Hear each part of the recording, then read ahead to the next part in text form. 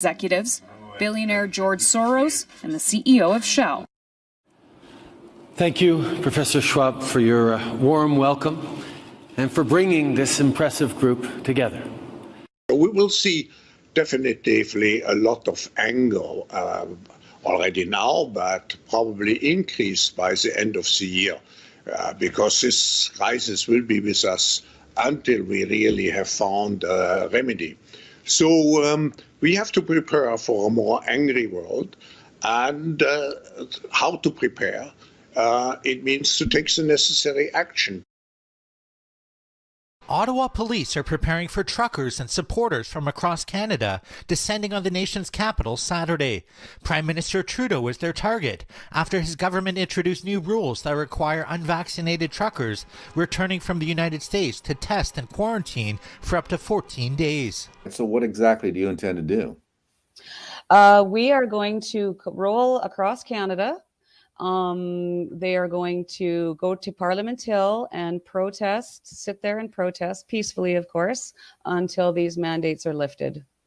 The small fringe minority of people who are on their way to Ottawa or who are holding unacceptable views that they're expressing do not represent the views of Canadians. Oui, on va s'en sortir de cette pandémie par la vaccination.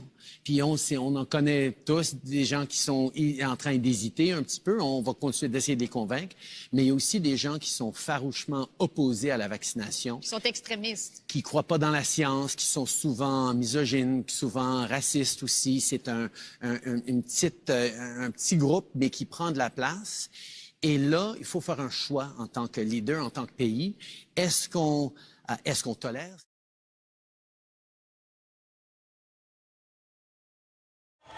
If you sit there and you watch what CBC's saying, you've got people talking about there's going to be another Holocaust. This is a Nazi takeover. It's ridiculous. There's a native drum circle over there. There's minorities all over the place. There's some Sikh guys, Amish Mennonites somewhere. There's people from all over the country. It's the same thing. They're all united on the same concept of the government's out of control. And that's the unifying message here, starting with these mandates. And I don't think there's anything unreasonable about that. This isn't a fringe minority. I've never seen this amount of support in my life in this country for anything. Yeah. If anything, this is actually the most unified amount and diverse group of Canadians I've ever seen on message on the same point. I am not Caucasian. I am Inuk, 100% Inuk. What is Justin Trudeau doing? This is not right. We stand up for our people in Nunavut and all over Canada and the whole entire world and our children.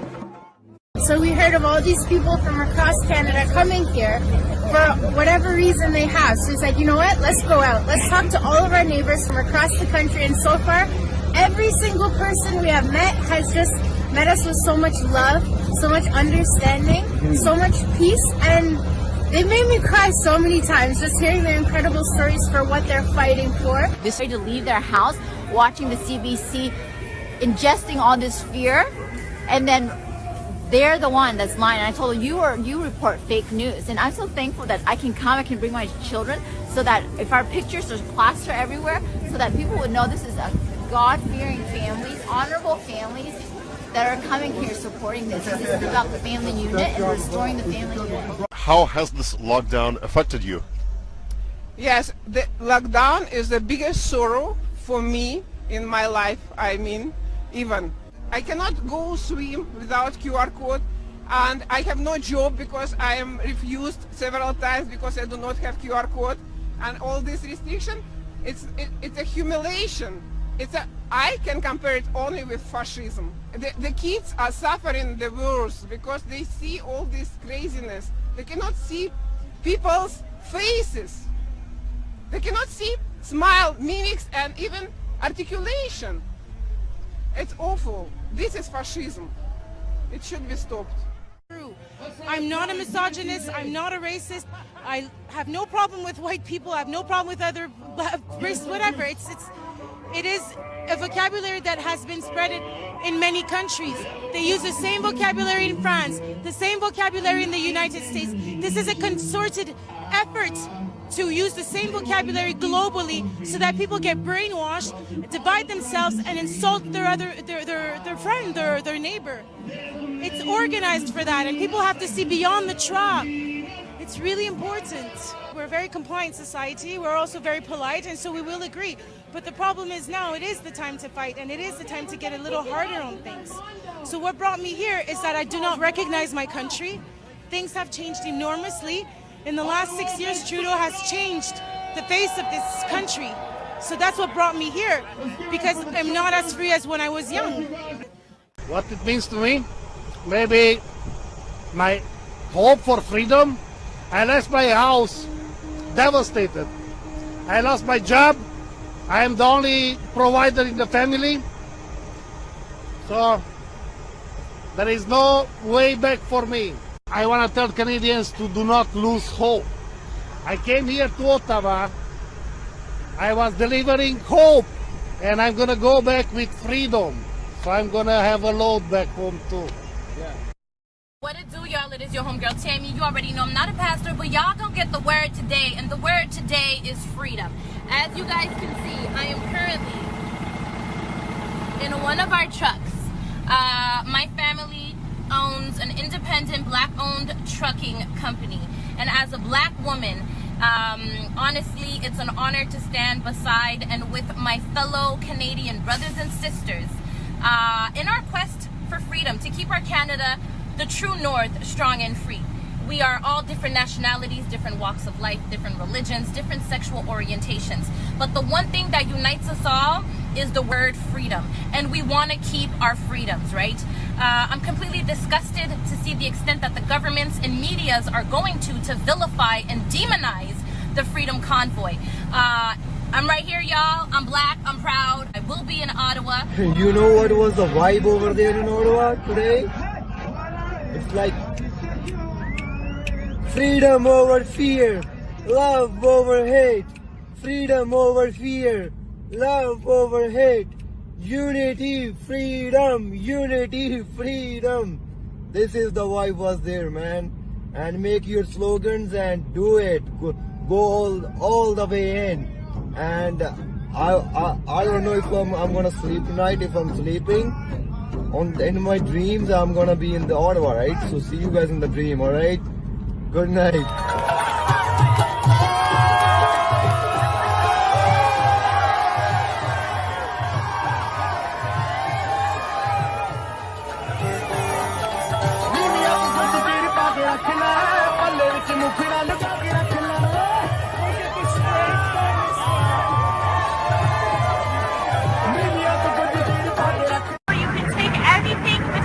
That you want from us, but you can't steal our love, you can't steal our happiness, you can't steal anything. You can't steal these smiles, okay? Yes, we're still here, we're still loving everybody, and we're still protesting. They are, just giving away food. I mean, they said, like, homeless people have come by to get food. This is open to absolutely anybody. Protesters, truckers. This is what Canada is about. Look at what we are doing and creating, and how people are coming together to unite. These are people just volunteering their time and their services, and it's just such a beautiful thing. I mean, every time I click on a story, it's negative. So I just feel like it's very disappointing that we can't trust our mainstream media. We can't trust our journalists to at least report the truth. Yes, there are a few bad apples, but overall, I mean, it's all peaceful. It's all positive. It's so, like, friendly and happy and joyous. I haven't seen this many happy faces in 2 years. So it's amazing to see. The atmosphere is just amazing. It's positive. The energy's great. The vibe's great. I mean, I'm glad I made the trek down here. We just want to announce the Six are back in the Freedom Convoy. The Khalsa's here to stay. We're here to join the fight for freedom. We're here till the end. And we ain't going to stop until the truckers and Canadians are victorious. The mandates have to end. And all you guys that are saying, oh, it's racism, all this. See it for yourself. See it for yourself. Don't make shit up hiding behind a computer screen. Come to ground zero in the heart of the convoy and make shit happen. Lord, this weekend has been a peaceful protest. No one is going arrested. No. And Lord, we pray that you will forgive this media, the lying media, that is trying to turn us against each other. All you people here today, all of what you're seeing here, this is not going to happen tonight on the 6 o'clock news, is it? You will not see yourself. You will not see how patriotic and beautiful and how you're waving all the right flags that I can see. You will not see yourself on the news tonight. And do you know how I know that? It's because I directed the news for 20 fucking years over there. What I have to say here is that I think the most misinformation that has ever been spread in the past 2 years has come from mainstream media.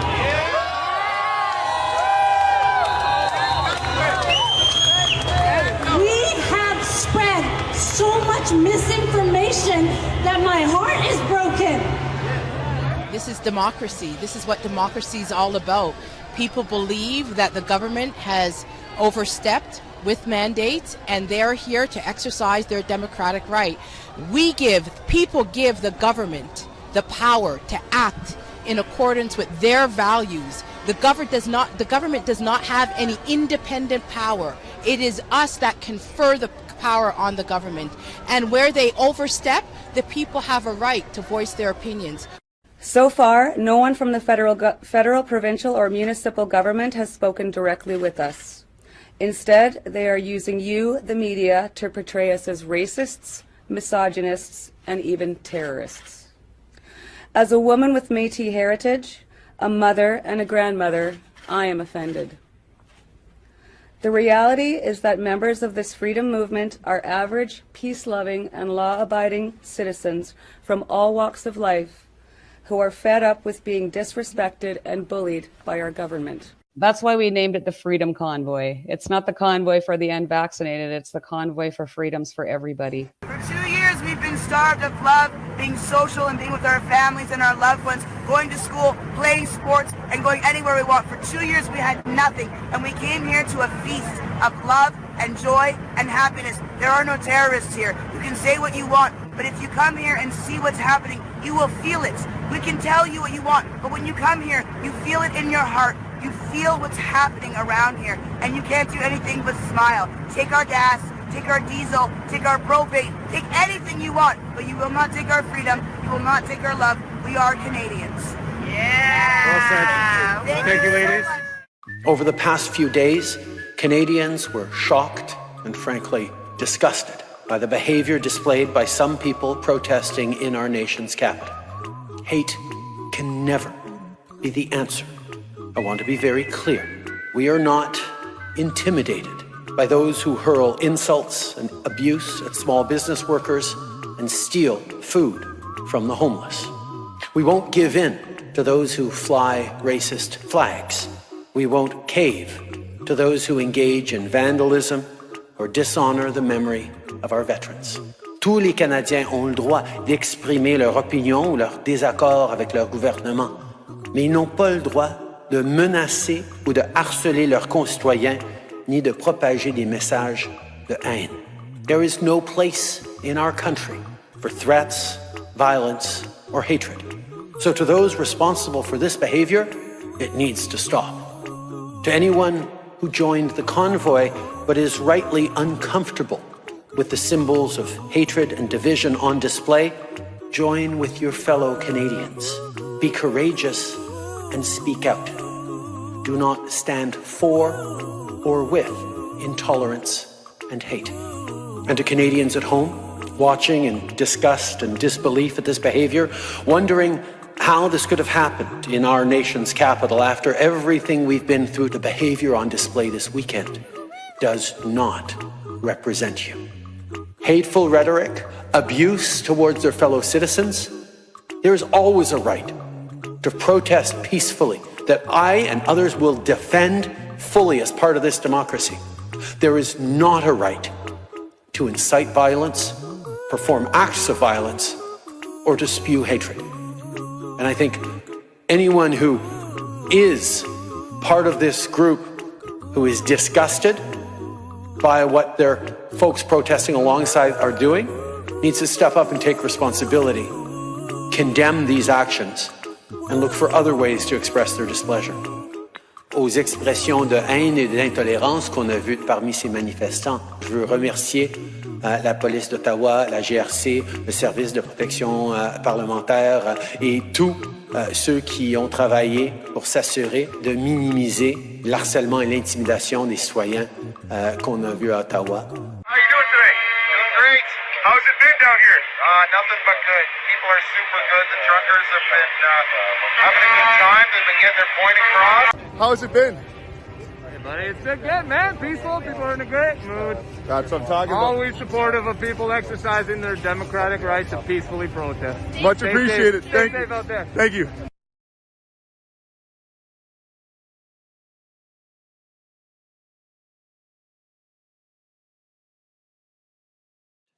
We're entering the third week of illegal blockades that have been disrupting the lives of too many Canadians. Here in our capital city, families and small businesses have been enduring illegal obstruction of their neighborhoods, occupying streets, harassing people, breaking the law. This is not a peaceful protest. The federal government has invoked the Emergencies Act to supplement provincial and territorial capacity to address the blockades and occupations.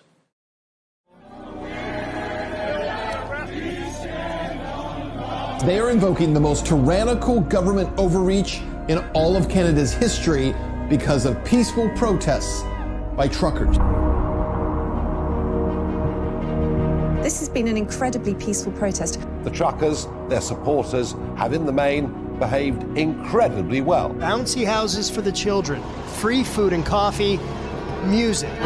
It's so peaceful, it's such a joyous atmosphere. Truckers' protest is a fantastic example of what happens when people come together. The fact that you've been able to remain peaceful, you haven't taken the bait, you haven't responded with violence to quite remarkable denigration and provocation. I remember the tweet that Trudeau posted. He called the truckers every name in the book: anti-Semitic, Islamophobia, anti-black racism, homophobia, transphobia. And I think that he's quite a dangerous individual, actually, because he's been deliberately inciting division and discord in his nation. He said they don't believe in science. They're often misogynistic, often racist. No, they're not. Do we tolerate these people? It's like, tolerate? Now you do sound like Hitler. Justin Trudeau just did something unprecedented in Canadian history. The federal government has invoked the Emergencies Act. Invoking the Emergencies Act would allow the government to put an end to all of the demonstrations. By this rationale, they could have cracked down on the civil rights movement. They could have arrested Martin Luther King. If your truck is being used in these illegal blockades, your corporate accounts will be frozen. As of today, a bank or other financial service provider will be able to immediately freeze or suspend an account without a court order. The government has decided to punish their people. There's a state of emergency. I'm wondering where this emergency is. What measures are being considered if protesters do not comply, if they do not leave that secure area? So we've been really clear with everyone since the very beginning. It's time to go. Your time in our city has come to an end and you must leave. We've engaged in interactions with the protesters to attempt to persuade, negotiate with them to leave the footprint of our area. We will continue to do that. But what I can tell you is we have a deliberate plan of action to take in order to make sure that our streets are turned back to our residents and our community is turned back to normal. Pepper sprayed this lady in the face. We need a medic! Relax. She got sprayed. Hold my hand. Bring her back with me, okay? Hold my hand. Hold my hand. Two ladies getting pepper sprayed right in the face, like right in the eyes.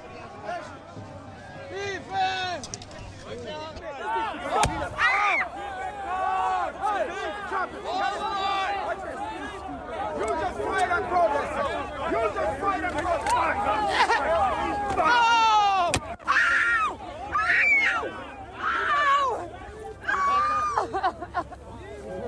But someone shot me in my left legs with the tear gas gun. It was point blank. It was really next to my legs. And so I fell on the ground because not only my legs was hurting, but all the gas from the canister went all over me, in my head, eyes, and in my mouth. Gerald H. Charlebois. I am 78 years of age. What happened is this truck sitting there with a freedom sign on it and 2 flags. I was backing them up all the way, and these 2 police officers came back up at me, said, you know, you're making unnecessary noise. They asked me for my wallet. I got my wallet. Wasn't arguing or anything with them. And then all of a sudden, all the yelling went on. I went to turn, and he grabbed me by the shoulders and then said, you are under arrest. Look, they're hurting an old man, a Canadian citizen. It's communism. Took the handcuffs off me. My hand was full of blood. He had torn the skin off my hand. I'm afraid to go out of the house. I'm afraid of them. They make me afraid. You're pushing us against concrete. Well, then you guys stop pushing us against the concrete. Do you want kids? Oh, how am I supposed to move? Oh, with this guy grabbing me. Look at these officers. You're pushing us against concrete. Move! I can't breathe. I can't. Move! I can't. Okay, guys, I'm down. Put my hands behind my head, and I was waiting them to take me away. Then suddenly somebody yelled, arrest him. So they dragged me in, they lie me down on my belly. I don't recall how many of them they was on top of me. They slammed me on the ground and started punching. They were punching my face, they were kneeing me in the face, and simultaneously that's when one of the riot officers took my nylon, it's like a rain jacket, so it's waterproof, hard to breathe through, and he took my hood and wrapped it around my mouth and my nose, and it was cutting off my breathing. I didn't know if I was gonna get another breath, because the last thing I saw were fists and knees coming into my face from all directions in my head, the top of my head, all over. I pulled my face out from the hood of my jacket and faced the other way, and I yelled out, I can't breathe. Why is the camera in my face right now? Are you here partaking? You walked right up now to you're me. in the red zone? I'm scared. I want to go for a coffee down there. Can I go for a coffee? Still being arrested right Do you now. live in this? You're not excluded here, from that. but I'm Where do you live? Alberta. Time for you to leave. I can't even go down there for a coffee. No, go grab You're yourself in in the the red red zone right now. If you don't leave right now, you will be arrested. Do you understand me? I can't go for a coffee. Grab yourself. If we see you, we'll be patrolling all day. If we see you again, it'll be different. Leave. I tell you, take your camera and get out of here. Do you understand that? Walk away. Your phone doesn't need to be in our face when you're walking away. Go. Are you gonna walk, or are you gonna get arrested? I was walking now. away. Get out of here. We are a peaceful protest.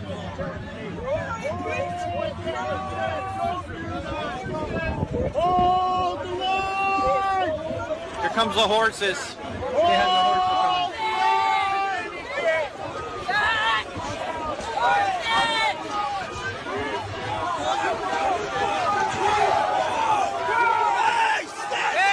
Stand down! Oh my gosh!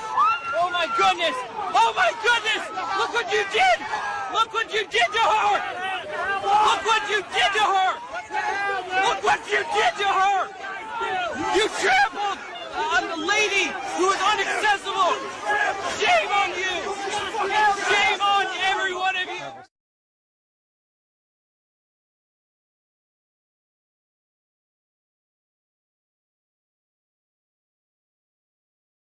I cry aren't tears of sadness. You guys, I just want you to stay strong. And And I want you to continue to be unified. When you see the reporters in the streets, be kind and show them love. We don't have to agree with what they're doing, even though after all they've done, I know it's frustrating. But we still have to have love in our hearts. Please show respect to them. Show respect to our police officers.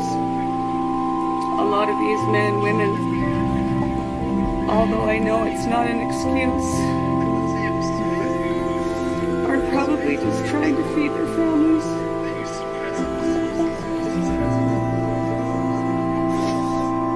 I said it from the start and I'll say it again. Please pray for them and forgive them, for they know not what they do. At least I have to believe that. And I know there's a lot of anger at our government. There's a lot of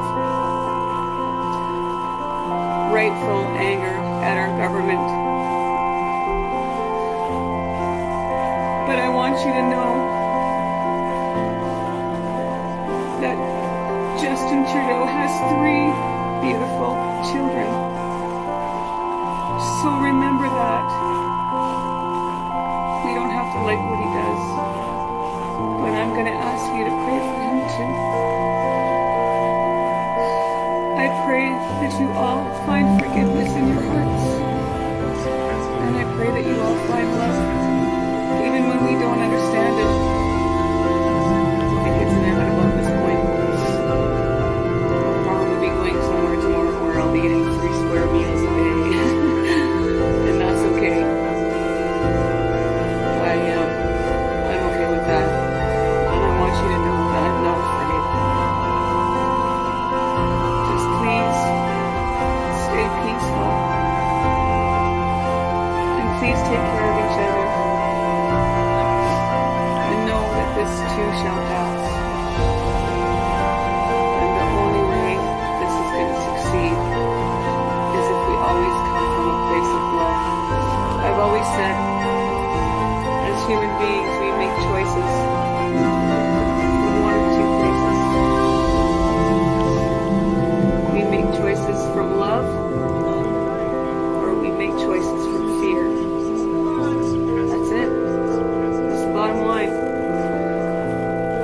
And I pray and I hope that you will make your choices from love. You have to know that they're trying to provoke us. I mean, you hear their language. You hear the language and the verbiage that they're using, and that is not coming from us. But we can only win this with love, and we can only win this together. And it's time to stand together.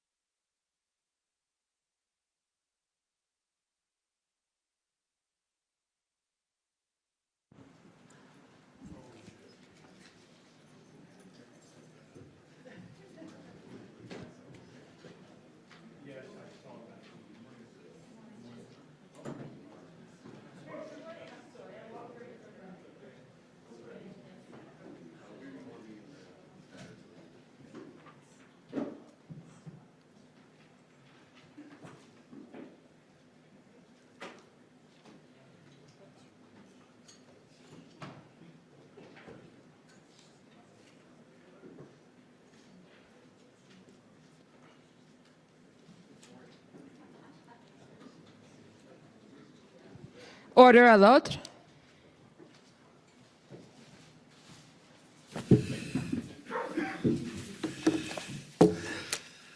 The Public Order Emergency Commission is now in session. La commission sur l'état d'urgence est maintenant ouverte. Good morning. Bonjour. Okay, I understand we have a new panel of witnesses for this morning. Okay, and who from Commission Council?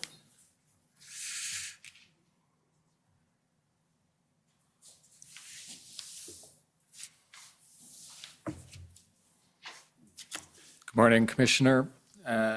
This morning we have the first of two RCMP panels, Commissioner Lucky and Deputy Commissioner Duhem, and I would ask if they could come to the panel, and while they are getting themselves seated, I'll just make a preliminary comment to the parties that...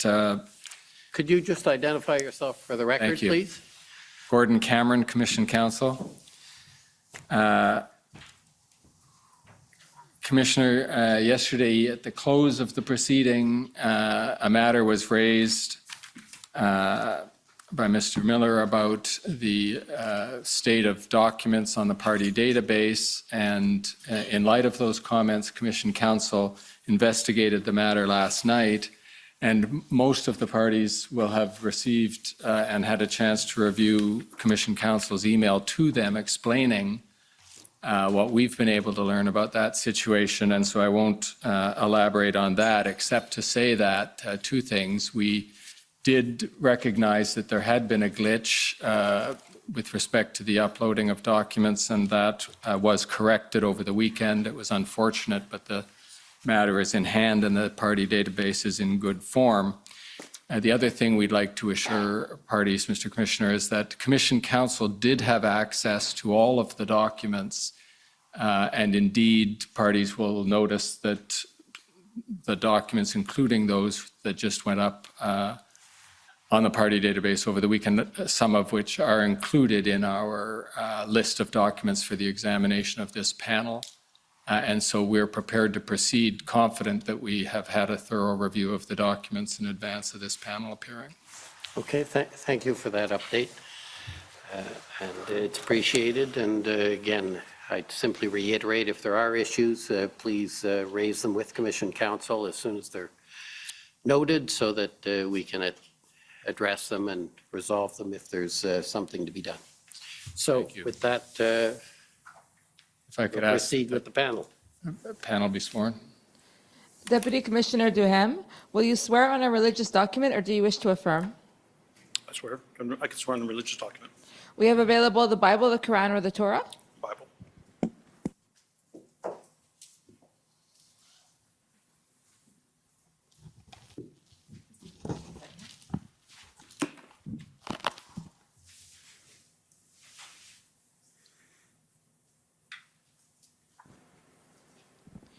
For the record, please state your full name and spell it out. Full name is Michael Robert Duhem. Duhem is spelled D-U-H-E-M-E. Do you swear that the evidence to be given by you to this commission shall be the truth, the whole truth, and nothing but the truth? So help you God. Yes, I do. Thank you. Commissioner Lucky, will you swear on a religious document or do you wish to affirm? For the record, please state your full name and spell it out. Brenda Marie Lucky, L-U-C-K-I. Do you swear that the evidence to be given by you to this commission shall be the truth, the whole truth, and nothing but the truth? So help you God. I swear. Thank you.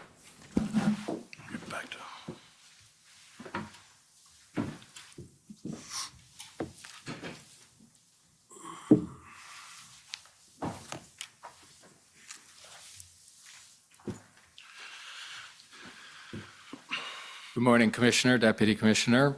Morning. Morning. Good to see you again, and I'll begin by reminding you that you met with Commission Counsel back on September 7th, and with you were a number of your colleagues, and you were interviewed, and a summary of that interview was prepared that has since been put on the party database and been made available to the parties. For the record, it's WTS 6069. And so I'll ask you some questions about the adoption of that summary on the record, with the qualification that 4 of the people who were in that interview aren't here today. So I'll just ask you to confirm that the interview summary is accurate to the best of your knowledge. So the way I'll put it is this: that you have reviewed, each of you two have reviewed the summary, and confirm that insofar as it contains your information, you believe it to be true and accurate to the best of your knowledge and belief, and that insofar as it contains the information of your colleagues, you understand it to have been reviewed by them for accuracy and confirmed as accurate. Is that true? Yes. True? Thank you.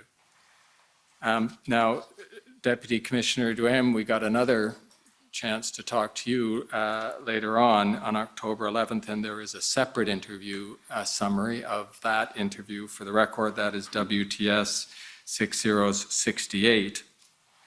And have you reviewed that summary and confirmed that it's accurate? Yes, I have, and it's accurate. And do you adopt it as part of your evidence? Yes. Thank you. Now, there is a third summary, and this is the summary of the interview of Ms. Ducharme and Ms. Vinette. And for the record, that is WTS 6067.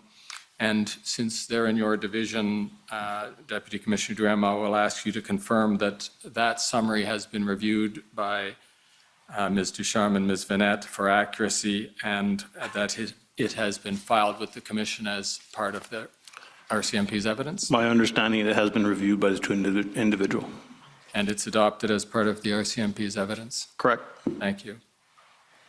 Now, finally, the RCMP filed an institutional report that has been on the party database for some time as DOJ.IR.6011.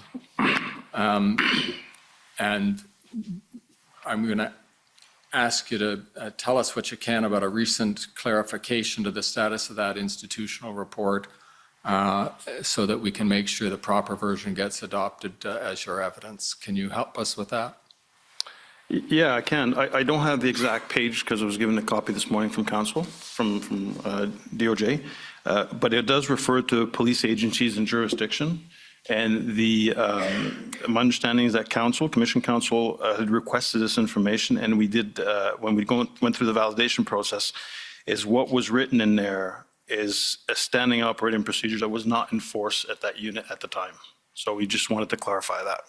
And so the institutional report that is about to be, or perhaps already is updated, in any event will soon be updated to the party database, will have that correction made in it? I'm assuming so, yeah. Yes. And so if I can put it this way, can you prospectively adopt that corrected institutional report as the evidence of the RCMP before? Based on the copy I was given, yes. Yes, thank you. And Mr. Commissioner, for the benefit of parties who may be concerned about a last-minute correction, I can confirm, and I think Deputy Commissioner, I'll ask you to confirm, this is a relatively minor correction to the currency of a version of a document cited in the IR that has in fact been updated, and that updated version will be reflected in the as-filed version, correct? That's correct. Thank you. With that administrivia out of the way, Commissioner and Deputy Commissioner, I'll ask you some overview questions just to get you to introduce yourselves to the Commissioner and to the parties. And so I'll I'll begin by asking you, Commissioner Lucky, to just describe your role within the RCMP, and just so that you don't need to tell us the whole of that, perhaps you could concentrate in particular on your role as it pertained to the convoy and protest events that are the subject of this inquiry. Thank you. Generally, my role as commissioner is to oversee the operations and administration of the RCMP. In relation to the convoys, obviously we had convoys across the country, so I was getting operational updates in our jurisdiction. When it came to the specific convoy or the protests in Ottawa, there was a few roles I had. One was I was liaising with Chief Slowly on a couple of occasions, relaying resource asks that we received. If I was in receipt of those resource asks, I would pass that down through our command structure. I was also, one of the major responsibilities was to get the information from across the country and to brief the deputy minister community, the ministers. There was 4 ministers that I would brief, and then halfway through, the Prime Minister called incident response group where I would brief situational reports from across the country of anything that was happening related to the convoy. Generally speaking, I had to make sure that in our police of jurisdiction, that our divisions had the resources, ensuring that they had the resources, the equipment that they needed to deal with those incidents. And with respect to your observation that you were briefing ministers, would that have included Minister Mendicino and Blair, and also presumably the National Security Intelligence Advisor? Yes, and I believe it also included Minister Algabra, the Minister of Transport, as well as the Minister of Governmental Affairs, Minister LeBlanc. And you also participated in regular briefings with PCO, PMO, and Justice, Intergovernmental Affairs briefings where those departments would have been represented? Mostly at the deputy minister level, we would have discussions. I am not sure who all was there, but it was mostly at the deputy minister level, the representation of the same ministers, the DMs of the same ministers I mentioned before. And in particular, you participated, to that point, Commissioner Lucky, you participated in the Deputy Ministers Committee on Operational Conditions, the DMOC? Yes, we normally have those meetings, and we sort of morphed it into convoy briefings as well. And judging from the minutes of the meetings of the SSE and the IRG, you were in attendance at those meetings as well? Yes, I was.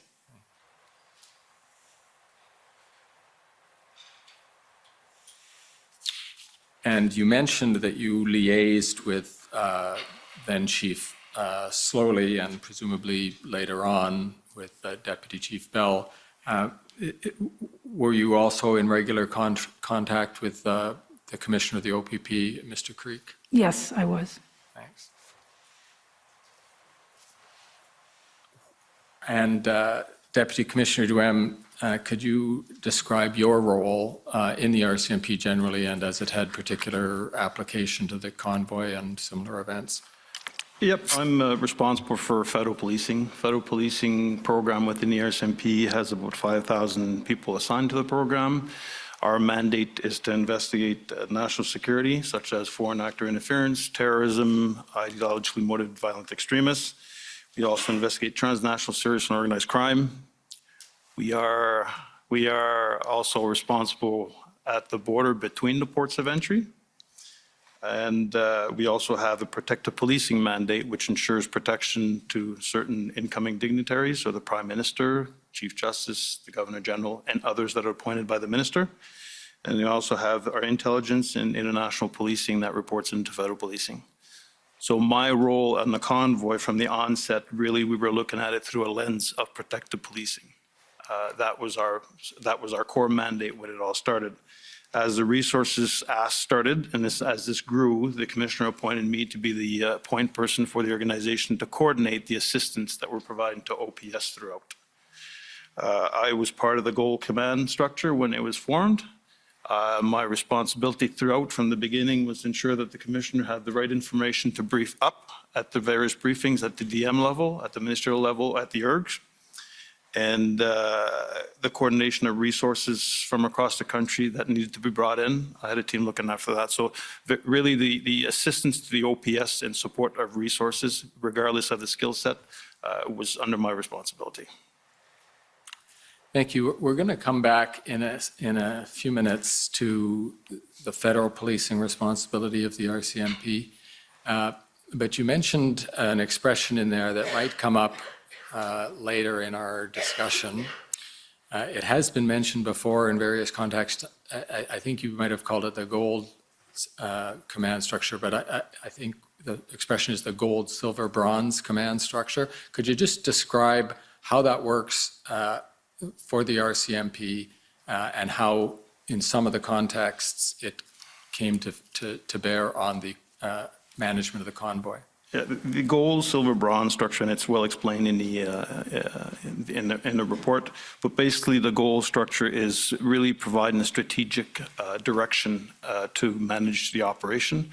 The bronze is really the people who would look at planning the event, and then when you get to the silver, is actually the people who are actioning the plan that's being done. For me, Reverse gold, silver, bronze. Gold, silver. Sorry, yeah. Silver are actually. Preparing the strategy that was dictated by the gold command. And as it trickles down to the bronze are really the feet, the boots on the ground, the SMEs that actually action the plan.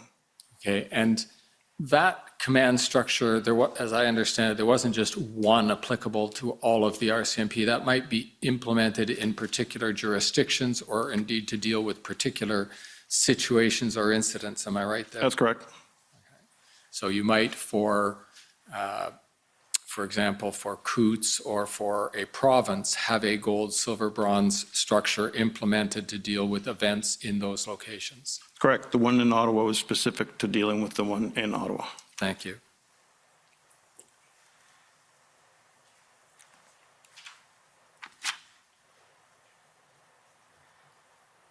Now coming to the RCMP federal policing mandate, this is the first, just to help you answer the question in context, the first of a series of questions I have to try to describe what the RCMP does with all of those 5,000 personnel in Ottawa compared to what it does with the personnel it has in the provinces where it is police of jurisdiction under contract to the provincial governments. So with that overall picture in mind, federal policing in Ottawa, you mentioned some of the areas it covers, but with respect to the convoy, your particular concentration was on the RCMP's protective policing mandate. Is that correct?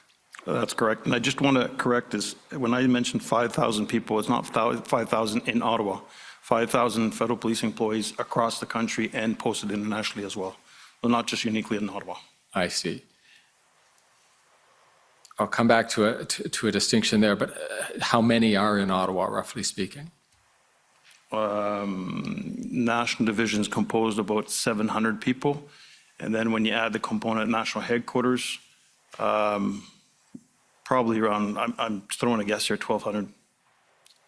That'll do for these purposes. Now, could you expand a bit on the RCMP's protective mandate, as it's sometimes called, the protective services that the RCMP offers in the city of Ottawa or the National Capital Region? Yeah, the protective mandate for the RCMP derives from the RCMP regulations. We are mandated to protect on a threat risk assessment base the Prime Minister, the Governor General, the Chief of the Supreme Court, visiting dignitaries, presidents from other countries it would fall under our responsibility, or any other appointed official by the Minister of Public Safety. We also have, within that protective, we also have an intel unit that feeds in to better prepare our posture and respond to any incidents. Here in Ottawa, we are looking at about 400 people that are assigned full-time. And when I say 400, it's all categories of employees assigned to protective policing.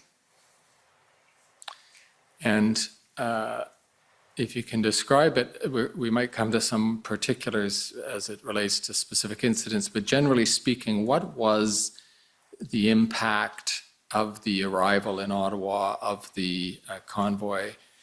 What was the impact of that on the protective mandate of the RCMP? Well, one of the things, and I forgot to mention, the people that were protected is also elected officials that fall under responsibility. So it was bringing a coordination and ensuring the secure transport of the elected official to Parliament on the Monday 31st, I believe, was it 31st, to it, coordinating routes to get into the area.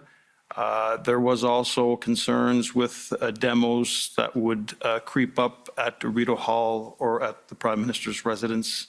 which required us to mobilize additional resources to make sure that we had the right posture to address any incidents that would occur during the arrival of the convoy or while they were there.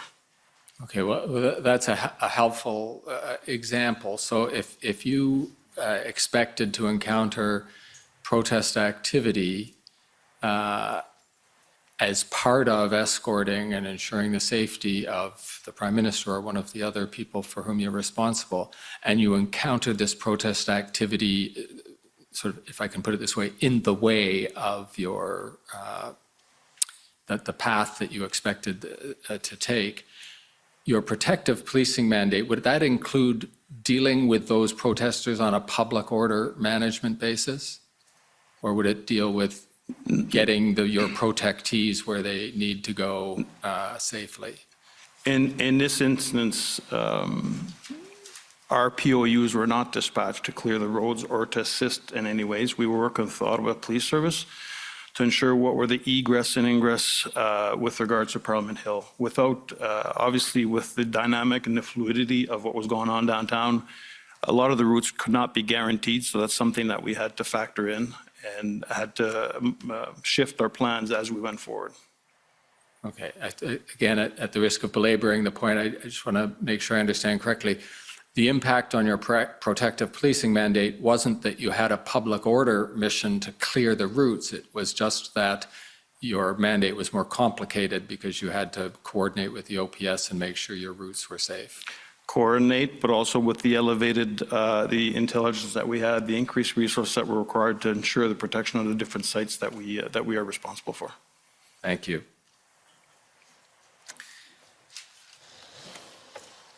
Now, another part of your police work, I'll put it this way, because I'm not sure how it would fall into these mandates, certainly your federal mandate, was to collect intelligence as the convoy was approaching. Now, we're not going to spend a lot of time on that, and Commissioner, this is the point where I would footnote, so to speak, the witness summary that I referenced at the very beginning, because Commission Counsel did do an interview and filed the interview summary of Ms. Ducharme and Ms. Vignette, specifically on this point of the RCMP's collection of intelligence in relation to the convoy. So we'll just ask this panel a few questions about this. You did have intelligence, an intelligence team analyzing the information available as the convoy was approaching, correct? Yes, we did. Can you just give a quick overview of who those people were? Yeah, there's several structures in place when it came to intel within the organization. So we had an ideologically motivated criminal intelligence team that were looking at it more from a national scope as to what was going on and providing strategic threat advisory bulletins. I think there's 8 in total that went out throughout the legal protests. And we also had our protective intelligence unit that was really gathering intelligence to help us with our protective posture, but it doesn't neglect the fact that the information gathered under the PIU unit would be shared with other agencies.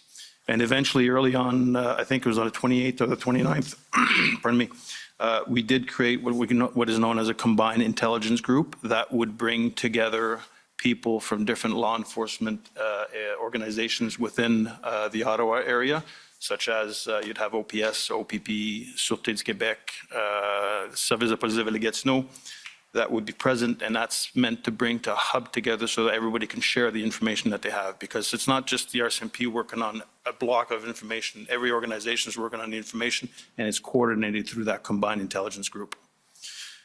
As this grew and there's more and more increased resources being brought in, we stood up at the national headquarters, we stood up another combined group really to coordinate the intel from a national perspective so that we could prepare the commissioner with a picture of what's going on across the country.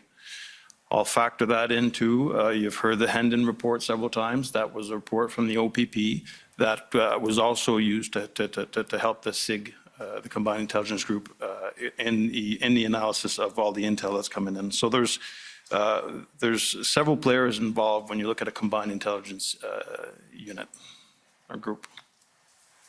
And where was the Combined Intelligence Group working?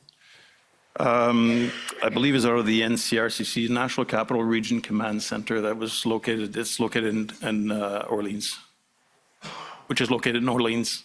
Thank you. Now, Commissioner Lucky, this is probably something that's best directed to you, because what I'd like to do now is ask you to describe quite a different role that the RCMP performs in the provinces other than Ontario, Quebec, and perhaps Newfoundland, but the role of police of jurisdiction in the provinces and some of the municipalities of those provinces. Can you give us an overview of that? Yeah, this falls under our contract and Indigenous policing business line, and it is the policing that we do in all provinces and territories except Ontario and Quebec. It represents about 70% of our workforce, and their contracts with provinces, municipalities, and some Indigenous communities. The contracts are held by Public Safety Canada, and we provide the policing service under those contracts in those provinces. We don't do policing in the entire province. Why I say that is usually in big municipalities. For example, in Alberta, you have your Calgary Municipal Police, you have your Edmonton Municipal Police, and then generally speaking, the RCMP, there's a few smaller ones like Lethbridge, but generally speaking, we police the rest of the province, except for some of the bigger municipalities who have their own independent police agency. Let me ask if I can, if you can draw a comparison for those of us who are more familiar with the policing situation in Ontario and Quebec, where we have a provincial police force, which is sometimes also the municipal police force, but sometimes the cities have their own police forces. Do I understand correctly that in the provinces other than Ontario and Quebec, that would be the RCMP, you would be the provincial police force, and in some cases, the police force of the municipalities that don't have their own police force? Yes, very similar to what the OPP or Sûreté Québec are. Right, so functionally speaking, again, this sounds Ontario and Quebec centric, but the RCMP is the OPP or the Sûreté de Québec in all of the provinces except Ontario and Quebec. Yes. And that is arranged by a contract with each of the provinces, correct? No, not necessarily. We have 194 contracts, 169 contracts. Some, in the case of BC, for example, the province has the contract and they sort of subcontract. But in places like Alberta, they have a provincial contract and then they have municipal contracts.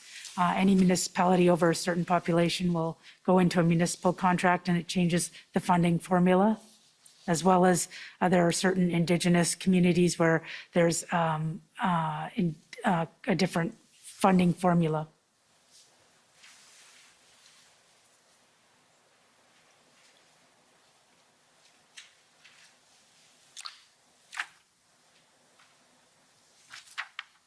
Now,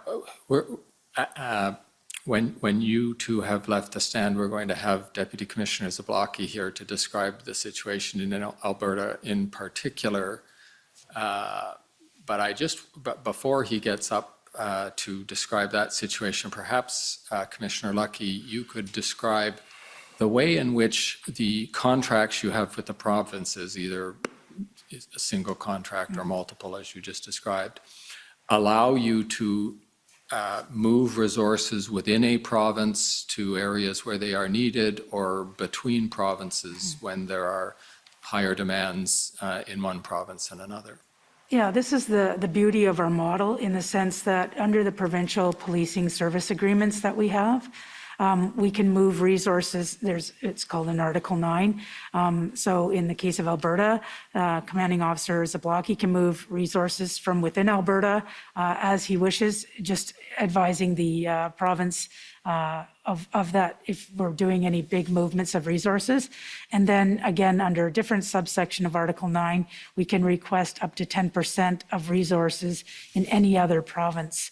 And so what we do is we normally, if it's urgent matter, we move the resources and then ask for permission later, because we'll never compromise the safety of Canadians. But generally speaking, when we know big events are coming on, we will prepare those letters in advance. The letters go from myself to the minister to the applicable policing jurisdictions. And it's always based on a cost recovery. Right. Which is to say, if one province borrows a bunch of your officers from another, there's a financial arrangement to compensate for that. Yes, and that's exactly what ended up happening in Alberta during these convoys. We do also have access to federal resources, like Deputy Commissioner Duhem was saying, across the country. Those don't fall under those agreements. They're federal resources. Right. Now, let me ask you, are there advantages from an operational point of view if you are bringing in officers from, say, British Columbia to Alberta, or from northern Alberta down to southern Alberta, et cetera, in having officers with the same equipment and the same training and the same command structure and whatnot? Does that offer you an advantage that you might not have been able to achieve, for example, when you were coming in to assist in Ontario? Absolutely, because we have the same, more or less, training standards and service standards across the RCMP, and that flexibility allows for, especially in extended events where you'll have multiple, you have to provide relief, and you can't sustain things like the forest fire in Fort McMurray, the manhunt in Manitoba. You can bring those resources in seamlessly because they have the same level of training and the same equipment. Thank you. Now, moving a bit closer to home, at least insofar as it pertains to the events in Ottawa, I would like to ask, and these are probably questions for you, Deputy Commissioner Duhem, but not necessarily, so please feel free, Commissioner Nucky, if you are the better person to answer, to talk about the role of the RCMP in Ottawa. We've heard about their federal policing role and their protective services mandate, but I'd like to take you back a bit in history and ask you if you can, well, let's start way back, so to speak. Has the RCMP, at least in our living memory, ever been the city police, the police of jurisdiction in Ottawa? Not as far as I can recall. Okay. But there was a time that you've outlined in your summary, your witness interview summary, when there was a more substantial contingent of what you might call uniformed officers on the ground in Ottawa. Can you explain when that was and what the purpose of those forces were? Yeah, and that's correct. That the RCMP did have a larger footprint in the Ottawa region in the year 2000s, leading up to 2014, after the attacks on Parliament Hill. There was a review that was done, and I should just say that prior to that, the organization, the RCMP, was responsible for the security of Parliament Hill, outside component of House of Commons and Senate, not the interior. The interior was managed by House of Commons, had their own security, Senate had their own, and the RCMP was responsible for the outside grounds. At that time also that we had more resources when it came to our protective policing mandate. We had more clients to protect at the time. And then over years, there's a different approach on the way we did business that reduced our footprint when it came to protective policing, as well as patrols at the embassies. Back to our responsibility on the Hill, we had in excess of 120 people there that were assigned to the Hill on a permanent basis to ensure the security. When the attacks occurred, there was a review done of the entire security posture on the Hill, and that's when a new legislation was created to create the Parliamentary Protective Service, who the RCMP was responsible leading the integration of security of the different units that were there. what we saw after a year and a half being there, it was decided to put a plan forward that, realizing that the job that's being performed on Parliament Hill was not a policing function, but more a security function. There's a transition that was done with PPS, with the accord of the both speakers, to reduce the footprint of the RCMP. Currently, legislatively, the only position that requires an RCMP member is a position of director. So when you talk about shift in resources and footprint, there's a significant one that happened recently. Protective policing, when it came to our clients, happened before that. So if I may, when you look at the dynamics prior to this change, the RCMP, when it was responsible for the Hill, looked after all the planning of the different events that took place on the Hill. This is prior to the creation of PPS. And we would work jointly with Ottawa Police Service. Being a demo that's going through the streets of Ottawa and would land on Parliament Hill, then it's shifted over from OPS to us. And we work jointly on that in regards with the plans, the preparation to respond to any of demos that are going on the Hill. When PPS came into to effect, I was the first director. And what we were looking at is the PPS becomes distinct and basically not separate from the RCMP, because the RCMP still had a role to play, but must be distinct.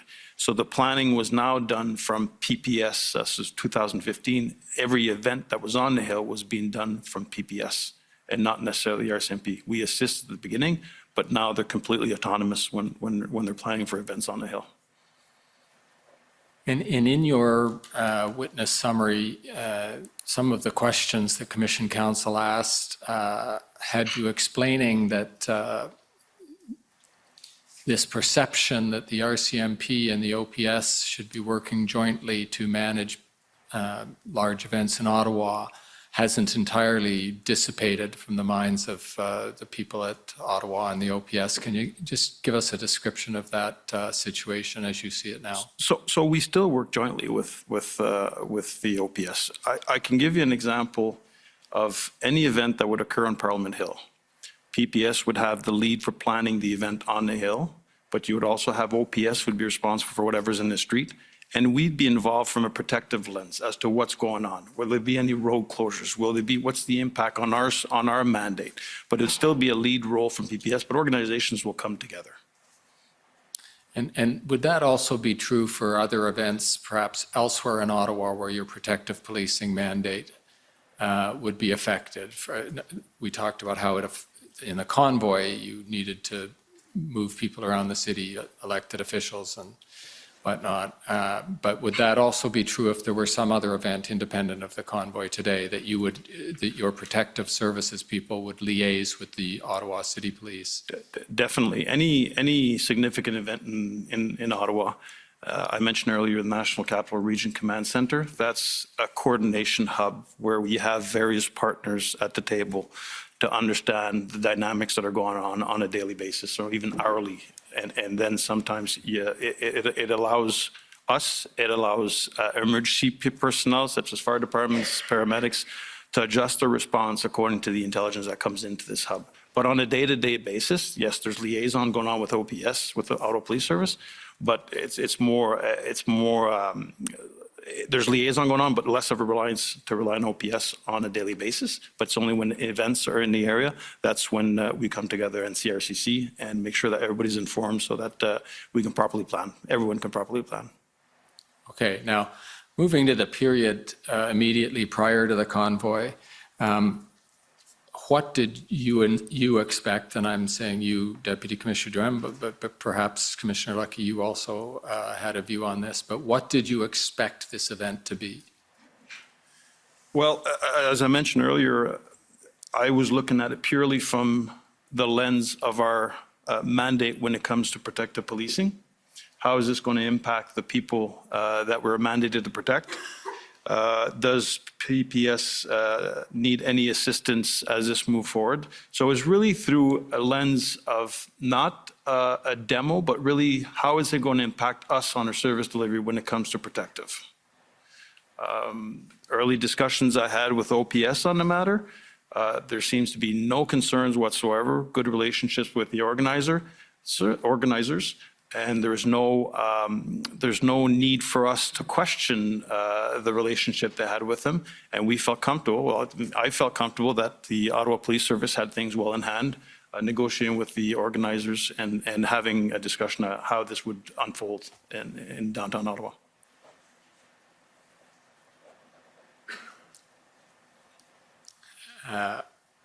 If I just cast back to the point about intelligence that was being collected by your IMSIT and other people in conjunction with the convoy, your forces in Ottawa, including the intelligence people, would have been aware of the Project Hendon and similar intelligence that was being shared among intelligence agencies with respect to the size and scope and possible intentions of this convoy, correct? Yep. Yes. And despite your having had access to all that intelligence, you still viewed this as an event that the Ottawa Police appeared to have under control and didn't cause you any particular concern other than the extra attention you would have to pay to your protective mandate. That's correct, and there was no additional ask for resources as they were planning up when the convoy was going to arrive in Ottawa. So I was of the feeling that they had everything under control, and as I said, if there's no request for resources, I know in incidents, situations like this, that the organization on the intel side come together to share that information. But I didn't have any concerns because I was of the opinion that they had everything in hand. Thank you.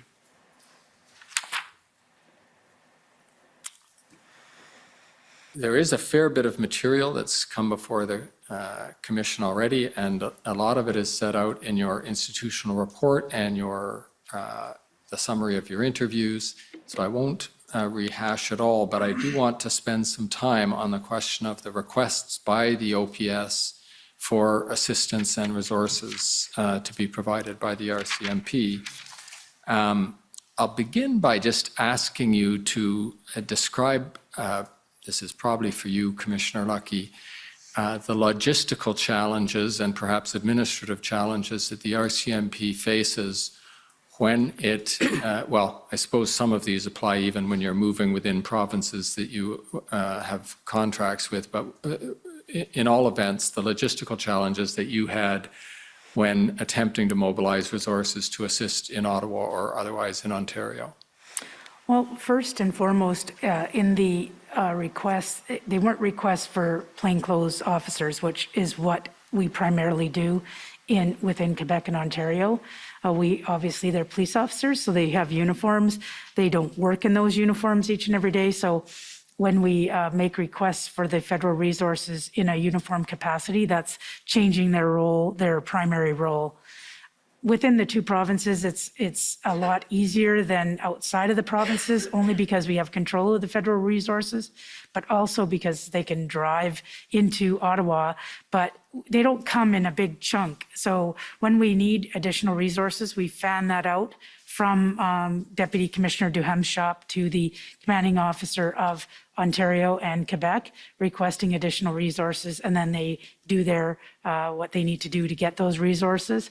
And they will come individually or, driving, however they get there. When we're doing the same thing nationally, of course, we have to request under the PPSA, the Article 9, and then we get into way more logistics in the sense of flying them out. Are there going to be vehicles available? What kind of shifting are they going to do? What types of resources do you need? Because especially in the contract policing environment, we have a multitude of different types of resources within the uniform capacity. So we need to know what kind of resources and how long they'll be gone, because when we take resources out of the contract side of the house, they have to be backfilled somewhere else because policing goes on. So we have to make sure that all of those logistics are done at that level. Can I add to that? An important factor that we have to remember is that requesting resources, be it from Quebec or Ontario, the RCMP still has a mandate to fulfill in those provinces. And mobilizing resources, you have to find the resources. We have ongoing investigations that we cannot stop. So it's finding that right balance of how many resources can we release to make sure we keep the lights on to ensure that we are still on mandate on what we're doing in the respective provinces. So it's not just, it's easy to say we need 50 additional people, but then we have to look at who's releasable in those divisions based on the functions or the responsibilities that they have right now. So. Thanks. Yeah, there is a lot on the record and about how many resources were available when. Can either of you give us the basic facts of how many RCMP resources were available from the beginning to the end of this and approximately when they were made available? I'm going to leave it to other parties to drill down on that, but just if we can have a big picture of what resources the RCMP committed to the events in Ottawa. So, go ahead. Commissioner. In a general sense, any requests that we got from Ottawa Police Service, we had fulfilled. And in the beginning, it was between 30 and 50, for example. And when that was the first weekend, and as the time went by, the resources started to increase. So we had not only increase of frontline resources, but increasing at the NCRCC. When we got into a unified command, there was people behind the scenes. Those numbers were increasing. And at one point, I think we got up to, what was it? The total number at the end, and the total numbers, we had in excess of 1,100 people. 1,100 people, employees dedicated to either the Ottawa Police Service assistance or our protective mandate. And I can break it down even more in the sense that a little over 650 police officers to assist the Ottawa Police Service and close to 210 to assist us in our protective mandate. So that's a significant lift. I know there's been a lot of numbers circling around from 30. Why didn't we respond to 50? There's also that 250 that was raised. The 250, I just want to clarify that. It wasn't 250 dedicated to OPS, Ottawa Police Service. It was a mix-up. We tallied up everybody that was sworn in, and some of the people that were sworn in was actually in support of the protective mandate, not necessarily supporting OPS, but still available if they were required. And Deputy, if you could slow down in your testimony as much as possible for the translators, because you tend to speed up. I know you want to get out of here and get back to work, but. I will add as well, we had also provided resources to Windsor. So we diverted some resources for the Windsor blockade. Thanks. We're going to come back to Windsor, though if I don't offer you the chance to say more about that, please volunteer it at an appropriate point. But with respect to what you said, I sense there's a bit of a glossing over from the initial 50 to the ultimate 650. We all know that there ended up being a very substantial commitment by the RCMP and the OPP towards the very end when enforcement action was imminent. But can you tell me, roughly speaking, what the curve looked like in the first sort of 14 or 15 days before the implementation of the enforcement plan started to become imminent? I would say generally it started at around 30, and then it continued up in the 200s. It got up to about 200 throughout that timeline. And then, of course, when we were gearing up towards the actual enforcement in that last week, the numbers grew exponentially. And that's when we went outside of up till then, the resources were drawn from Ontario and Quebec primarily.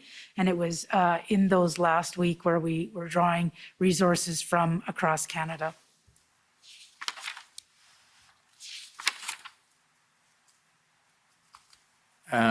That's exactly the information I was looking for. Thank you. On that point, there was a fair bit of controversy both between RCMP and the City of Ottawa and the OPS about just how many RCMP officers were available you've acknowledged some confusion about whether they were available as boots on the ground to be deployed by the OPS versus people you were bringing in to assist in your protective mandate. But can you explain why there was that difficulty of communication between the RCMP and Ottawa or the OPS about just what resources you were allocating to deal with the situation in Ottawa? Well, I'll start and then I'll pass it over to Deputy Commissioner Duham. But part of the confusion came out of the fact that we were swearing in a bunch of officers that may in fact be used but weren't being used. That were in the vicinity. So we made sure, like Deputy Commissioner Duham said, we swore in some of the people under protective in case they were brought over to assist in OPS. So their numbers, even they were swearing in certain numbers, those numbers might have not all been deployed at that time of the swearing in.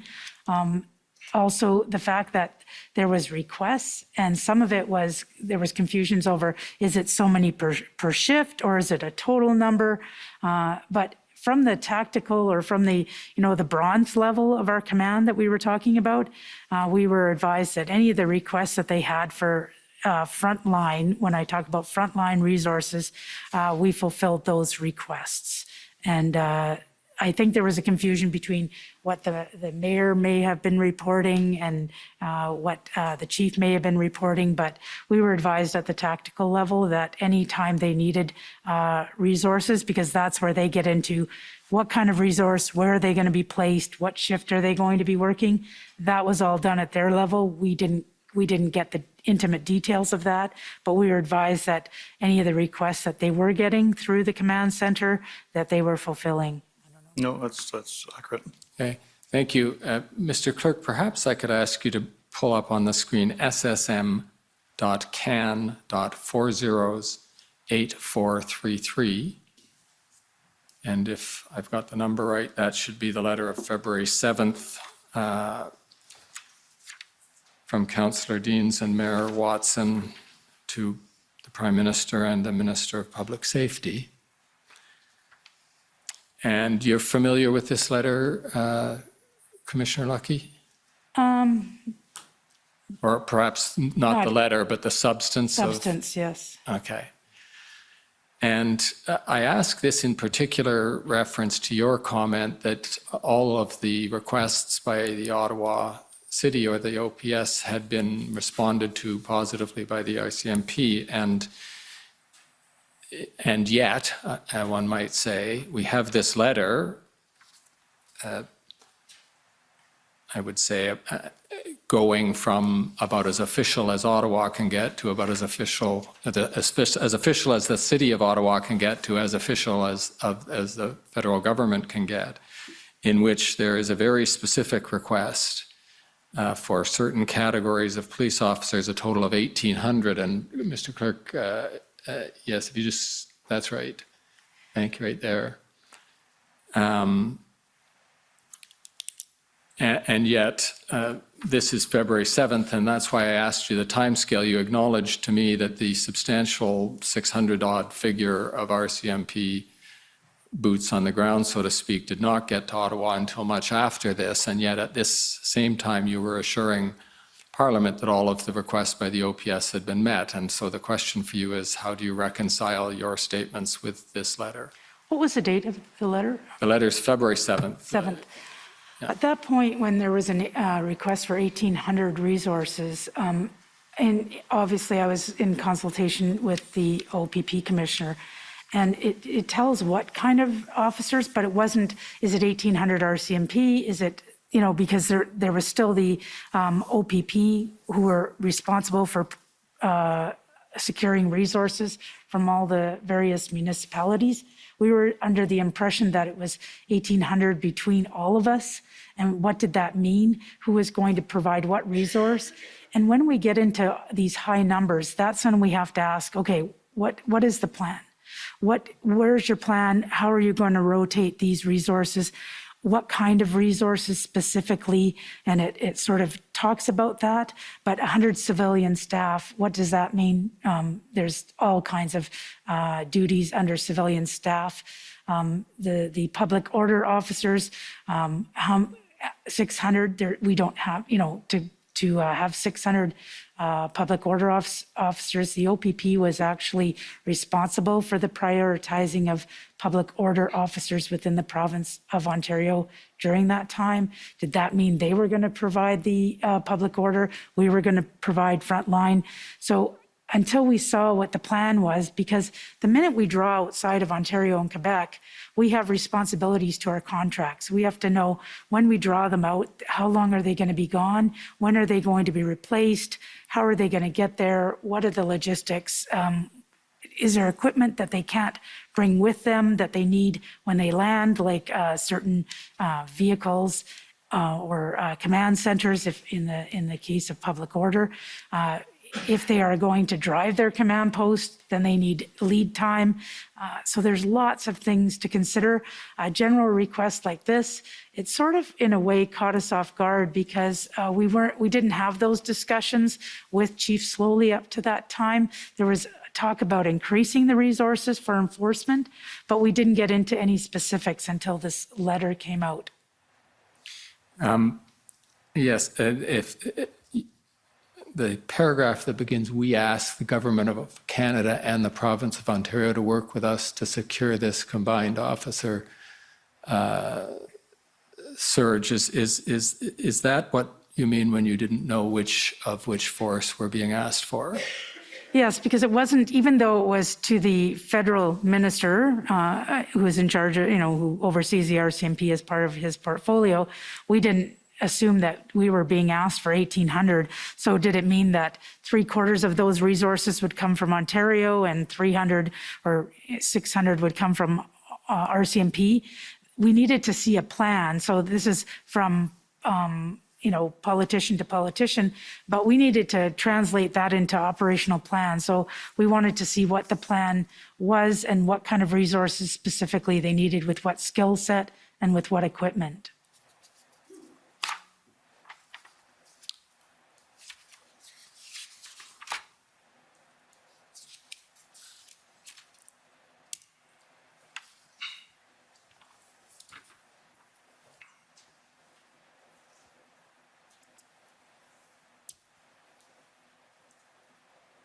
On a related question, during your interview, Commissioner Lucky, you described what you believed to be the appropriate sequence by which the Ottawa Police Service should seek assistance when it was beyond its own capacity, and that in particular it should go to the Ontario Provincial Police first, or at least the Ontario government, and ask for assistance, which presumably would be provided by the OPP. And you referenced the provisions of the Ontario Police Services Act as indicating the path for this to take place. But was it your impression that provision of the Ontario Police Services Act obliged Ottawa to go to Ontario either first or only to get assistance, policing assistance? No, I'll be honest, I didn't know the nuances of the Ontario Police Act until this convoy, because we don't fall under the Ontario Police Act. So when like I said, at the beginning, we just provided resources directly to Ottawa Police Service. They didn't go through the OPP.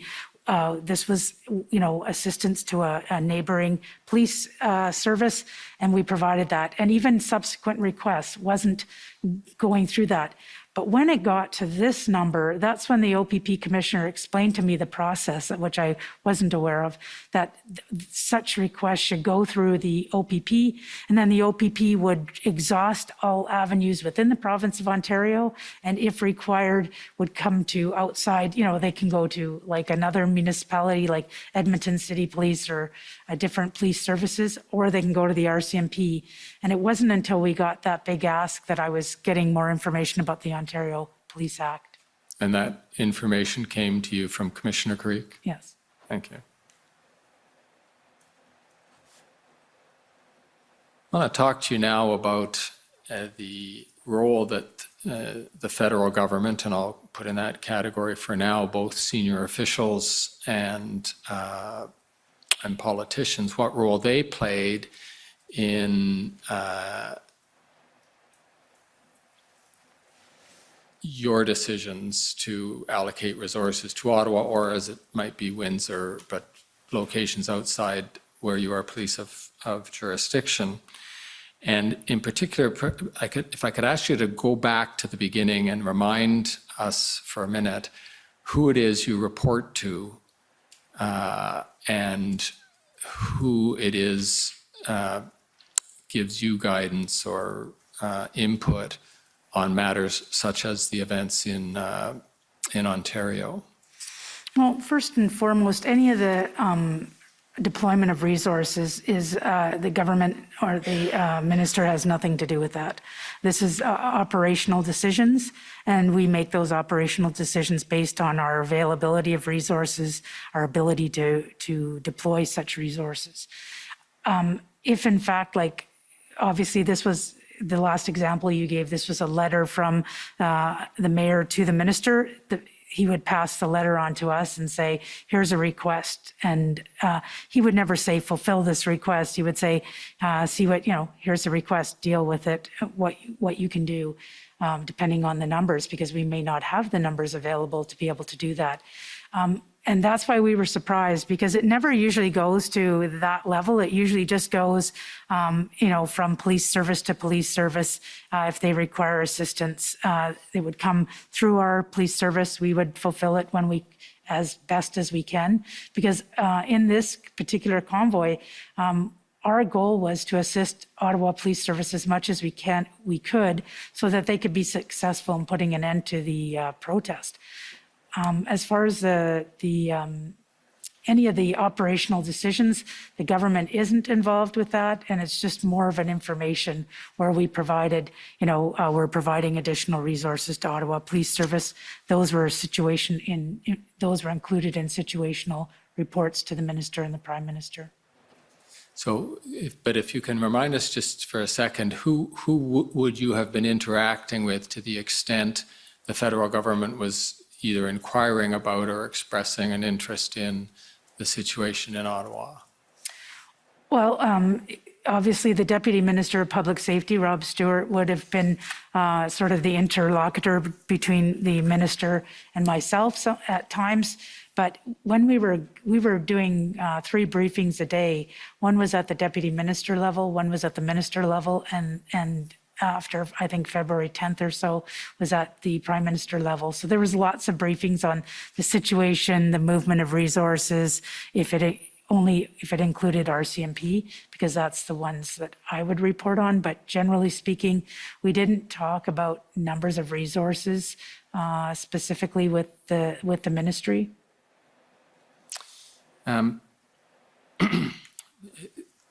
Let me ask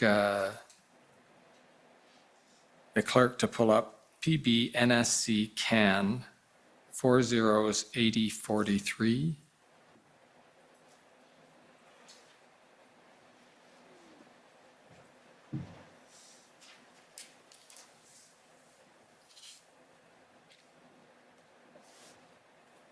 And just so that we can understand the timestamps of these, as I understand it, these are about 5 hours ahead of time because they're in Greenwich Mean Time. So this conversation, which begins a timestamp at 5:59, would have been taking place at about 12:59 or about 1 o'clock that day. Is that right?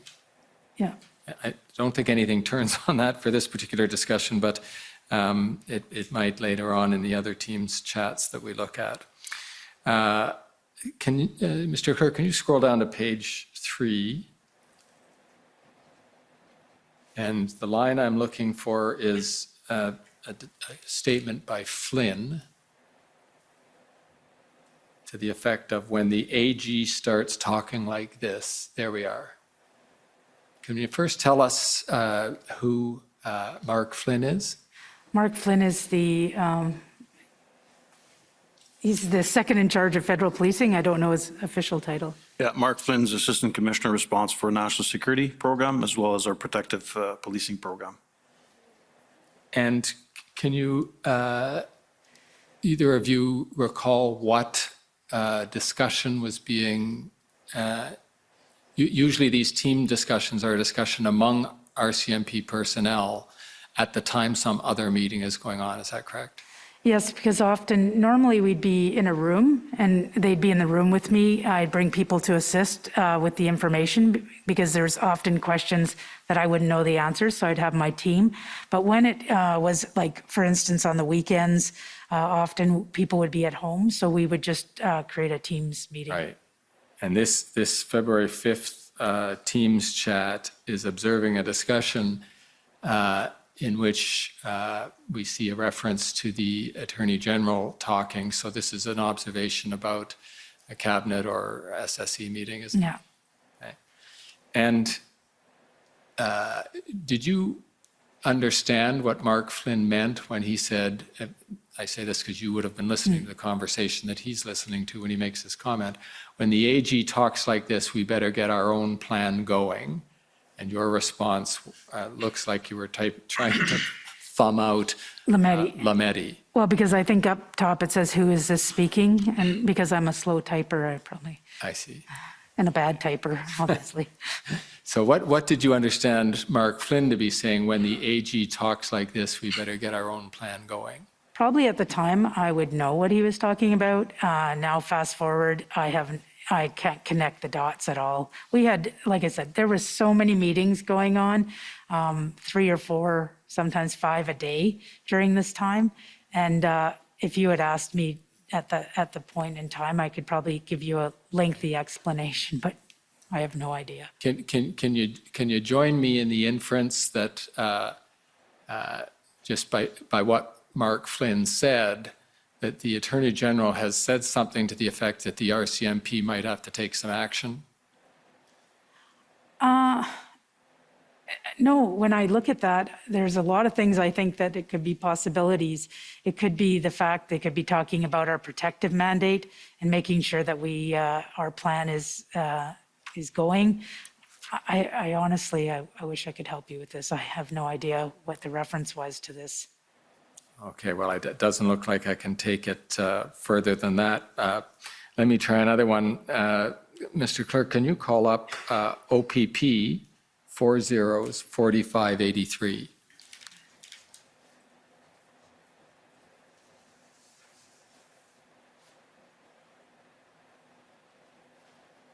And on page 3 of that, and we're going to have to figure out who's who in this text exchange. But first of all, Commissioner Lucky, can you confirm that this is a text exchange between you and Commissioner Carrick of the OPP? I believe so, yes. Okay. And I don't know whether to ask you, Clerk, to scroll up or down, but there we are. The blue, I believe, is you, Ms. Lucky. Is that yes. correct? Okay. And in the middle there, you say this: between you and I only, GOC, and by that you would have meant the Government of Canada? Yes. The Government of Canada losing/lost confidence in OPS. We got to get to safe action/enforcement. Can you tell me what you meant when you said that? Well, generally speaking, I mentioned it earlier, is our goal, and especially from my point of view, was how can we help Ottawa Police Service succeed in this occupation of downtown? And so now we're into the second weekend. Of course, there's not much we can do during that weekend because the numbers have grown exponentially. So I think, first of all, when they first came on the very first weekend, people assumed that the convoy would come into town, they had an agenda, they'd follow their agenda, and then they would leave. And when that didn't happen, and we got into the second weekend, we didn't, from my point of view, we weren't expecting that, for them to stay that long. And now it's, they're creating infrastructure, they're disabling vehicles, so now they're there for which appears to be a longer term. So instead of reducing the footprint, which is always our goal in protest, to reduce the footprint so that if you do go into enforcement action, you can do it the safest way possible with the least amount of resources, it was increasing exponentially. So of course, people were losing confidence in the OPS's ability to deal with the situation. Now, I'm going to leave to others the more particular comments in your the summary of your interview about the leadership of Chief Slowly and the specific operations, the Ottawa Police Service. But on this point, you talk about the Government of Canada losing confidence in the Ottawa Police Service. What was it in your interactions with the officials and politicians of the Government of Canada that prompted you to have that view? Well, we always got the same question each and every day. When is this going to end? How is it going to end? And we really couldn't answer that. And of course, early on, we weren't intimately involved with what was going on. So there obviously could have been negotiations with the protesters, the leaders of the protest groups. But people from the outside looking in weren't seeing any decrease in the activity. They were seeing the opposite. They were seeing increase in activity from the protest groups and more people getting involved, especially on the weekends. So of course, people were wondering if there was ever going to be an end to this because they hadn't seen any outwardly enforcement action. So in a way, it wasn't a completely, if I could use the word, educated point of view, because nobody knew the nuances of what was going on tactically from OPS. It was just a comment from the outside looking in.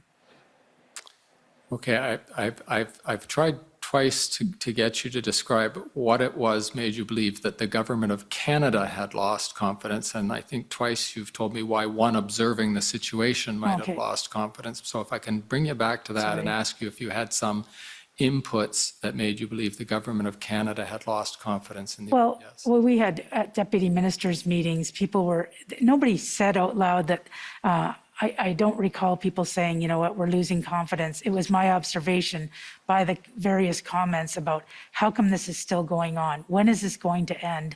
How come it's getting bigger? So I was inferring from those comments, when is Ottawa Police Service going to do some enforcement? When are they going to deal with this situation?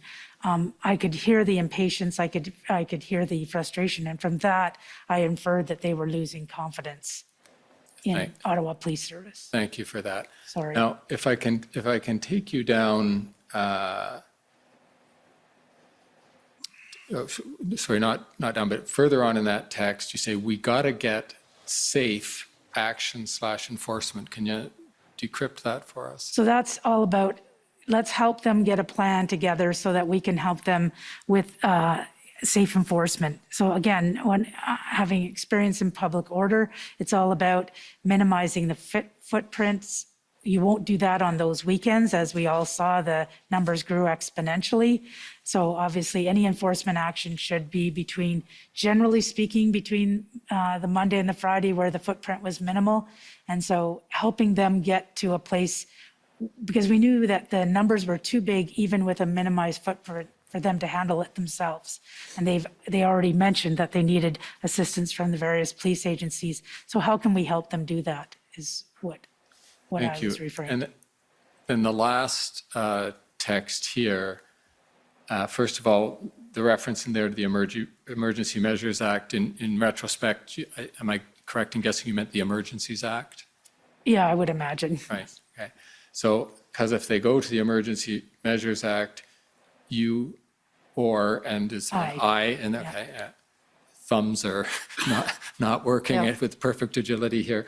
You or I may be brought in to lead, not something I want. So a concern you had was that and this is February 5th, and you're contemplating the possibility of the invocation of emergency legislation. If they go to the Emergency Measures Act, you or I may be brought in to lead. So that was a scenario you thought was a possible outcome of an invocation of the Emergencies Act, was that either the OPP or the RCMP would be put in charge, so to speak, of the Ottawa situation. Yes, very early on when they talked about Emergencies Act, I had no idea what exactly that meant. And there was talk about, well, what happens if Ottawa Police Service cannot enforce or have the ability to deal with the situation? And there was talk about, do you change leadership? Do you change police? It was all in general conversation, nothing specific. And really it was from a place of problem solving. Everything was put on the table, and so that was one of the things that came up, whether or not that could actually happen. That's when I started learning more about the Ontario Police Act, where if they started to go through the process of the Ontario Police Act, they would in fact be the OPP that would be next in line to assist. And so it was just, all it was sort of, we need to help Ottawa Police Service as best we can, so that Tom Carrick and I had lots of conversations about helping Peter succeed through this unprecedented event, and doing what we can to, through resourcing, through equipment, through advice, any which way we could to help them get through this situation. Thank you. And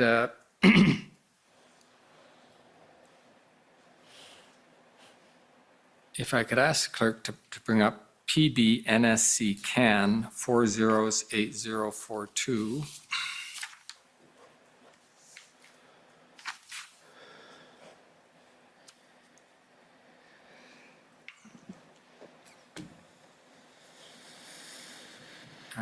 And scroll down to page 2. If I've got the right document, there should be a comment by Whalen. What is his objective? There we go. Thank you.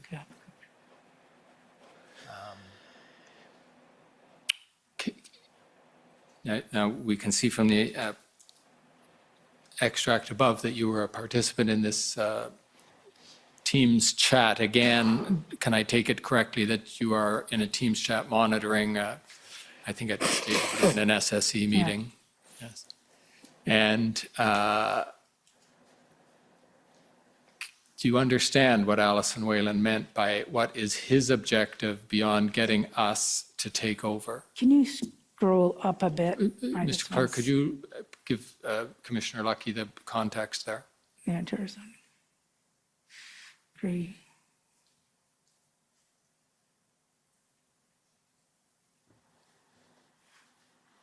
I'm imagining, again, I'm speculating because there was a lot going on. I don't know who he is in this reference, but obviously it's somebody talking, I'm imagining one of the ministers or somebody in that meeting about what are the next steps if, in fact, OPS needs further assistance. I'm not exactly sure what it means, what she means by that, but I'm just wondering if there was any, she's asking, is there any other options besides us taking over? Well, let me ask you more directly then, rather than through what we have to agree are difficult decipherings of long ago choppy text messages. But were you having discussions with senior officials or your minister about the possibility of the RCMP actually taking over policing in Ottawa? Yeah, I think there was a misconception because people automatically assume the RCMP being the federal police agency, that's what our responsibility was. So there was a bit of education on that in us saying, of course, when people were looking at solutions, one of the solutions was, well, why doesn't the RCMP take over? We got asked that quite often, and we'd say, well, we're not the police of jurisdiction. We don't have jurisdiction in the province of Ontario. There's a lot of other layers before coming to, you would never come to the RCMP. That's not our role. But I think there was an assumption because we're the federal policing or national policing agency in Canada, there was an assumption that that's what that meant. And so we were trying to educate deputy ministers and ministers that, our role is not to overtake any police agency. We're here to assist in any way we can. And were you getting input from senior officials or your minister or other ministers for that matter to the effect of what more can you do? Can't you do more? Couldn't you be in there? statements like that? Oh, there was things like, what do you need? Do you need any more resources? Is there any equipment you need? Is there anything we can help you with that would help Ottawa succeed in this event? Because I was the touch point for all police agencies. So whether it was Windsor, Coots, the Lower Mainland, it was always, whenever any big event happens, I always get the same questions. Do you have everything you need? Is there anything you don't have that you need? Please come to us. And so I get those same questions. Right. The question to you, do you have everything you need, is, I think, substantively different than, are you doing everything you can, or can't you do more, or, we've got a terrible problem in Ottawa, why aren't you in there helping to solve it? Were you getting input like that? Well, we were, again, when they were talking about us potentially, and it wasn't very lengthy conversations about us potentially taking over, there'd be snippets of that would come out, and we'd have to correct that, saying that wasn't our role. But obviously, it was all hands on deck on the solution, problem solving. So people were asking, is there anything else that you could do to assist that you're not doing? How can we, again, when is it going to end? How is it going to end? Do you need anything else, anything to help make it end? Those were questions that were getting asked quite often. But did you get a sense that the senior officials or the politicians, understandably concerned about the situation in Ottawa, were asking you what you could do, not what resources you needed, but what you could do to solve the problem in Ottawa?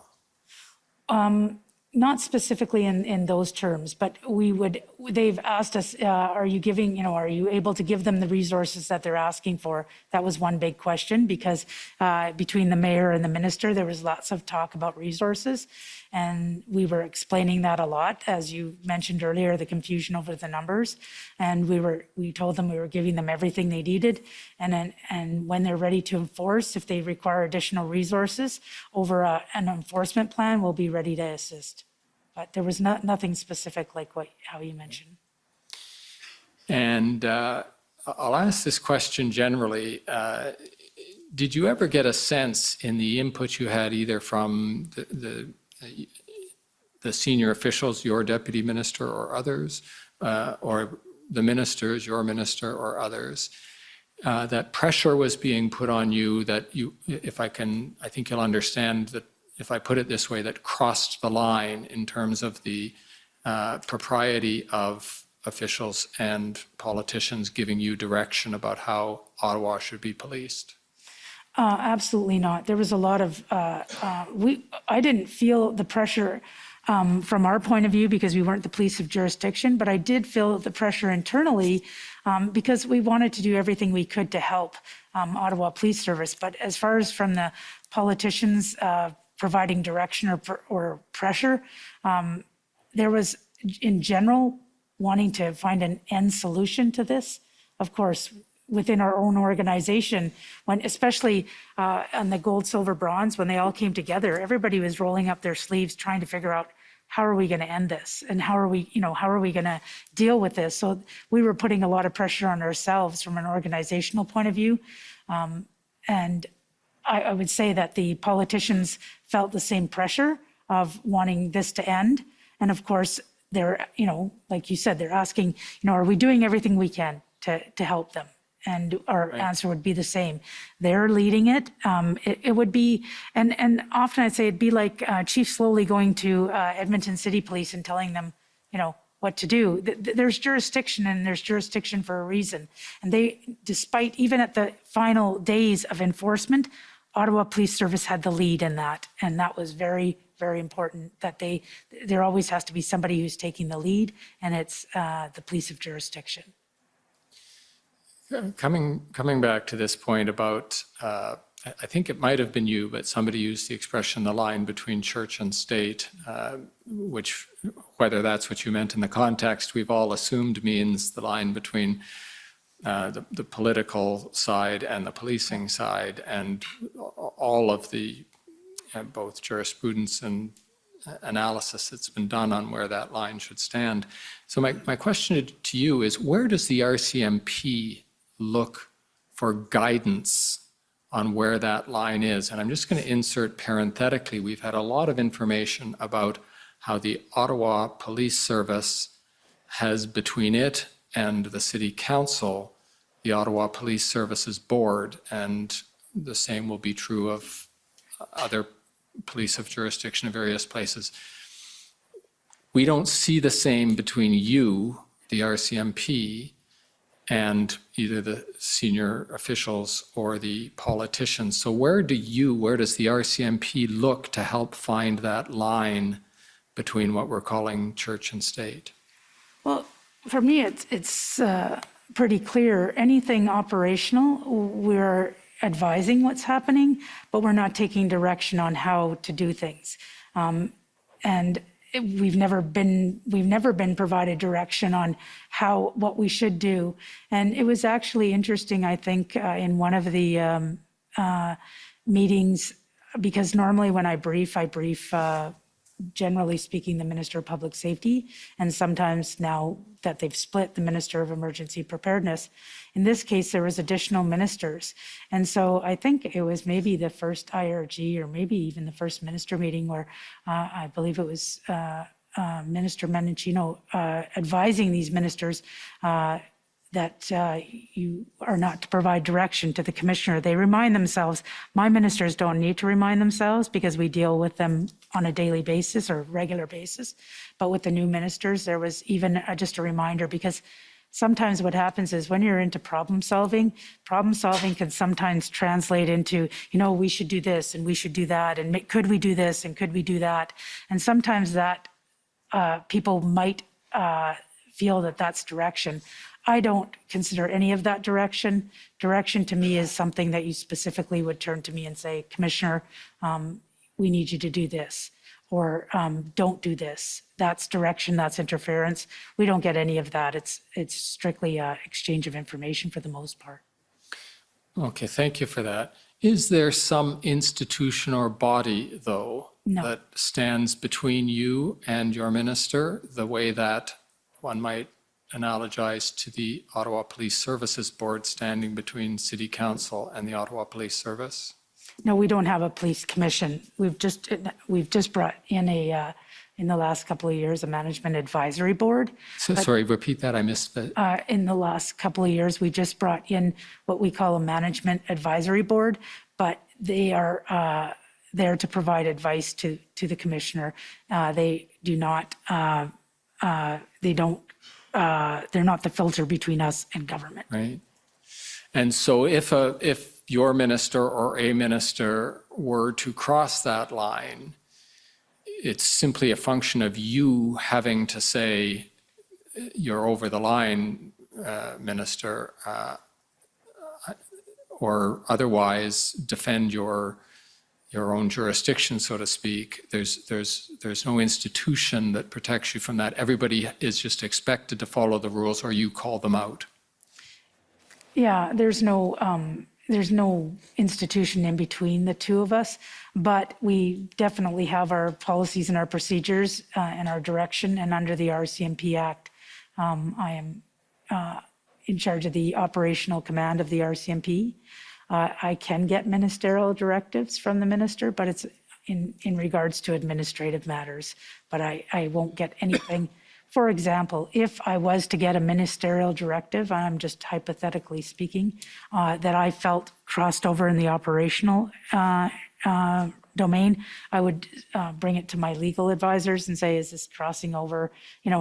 So I'm just trying to, as I'm talking, I'm trying to think of somebody that would act as that. And the only people I can think of is probably legal advisors that may, in fact, if I felt that happening. But I've never had to, in meetings, I've never had to really, tell everybody to stop and you're crossing the line. Because they're very cognizant of it and they're very protective of it, because we have similar countries in the Five Eyes that are struggling with this, and they actually come to us and ask how we do it. But it's basically from previous testimony at the Mass Casualty Commission. Because I've been asked this question several times, I think it's time that we put something to writing that outlines what you can and cannot do from both the commissioner's perspective and the politicians, especially from a rotational point of view. There's a lot of different, politicians change so that they are understanding, because we're not the only operational entity in the federal government. There's corrections, there's border services. So I think it's time to clarify it because it's been a topic of conversation.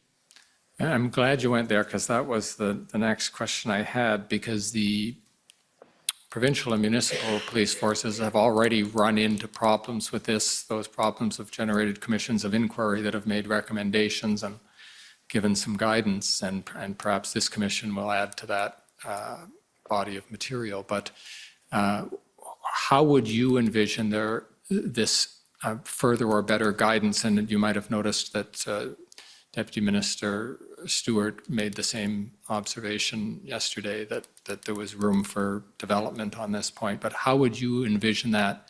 What would it be contained in? Some policy guidance document? And is there work on this now? Well, actually, I think one of the members of Parliament has put in a private member's bill on that very subject, and said it won't be difficult to do because there's many police agencies who have examples of what needs to be put in text to make this happen, because it's already out there. And the name is escaping me, but there is a private member's bill to discuss this very issue. Thank you. And to be clear, I heard you say that this wasn't an issue with respect to the convoy or the blockade, but it is a topic you believe should be addressed. Is that fair? Well, absolutely, because in the last 6 months, I've had to respond to it on several occasions. And so my hope is that my replacement won't have to. So we need to clear this up. Thank you.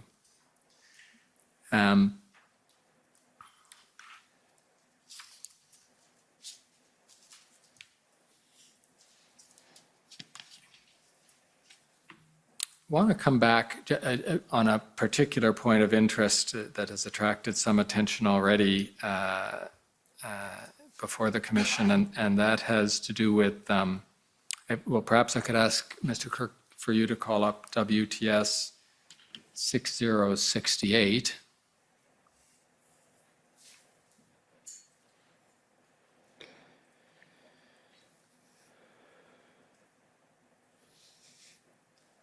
And if you can get to page 10 of that.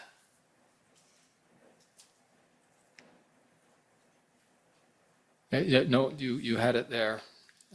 And I recognize that handwriting. Not mine.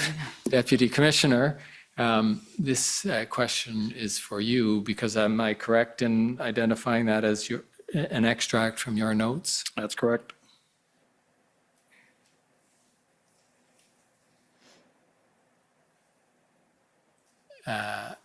And perhaps you could first read, for those of us who haven't learned to decipher your handwriting, read the 2 asterisk points that are in your notes there.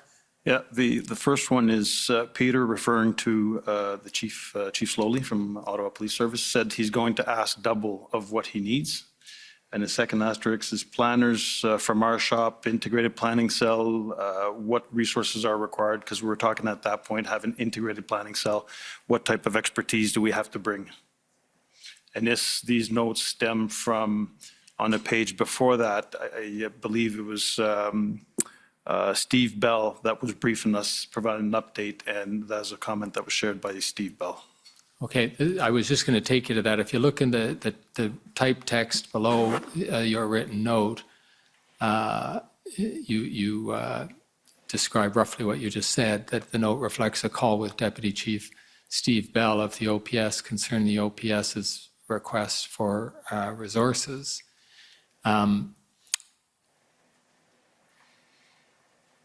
This is your note of what Deputy Chief Bell told you?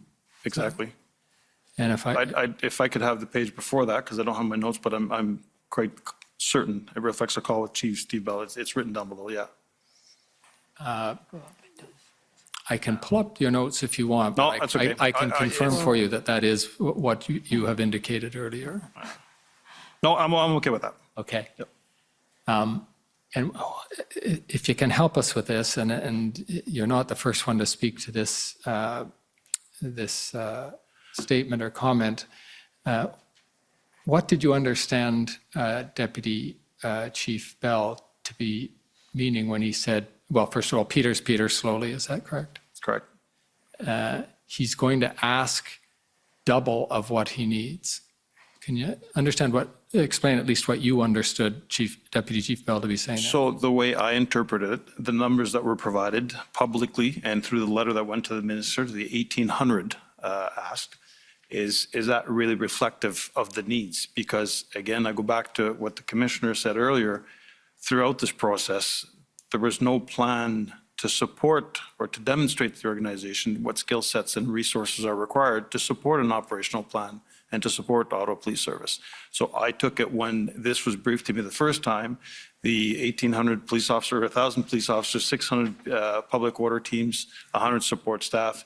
I took it that, is that what they're asking? Considering that Deputy Chief Steve Bell says he's asking the double what he needs.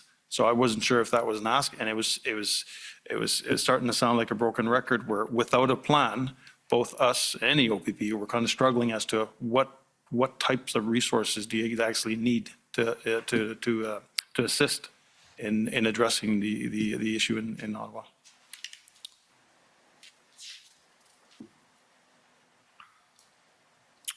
And I understand that an integrated planning cell, which we've sometimes heard called the IPC, was established by the RCMP and the OPP on about February 8th. Is that your recollection?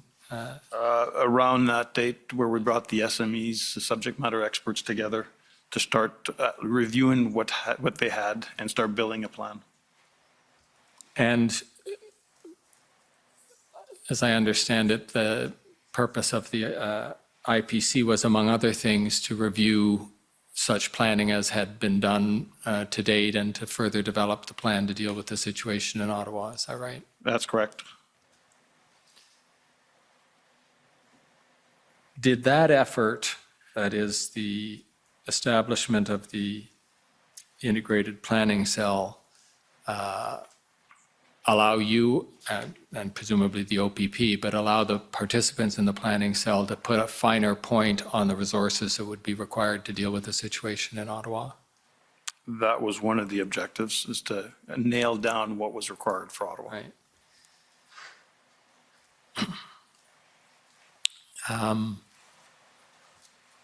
I'll ask this question in an open-ended way.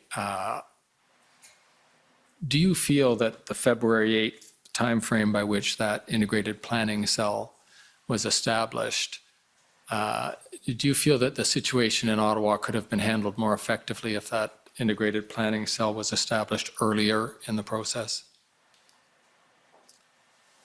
It wouldn't merely be speculation on my part how it could have been handled if this was put together sooner. Could it have come to an end sooner?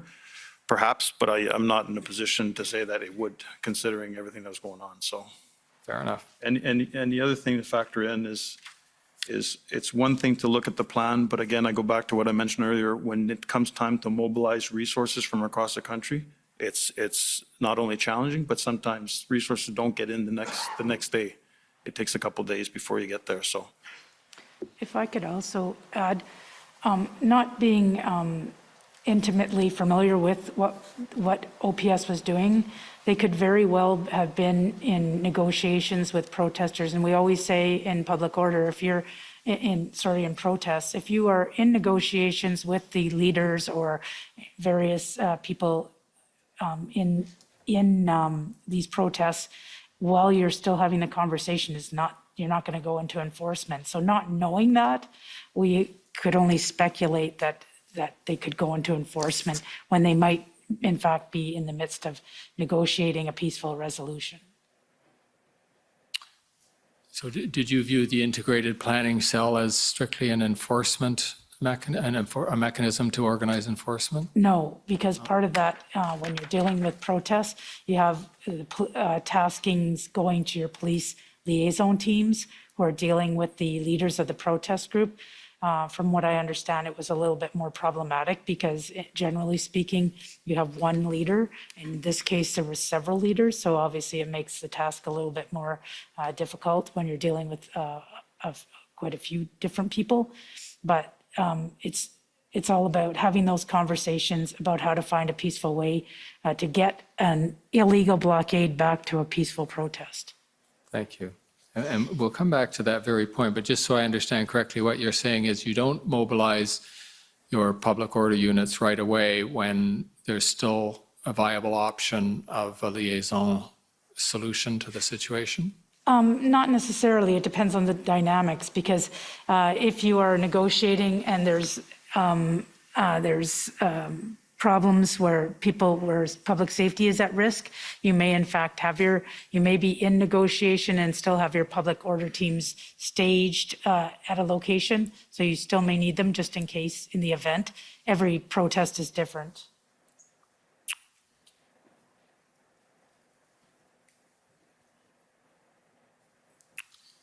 I'd like to move on to another topic now, and for that purpose, Mr. Clerk, could you call up OPP 50151, and the topic here is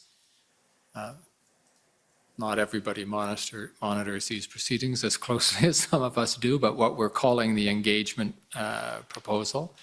I think you're familiar with that, I think at least from our interview with you, Commissioner Lucky. Yes. So I just want to ask you some questions about your involvement in this, and maybe I'll just throw it out to you to describe how you first learned about this possibility, what your involvement was with Deputy Minister Stewart and connecting him to Marcel Baudin, et cetera. So if you can just begin at the beginning and tell us what you can about that. So there was conversations about the protest groups wanting to talk to an official, like a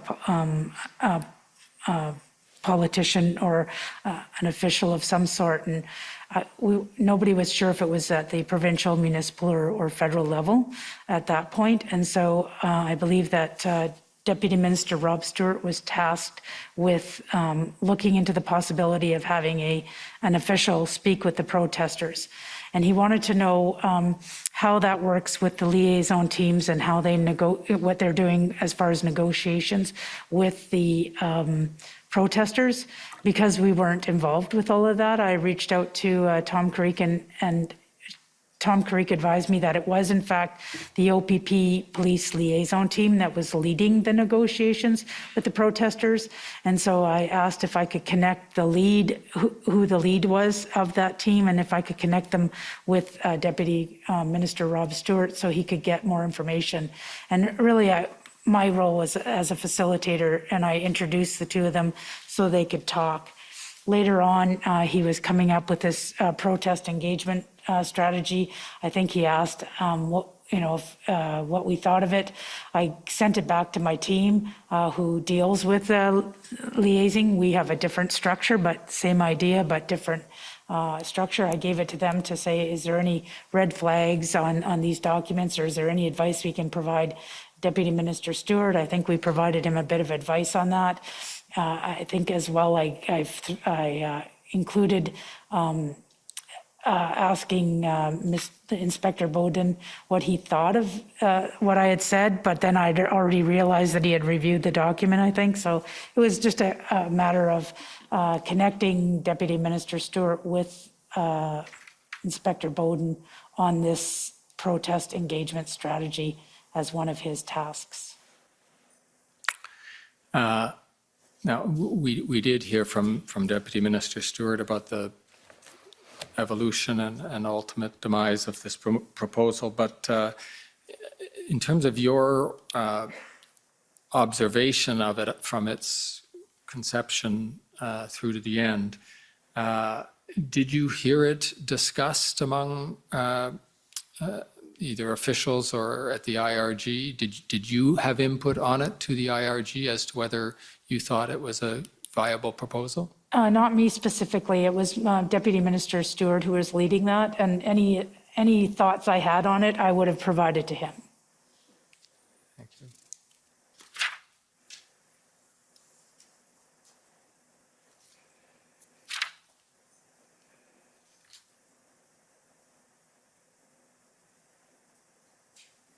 If I can switch gears here a bit on... Is this a good time for actually, the morning break?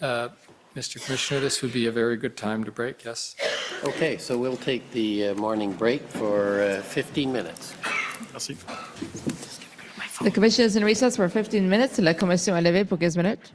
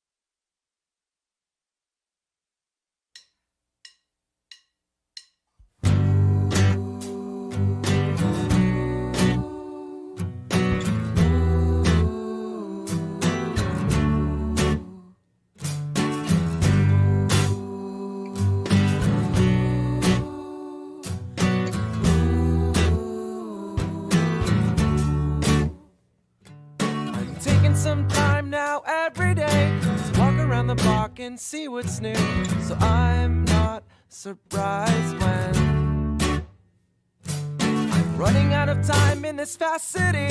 You better run quick or you're running late or running into me. locked up, no one's getting in, no one's coming out, no one gives a damn about politics anymore. So your mind's messed up, we got medicine, pills for aches and pains. If you're feeling ill, take a few of these in a bottle for the road. I don't have a friend who will promise everything and then break each and every word. I don't have a friend who will tax me when I work and then tax me once more when I spend. Oh yeah, your friends won't rip you off while your government probably will. Oh yeah, your friends won't piss you off while your government probably will. I'm taking a break every yesterday to examine my life and the way I've lived it and how I'm comfortable. In search of the life of luxury, we forget our dreams and what they mean to find what we don't need. And I see the lights, they light up the night so much you can't even see the stars unless they happen to be your TV screen. And the roads crack up, we're still driving them, and the lake dried up, we're still fishing for any compliments a person can get. I don't have a friend who will drop minimum wage while raising the tuition rates.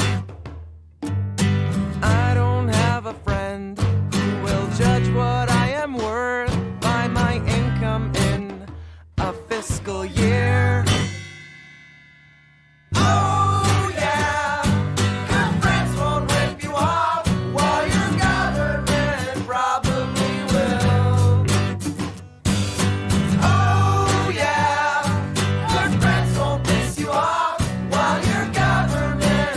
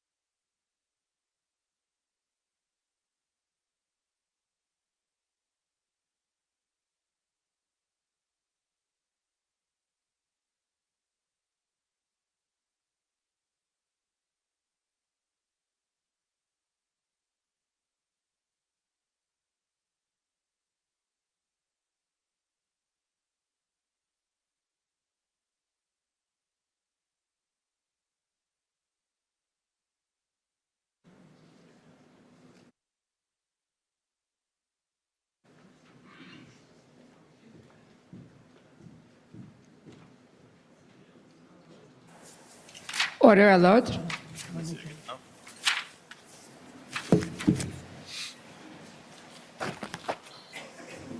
The commission has reconvened. La commission reprend.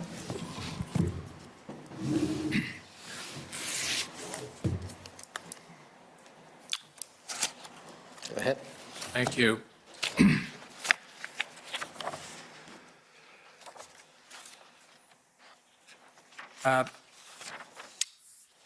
Commissioner and Deputy Commissioner, we understand from the records, we can call them up if it's helpful to you, but that on or about February 13th, you got a sense that the plan that your integrated planning cell and Chief Slowly had been working on had come to a state of fruition or maturity. Is that about the right timing, February 13th? Yeah, that was when it was completed. And again, we've heard some evidence about this from the other police agencies, but just for your perspective on it, this was a team effort, so to speak, by planning experts, subject matter experts from the RCMP, the OPP, and the Ottawa Police Service. Yes.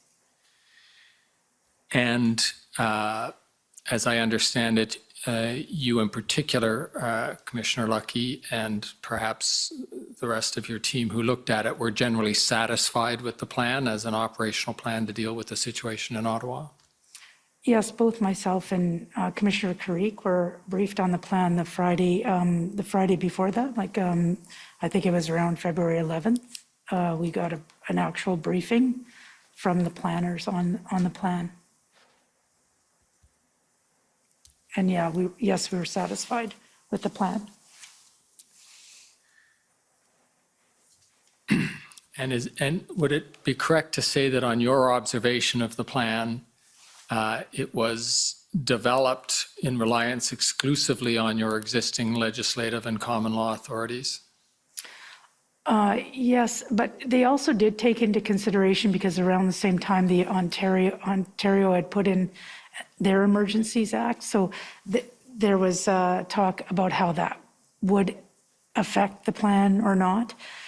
And going forward, there was talk of the Emergencies Act, which nobody really knew what that meant, and just that a recognition that if, in fact, any other legislation or authorities came through, we'd have to adjust the plan, but it wasn't taken into effect in the planning of it. Well, thank you for drawing out, I'll say carving out the Ontario emergency plan. But if I can be more refined then with my question, the plan, as you understand it, and Commissioner Creek understood it, was drafted without any reliance on any of the powers that might be available to the enforcement forces from federal emergency legislation. Yes. And did any of your subject matter experts involved in the integrated planning cell, that is the RCMP experts on that team, express any concern to you that the plan was deficient because of gaps in existing authorities? Not at that time, no.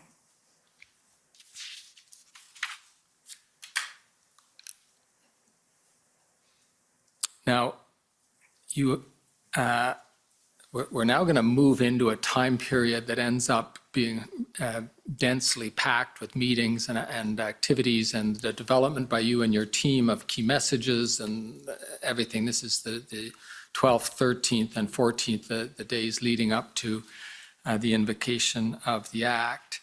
And I understand that on February 13th, you, Commissioner Lucky, attended, I'm going to insert parenthetically there, when we say attended a meeting, sometimes this would be virtual, sometimes it would be physical, or was it always virtual? Both, depending on the deputy minister. The minister's meetings were generally virtual.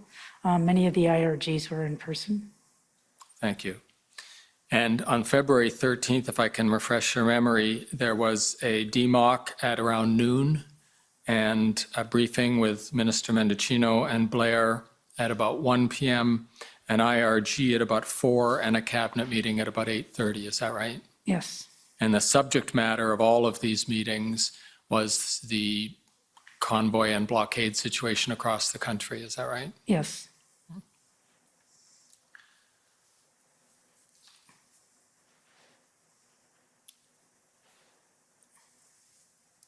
we have a number of your key message documents that you developed for presentation or delivery to these meetings.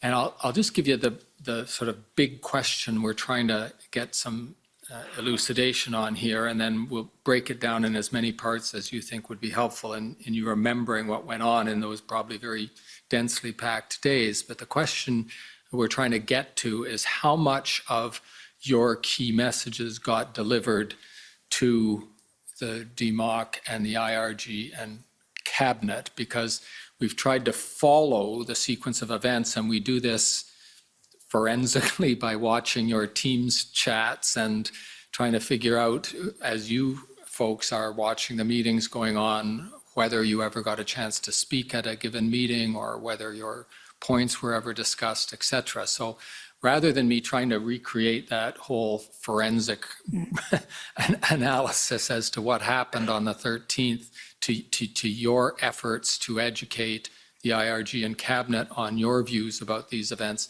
maybe I can just put it over to you and say, if you remember those days, the development of those key messages, and how, if, when you were able to deliver them in those various forums.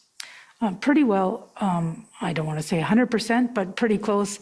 At the beginning of each of those meetings, after they brought up the agenda, I would be generally the first person they would go to, and I'd give that situational overview and literally be reading those key messages.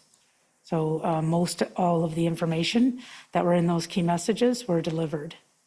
There might have been some exceptions, but very minor nature.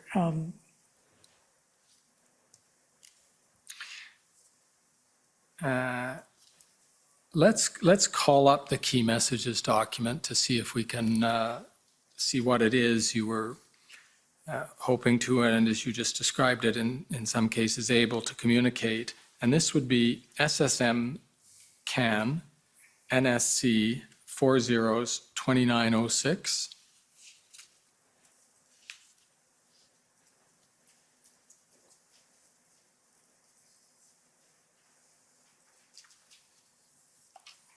Now, we've seen several, I don't know if they're drafts or variations of this. Do you know if different documents were used in different contexts, or if they are just drafts of a single document? Sometimes what happened would be a very similar document was delivered at the minister's briefing, and then there might have been slight amendments because the situation changed, but that would be the only reason why it would change. But generally speaking, the at DMOC, the ministers' meeting, and the IRGs were very similar messaging.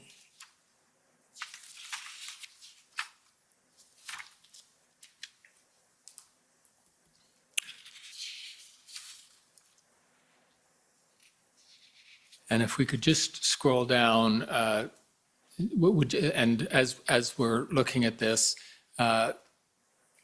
Commissioner Lucky, is this something that you would read from or jump through? How did your presentation tend to go? I'd read through it. I would read through it. Thank you. Yes. And you would use, was there PowerPoint, or was this piece of paper distributed among those who are in attendance? No.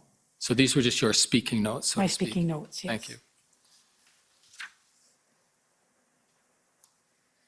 You mentioned that you would be among the first to speak at these meetings. Were you, in effect, Cabinet and the IRG's window into the law enforcement situation for the purposes of those bodies' understandings of the convoy and the blockades? Yeah, I was representing, for the most part, all law enforcement. So we would gather up the information from the various protests. Whether it didn't matter which police was the jurisdiction, I would report on behalf of police, which is often what happens when there's a national event. Right. So to the extent that the OPS or the OPP have information about the status of the protester blockades in their various mandates, that came to Cabinet or the IRG or the DMOC through you? Yes.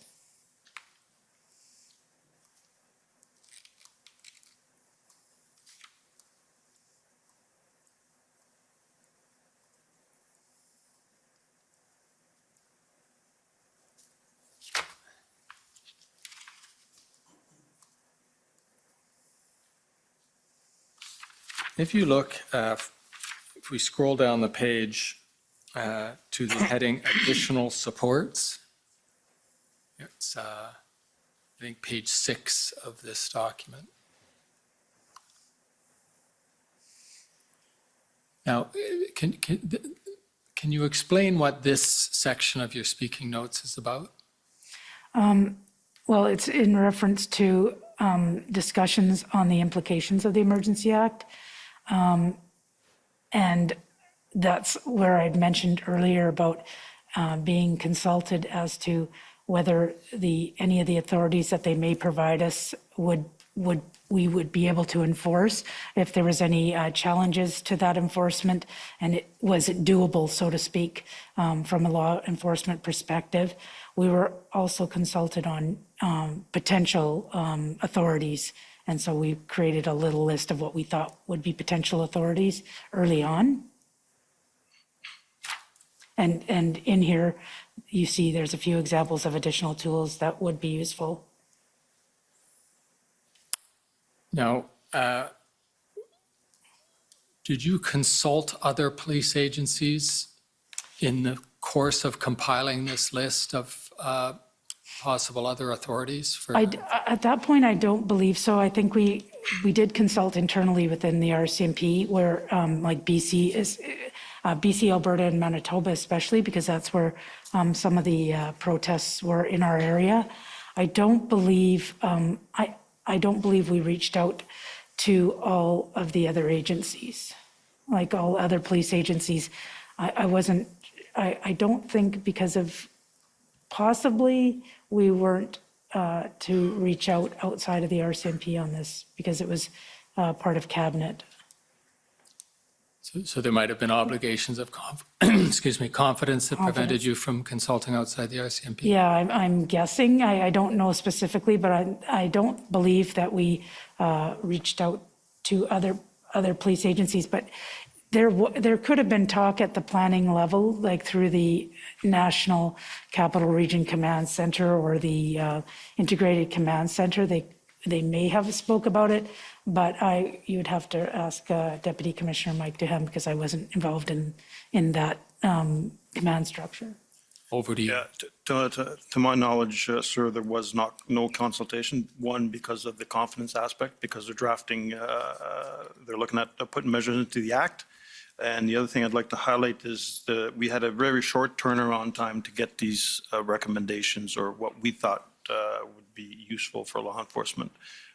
So it was as I recall, that it was done strictly internally of the RCMP. And can we scroll down further, Mr. Clerk, in this document?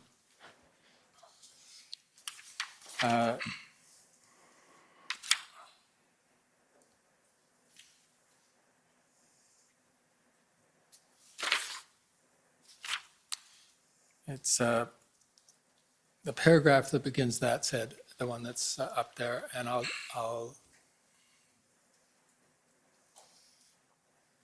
read it, and you can read it with me, and then I'll ask you some questions. These are your notes, and presumably what you said to the IRG and Cabinet on the relevant occasions. That said, I am of the view that we have not yet exhausted all available tools that are already available through the existing legislation. There are instances where charges could be laid under existing authorities for various criminal code offences occurring right now in the context of the protest. The Ontario Provincial Emergencies Act, just enacted, will also help in providing additional deterrent tools to our existing toolbox. And then the bullet below that, these existing tools are considered in our existing plans and will be used in due course as necessary. As I say, this set of speaking notes had been in various iterations, and also ended up in an email that you sent to Mr. Jones, the Minister's Chief of Staff. Was this point that you mentioned here in your addresses to the IRG and Cabinet, Was that also something you had expressed to, for example, Deputy Minister Stewart or Chief of Staff Jones before these speaking points were distributed or before your email on the topic? I'm not sure of the timing. I know that there was an email exchange with the Chief of Staff, so I don't know if it was before or after this meeting. If it helps you, it was short. It was in between the IRG. It was, if you look at the time stamps, it was right in between the IRG and the cabinet meeting. You sent, in effect, these points, including, your speaking points, including these two bullets here. Had you had these discussions about your views on existing authorities with any of the officials before the circulation of these notes? Yeah, I think we would have been exchanging verbally. Like Deputy Commissioner Duhem said, it happened so fast. There was, Deputy Minister was working on this. We weren't in the working group. We were just brought in as subject matter experts on various authorities that, potential authorities, but we weren't in the drafting of any of this. That wasn't our role. So this would have been provided probably verbally. We would have spoken about it, and then obviously because I was asked in an email, it was provided in writing. Mm.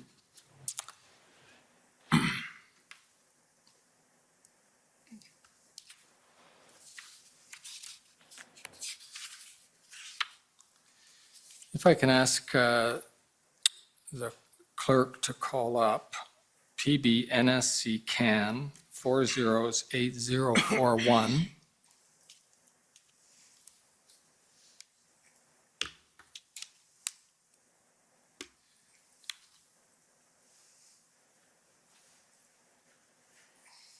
This is another one of the Teams chats.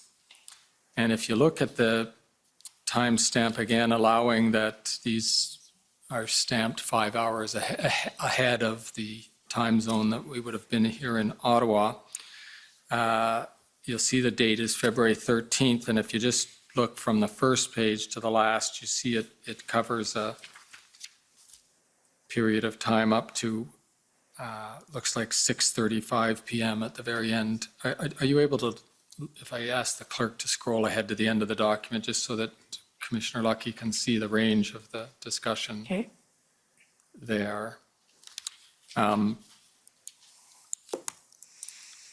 The point I wanted to draw your attention to in this particular Teams chat, Commissioner Lucky, is at page, well, it's page 19 of this document. Mr. Clerk, maybe if you can find that. If you go down to the first, yeah, there we are. Now, if we look at the timestamp at 10:21 p.m., this would actually be, if I understand correctly, 5:21 p.m. Is that right? Yes. And now you're nodding there, Commissioner Lucky, but the transcriber will want to hear yes or no. Thank you. And again, just so the parties and viewing public can understand what's going on here, this is a discussion that you and your team are having sort of offline. These aren't actual comments in the meeting. You're, well, were you present at this IRG meeting? I believe this was the IRG meeting of the 13th. I believe so, yes.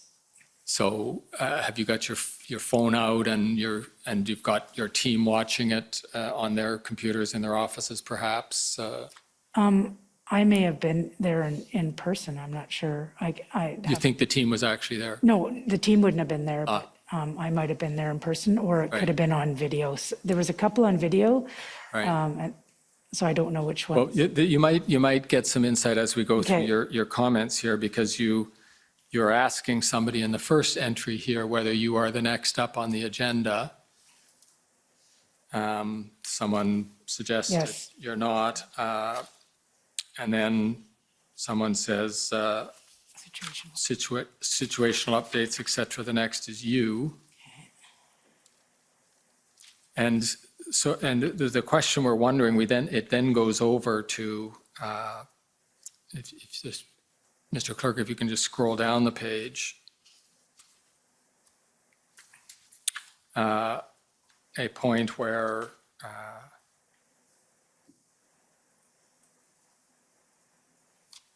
there's a entry under Flynn Mark on page 20. That's it. Situational update. And then it says under number 2, Minister Mendicino may turn to Commissioner Brenda Lucki.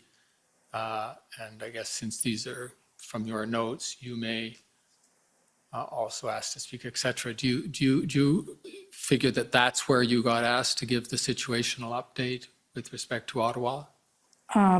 Possibly, yeah. There was always usually a spot for a situational update. Sometimes on the ERG, there was always usually a spot for me to provide a situational update, depending as they got closer to the, there was one that I believe I didn't provide much of an update because there was a discussion mostly on the Emergencies Act. So it wasn't about me providing information, it was just them discussing the Emergencies Act.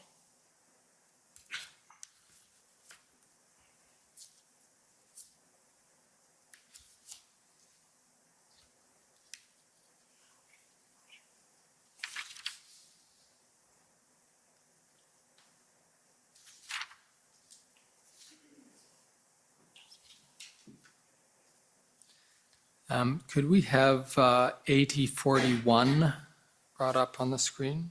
Sorry, PBNSC CAN 408041. That's what this is. Oh, I'm sorry.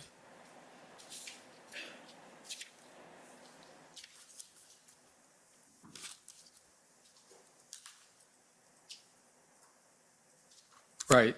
Then it's page 12 of that document I'd like you to look at.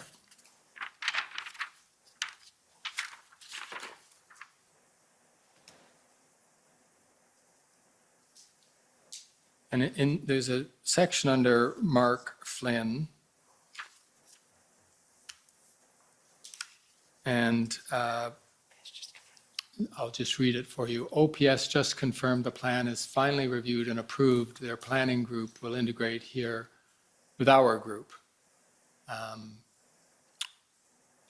parenthetical comment, this came from Carson, and figure that's Carson Party. Yes. Were you able to update the IRG with that development when it came in on your phone? I don't believe so. Okay.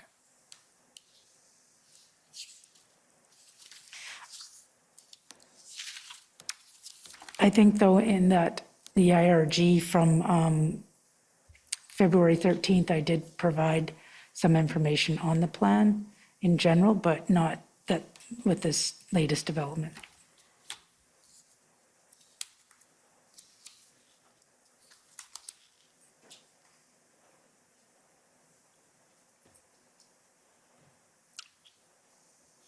Now, if we could turn up OPS 000145566.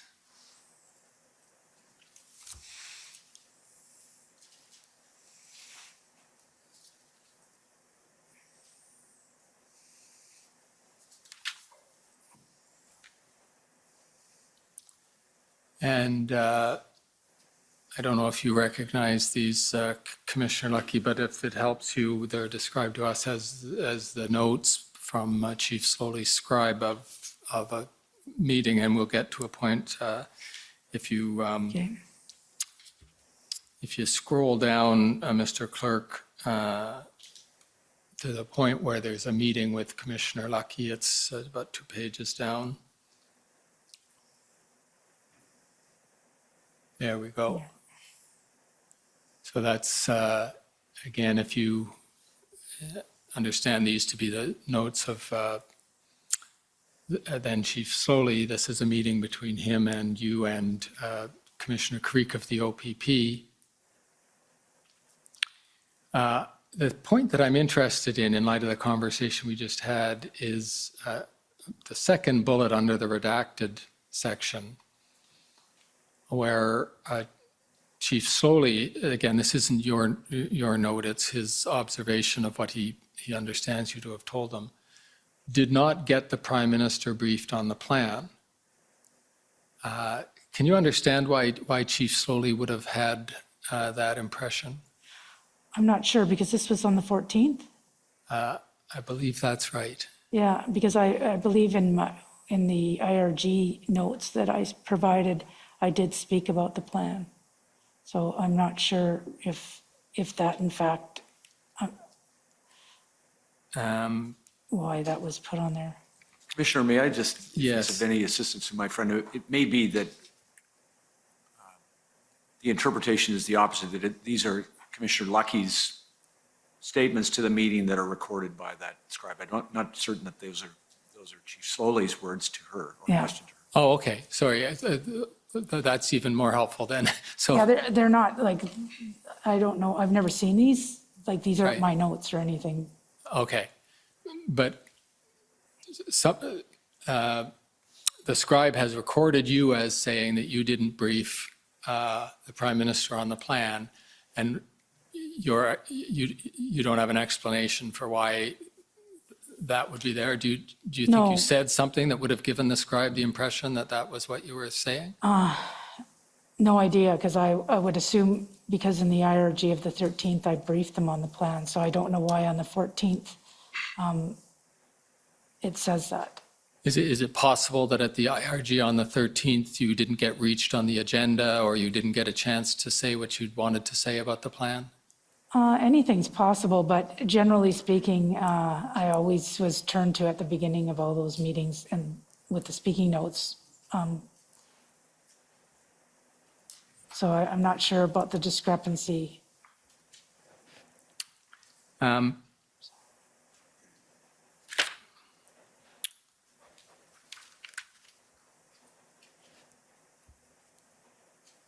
Mr. Commissioner, if I can just have an indulgence here, because I would like to see if I need to pursue that point any further.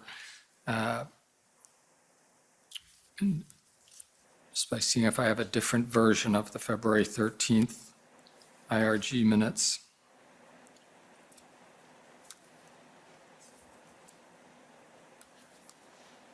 No, I will move on.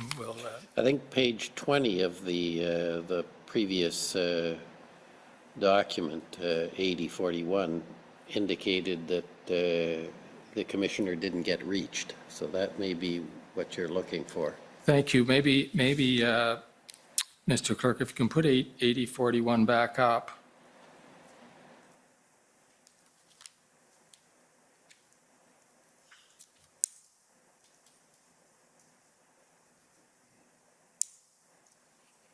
Thank you. Yes, I see what's happened.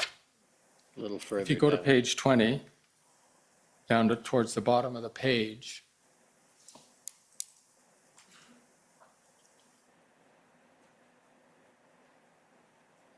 you make the comment, Commissioner Lucky, so doesn't look like I will be reporting on anything.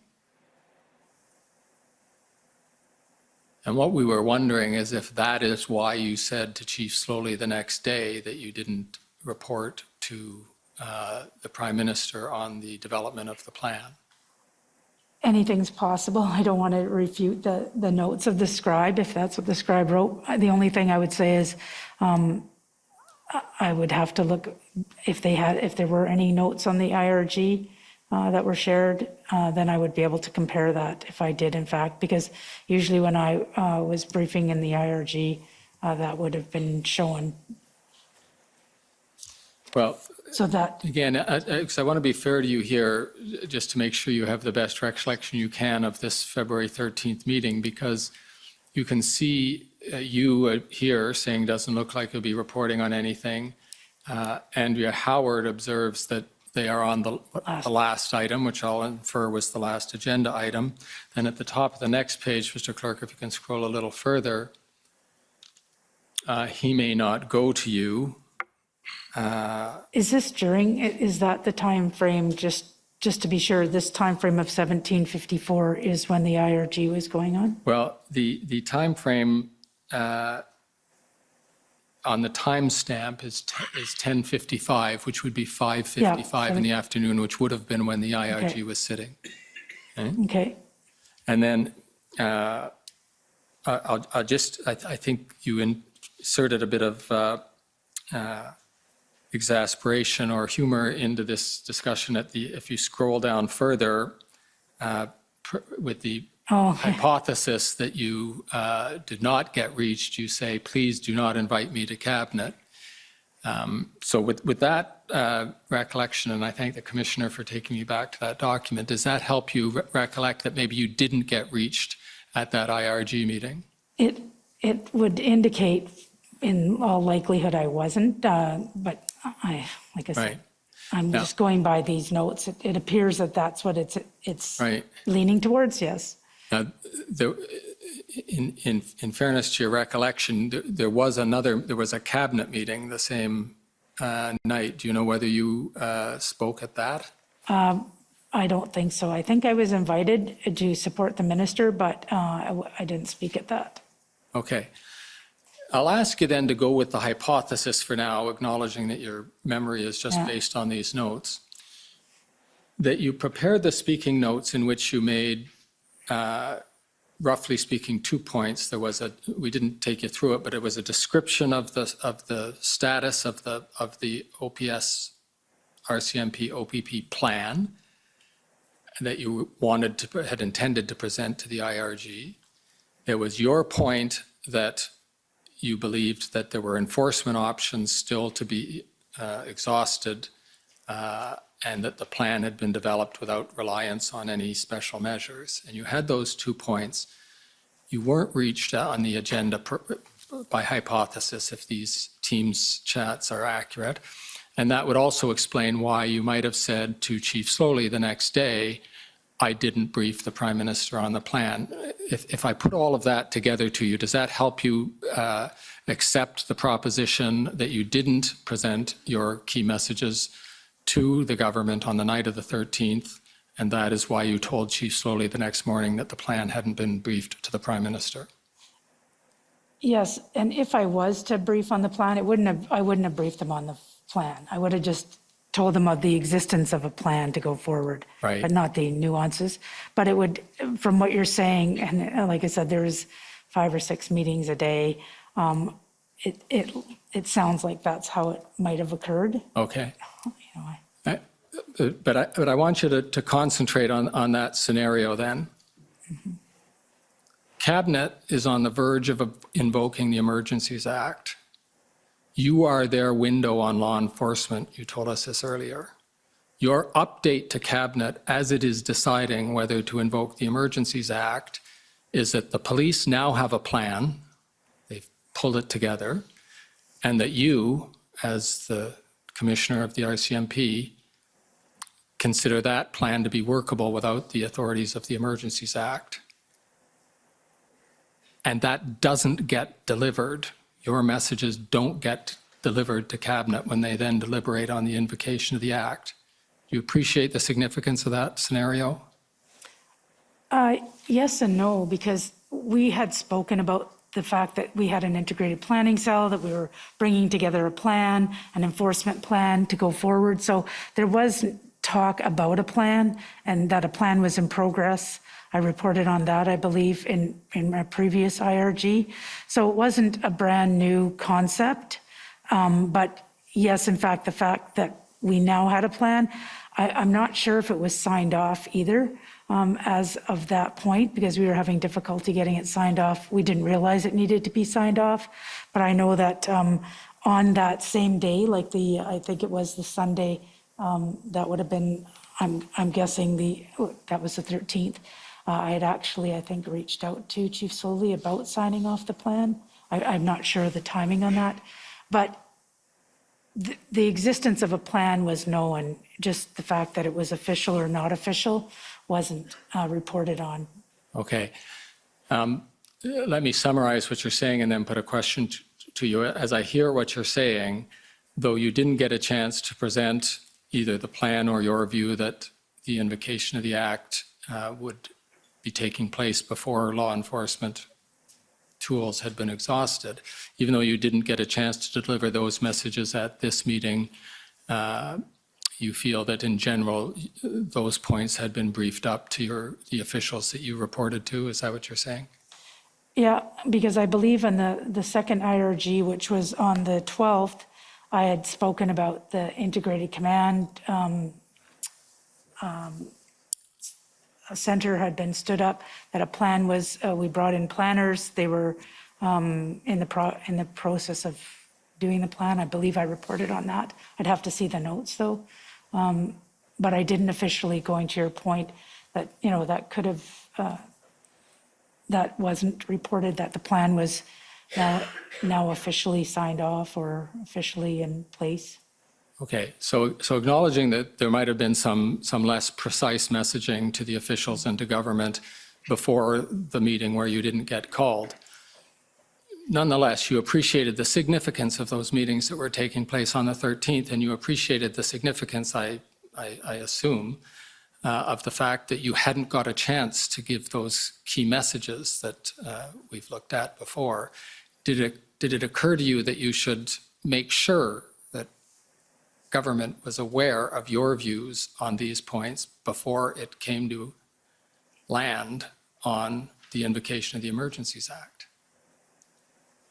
I guess in hindsight, yeah, that might have been something significant. Honestly, there was so much information going back and forth. I'm not sure, you know, where they were at in the invocation as such. I know they were talking about it, but it was very, very fluid. Obviously, I'm not sure if it would have changed anything in the sense that these were even, like now, I'm going to use my hindsight, the plan ended up, those authorities ended up to be useful with the plan, if I use my hindsight, because it wasn't whether or not we would have still been looking at enforcement, but we needed ways to reduce the footprint. So we were using some of the authorities, obviously under the Ontario Emergency Act. We weren't incorporating anything on the Federal Emergency Act because it wasn't in place. But we didn't have when exactly that plan was going to start, or we knew it had to be starting in the weekdays as opposed to the weekends. So now the plan was in place and the implementation would have been the next exact when we were going to implement it. That's fair enough. And I won't ask you to speculate or hypothesize about what might have happened if you had an opportunity to deliver these two messages. But I think, as I understand what you've said, knowing the gravity of the issues that were facing the IRG and Cabinet on the 13th, you prepared your key messages with those 2 points, that the police services had come together with a viable plan and that you considered that there were still law enforcement tools to exhaust before emergency legislation was necessary, correct? Yes. Thank you. Now, if we move on, there's another constellation of events happening on the 14th. So we're going to go over to the 14th. And this involves a series of crisscrossing emails, and I'll ask the clerk to first call up PBNSC CAN 408485. And I'll ask first of all, because this is a name that's new to the cast of characters so far, a name, we're not going to see it right away, but just so that we can understand when it comes into the picture, who Adriana Polas is, and I think this is probably a question for you, Deputy Commissioner. Adriana Polas is responsible for our intel and international policing program. So the IMSET I referred to earlier on, ideologically motivated criminal intelligence, it reports into her program. Perfect, thank you. Now, clerk, if you could scroll down on this a little bit. There's a series of emails by which, there we can stop there. This is sort of, Deputy Commissioner and Commissioner, I don't expect you to have seen this email other than you might have in the course of preparing for this hearing. That is, I don't expect you to have seen it at the time perhaps, but just to set up what is going to come at you so you can understand the context. This is an email from Jody Thomas, and we all know that she's the National Security Intelligence Advisor to the Prime Minister. And it is February 14th, and I don't know if that's a reliable email timestamp, but if assuming it's just a normal email timestamp, it's about midday on the 14th, and that's probably going to put us somewhere just after the First Minister's meeting, or just before, anyway, right in the context of that event on the 14th. And we have Jody Thomas saying, and I'll just read it out so that it's on the record.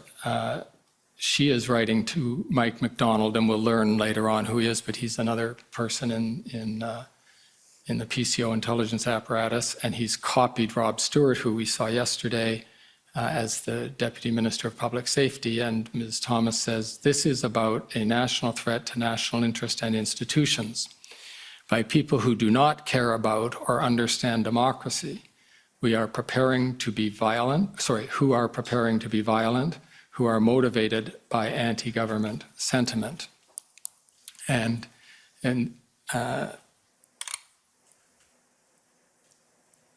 can you scroll down to a little further, Mr. Clerk, on that?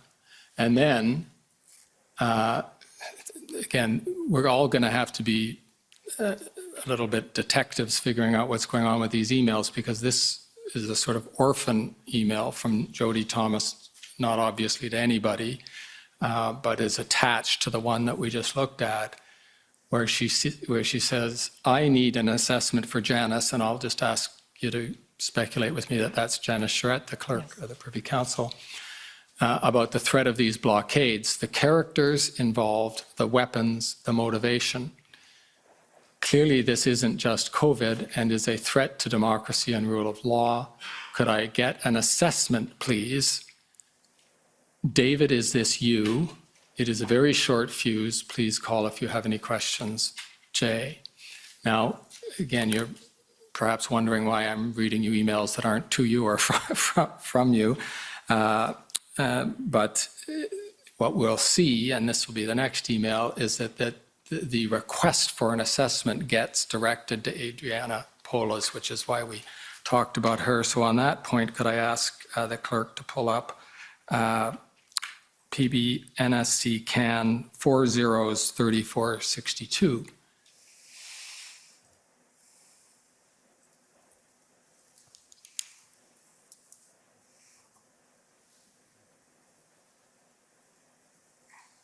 Okay, and just to get the sequence correct, let's go down to the bottom of this, or at least to there.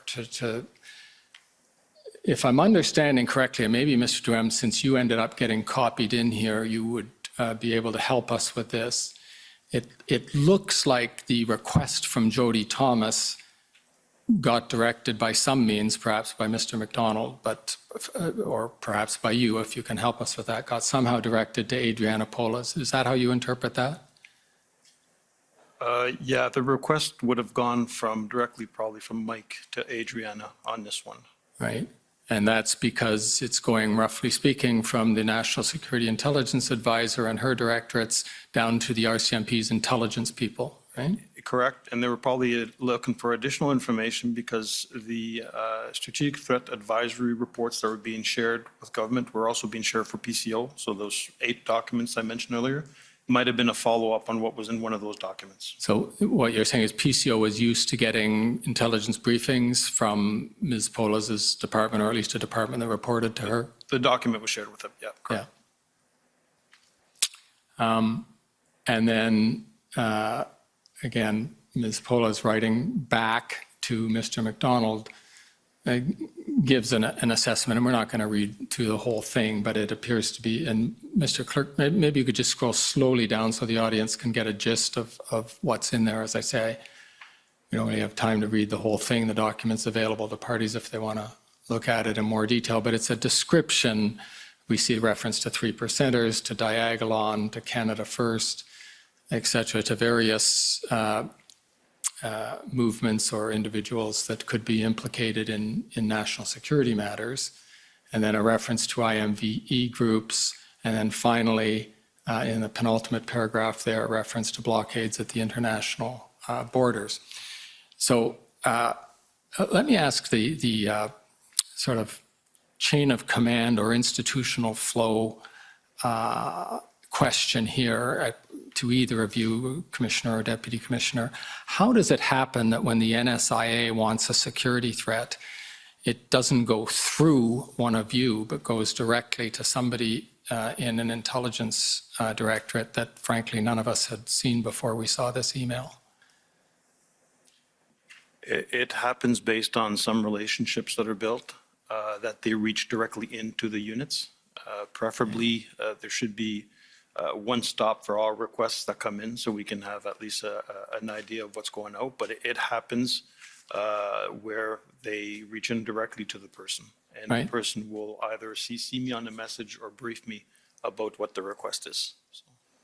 Right, and the point about briefing you is the one that intrigues me. This wasn't just a request for a threat assessment by somebody who happened to know somebody in your department. As I think everybody understood at this stage, the NSIA was giving advice to the government on the invocation of the Emergency Act for the first time it had ever been invoked, and that threat assessment goes straight past everybody to Adriana Polaz, and then straight from her back to the NSIA. And is that how you would have expected things to happen if there had been more time or more attention to conventional channels? So I honestly, I'd have to go through the document in its entirety, because I think, I'm not quite sure if we're referring to a threat assessment. When I'm looking at this, Adriana is explaining some of the signs that we're seeing from IMV groups across the country: flags, posters, stickers. But I'd have to go through the entire document, and it's possible that Adriana would have briefed me before sending it out. But I think one thing that we have to understand is the NSIA, the RCMP is only one organization that's providing criminal intelligence to the NSIA. You have the service, ITAC also has a role to play. So the NSIA is getting information before she forms an opinion, an idea to brief whoever. She's getting information from other departments as well. So we're really, the RCMP is really in the criminal space when we provide that intel. That's fair enough. And as I think we saw, this was a very time-pressured situation. Ms. Polaz was asked to turn it around very, very quickly. Ms. Thomas was interested in very short order, so it might be understandable that corners were cut or direct contacts were used, as you said. I'm just trying to figure out, you ended up getting copied on this, Deputy Commissioner. Did you appreciate the significance of the fact that people under your command were giving a threat assessment, or at least they'd been asked for a threat assessment? Whether that's how you would describe the product they delivered is another question, but were you alert to the fact that this was a threat assessment going from your people to the Privy Council office in connection with the invocation of the Emergencies Act? Yeah, like I said, I don't recall if Adriana briefed me beforehand. And when I'm looking at it, they did produce a product with regards to IMVEs that I see some of the paragraphs are coming from that product. So did she cut and paste the information from a product that was already provided? Just to remind, here are the key messages? Or was it a completely different one? But yeah, no, so I wouldn't be able to confirm if she'd briefed me, or other than just being CC'd on a message. But I'm led to believe that it's a cut and paste from the document that they had produced in the past. Okay, well, I think that's as far as we can take that, unless you have, in retrospect, was there any follow-up by you after seeing this, or any further involvement of Ms. Polaz in this process that we should know about? No. Okay, thank you. Now, we'll switch gears just briefly, though quite significantly, to talk about protests outside of Ottawa. And I'll just ask us all to remember, which means you can remind me too, that Deputy Commissioner Zablocki is waiting, and we don't want to steal all his thunder talking about the work of K Division in Alberta. But I just wanted to talk briefly about the work that the RCMP was involved in with respect to the blockades and protests outside of Ottawa. And the first of these I wanted to ask you about was Windsor. And in the interest of time, we won't go through the whole sequence of events that led up to you getting involved in Windsor, but as I understand it, you received a request for assistance in Windsor, and can you begin by telling me where that came from? That is from Windsor or from OPP or from Ontario? Go ahead. I'll cover that, Commissioner. So an important note, when that request came in, I was sharing an office with Deputy Commissioner Chris Harkins, who's part of the Goal Command with me. And the request went, to my knowledge, the request went directly in from Windsor Police Service to our folks in Ontario for a public order unit or a tactical support group, and with everything that comes with it. So the first deployment of members, and this was to assist with the blockade in Windsor. We sent a total of 64 members initially, and then another 50 members to help contain the grounds once they started moving with their tactical support group. So, and it was led entirely by, I believe, did OPP take them? OPP. Thank you. And can you describe some of the differences between the assistance you were able to provide in Windsor, I'll say, at that relatively early date compared to the ultimate deployment of your public order units in Ottawa a week or so later? Why, first of all, one obvious thing is you had units, as I understand it, available in Ottawa who could be redirected to Windsor. Is that correct? Yes. Yeah, that's correct. So they didn't have to be brought in from the other side of the country. That was just logistically easier to do, correct? It is, and faster because they're already mobilized with all their equipment in one single area. Right.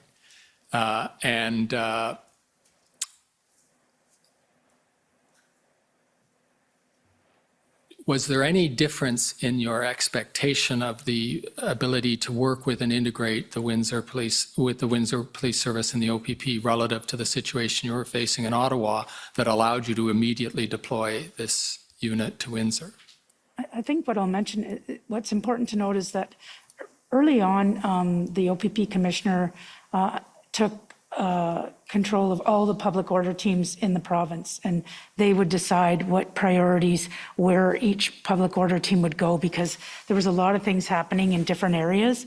So he had announced, and I think Mike might have been on a meeting at that time where he talked to all the chiefs of police or the majority of them, and said that he will do not deploy your public order teams. We will decide what the priority is, and we will deploy as and when necessary.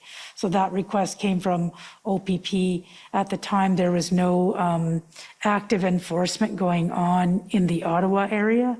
So we felt, because we had a team that was originally from that area, and they might have even been back in their area in Ontario, that we could redeploy them to Windsor. And at the time you made the decision that it was appropriate to deploy these resources to Windsor, did the Windsor Police Service or the OPP have a plan for their deployment, or of the same type that you were waiting to see in Ottawa? We didn't get into the specifics of the plan. The fact that the OPP commissioner was deploying the various public order units, and the fact that he was sort of taking he was in charge of what was happening in Windsor, and they had this enforcement plan. We had advised that we could provide that public order team. So the absence of a plan before the fact needn't be an obstacle to you deploying or at least sending resources to be deployed by another police force. Well, there's always, like even in the early days of the Ottawa convoy, we gave 30 to 50 resources with the idea that there was a plan for those resources.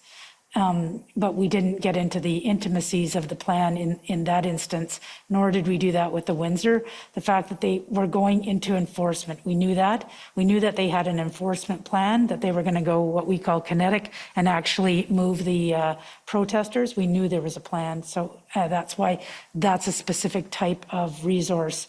It wasn't a frontline group that they were asking for. They were asking for a public order team for enforcement purposes.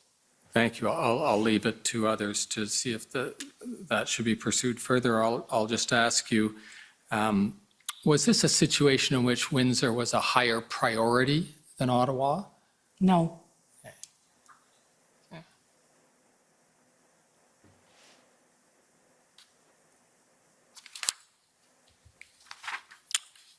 I should add, though,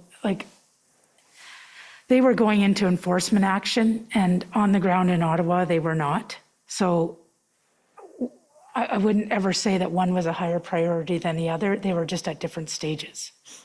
Right. I want to talk, move us over the hump and talk about the operations, the RCMP post-invocation. We are going to circle back on some orphan topics later on, but just keeping in chronological order here. If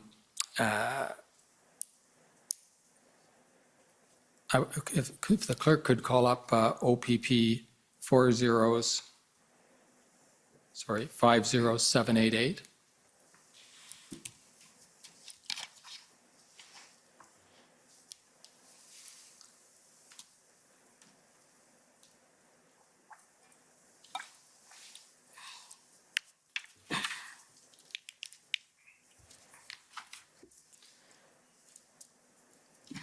Now, this is February 15th, so the Emergencies Act has been invoked, but enforcement action, at least in Ottawa, hasn't commenced on the level that resulted in the clearing of the protest. But if you can, do you recognize these notes do you remember the meeting that these are notes of? Yeah, vaguely remember the meeting, yes. I don't know. These aren't any notes I've seen before. Sorry? I vaguely recall the meeting, yes, but I don't recall the notes. I wasn't given these notes. If you look at the first statement there, you are attributed with saying, and I'll just ask you before I ask any questions about it, make sure I ask you if you agree that this is what you said. We all need to succeed, need to get credibility and maximize the regs. We are here to help in any way we can. First of all, does that accord with what you, or at least the message you remember giving at that meeting? Oh my goodness. I don't think people appreciate the amount of meetings we had. I could have very well said something to that effect. We were now going into enforcement. That was the beginning of the enforcement stage. So it was, you know what, this is time for us as police to get credibility back for not doing anything for many days. And we all need to succeed. So let's, use the regs and anything we can do to help. It would sort of been just a little bit of a pep talk, but to ask me if I recall, if that's exactly what I said, I honestly couldn't tell you. And then acknowledging that you're at the limits of your recollection here, the expression that I wanted to ask you about was maximize the regs. And can you tell us if that? Well, it's all about, like I said, reducing the footprint so that when we go into enforcement, there's as few people as possible. So not because we had the invocation of the Emergency Act, let's not have people come into the protest area. Let's make sure there's no kids there. Let's make sure there's, motivating and incentivizing people to leave so that we can get down to the minimum amount of people in the footprint. So when we enforce, it will be much safer for everybody involved. And that was kind of the essence of the plan.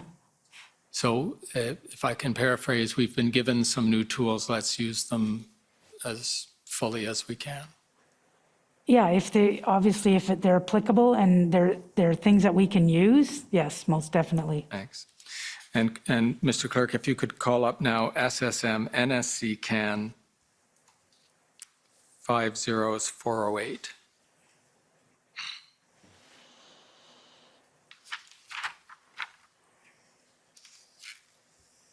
These we will see when they come up.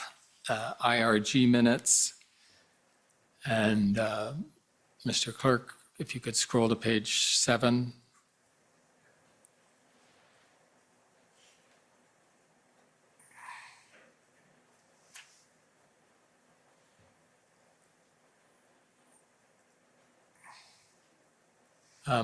And if I can go draw your attention, Commissioner and Deputy Commissioner, whichever of you might be able to answer this question. The right-hand column, the first row, so we're the word law enforcement in Ottawa. You see that? Mm-hmm. It says, law enforcement in Ottawa, comma, have been able to secure perimeter successfully without a need to employ any designations through the EA. Can you explain what that indication there is? What date is this? This is the February 23rd IRG meeting. Okay, so that would refer to on February 18th in the early hours of the morning before activating our operational plan, we were able, the gold, silver, bronze, able to set up a control access zone, which is a perimeter. Ottawa Police Service had the lead on that and used existing authorities when they put it in. So we did not use the act specifically for the control access zone. They do it during the Canada Day, they do it during other events in Ottawa. So they use existing authorities to put the fence up, to put the perimeter up. Thank you. That's very helpful. You're not going to get off the stand without talking about tow trucks. So if I could just ask you a few questions about that. As I understand it, Commissioner Lucky, you were under the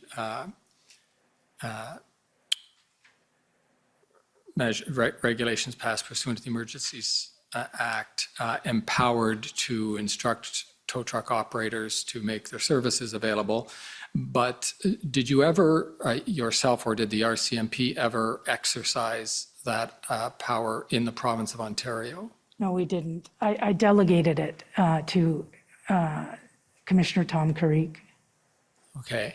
And if you can just help us understand what that means. You have the power, but you are able to, at least as you would have understood it, lawfully hand that power over to Commissioner Carrique. Is that right? Yes, I was allowed to delegate it. So in the event, let's say we didn't use it in RCMP jurisdiction, but if Commanding Officer Curtis Zablocki needed that authority, I could have delegated it to him, which I didn't, because things were solved before that happened.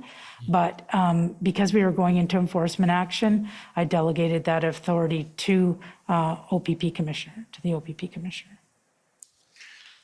Other than delegating that authority to the Commissioner of the OPP, were there any other delegations you made of that power? No. And you didn't exercise it yourself? No.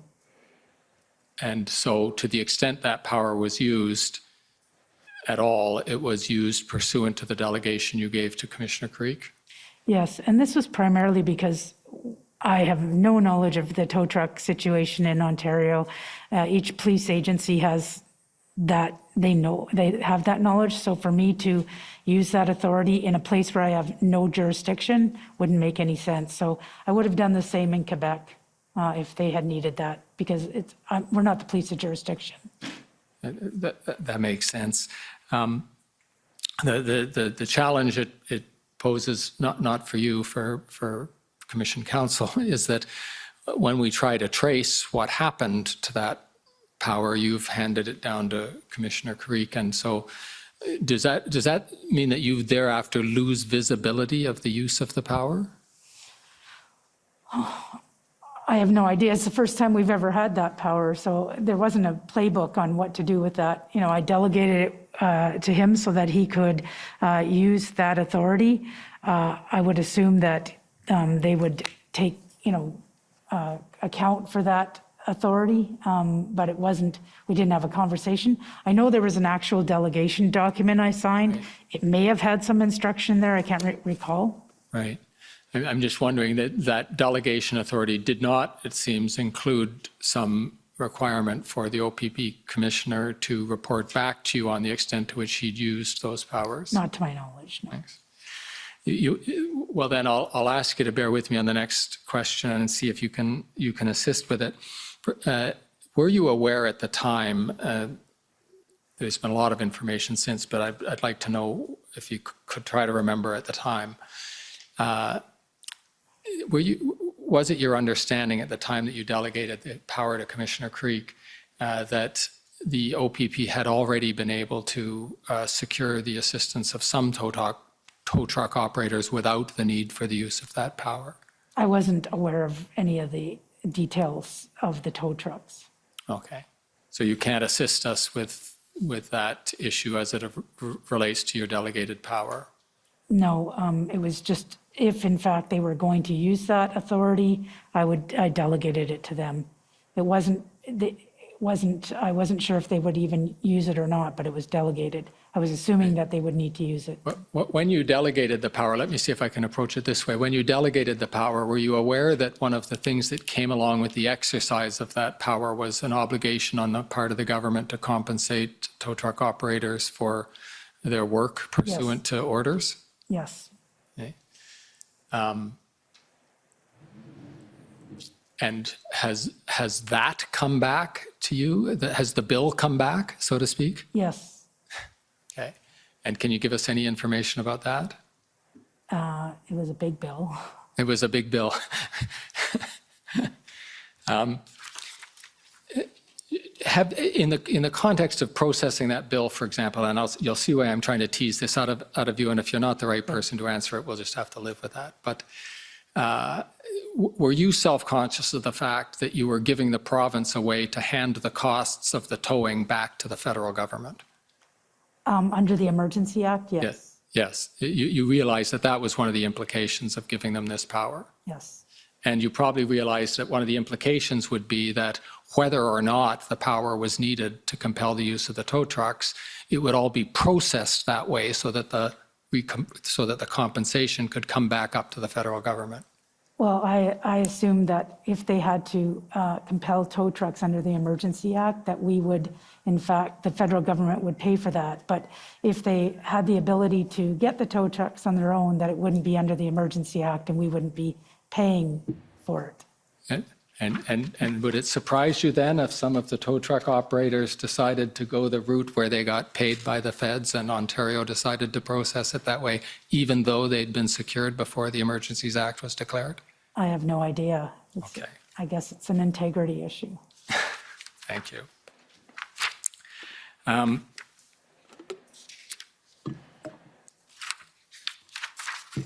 Mr. Commissioner, I do believe I'll finish by lunch. There's one other issue I wanted to pursue. Well, there's a number of issues that are going to have to fall off the agenda, so to speak, here because of the time. But there is one other topic I wanted to explore before we break for lunch, if I may. I realize I'm a bit over my time, but may I take that? Okay, well, yeah, you're a bit over your time, but we'll let you go to lunch. Okay. And you I do figure believe out what's priority in what's remaining. I am prioritizing here.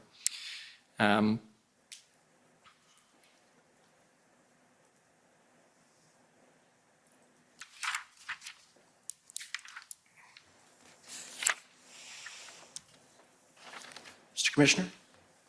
Yes. Is it possible that the Commission's counsel could be given more time without taking away time from parties. There was other records discovered last night, for example, being 113 pages of the Deputy Commissioner's notes that are extremely important. I don't know if my friend is wanting to deal with those. I'm guessing he probably does. Subject to any of the parties' objections, as long as I didn't lose the 20 minutes we have, I would be happy for my friend to keep going. It's a very important issue, and these witnesses are probably two of the most important witnesses this commission will hear from during this entire proceeding. There was never a question of shortening cross-examination time. As anyone goes over, I don't take it from anyone else unless there's been an agreed upon trade. If you're willing to give up your time to the commission, that would be the only way you would lose it. What I'm saying is I think the commission counsel should be given as long as he needs in order to complete what he needs to complete and not remove things from his agenda. That's all I'm concerned about. I appreciate Mr. Miller's concern, and Mr. Commissioner, I'll say to you and through you to Mr. Miller, though those notes did just go up on that particular database, Commission Counsel did have access to those notes, and as a matter of fact, I'd recommend to parties that they review the interview of Deputy Commissioner Duhem, the witness summary as it's called, because that summary was specifically for the purpose of pursuing those notes. So with that in mind, Mr. Miller might be able to focus his conversation on the parts of those notes that he considers important to you. Okay, thank you. If we could pull up the Teams chat, which is at BBNSC CANS 408040.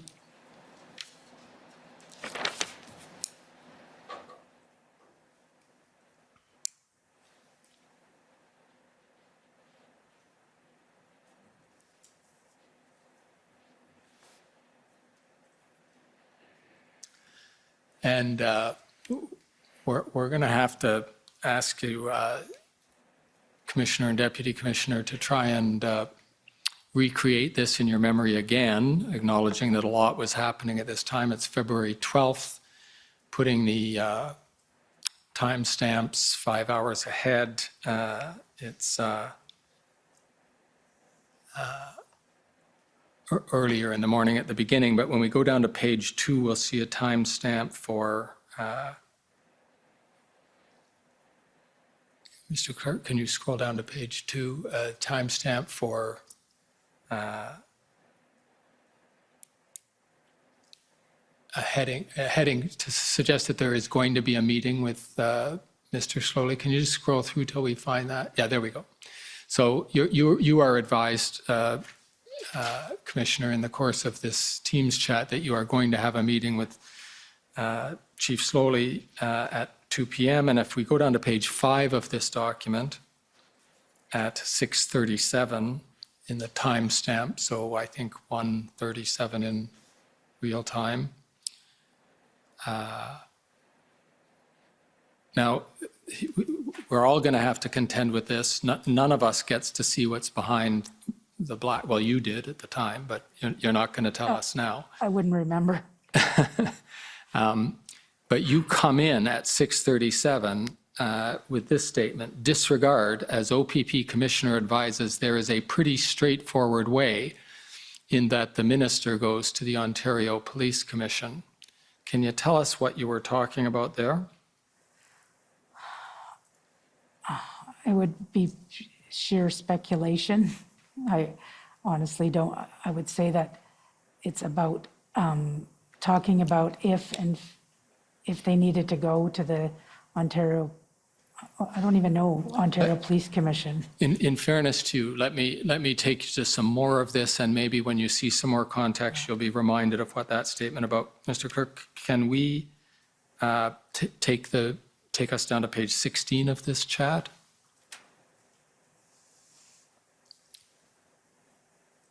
And there's the statement, I don't get it. I didn't get it. And I'll read that out. This is you, Commissioner Lucky speaking. I don't get it. Are they going to the province or not regarding PS, which you'll probably agree with me is a reference to Peter Slowly?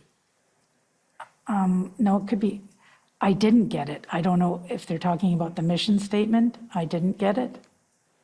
That's how I'm. Sorry, I didn't get it correctly. Yeah. In other words, you didn't hear what they were talking about, or you didn't understand what they were talking about?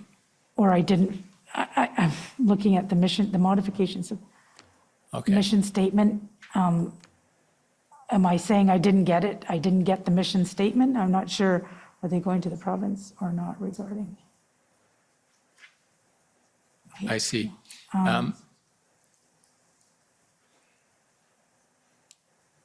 Can you scroll? Yes, please, Mr. Clerk, please scroll up to help Just Commissioner to see if I can jog something in my memory. Yes. And maybe Clerk, go to the next scroll along so that she can follow the context of the point that I just put to her. Integrated planning, so.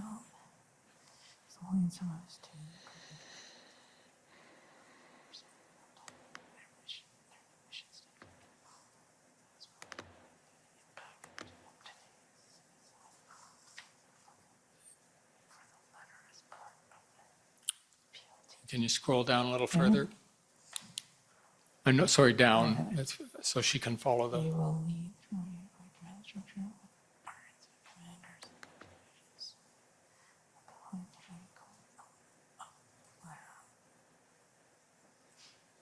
Mission statement. I don't know what he means by the modification is simply at the high political element of the plan. I didn't get it. Are they going to the province or not?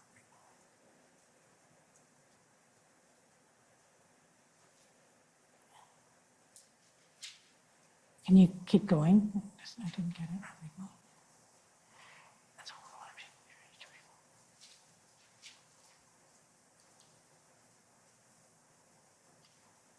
I have, honestly, I have no idea what that all means. Like, I can understand what some of the comments mean, but I don't know the context.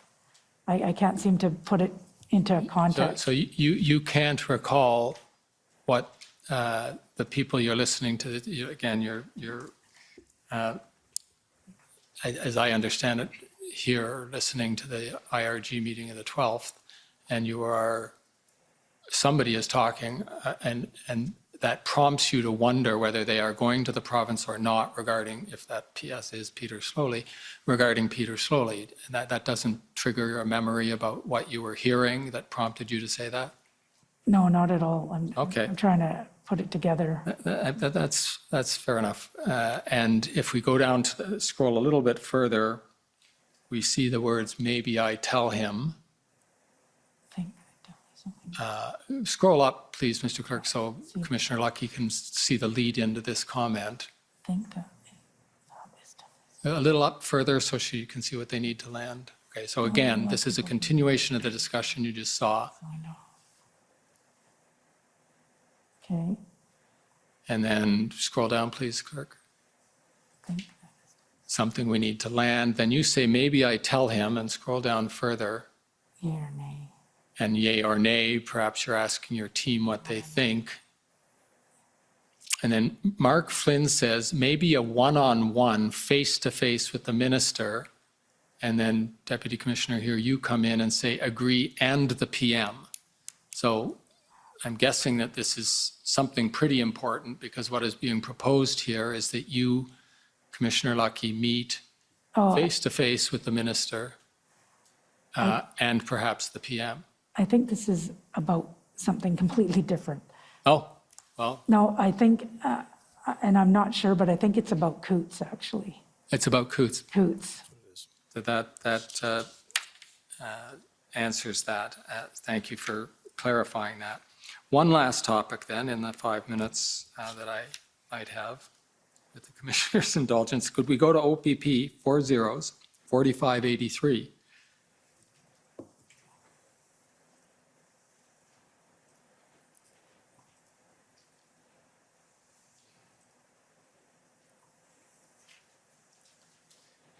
This is a long document, and perhaps, Mr. Clerk, if you can find page 52.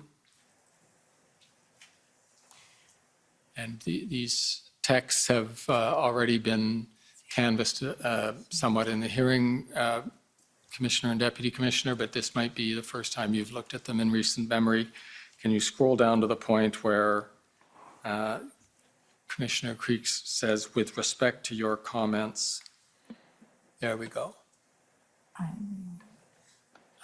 So again, to orient ourselves, as I read this, the green is Commissioner Creek and the blue is you. And this, do you recollect this exchange? And I'll ask the clerk to scroll down so that she can read the rest of her input to this.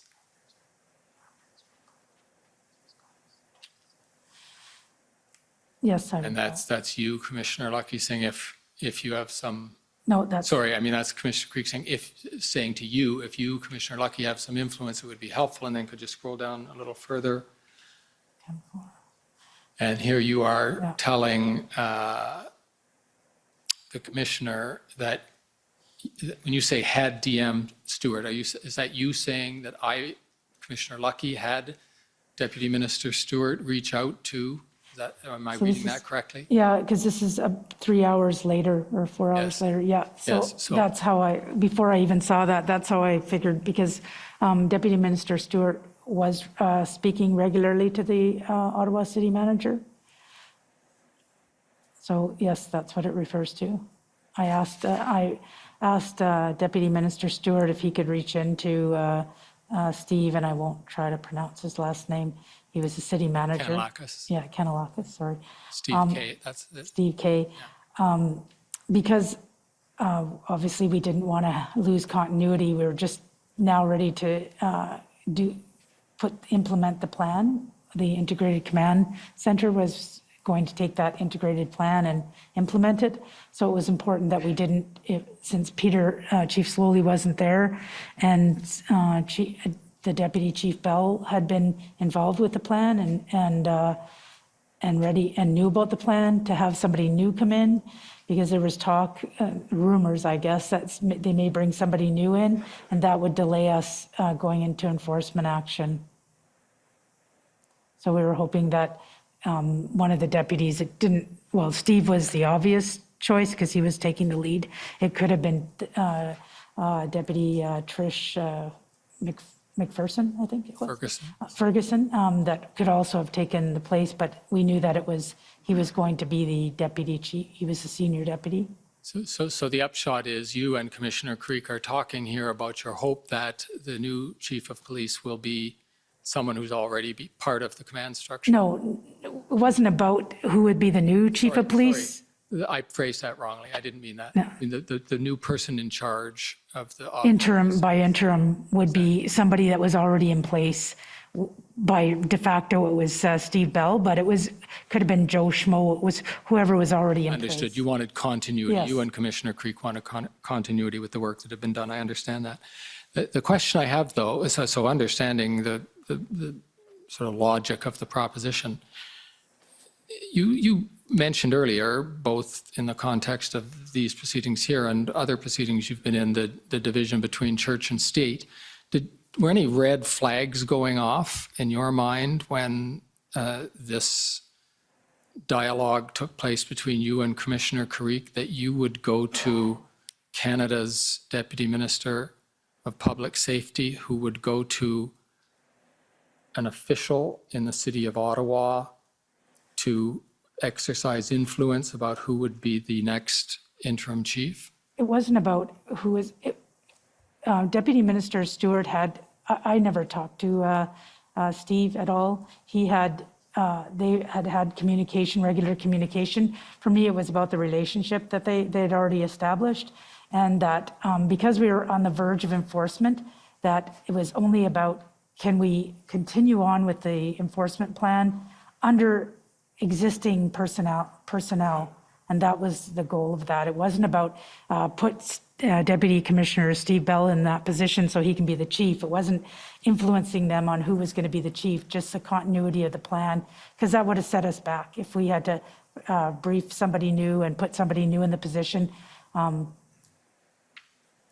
I didn't look at it in the eyes that you're looking at it. Now acknowledging that for the reasons we discussed before and your structure and relationship to the people you report to, you wouldn't have been familiar perhaps with the way that the Ottawa Police Services takes its direction. But it didn't occur to you when you were putting in place this communication from your deputy minister to an official, a senior official at the City of Ottawa, that an option would have been, if such an approach were to be made about the importance of continuity, that it would have been better placed to the Police Services Board? Yeah, like I said, I didn't know how their structure worked at all. It was just a connection into Ottawa Police, or that's the person that they were dealing with. I didn't understand the board concept. If I can summarize, you had an important message to deliver, which was that continuity in command was important, and you used a connection that you knew about to deliver that message. Yeah, just that it would be preferable. Ultimately, the decision is theirs to do what they wish, but we were on the verge of enforcement, and it would be preferable if we had somebody who was already in the chair, knowing what the plan was, so that we could move forward, because it was literally, what was this? The 16th, which is on the Wednesday. We were full-blown going into the plan, and to stop that, and knowing that the weekend was coming, we had changed. That plan was originally supposed to be a 4-day engagement plan into enforcement, but because we had a late start on it, we only had 2 or 3 days before the weekend was coming, so time was not on our side. Right. So the message makes sense. And as I say, the path you took simply because it was a connection you knew already existed between Stewart and Cadillac. Yes, exactly. Okay. Thank you, Mr. Commissioner. Those are my questions for this panel. Okay. So thank you. So we'll take the lunch break and come back at 2 o'clock. The commission is in recess until 2 o'clock. La commission est levée jusqu'à 14 heures.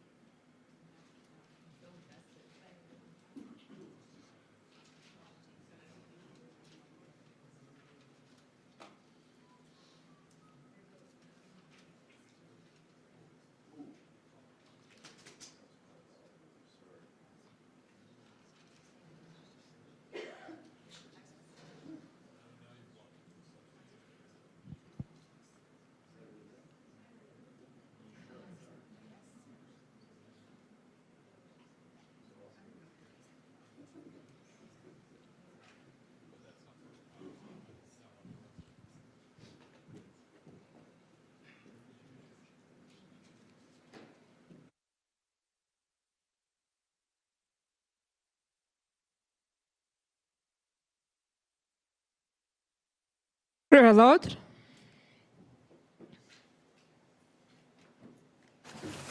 The commission is reconvened. La commission reprend. Hey, good afternoon, bon après-midi. Oh, okay. We're ready to go then. Go ahead. For the record, my name is Brendan Miller. I'm counsel to Freedom Corp, which is the corporation and entity that represents the protesters that were in Ottawa in January and February of 2022. First, both of you, thank you for your service, and thank you for testifying here today. So I just want to begin by doing sort of a housekeeping matter from yesterday, but I'm going to use you folks to do that. If I can bring up document SSM.CAN.0000283_REL.0001.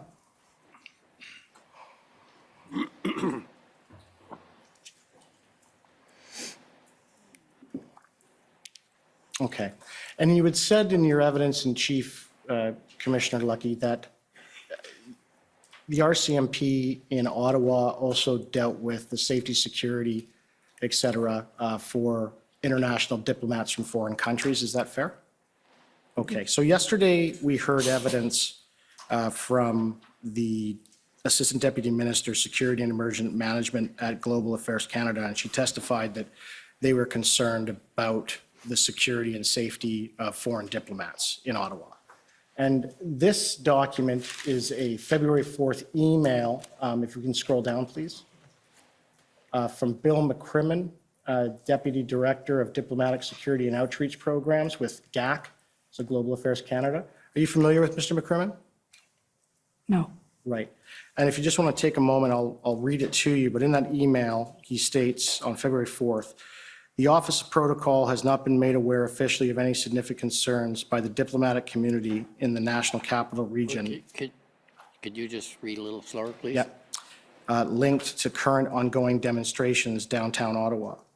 The RCMP Protective Operation Assessment Unit advised that there is no particular concern at this time for the diplomatic community. Some foreign missions have requested that the RCMP conduct security assessments. However, no specific concerns have been identified. Several missions have informally raised issues and inconveniences with the Chief of Protocol that have been affecting their operations related to limited access to buildings, block streets, noise impeding their work, and the odor of diesel fumes. The Office of Protocol, in brackets, Diplomatic Security Liaison Unit, close brackets, remains in contact with the RCMP and will advise of any significant concerns affecting the diplomatic mission. And can you agree that as of February 4th, that was the assessment also of your office? I'd have to see our assessment, but if he's saying that the RCMP said that. Right, and I take it that though this is February 4th, this situation as described here remained the same throughout the whole protest, did it not? I can't speak for sure. I don't have any of the documents. Okay, and yesterday, the Assistant Deputy Minister, she couldn't give us any other information other than a blanket statement with no evidence or information. So is it fair to say that if there was actual evidence or information? Excuse me, I don't think that that's a fair description of the evidence that was provided by the witnesses yesterday. All right, I'll rephrase it. So would you say then that you would have no more further information with respect to specifics than the Assistant Deputy Minister did yesterday? I don't know what the Assistant Deputy Minister said yesterday, but what I can say is I would have to look at the RCMP threat assessment documents or any of the requests to know what the threat environment was throughout the convoy, just to be fair. Okay. Now, Commissioner Lucky, I'm going to ask some pointed questions on the next following set. Now, Commissioner Lucky, can you agree that under the RCMP Act, it doesn't provide sufficient independence from political, executive, and political interference from your office? Is that fair? Well, I assume it does, but others don't. Right. And you know that from your appointment as commissioner under Section 5 of the RCMP Act, that appointment is what's referred to at pleasure. You understand that? Yes. And you understand that that means that the governing council, on a recommendation from the political executive, the prime minister, cabinet, can remove you at any time at will without reason, right? And this is different than what's referred to as an appointment of good behavior. You understand what that is? Yes, not intimately, but And an appointment of good behavior, you at least understand, requires actual grounds of misconduct to remove you, kind of like a judge, right? You get that? yes. Right. And for example, I take it you're aware of the former SNC Lavalin, Jody Wilson-Raybould scandal with respect to the Director of Public Prosecution Services of Canada. That Public Prosecution Services Director, you're aware that they're appointed at good behavior. They're not subject to being removed at will. You're aware of that? No, Okay. And you understand, I understand you have an understanding of the SNC Lavalin, Jody Wilson-Raybould scandal, though, do you not? yes. Right. And the issue with that is that the political executive trying to use Ms. Raybould Wilson essentially tried to skirt the act with respect to advising prosecution services on how to conduct themselves. Is that fair? Yes, I guess. Okay. I'm not intimately familiar with. Right. And the problem with that is that act, you know that any direction from the political executive via the Minister of Justice, the Attorney General, that seeks to compel the Director of Public Prosecution Services to do something, it has to be through the legislative process, and then whatever they direct them has to be published in a gazette within 6 months. Are you aware of that? No, All right. And you agree that your Office of Commissioner has no such safeguards, does it? no, And you know that the common law in policing is that you as commissioner and other chiefs of police throughout the country and the common law world really are to be 100% independent from the political executive. yes. And you agree with me that the political executive, I would say, though, we do get direction on the administration side of the policing, but not the operational side. right. And you can agree with me that the political executive should not be placing undue pressure on you or directing you what to do with respect to policing other than the administration part. as Yes. you mentioned. Right. And it's not true, it's true, and I'm not trying to poke, but it's public knowledge that previously the political executive has asked you to do certain things in investigations, such as release information that could undermine an investigation. You remember that? You'll have to be more specific of what you're referring to. You agree that happened when you were asked by federal ministers to release the form of firearms the RCMP in Nova Scotia knew were used in the mass shooting while the investigation was ongoing? Remember? But what are you referring to specifically? I'm referring to the issue with respect to releasing the forms of firearms for the purpose of furthering the legislation. There was no pressure to do that. Right, but the minister asked you to do it. No, the minister asked me if, in fact, the information about the firearms would be part of a media release. Right, and when He didn't ask me to put that in there. Right, and when it wasn't, there's the transcript and the recording with respect to that, that you had said to some of your colleagues, why couldn't this have been done? The minister asked for a small ask, why wasn't it done? That's not the context in which that was taken. Okay. Now, I take it that, would you agree that the executive branch of the federal government, both yourself and you, Deputy Commissioner, they tried to tell you what action to take during the protest, didn't they? Sorry, they asked us to what? They tried to tell you what actions to take in policing during the protest, did they not? Absolutely not. Did they not ask you, they wanted you to take it over? No, Right, so the clerk of the Privy Council and you, Assistant Commissioner, did not have a phone call on February 3rd, 2022, recorded in your notes, where they said that we need to take this over. Yeah, but saying it and doing it is two different things. Right. Can I take you, can we please bring up document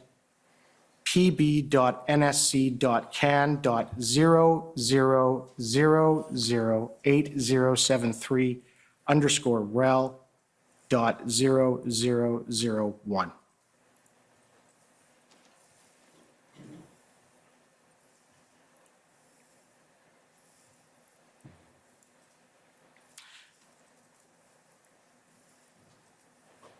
Okay.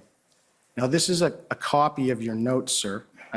There's two copies of your notes. The one that my friends had been referring to in your summary statement, Just so you're aware, that's document 8073. This is the other set, or that was document 8074. There's another set, and there's some highlighting that you've made in these notes, and I'm going to take you to it. Beginning first, we'll go right to the February 3rd note.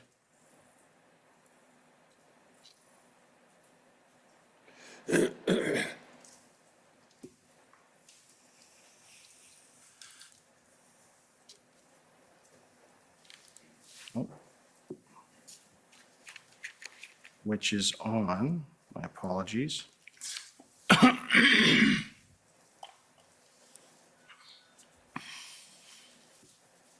Fourth. I believe it's 19. If we can go to page 19, please. All right, so we'll begin at the top that says February 3rd. That's the note for the day. Mm-hmm. If we can scroll down.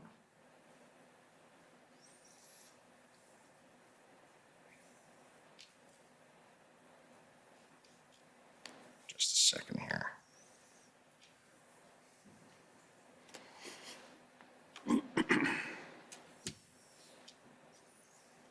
Just keep going. Oh.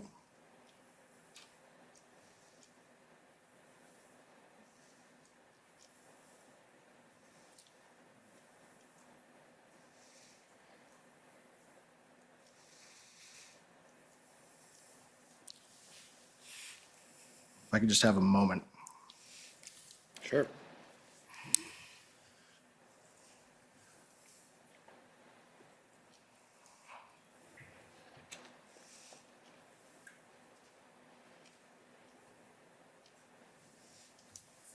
And so just for your understanding, this was the record we found that was deposited over the weekend. That's why I'm having a little trouble navigating it.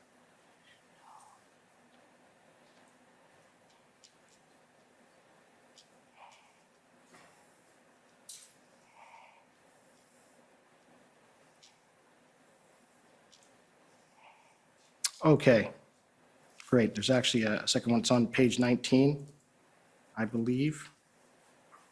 That's the Min's call. Well, we'll start with this one. And this is the minister's call at, I'm going to scroll up. Right, so 12:30. And that's the minister's call. And I take it that the Minister of Public Safety and the Minister of Emergency Preparedness is on that call with you? I would have to check the minutes, but I just have minister's call. Normally it would be Minister Menachino, sometimes Algabra, and I see Blair a little further down. That's correct. Right. So, and there it states, question, Mendocino's observations and non-policing response, seeing way more, or seeing way, can you tell me what that says? Saying way more traffic, can't make out the last word. Saying way more traffic.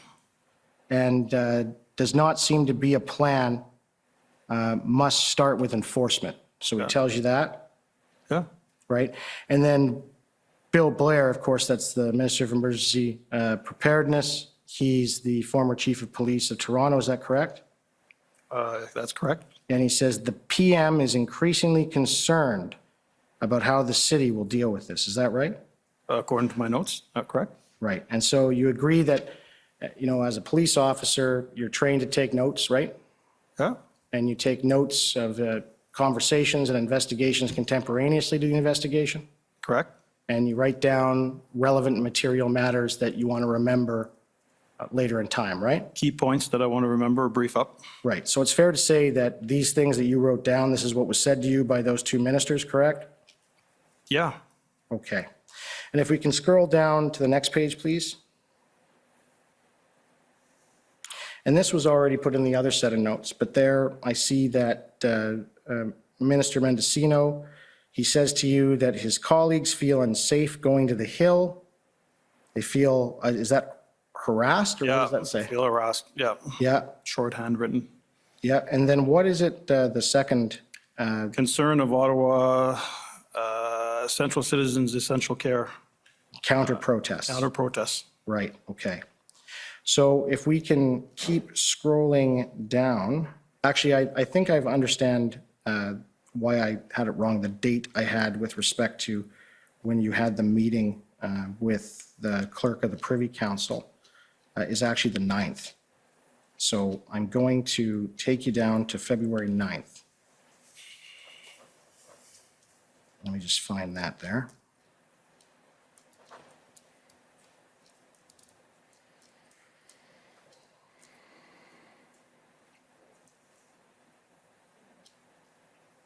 And that's 41, page 41.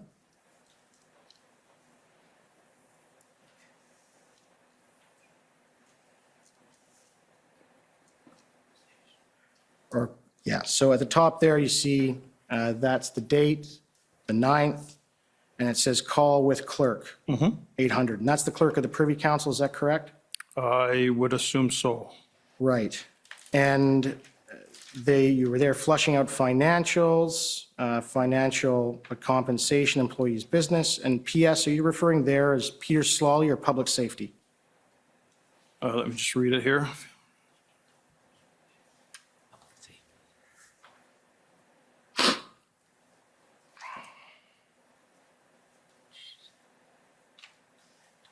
I'm not quite sure if that was public safety or Peter Slowly. Well, it says. I'm guessing if it was the clerk, it's because it's public safety. Right, so feels organized. What's that word right after the period? In organized? Ambassador Bridge. Ambassador Bridge. Want to just read it out for me? Feel organized, Ambassador Bridge, stretched OPP, incremental success, OPS, working at incremental, very small things. Chief, 48, 76 hours to gather the troops. Right, so at the time, at least on February 9th, I take it that you thought the OPS was doing an okay job. Is that fair? Remind me of that date? That's February 9th. Not necessarily saying that they were doing a good job. Right, but they were making incremental. Well, that's what we've been shared. Right. But still, it was difficult to understand what those incremental gains were, or very small things that were done. And the clerk responded to you that we need to take this over. Do they know what this means? No, and I'm not quite sure. There's probably other people on the line. I just said the clerk said we need to take this over, and not necessarily speaking to me. Rarely do I brief the clerk alone. We need to take this over. Do they know what this means? And again, I think there's a lack of understanding of how it works when you're looking at jurisdiction when a comment like that is made, just like when minutes. Right. But the clerk of the Privy Council is the highest ranking civil servant in the entire federal apparatus, right? They're the equivalent in provinces as what's called the DM, the deputy minister. She answers to the prime minister and the prime minister alone, right? My understanding. And so on February 9th, she's telling you that the federal government and yourselves, the RCMP, have to take over. Okay. And then we'll scroll back up to the top, if I can. I'm just going to go through this in order. If we could go to page 11.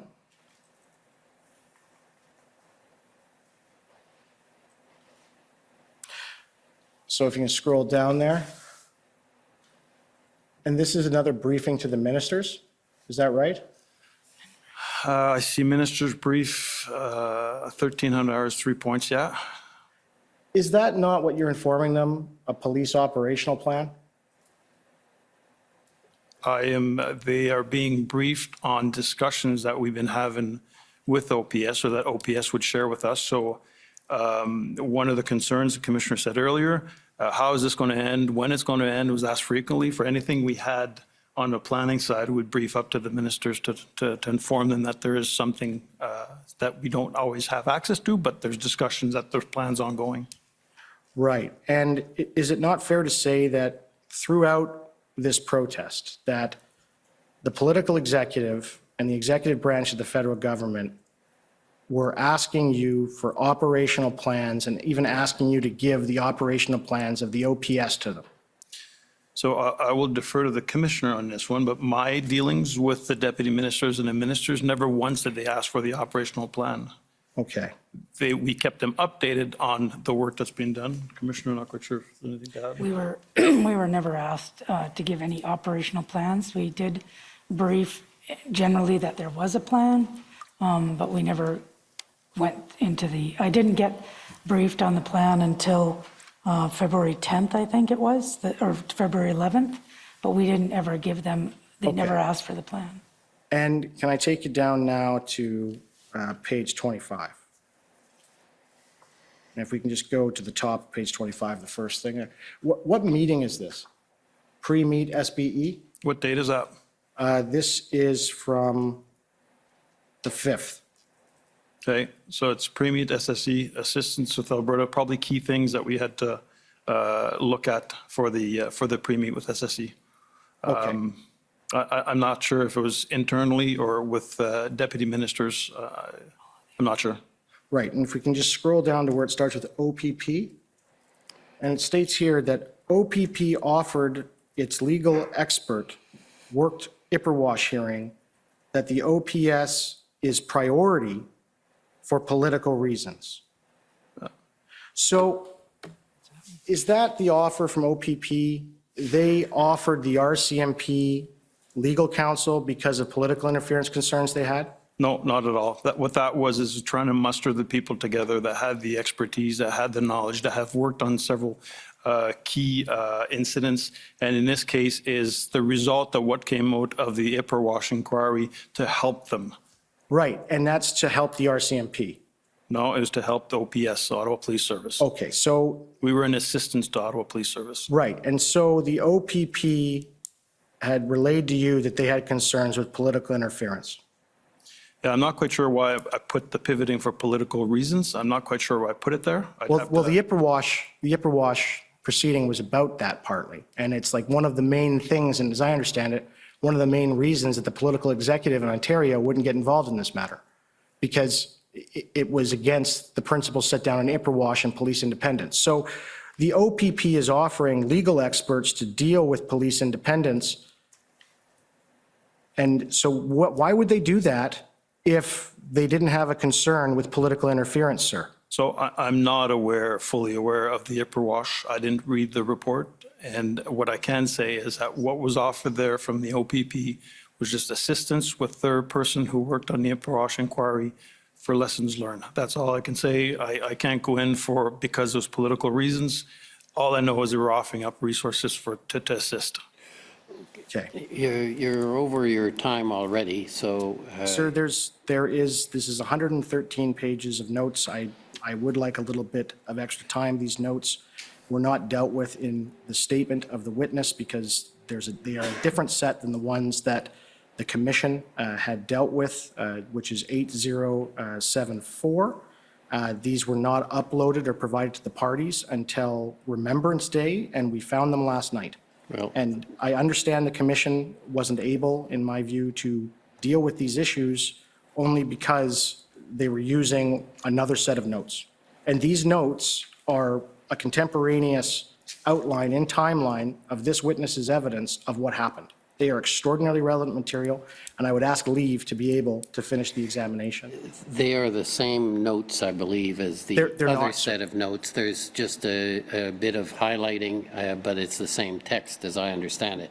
But in any event, there are 16 other people who want to question this panel, and it's a matter of organizing your exam. I must say I didn't interrupt when you were examining about the proceedings in Nova Scotia, but that was not exactly relevant for this hearing. Right. If I could take, if I could ask this, I'll finish up. If we could go to page 38 of this document.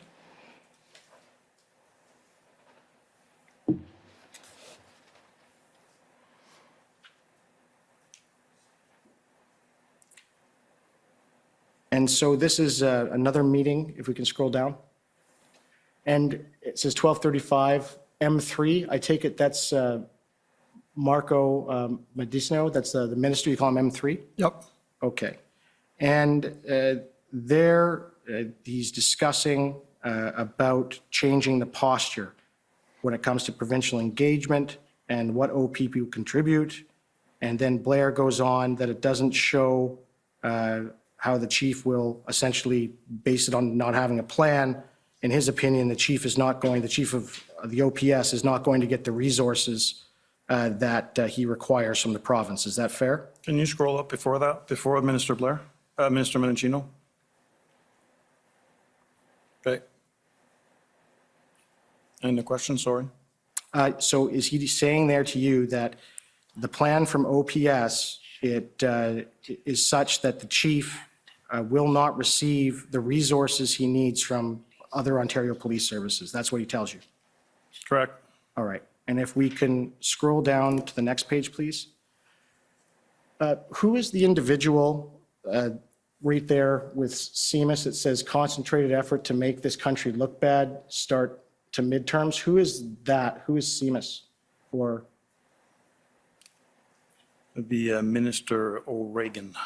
Minister O'Regan. Okay. So he tells you that I take it that the convoy and the protesters are a concentrated effort to make the country look bad? That's what I wrote down on comments that were made, yeah. Okay. And I'm almost finished, sir. If we could please go down to page 45, please.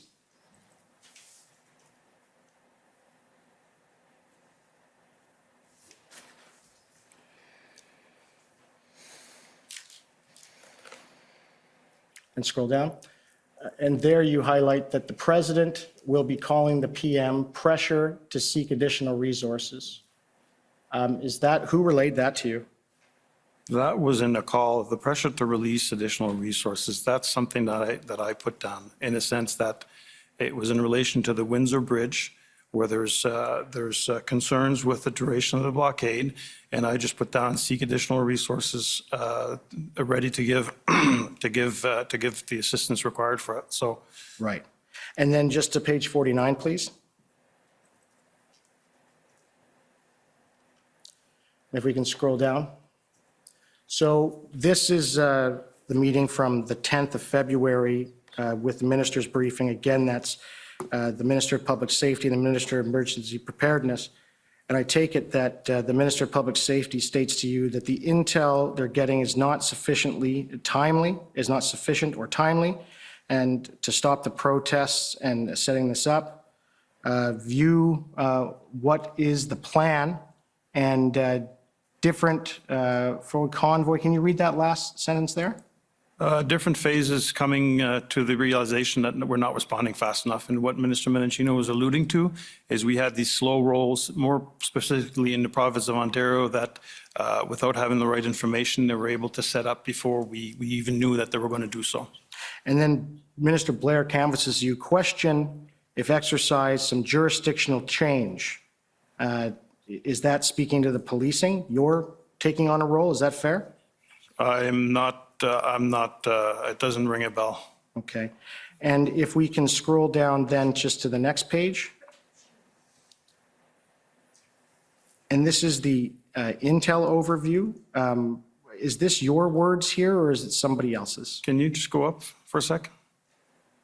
That would be from someone else. Okay. And is it from, it says OPP on the side. Would it be fair to say that's Commissioner Morris? That would have been a meeting, I wrote down OPP and OACP, a meeting that I believe is a meeting with that was chaired by the Commissioner of the OPP with representatives of the Ontario Association of Chiefs of Police Association. All right. And was there anyone from the federal government at that meeting? Other than the RCMP was present, I'm not aware of anyone else. Okay. And the intelligence that Commissioner Morris provided you there is similar to what he's testified about before this commission, was that these were normal people and they were essentially resentment to the Trudeau government for COVID measures and multiple groups, et cetera, right? Yeah. Okay. And so can I take you down to, this is February 11th? Okay, you're going to have to wrap up. Okay. I've been... So I will go then right to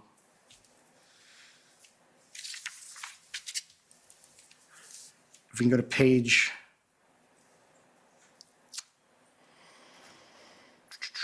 The one with, I believe it's the 13th. You actually had notes of the IRG meetings.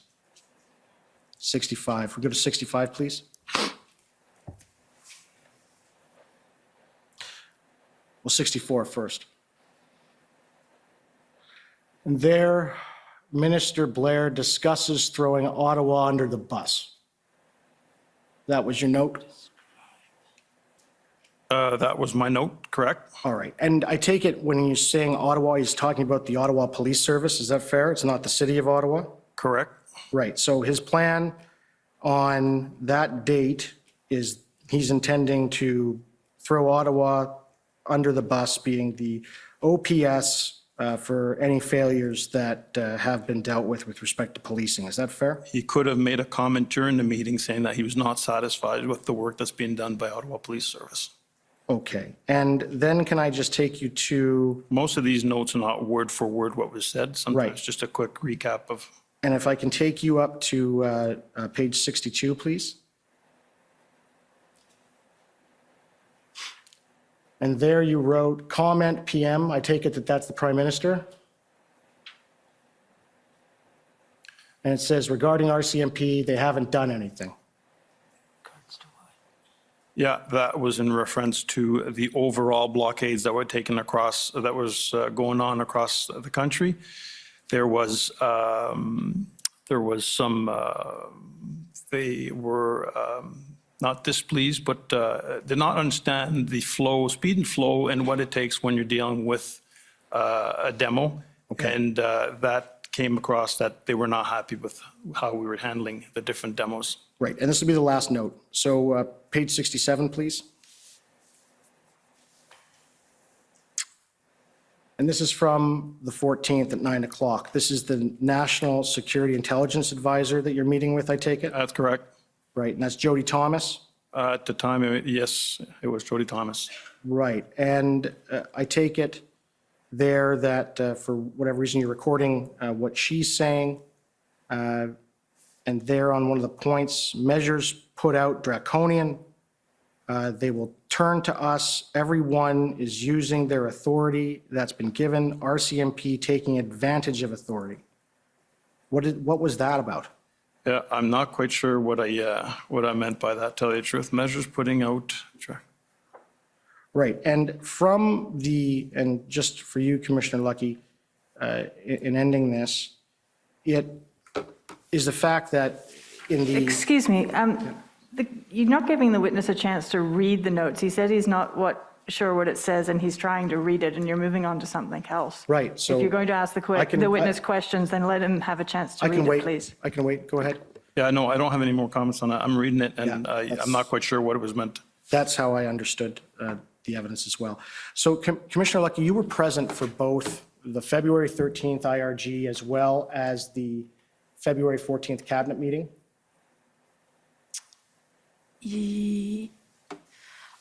Yes, I think there was, the cabinet meeting was on the 13th. And, well, yeah, and so the IRG meeting, they, according to the text messages and the messages that we've reviewed, they never even asked you to speak.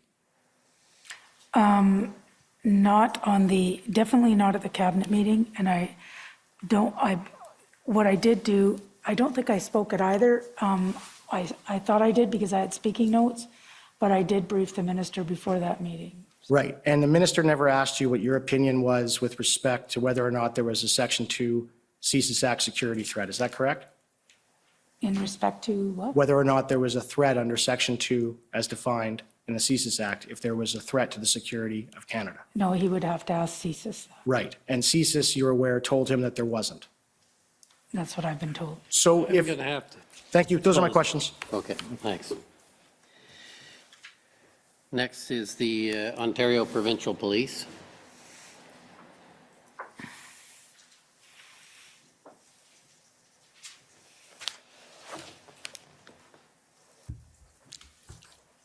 Good afternoon, Commissioner and Deputy Commissioner. My name is Chris Diana. I'm counsel for the OPP. We've heard some evidence from Commissioner Carrique that, Commissioner, he worked very closely with you throughout the convoy time period. Is that correct? Yes. And we've seen some of the text exchanges between you and him. So is it fair to say that you either spoke with him or texted with him pretty much every day during the course of this event? Very often, yes. And it's fair to say that you worked together to help support former Chief Slowly in trying to manage the Ottawa event, correct? Yes. And in particular, Commissioner Carrique had probably more kind of one-on-one dealings with Chief Slowly than you did. Is that fair? Yes. And ultimately, your mutual cooperation with Commissioner Carrique helped lead to the development of the integrated planning team. Is that fair? Yes. Where both provided subject matter experts to make sure that there was a way to resolve the Ottawa occupation. Is that fair? Yeah, that was our goal. Now, I believe it's in the institutional report that at no point did you ever ask for the invocation of the Emergencies Act, correct? Correct. But you were asked, though, what tools would be useful, correct? Yes.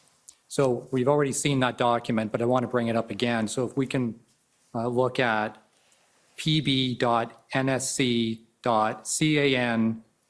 403256, please.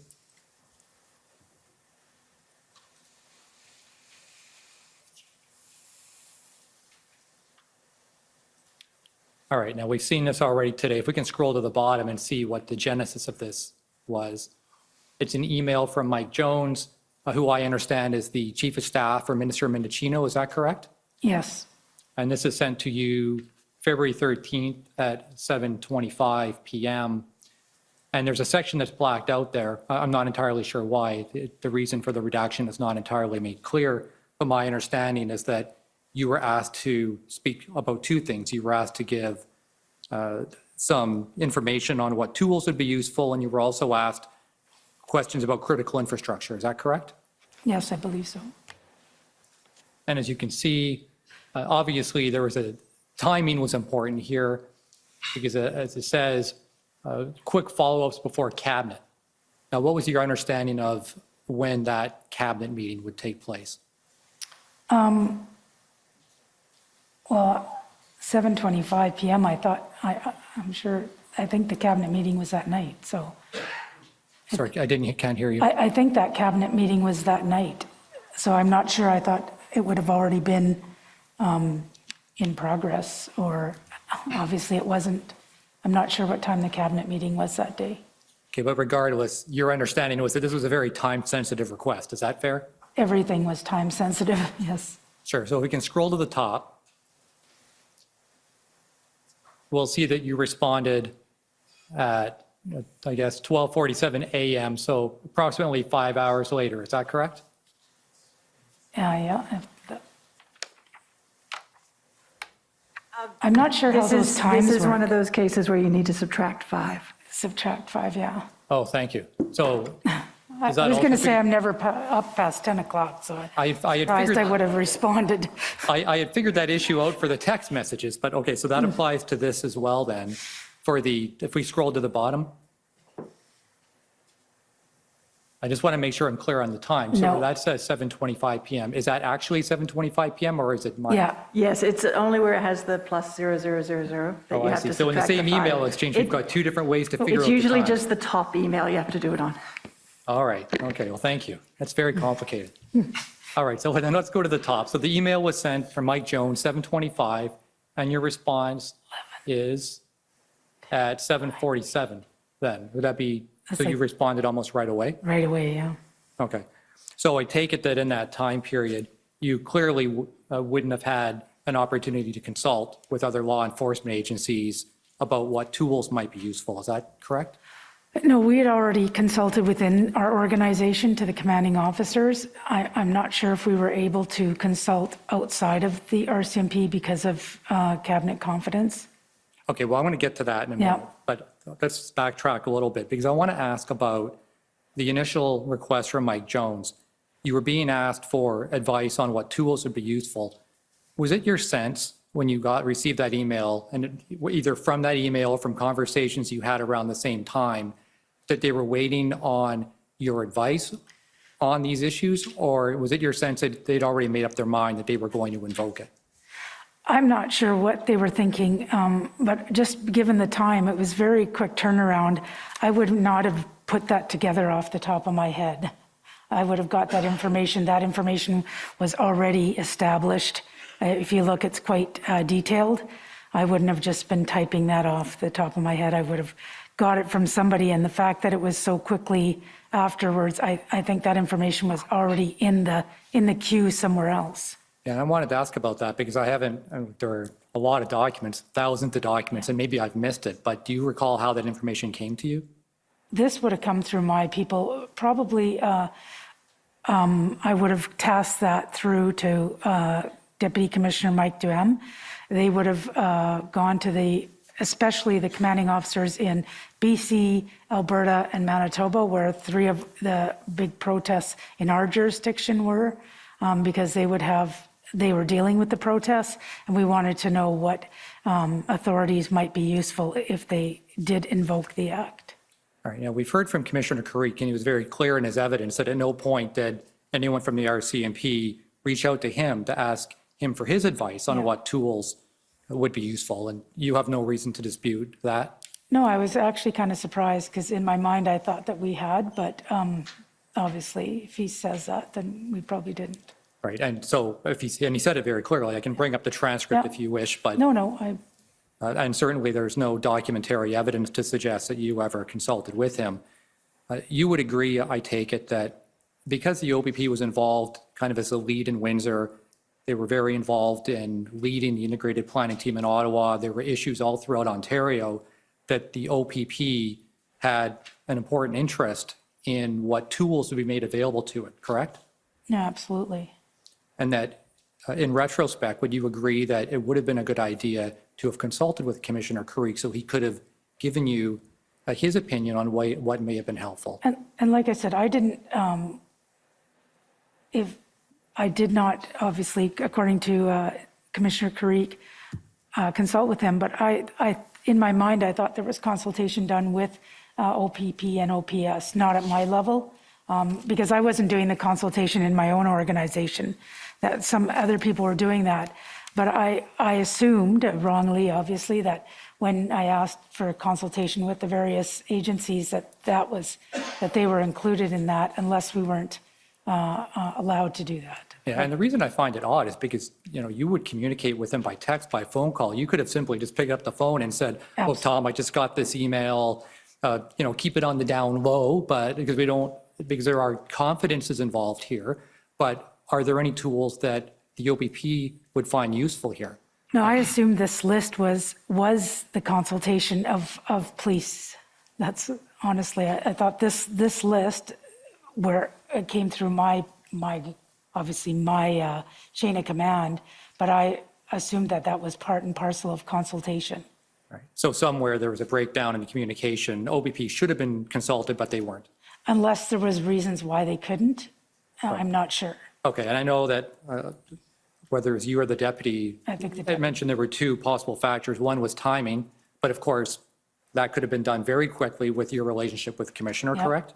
Yes. And the other issue was matter of confidence, but we all know in policing that confidential information between police services is shared. And I take it that you would have trusted Commissioner Karik enough to have that conversation with him, correct? It depends. Like, cabinet confidence is quite, policing information is one thing, but because it's our information, so I can say that I can share that, but when it's not my information, I'm not at liberty to share. Right, but you could have done it another way. You could have said, Commissioner, there's some consideration about the Emergencies Act. Yeah, there's probably.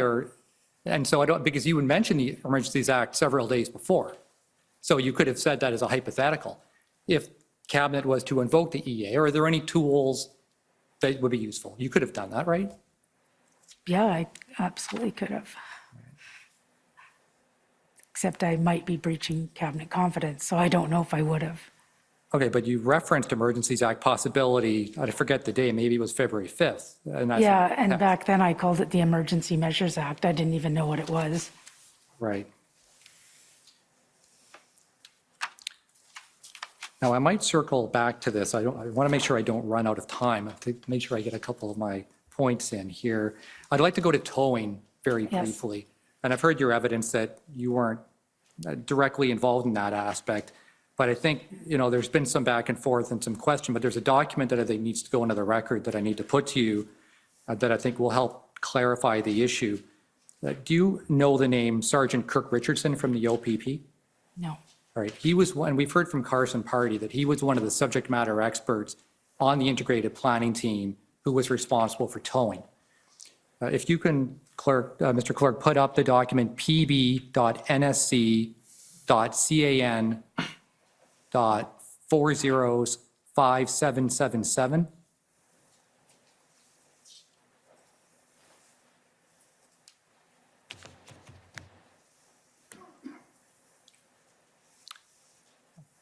All right, so you can see that there's an email exchange here between some folks in the RCMP. Kelly Bradshaw, Deputy Commissioner, do you know who Kelly Bradshaw is? Yes. Oh. Yeah. Kelly Bradshaw was an RCMP member responsible for financial crime unit. And I believe there's already been reference to Mark Flynn. If you can scroll down, please, so we get the context of this email exchange further down. All right, so stop there. You'll see Kelly Bradshaw. This is to an email to Kirk Richardson from the OPP. Hi, Kirk. I am being asked the following question. Did OPP use Emergencies Act on tow companies yesterday in Ottawa? So if you can scroll up for the response, and this is from the subject matter expert that was dealing with this, and you can see his response on February 20th. He writes, hello, the tow contractors used for the operations to clear the protest areas were approached to see if they would provide service. The heavy tow providers, 2 companies, both are contractors with the MTO. The light duty tows were arranged by Ottawa Police. I am not sure what the arrangements were related to costs. I do not believe the EO was used to make them tow, but it was referenced in relation to protection and compensation if damage occurred related to the protest. Now, I take it you wouldn't have any information to contradict that from the subject matter expert? This is the first I've seen this information. Right. And you have no reason to doubt the accuracy of that? I can't refute it or accept it. I have no idea. I've never seen this information. Okay, that's fine. I want to take you to your witness summary, please. And the reference for that is, I have it written somewhere. If we can go to the RCMP witness summary, which is WTS 69.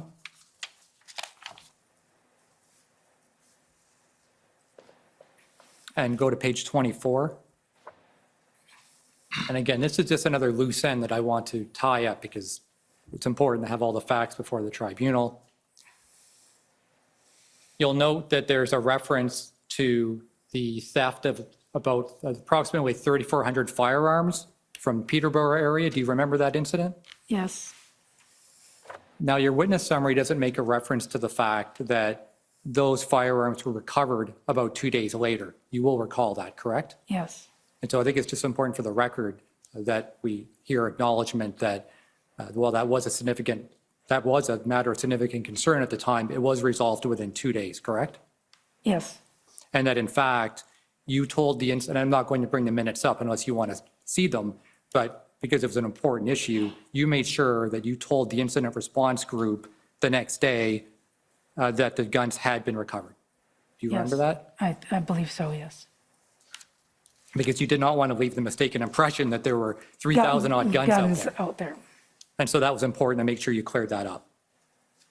Correct? Yes. It wasn't in your witness summary, the conclusion. I wanted to make sure that was on the record.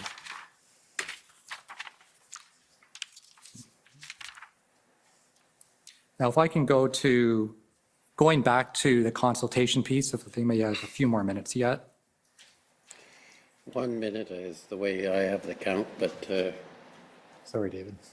If we can go to page 22.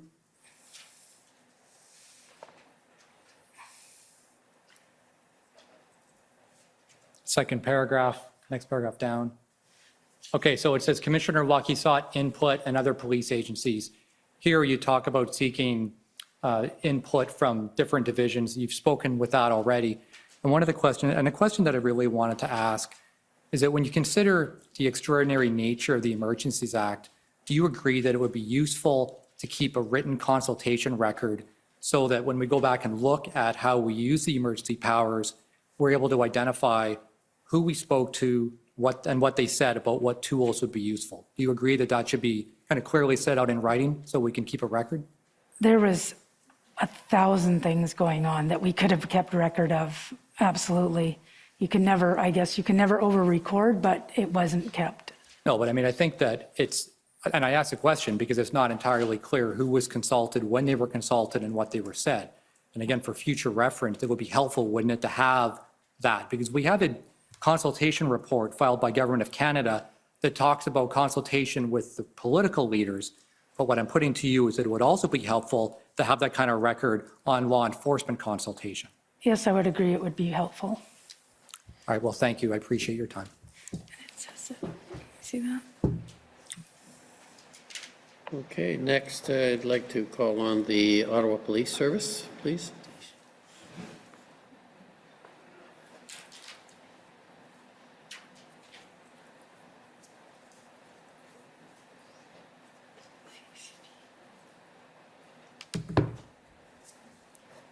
Good morning or good afternoon, Commissioner Lucky and Deputy Commissioner Duhaime. My name is David Michikowski and I'm a lawyer for the Ottawa Police Service. Commissioner, if I can start with you. You are on record as saying that you do not view the invocation of the Emergencies Act as a failure of policing. Is that fair? Did I say that again? That you're on record as saying, I do not view the invocation of the Emergencies Act as a failure of policing. No, I agree. Yeah. Right, you agree with that. And that's because, as I understand it, this was a very unique and fluid situation, and what happened in Ottawa was very different from what was seen across the country, correct? Yeah, it was the first of its kind. And I also understand, Commissioner, that you are a trained POU commander. Yeah, dated, but yes. And although you have a very lengthy history in law enforcement, I think this was the first time you saw a protest such as this one as well. Is that right? Yes. In one of your key message updates, and I won't turn it up, but I don't think it's contentious, but it was your February 3rd key message update. You talked about the convoys returning for the weekend, which we know was a phenomena that occurred, and there was a discussion of farm equipment. And you said at the time, look, there's no bar on farm equipment from coming into the city, and that there have been convoys in the past with farm equipment downtown in Ottawa in the past, correct? Yes. Deputy Duhaime, I understand that the NRCC, or the NCRCC, I apologize, was stood up for this event, correct? Yeah, it was stood up around January 28th, I believe. And the RCMP was part of that NCRCC? Correct, the RCMP and many other partners. And it is used as a hub for intelligence that goes on for the event? Not just intelligence, it's a coordination, it's a command center that ensures coordination with different partners who are at the table. As I mentioned earlier, you could have Ottawa City Transport that's there, paramedics, fire department, Service de police de Ville-Gatineau, La Sûreté du Québec, and other partners that are there, so that there's a coordinated approach every time there's an action taken on the scene. But included within that, I believe, was a hub for intelligence. That's correct. Okay. Commissioner Lucky, my understanding is that the RCMP followed the convoys across the country and in fact provided on-the-ground information to the OPP when the convoy crossed from Manitoba into Ontario? Yes. And that information then was funneled through a JIG, a Joint Intelligence Group? Yeah, or a SIG, I don't remember which one. And Deputy Duhaime, you indicated, I believe, in your witness statement that the OPS had the same intelligence as the RCMP, correct? Through our combined intelligence group. That's my understanding. And I believe You also indicated, Deputy, in your witness statement that when it became clear that the convoy was coming to Ottawa, police agencies began to share intelligence, including that through Project Hendon, correct? Yes, and I think the sharing started actually before that, but I believe it started before that. Commissioner, you were, and both of you, I guess, were part of a panel that was interviewed by the Commission, and I think there were several of your colleagues that joined you, Deputy Commissioner McDonald, Deputy Commissioner Zablocki, Deputy Commissioner Brennan, and Liam Price, the Director General, correct? Yes. And there was a discussion with your colleagues, I see in that summary, about the social media messaging of the convoy and the statement to the effect that there was some social media messaging saying that they wouldn't leave till the mandates were lifted. And Deputy Commissioner Brennan stated that the RCMP had concerns about the reliability of that messaging because many protest groups use social media messaging as a diversion. And you didn't disagree with that, correct? Yeah, it's his opinion on that. I had no opinion on that. And you didn't disagree when he said that, did you? Yeah, I was agnostic. In fact, you said in response that there were different groups here as part of the convoy, and they were not all on the same page, correct? Yes. I believe Commissioner Lucky and Deputy Commissioner Duhaime, you both expected, you indicated in the witness summary, that some protesters might stay in Ottawa until the Monday, January 31st, which is when Parliament was returning to session, correct? Yes. Correct. And initially, and I can take you to the document if it's necessary, but there was a PCO call on January. Oh, actually, it might be helpful if we turn up the document. Mr. Clerk, it is ssm.can.nsc 402591. And if we could please go to the first page.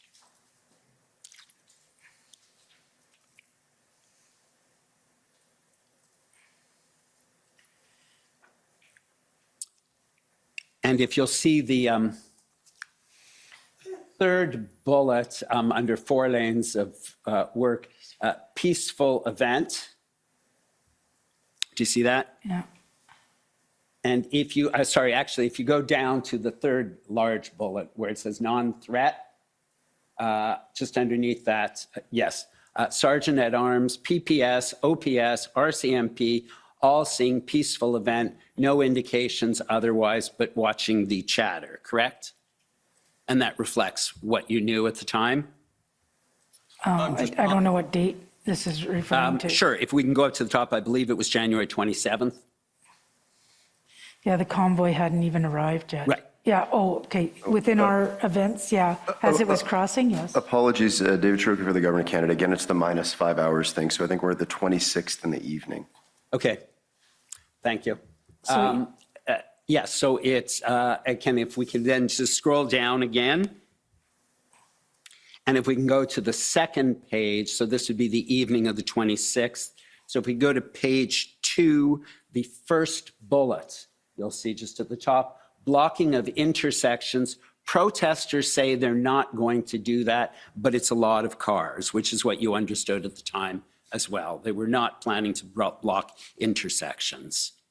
Where is this? I'm sorry? This is in Ottawa? Yes. Because they're not even in Ottawa yet.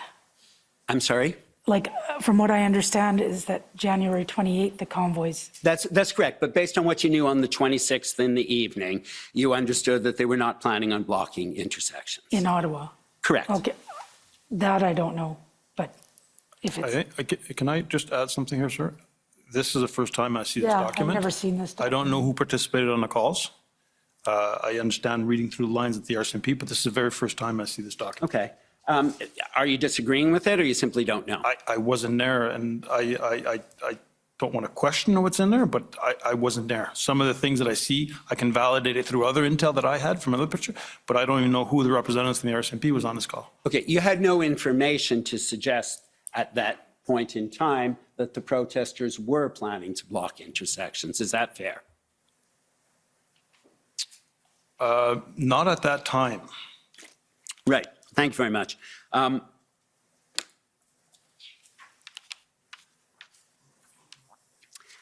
I believe, again, I can turn up the document, Commissioner, but I understand that as of just a couple days before the demonstration, there was some discussion at the RCMP about it was unknown how long they were staying, but there was some social media saying that they might stay until January 31st, which would be the Monday when Parliament was supposed to resume session, correct?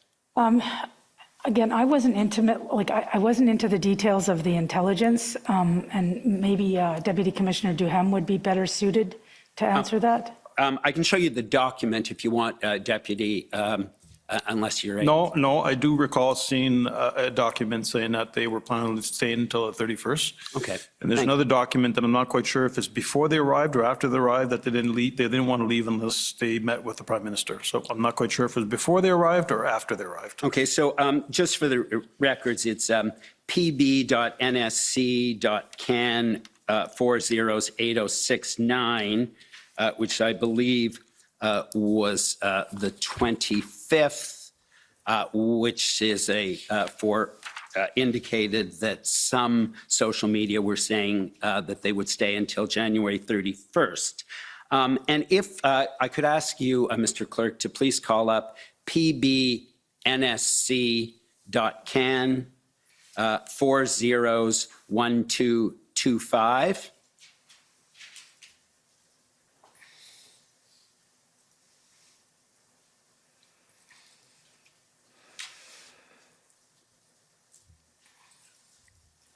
And if you will see, if you go to the bottom of this email, you'll have to go to the third page and then just so you can see what it is. Yeah, so you'll see it's something that was sent to you. Hi, Brenda. He just shot me these questions. And then if we go above it, we'll see you ask for some bullet points. And you'll see anything you can give me would be great. And then you get some information in response. So this is January 28th. Okay. And so you'll see question 3A at the bottom was latest on what if scenarios. What if truckers leave vehicles parked on Wellington beyond Saturday? And a series of other questions you're asked about what if it turns violent, etc. And so if you go up to the first page, we see the answers to those questions. So you'll see, sorry, if you could just go to 3A at the bottom. OPS, I'm just on the third line. OPS has reached out to the hotel industry in the NCR who have confirmed that accommodations are fully booked through the weekend, but appear back to normal as of 22/01/31. So as of the Monday, correct? Yeah. And so OPS, it sounds like, was saying that they've checked the hotels. Contrary to some other evidence we've heard, they're reporting that, in fact, the hotels are back to normal on Monday, correct? Yeah, that's the information we received. And then if we look at the C, if we go to the next page, in the event that the protests turn violent, then there's a POU team available. The OPS has one. OPP has two POU teams. I believe Toronto was there, and some of the other municipal police services were there that weekend as well with a POU team in case, correct? Yes. And fortunately, those were not needed.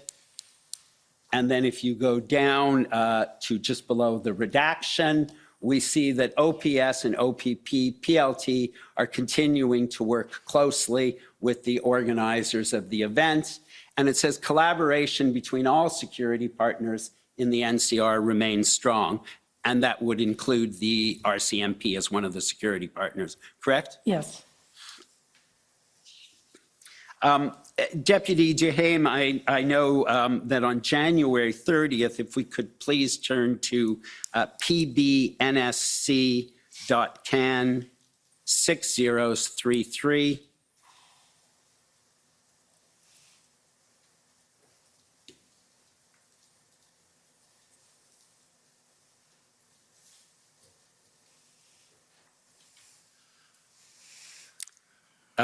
You'll see on the January 30th Intel update, this is an RCMP update.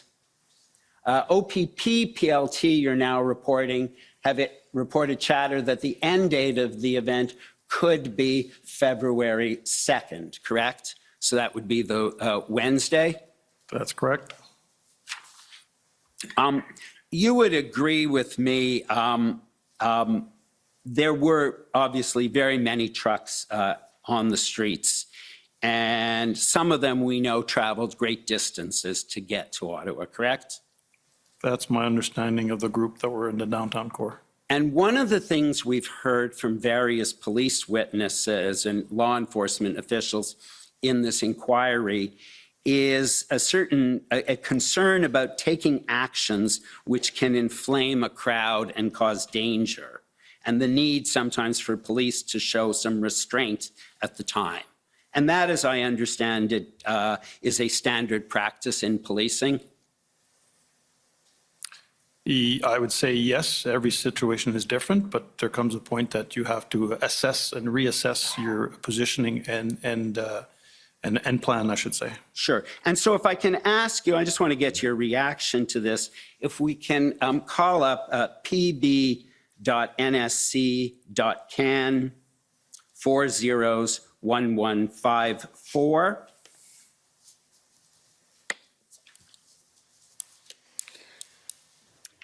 And it's page 7. Commissioner, I wonder if I might have an extra 5 minutes.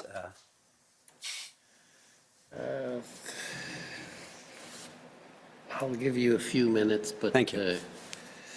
Go ahead.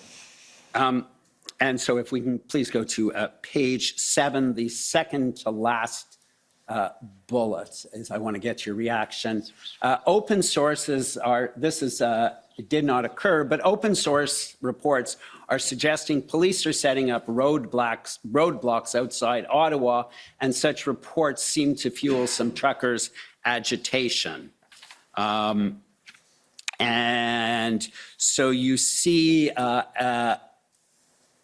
that can cause, you can see how something like that can fuel truckers' aggression if they believe that, correct?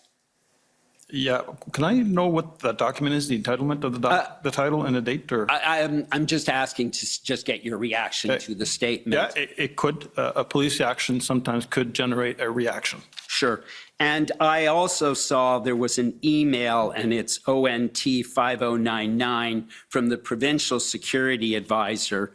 And one of the things he noted at that time under his assessment, he referred to the possibility of police stopping trucks from entering the city and noted that that could result in increased support or participation for the convoy. Does that make sense to you as well, Deputy? It could, but it's also speculative. Okay. You would agree with me that it could be a risk and it could inflame the crowd, correct? It could, like it could not inflame the crowd. So it's one or the other. The RCMP, you told us, was part of Intersect and was also part of the NCRCC, and in that context would have access to the OPS traffic plan, correct? Yeah, that's where the coordination takes place. And you're aware that the plans, that the traffic plan and the instructions that were sent out to the convoy participants clearly showed that there would be some convoy staging areas on Wellington, correct? I did not see the plan as it was rolling in. Okay. You're not disagreeing, though, that that information was available to the RCMP just as it was to the convoy organizers, and it showed that there would be some staging of vehicles on Wellington, correct? What I will say is that when I was initially briefed on the file, I wasn't aware of any stoppage in the downtown core, more of a slow roll. And if that's changed over the course of the negotiations with the organizers, I wasn't made aware of it. But I will agree that any intel on the situation downtown would be shared at under the NCRCC and the Combined Intelligence Group. Okay, if I can just ask you now to go to pbnsc.can. 402476.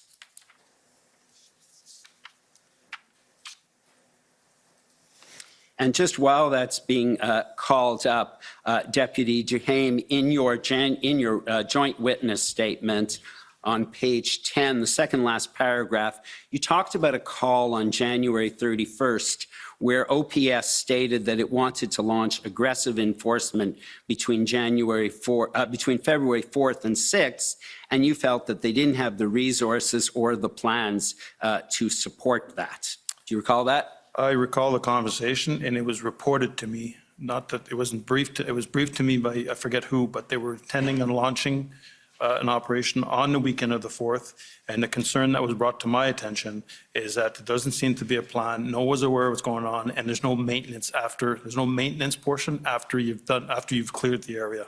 That's what was reported to me. And the concern about enforcement, I'll show you this document, is on February 9th, if we go to the second page,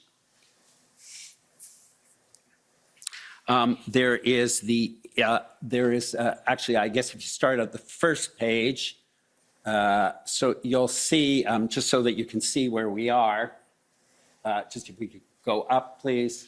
Yeah, so you'll see under background, February 8th, RCMP were advised that the OPP was attending Ottawa to assist. Then third bullet, February 9th, OPP and RCMP Superintendent Liu attended to OPS to assist in the development of a plan. And then at 1 o'clock, at 1300, there was a concept document that was provided. And then if you scroll down and then go to the following page, you'll see just at the top. And so this is again the concern about taking enforcement action when it may not be appropriate. And it says, continuing in the meeting with less than 24-hour notice to partners and against the advice from the RCMP and OPP, the OPS chief announced that enforcement action was to take place on February 10th, beginning at 6, and then set out what it was. And then current situation, you see that it was then delayed. There was no kinetic plan. And so under the analysis, we see RCMP expressing concern about it not being a viable plan. Do you remember that? I do recall being briefed on that, correct? And I guess... Well over time now. Thank you. I'll just finish off. I guess that concern about the about taking action before there's a full plan, and the absence of a plan was something that I continue to see Deputy Duhame and Commissioner Lucky in both of your notes where you, throughout your key message, reference there isn't a viable plan here, up until the very end when the integrated cell becomes involved. Is that correct? We were not ever shared a plan, so I couldn't say if there was a plan or not. Okay, certainly you reported at your key message meetings, and I don't have time to turn it up, but the documents are in the record, that you reported that there was no plan that you were aware of and that was never shared with you. Yes. And you did as well, Deputy. Yes, correct. And it's in your notes as well. It is. Thank you very much. I do have more questions, but I am out of time. Thank you very much. Well over time. I gave you more than 5, so you've done well. Next, I'm calling on former Chief Slowly's counsel, who generously gave up part of his time.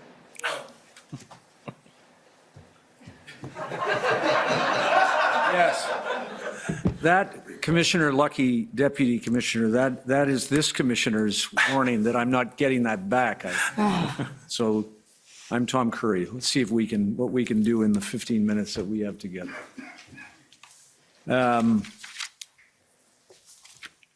This was a difficult problem.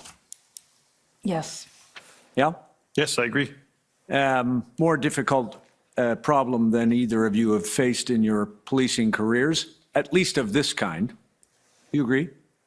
I agree. Yes. Commissioner? Had a lot of difficult problems, but not this kind. Yeah, this one is, well, you've touched on it when you speak about the Emergencies Act or its predecessor. The first time in your careers, either of you, where the government of Canada has had resort to legislation of this kind, right? Obviously. Yes. Now, I want to speak for a moment about the circumstances that faced the City of Ottawa and the Ottawa Police Service, because you were both involved in, among other jurisdictions, in dealing with the problems that were here. You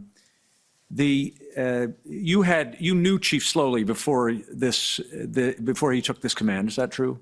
Yeah, not very well, but we had occasion to meet, yes. And did you know, Deputy? No, I didn't cross paths with Chief Slowly. Did you know, either of you, did you know of his work in the City of Toronto as in the Toronto Police Service or internationally? I heard of his work with the Toronto Police Service. Okay. And he, like the two of you, he came to this role with a very long experience in policing. You knew that. Yes. And he came also, you knew, presumably, just in watching the police services, he came with a change mandate. You knew that? I wasn't aware of his mandate when he arrived. Okay. Commissioner, you Yes. knew that, yes? And a change mandate that was fixed, at least in part, on issues that were challenges for the Ottawa Police Service in terms of racialized communities, community policing, and the kinds of things about which he was very experienced. Yes, I didn't intimately know, but I knew that touched on some of that. And because you've probably had enough of these kinds of challenges in your own command, that makes leading a police service an extra special challenge, correct? Yes. And in the circumstances in which Chief Slowly found himself, I think you've both touched on this, there was enormous pressure brought to bear upon him leading this service at the time of the convoy protest, correct? You observed that? I originally would say I can't imagine the pressure he was under, but I could. And he was under a lot of pressure to succeed. Yes? And obviously, Deputy, you saw that too. Yeah, agree. Because he had the worst possible position, if you think about it. Every person in the country had an opinion about what he should be doing, first of all. Some of those elected office holders. You reviewed with my friend Mr. Miller some of the notes that came to you through the federal cabinet. Cabinet ministers were themselves frustrated about what they thought was inaction by the Ottawa Police Service in the first few days, correct? Yes. Correct.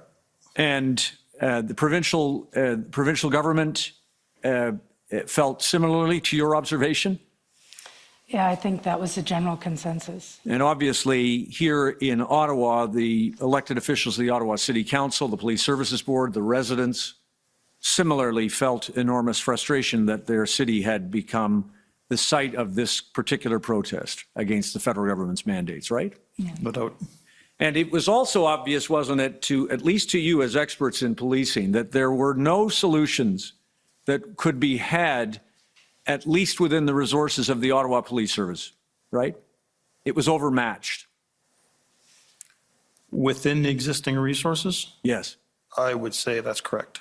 Commissioner, obviously? Yeah, I'm just thinking it through because I'm thinking from the beginning through the end of the convoy, depending on situations, but generally, yes. Yeah, I mean, well, you can do the count. It took essentially a doubling of more than doubling of the police or the entire police service to make this work. And it would have been obvious if the protesters, particularly because, as you've described, it ebbed and flowed and the protest grew and gathered momentum. The Ottawa Police Service simply did not have the human power to deal with a public order operation to remove the protesters. Is that obviously true? Again, it depends on what part of the protest I look at, because early on, depending on if there was a different plan, I'm just surmising. When you're asking me to say that, I don't know the makeup of the Ottawa Police Service. So. Okay, that's fine. Deputy, you knew that they didn't have the numbers. Based on what was there on the weekends, the numbers of people that were there, I think to me, it was clear that they needed additional resources based on the numbers we saw on the weekends. And Chief Slowly identified that issue early on and put up his hand to ask for help, correct? Yeah, he requested resources. And he requested them from the province, of course, and he requested them from the federal government to the RCMP, obviously, yes? Yes. And there was, you agree, a period of time where the province and the federal government were seemingly at odds about who should be the first port of call for resources, right? You knew that? I wasn't privy to that. I know at the beginning, the requests were coming directly to us, which was no issue, because that's how we operated. So it was no issue for those requests, but we don't have unlimited resources to keep providing resources unlimitedly. Right. And so the resources that, am I right, though, that the view that you had, or maybe it was the minister had, was that the first port of call for the Ottawa Police Service should be the Ontario Provincial Police?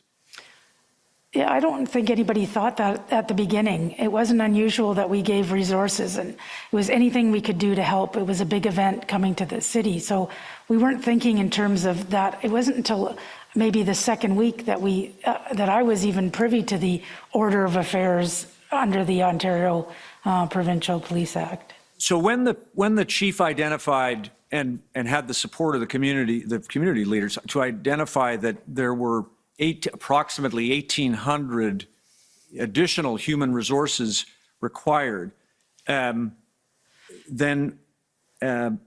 when that request was made, were steps taken immediately by RCMP to coordinate with the Ontario Provincial Police as to how that number of human resources could be mobilized to assist here in Ottawa? Well, there was definitely discussions and to determine what did that mean. What did 1,800 mean? I know there was a general overview in the letter, but we didn't know if it meant that, 1,200 were coming from Ontario, 600, we didn't know what that meant. So we had to get more clarity. Right. And did you seek that clarity from the OPP? I'm not sure who we sought the clarity. I know that's for us to get the clarity was to look at the plan, what the plan showed and what kind of resources they needed. And I understand it wouldn't have been your job as a commissioner to look at a plan. You never saw the plans that the OPS had, right? You yourself. No, I did get briefed on the final plan, only because it was integrated at that point. Yeah. Deputy, you were also not, it's not your role to paw through plans of the OPS, is that true? I did see the last plan that went forward. Okay. But that the goal command structure within the incident command response did see the plan. Right. So were you made aware by your own people that the Ottawa Police Service had plans from the beginning to the end, including plans that Superintendent Liu of the RCMP used as part of the integrated planning process? Did you know that Superintendent Liu had built on the Ottawa Police Service plan, or no? No, I'm not aware of that. Okay, Commissioner, didn't know that? Okay. So that the idea that the OPS had plans, I'm not going to show you them in the time I have, would have been left to others within your command who had that responsibility. Yes. Fair? Fair. Okay. Now, of course, others have heard, the commissioner has heard evidence about what happened in Windsor, and obviously the Windsor Ambassador Bridge blockade was a significant national security threat. Do you agree? I wouldn't define it as a national security threat. Okay. National security event? Yes. Okay. And when that occurred, am I right that both the province and the federal government joined hands and mobilized resources immediately to Windsor to help relieve the Windsor Police Service problem? You knew that? Sorry, say that again. Yes, the federal government and the province agreed to mobilize resources to Windsor immediately to relieve that blockade. Well, it wasn't really the federal government, it was the RCMP. Oh, okay, can I just show you I'll just show you one thing if I could, Mr. Registrar. SSM CAN 6068, and then the suffix is REL 0001, and it should be page 2, just for your benefit, panel. It's page And 2. earlier you asked me if it was a national security event. It was an event. It wasn't an event of national security. Okay. Others have had their opinions about Yeah. that. I just wondered where you were. That's fine. So page 2, and just to orient you, this is a summary, a transcript of a call between the Prime Minister and the Premier concerning resources. And the Prime Minister makes a comment about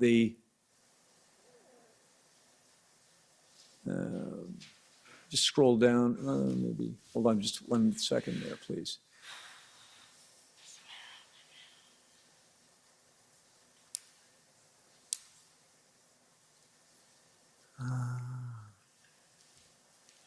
It's further down. Thank you. Yeah, there it is. There it is. RCMP, do you see it? Second last paragraph. RCMP told me they don't have jurisdiction and said they need to get asked and they need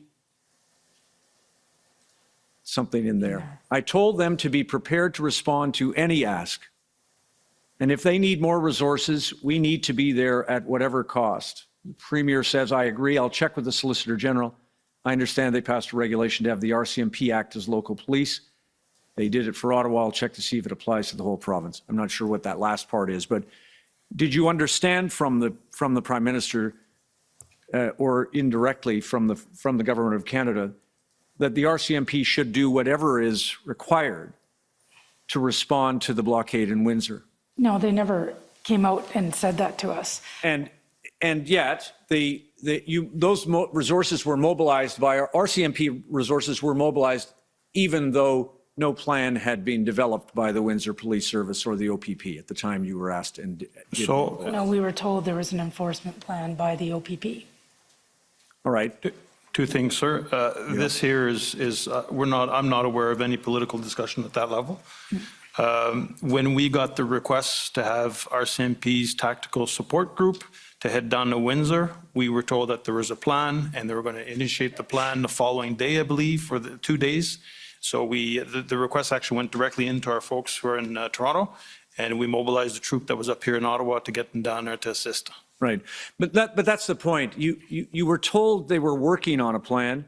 Nobody at the RCMP saw a plan, but you mobilized. And the suggestion is, surely you could have done so in Ottawa. No, it's a completely different situation. This was 50 resources that we had within the province under the federal mandate. When we go outside the province and gather up 10% from each province, there's a lot of work that is done with that. There's a lot of requests that go with that. So when we're asked for, when the number 1,800 came up, that was when we said, what kind of resources, how long do they need to be here? With the Windsor plan, OPP was in charge of all public order teams, and they asked, Windsor is a priority. Can you move a public order team from the RCMP there? So it was a different dynamic. Understood. I'm sure we all understand. I'm sure Canadians will understand why it takes more time to get resources from one coast to the other into Ottawa. But don't we also understand that they were needed here? Yeah, it wasn't a question of how much time it took. It's just a question of what day do they need to arrive? How long do they need to be here? Because we have to backfill those positions where they are. We have agreements under a contract with the provincial entities, so we have to make sure we respect those agreements. We can only take, like I said, 10%.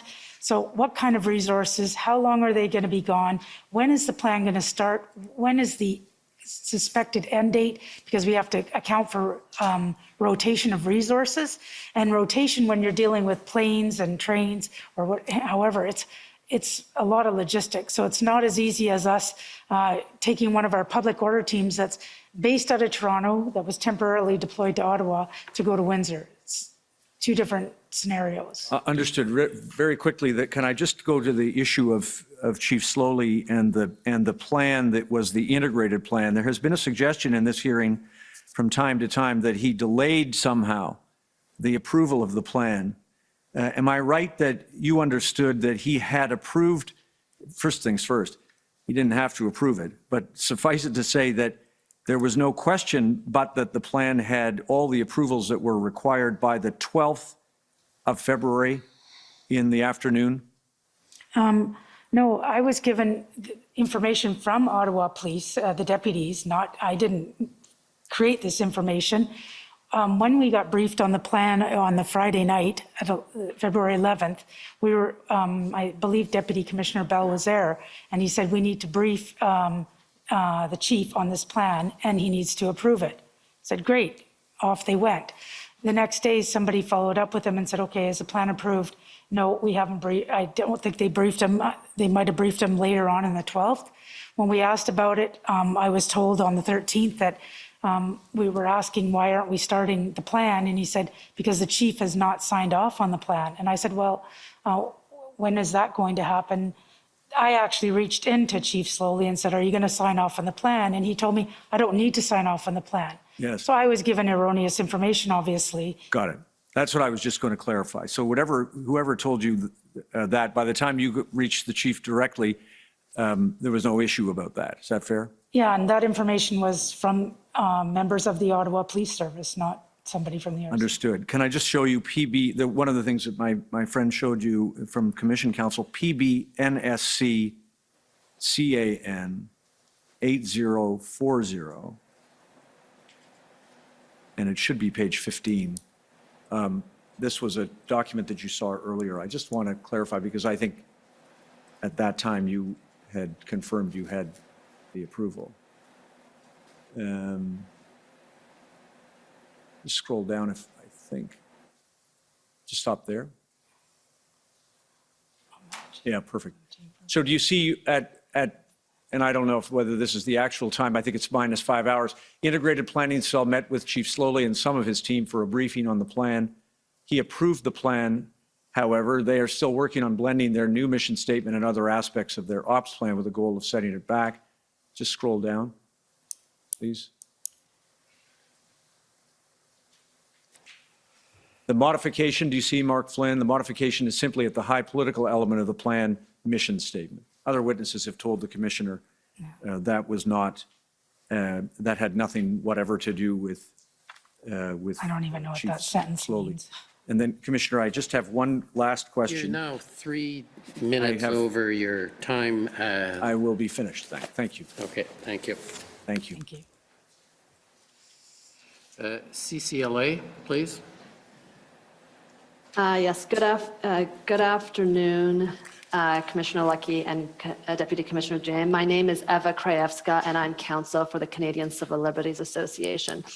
I'd like to start off first with respect to the consultation that the Chief of Staff of the Public Safety Minister Mendocino did with you, Commissioner, with respect to your requests under the Emergencies Act. And this is document pb.nsc.can.403256.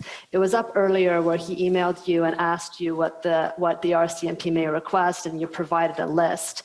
And I just, the document is up for your reference, but I just want to confirm that many of the requests that you made were restrictions on the right to public assembly, correct? That was kind of the main, those are the main suggestions that you were asking for Cabinet to consider.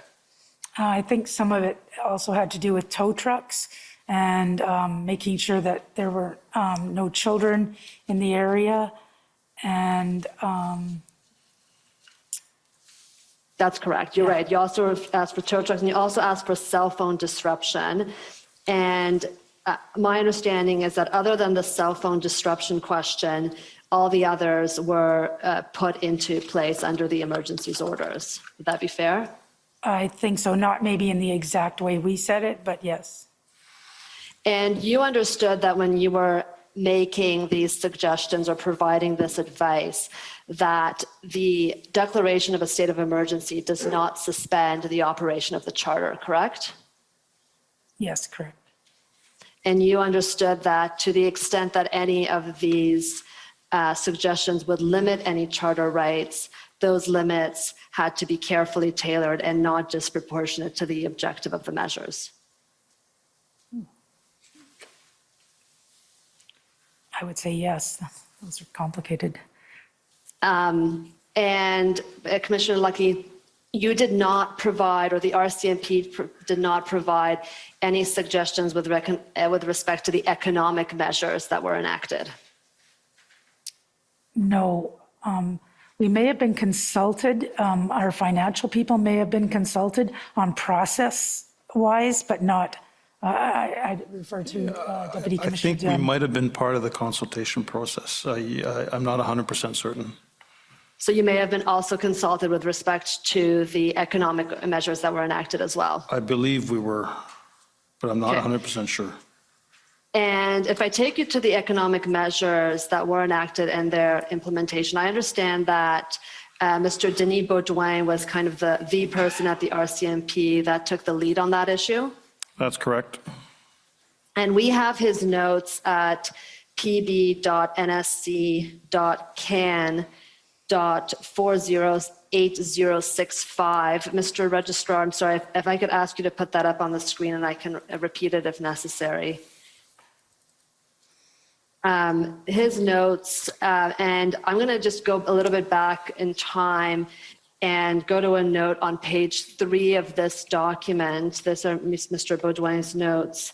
And this is notes from a call on page 3. This is before the declaration of the emergency, February 9th, 2022. Call with finance.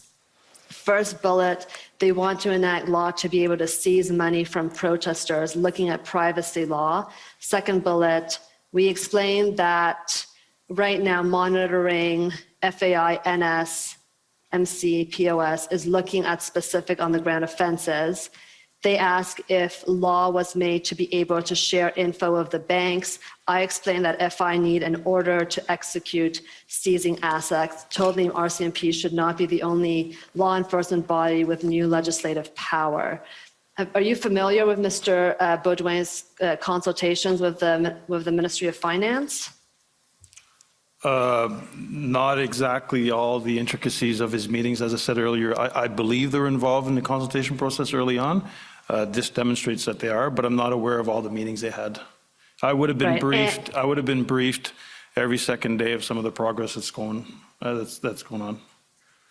But you agree with Mr. Baudouin's advice to finance at the time that the types of powers that finance was requesting required court orders or court orders for them to exercise those types of powers as at February 9th, 2022.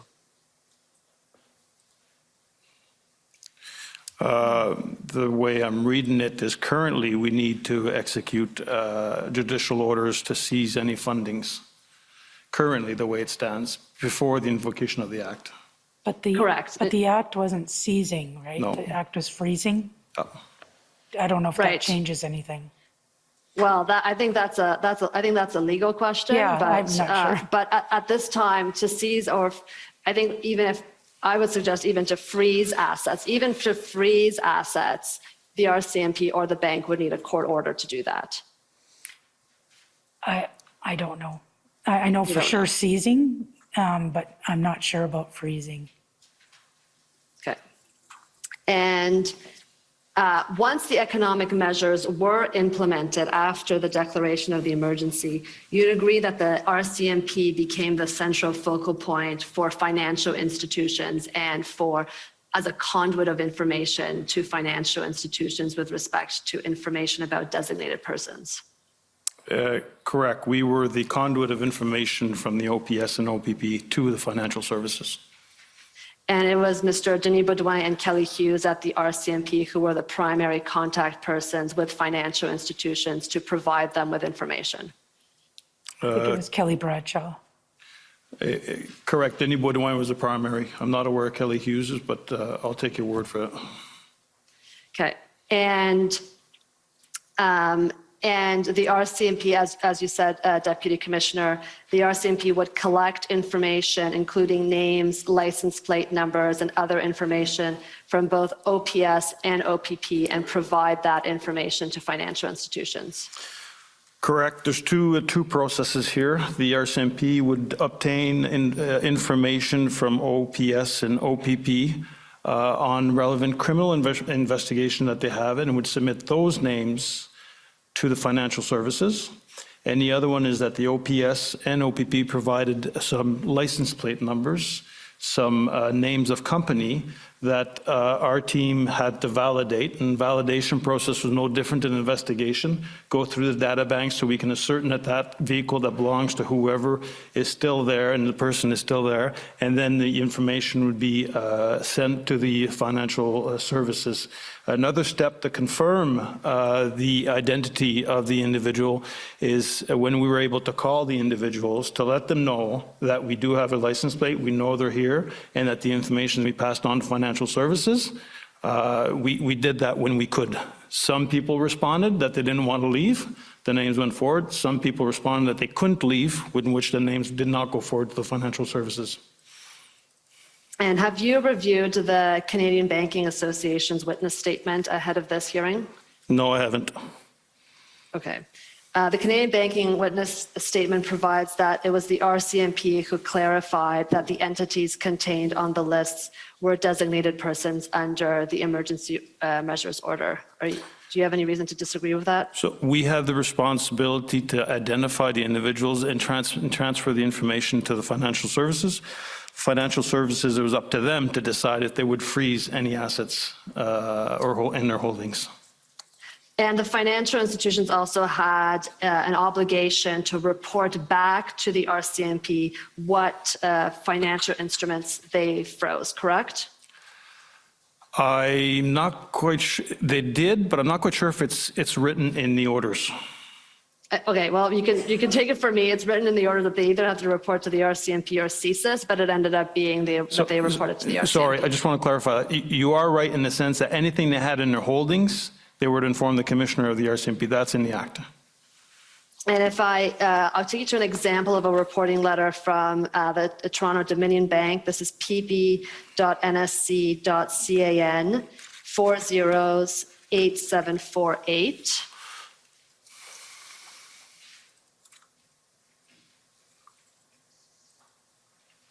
And this reporting letter is to CPL, I guess is that Corporal or Captain Hughes, dated February 18th, 2022. Sorry, we're just waiting for it to come up on the screen. Mr. Registrar, do you need me to, oh, no, we got it. Okay, so this is. That would be Corporal. Corporal, thank you very much. And if we scroll down, they're reporting pursuant to the order, and they list by name and the type of accounts they froze. And if we go to the second, if you just look at the types of accounts, they would freeze both checking accounts, savings accounts. If you go to the second page, joint accounts, business accounts, RSP accounts, and HELOC accounts of any person who was found to be a designated person. And so I want to ask you, are you aware that financial institutions asked the RCMP whether they could, financial institutions expressed concern to the RCMP about the breadth of the orders. Were you aware of that?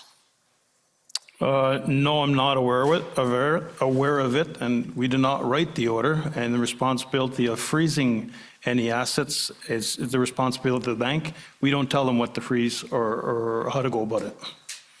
And, okay, well, you understood that Mr. Baudouin and Ms. Hughes held multiple calls with representatives from financial institutions to explain to them how the orders would operate and to answer any questions they may have? Yes, because when the order came into effect, there's no procedure or policy or ways of doing things. So it was left up to the RCMP working with the financial services to try and figure out, and that's why with the documents that were disclosed, there is an annex there as to the form that we would use to submit to the banks. Right, and based on the calls and the notes of those calls that have been produced in these proceedings, the financial institutions questioned whether the freezing should apply to joint accounts. They asked whether there should be a threshold to act, i.e. whether, if someone had a de minimis amount in their account. They asked whether this applied to donations. And I think, were you aware that they asked about the question of whether it applied to donations, and the RCMP said that they should not be pursuing donations? Not aware of the conversations of the exchanges, but I would imagine that the financial services would reach out to their legal team to determine what's in scope, what's not in scope, just as we would do if we're not certain with a certain element of the order. We would be reaching out to our legal team to seek clarification. And you're aware that the order arguably also applied to credit unions and insurance companies? It did so in insurance companies as well, correct? And that the RCMP exercised its discretion not to provide information to insurance companies? It did, and we have to be mindful that our folks, the team, had less than 24 hours to put everything together.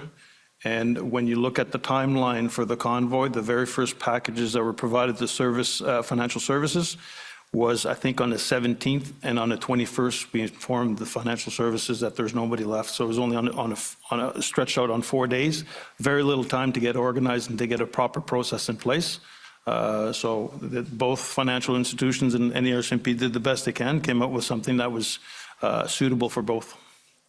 Okay. And the primary purpose of these financial measures was used to disrupt and as a method to disrupt and persuade people to leave Ottawa. Is that how the RCMP used these measures? That's correct. Disrupt and whatnot. It was such a short time frame. It was primarily used to deter the people and disrupt. Okay.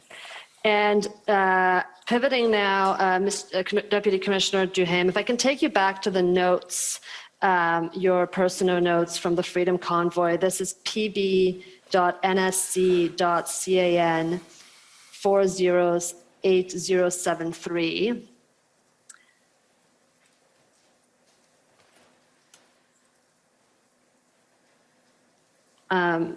If we can go to page 58 of this document. This is a note from February 12th. So this is before the invocation of the Emergencies Act. If you scroll down, there's a note at 10:19 a.m. There's a note. Deputy Commissioner, sorry, if you could just read it out so that I don't mistake your handwriting.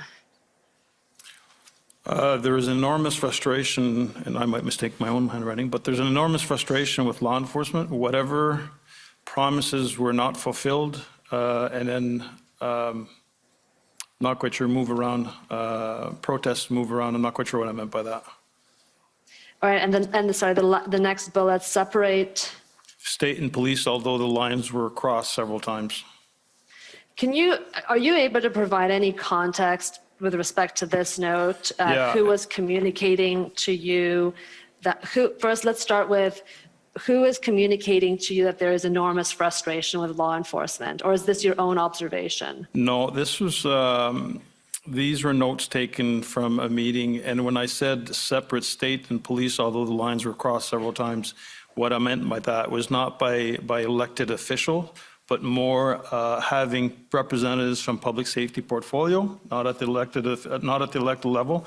People from PCO reached in directly to the chief of police saying what we could do. And I just didn't think that, I think it was a law enforcement matter, and anything to do with briefing public safety or or PCO would be up to the commissioner and keep the departments out of it. And so you say PCO, you mean the Privy Council office reached out to Commissioner Lucky or to Chief Slowly?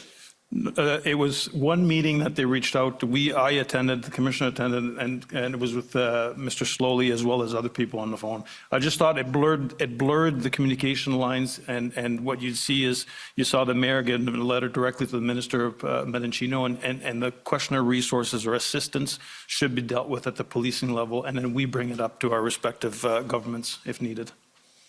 So you were you were noting concern in your notes that certain members of the federal public service may have been crossing the line between church and state, state and police with respect to these issues? I don't say, I use that term, but it would be more relevant if it was an elected official, which wasn't the case. I just thought that not to blur the lines of communication, it would have been best if the commissioner, and this is my opinion, that the commissioner was a point of contact for any federal government department to brief.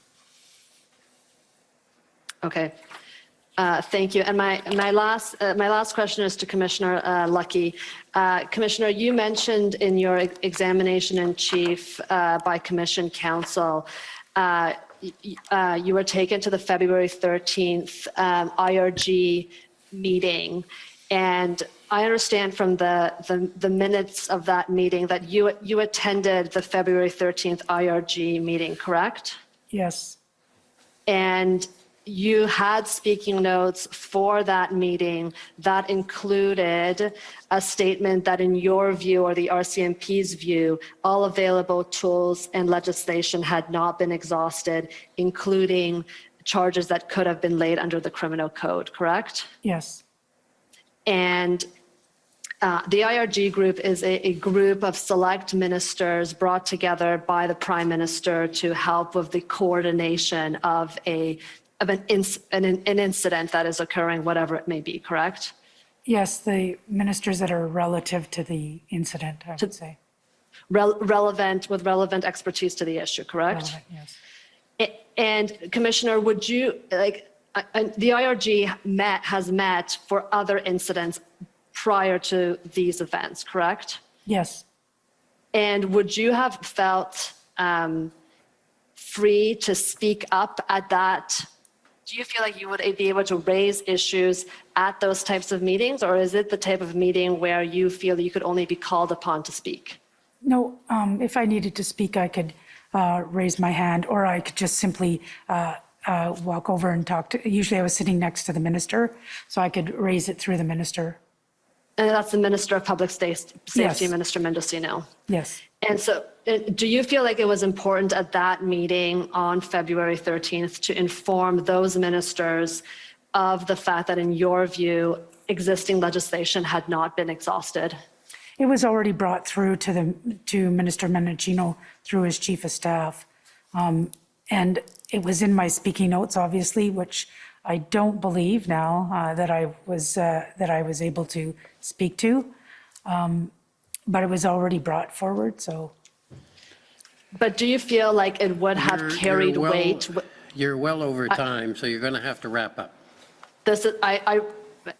Commissioner, I really appreciate the indulgence you provided with me, and this is my last question. Commissioner Lucky, do you not feel like it would have carried weight for the ministers who are considering their response, including potentially considering invoking the Emergencies Act, to hear it directly from you? It may have, but it was only part, even when I gave it to the chief of staff, it was only one portion of information amongst many information that they were dealing with in the invocation of the Emergency Act. And when I brought it forward the first time, it was mostly for them to have all of the information when they made their decision. And having already given it to the minister, I felt that even though I didn't get the opportunity at that meeting, it was already passed on. Thank you very much, Commissioner Lucky and Deputy Commissioner Duham, and thank you, Commissioner Rouleau, for the indulgence. Okay, next is the City of Ottawa.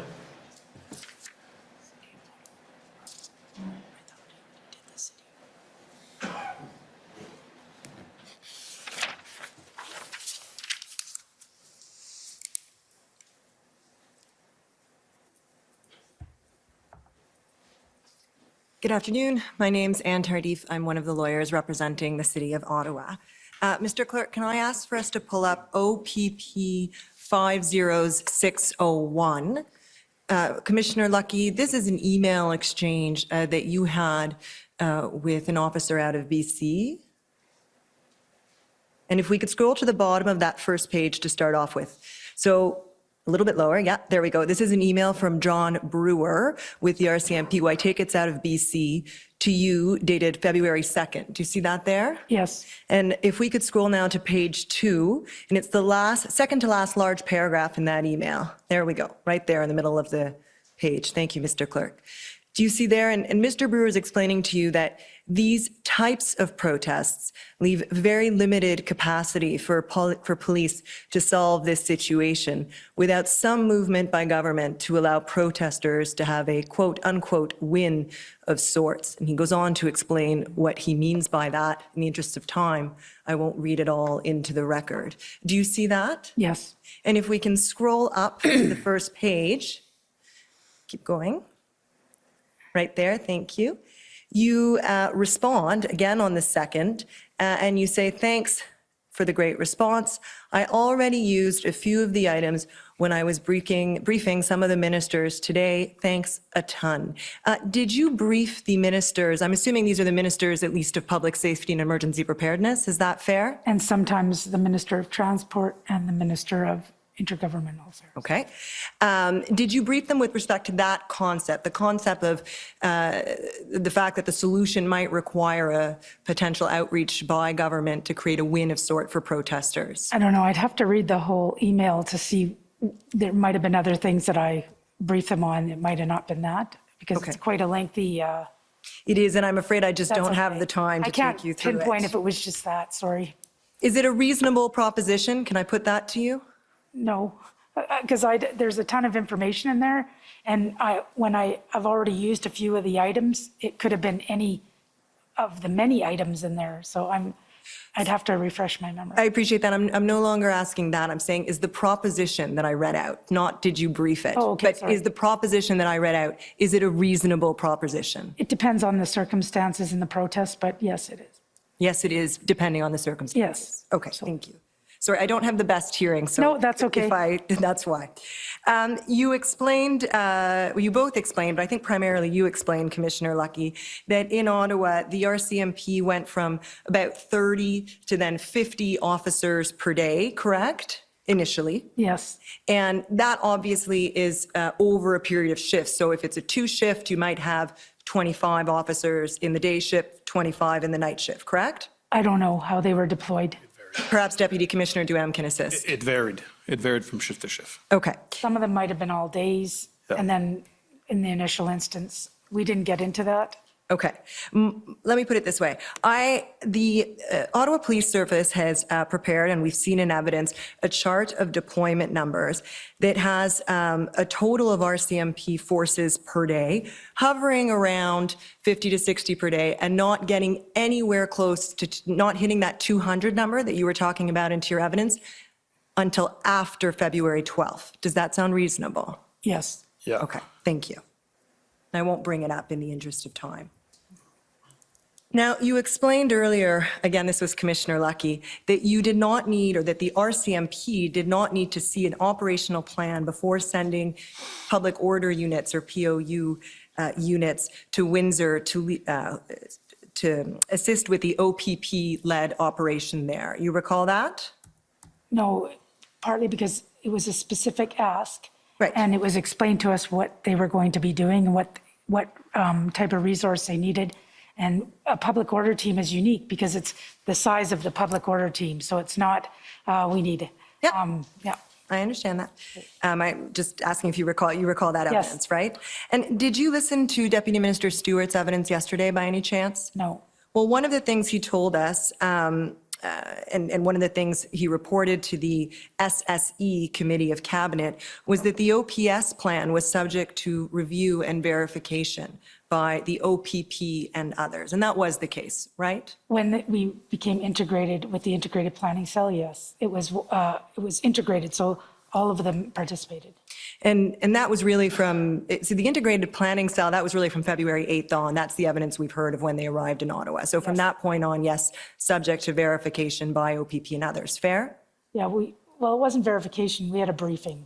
I wouldn't call it verification from my point of view. Maybe others, like Deputy Commissioner Duhem, but for me, I was just briefed on the plan. So if I may add something, the question of getting the right people together to review what's been done stems from an ask that came out for 1,800 people.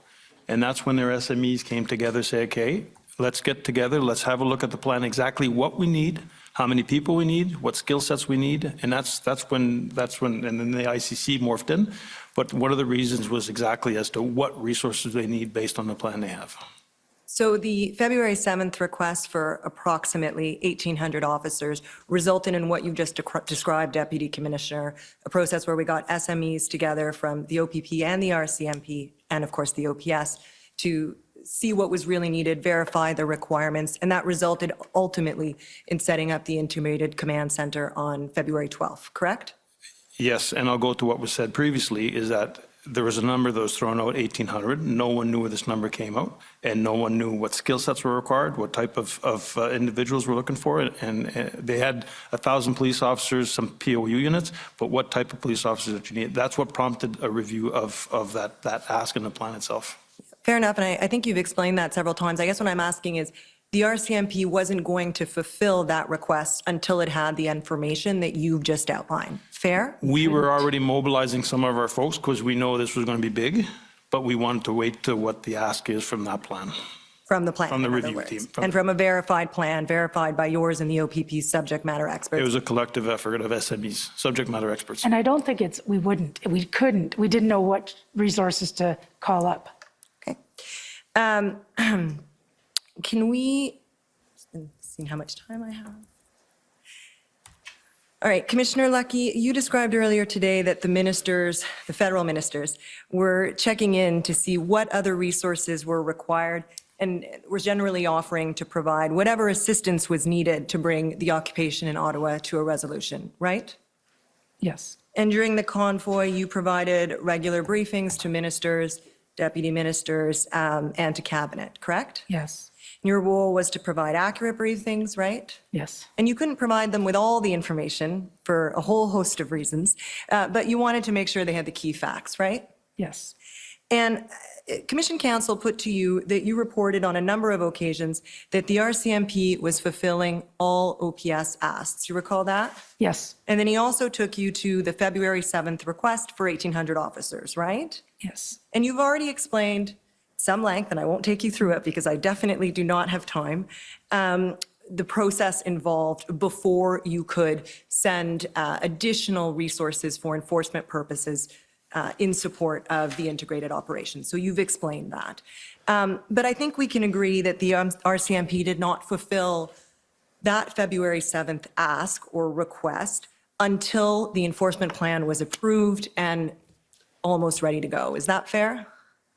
We did start increasing the resources because we knew it was coming, as Deputy Commissioner Duhem referred to. We started bringing people in, but we didn't get to that big number until we knew which day we had to know which day the enforcement was going to start. Because if you recall, on February 7th, I think it was, did you say February 7th was a request? Yes. There was not even a start date in that plan. So we didn't, maybe the start date was February 13th, so maybe we did fulfill that request, because I'm not even sure what the start date was.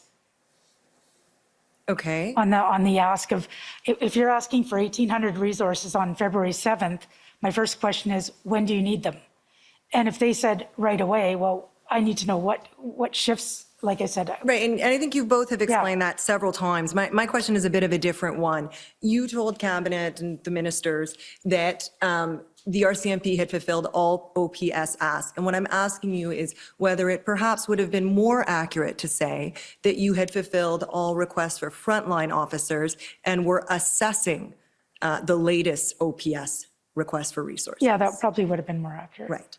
I think I have one more minute. And with that, I'm just going to conclude on, do I have one more minute? I'll give you 1 minute. Oh, I was out? Okay. You were, and I won't obviously take them up, but you were taken to your team's chats, Commissioner Lucky, Deputy Commissioner, you were taken to your notes, several references about, in your case, Commissioner Lucky, whether they were going to or whether there was a decision to go to the province with respect to Peter Slowly. In your case, Deputy Commissioner, a comment by Minister Blair querying jurisdictional change. And that didn't trigger any recollection. You couldn't recall, neither one of you, the context for that. Commissioner Lucky, on February 15th, you had a meeting with OPP representatives in which you said that you had lost confidence in Chief Slowly. And you indicated that you didn't want, it might be time to look at a command change at that point. You didn't want this and you didn't think he wanted this. Is that fair? Well, we were at the point, it wasn't specific to Chief Slowly. It was specific to, we have this plan, we're coming up to the weekend, we need to work on this plan. I was told that it wasn't signed off.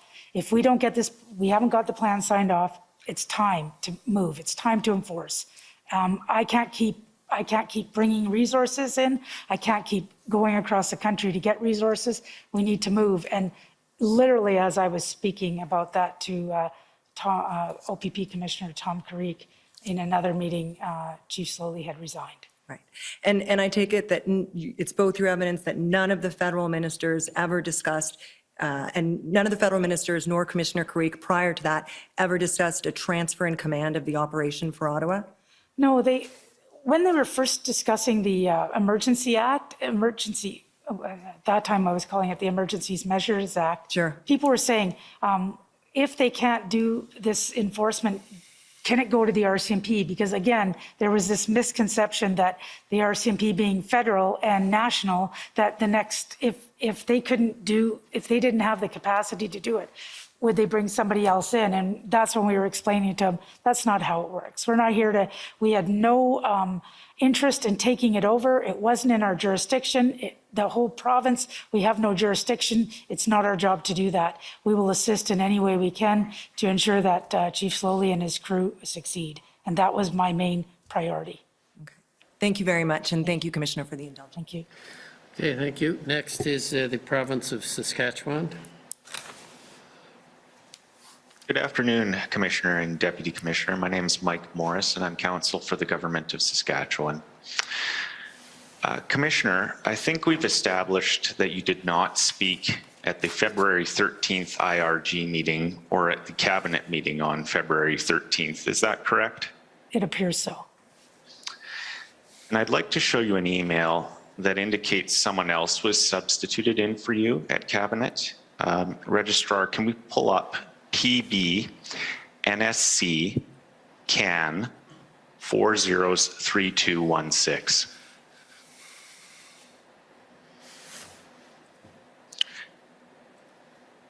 This should be an email at 7:51 p.m. with the subject line, there it is, minor changes to reflect another is presenting on behalf of you/RCMP re TP's talking points for NSIA or minister. And it's from Allison Whalen. I understand this is somebody that works with you, Commissioner? Yes. Okay, so this email then contemplated Jody Thomas or Minister Menachino delivering remarks instead of you then, is that correct? Sorry, Jody Thomas representing who would be me? as the NSIA? Yes, well, you're saying that she was asked to, sorry, just if you can repeat the question. Well, I'm just asking if there was a decision that either the NSIA or Minister Mendicino would be delivering remarks that you would have given on behalf of the RCMP at the cabinet meeting? Yes. Okay.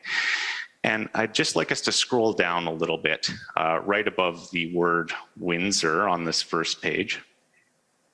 Keep scrolling. And it's the bullet right above Windsor. It says, all the information I'm sharing below is current as of 5 p.m. this afternoon. So that would mean 5 p.m. on February 13th, correct? Yes.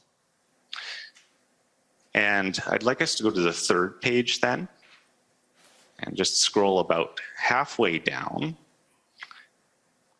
And there's a bullet in the middle of the page that says, RCMP and OPP assembled the foremost experts to develop a strategic plan. Do you see that? Yes. So this is information that was provided presumably to the NSIA and Minister Mendicino then, is that correct? Yeah, these were my original speaking points that I would have passed on to Ms. Thomas. I guess my point is these speaking points reference the operational plan, the February 13th operational plan for either the NSIA or the minister. Yes. But I take it that plan wasn't discussed at cabinet, was it? In detail, the plan? No. What you see is what would have been. Excuse me, Donna Reynagard for the government. If you're asking what the ministers were discussing at cabinet, that's obviously covered by cabinet confidence, and the witness couldn't speak to that. Okay, so she's unable to say whether the plan was mentioned by anyone at cabinet, not deliberations regarding it, but just rather whether it was a subject of discussion? Is that the government's position? The discussions as between the ministers are covered by cabinet confidence. Okay. The agreement is that discussion is not, but inputs, i.e. material that was put to the cabinet is disclosable. And does that include an oral input then, Commissioner? I can look to the government, but I believe so. It's just the deliberations that are not. So just to guide the witness and you in your questioning. I don't want to know about deliberations. I just want to know if there was any mention that the RCMP and the OPS and the OPP had a plan in place that was approved at the February 13th cabinet meeting. That's all I want to know.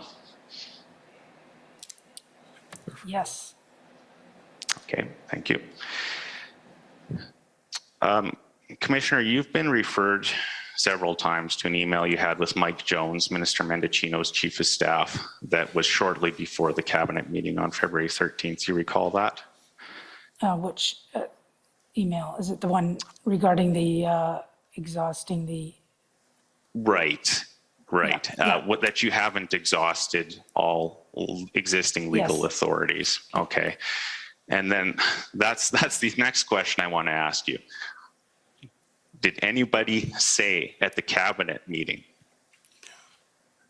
that the RCMP and other police had not exhausted all existing legal authorities? Can you answer that for me? I'm not sure. Sorry, once again, just the wording of the question is problematic because you're asking if anyone at the cabinet meeting said something. And if it was said in a discussion between ministers, that would be covered by the cabinet confidence. If it was said by someone providing inputs to cabinet, then it's not. Was it said by somebody providing inputs to cabinet? That's what I want to know. I can't say for sure. Obviously, I wasn't speaking at that meeting. I would have to look at maybe inside these notes that you have up on the screen. If it's inside there, it may have been provided because these were given to the NSIA, but I can't, I'm trying to scroll, but I can't. Okay, I understand. I'm going to move on, and I want to pull up another document. It's PB NSC CAN 408074. And just, these are Deputy Commissioner's notes, just for reference.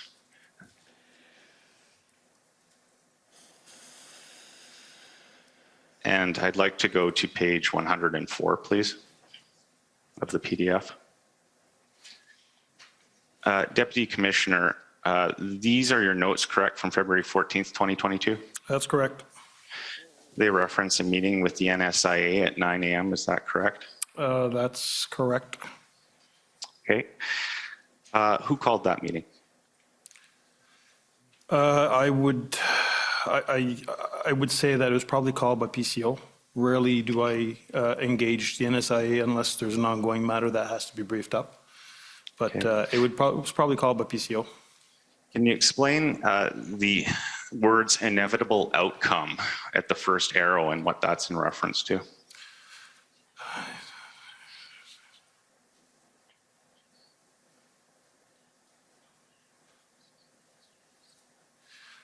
I'm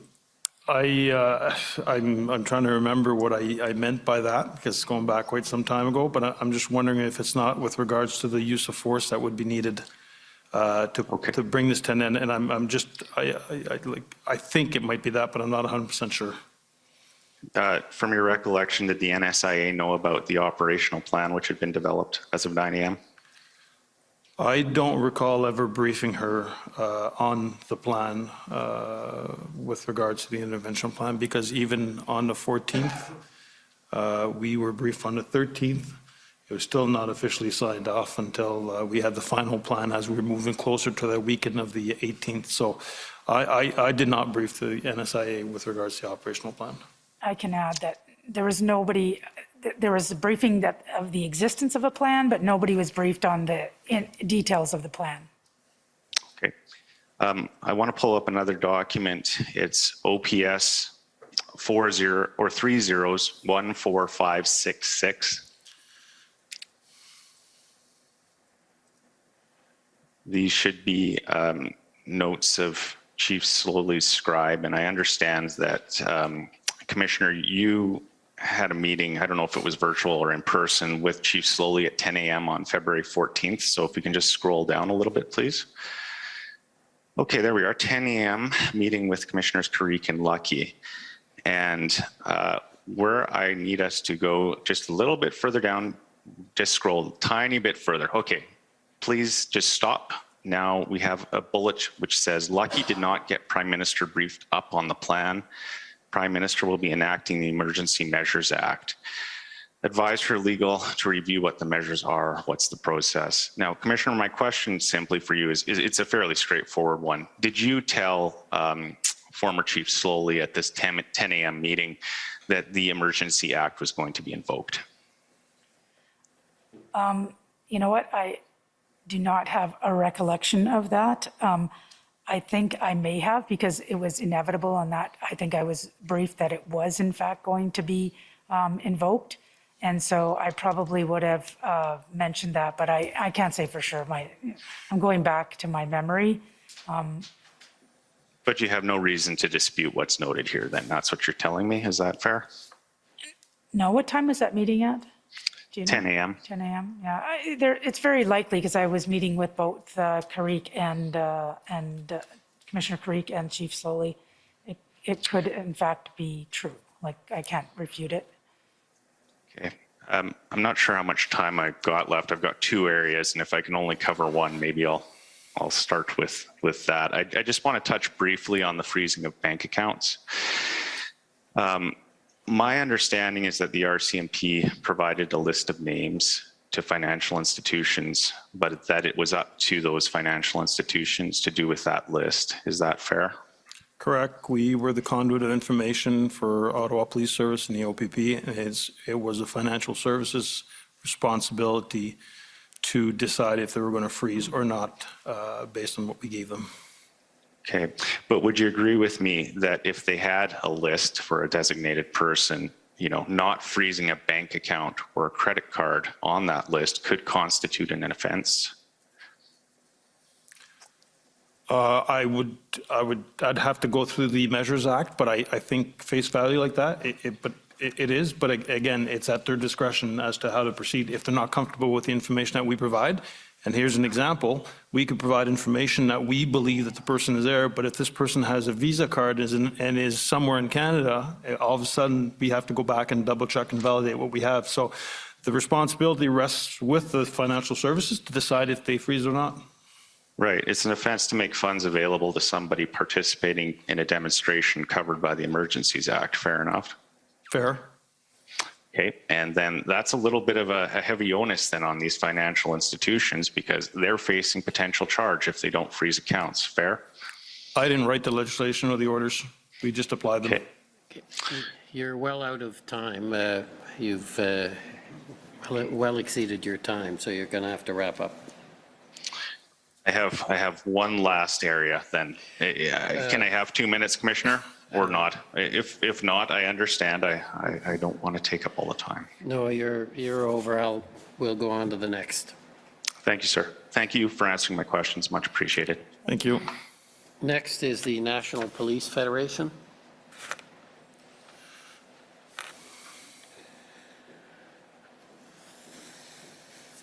Good afternoon. My name is Nini Jones, and I act for the National Police Federation. Sorry, I've just had my iPad closed up, of course.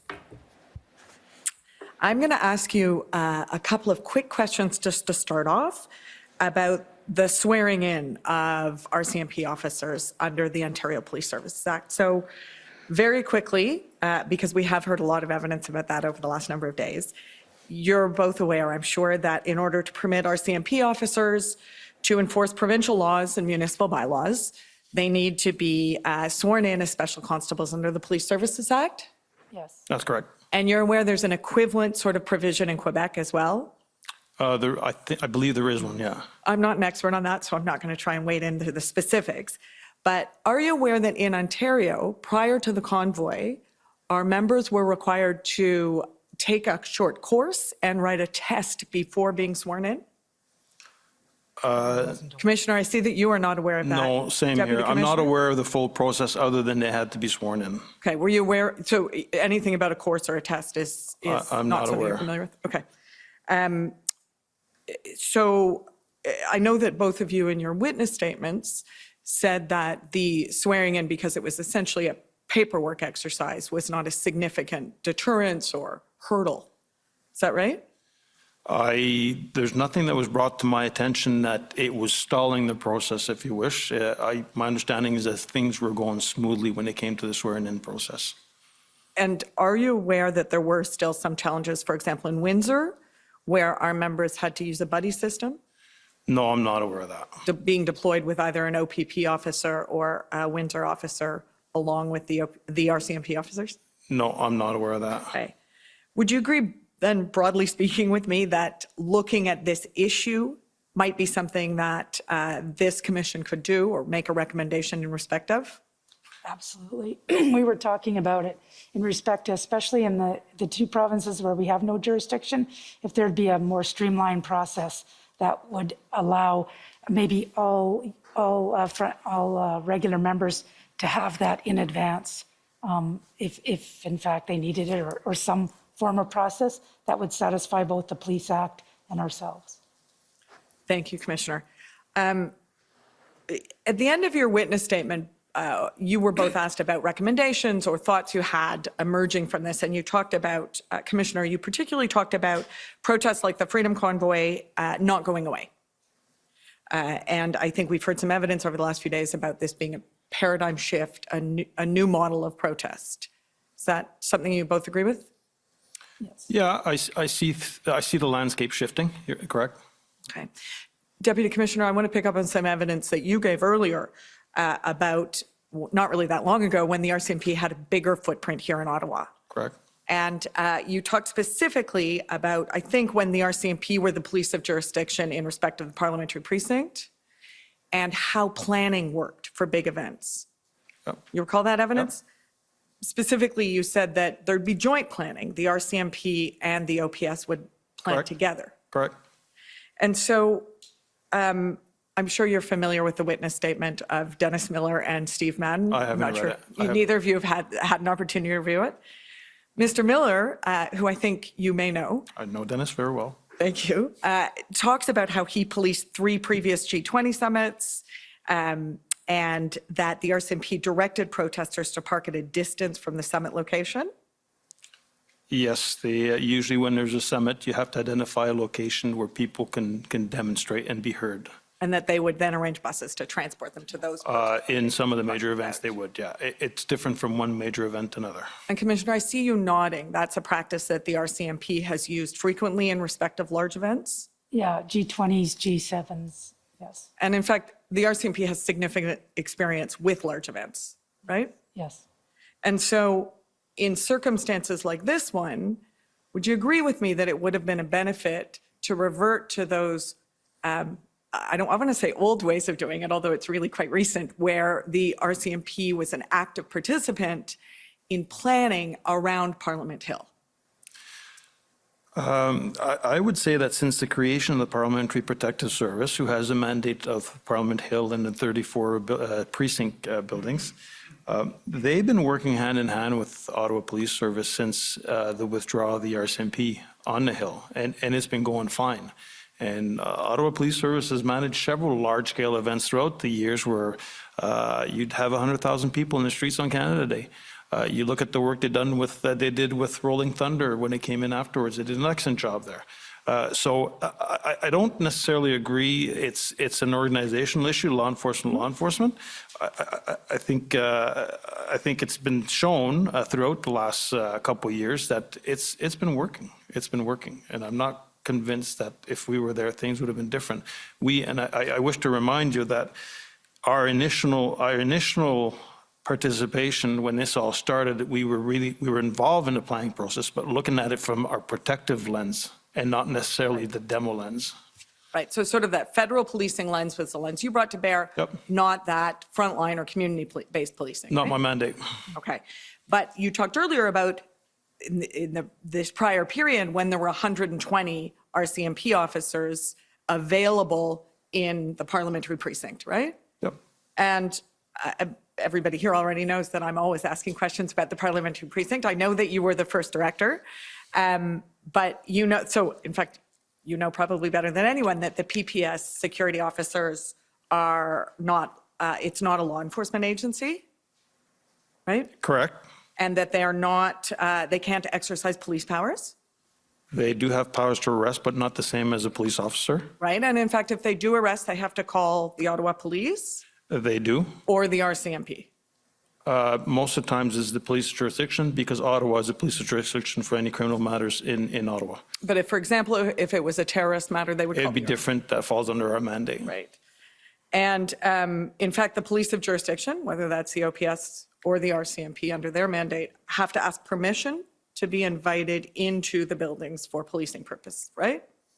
Inside the buildings? Yes.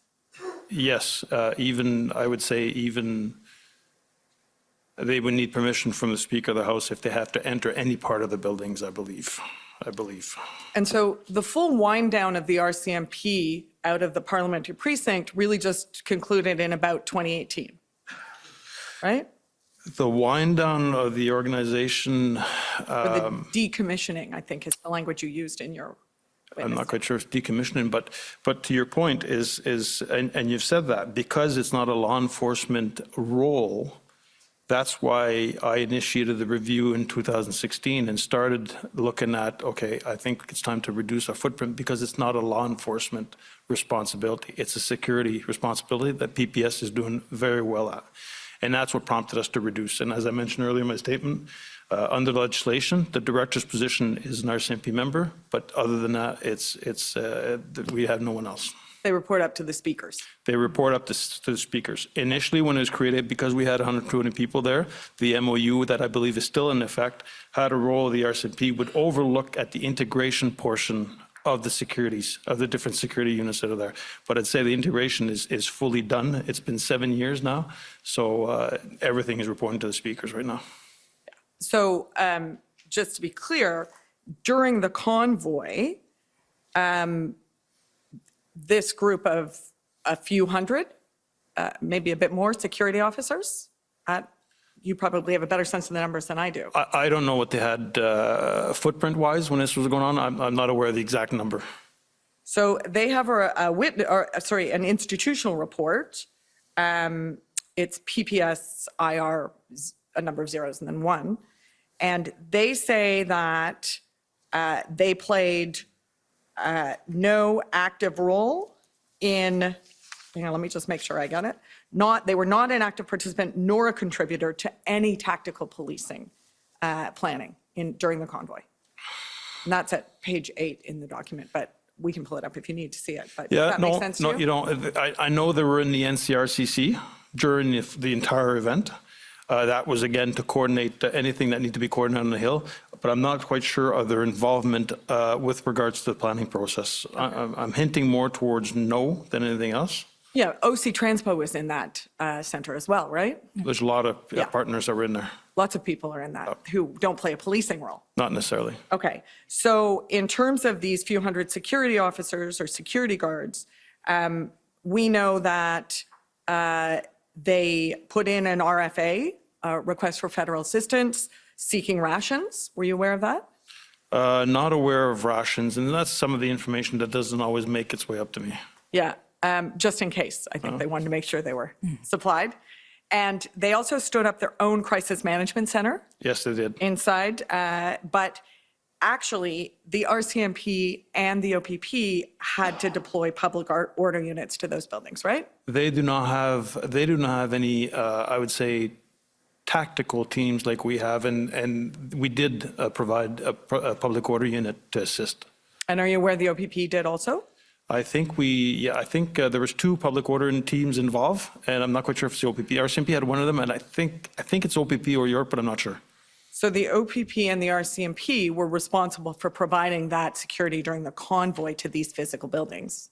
My understanding is that the RCMP and the OPP had public order units on standby, ready to deploy if required. Inside Parliament Hill, though? Inside, on the grounds or inside.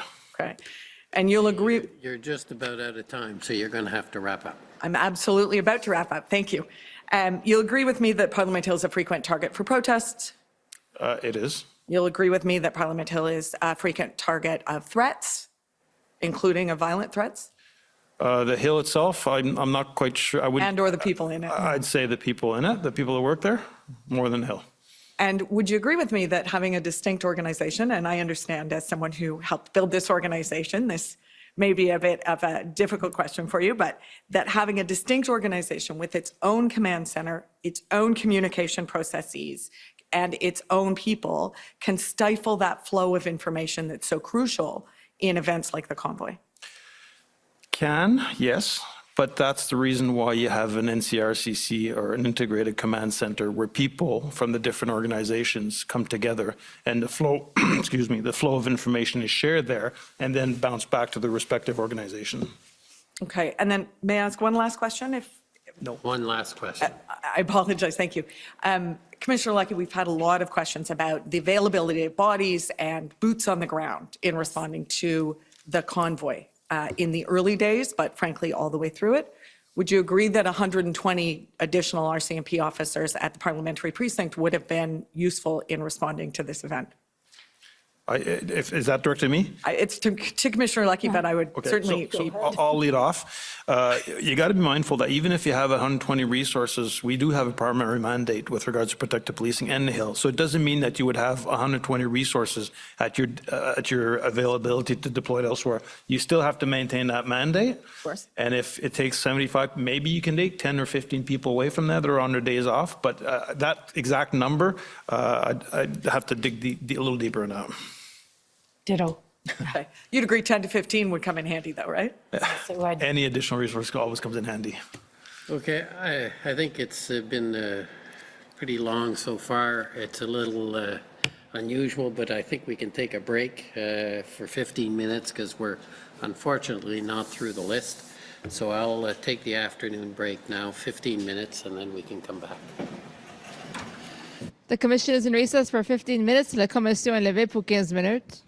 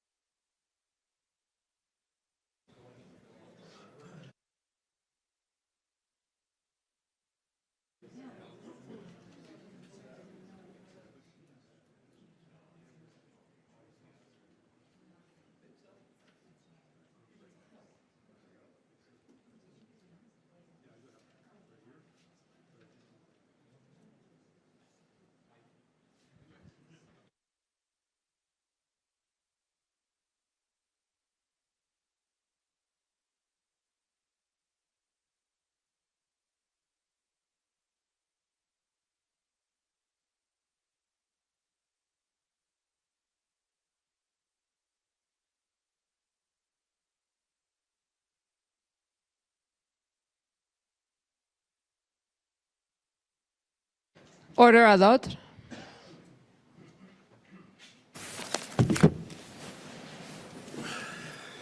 The commission is reconvened. La commission reprend. Okay, ready to go? At your disposal, Commissioner. Okay. Next is the Democracy Fund, JCCF.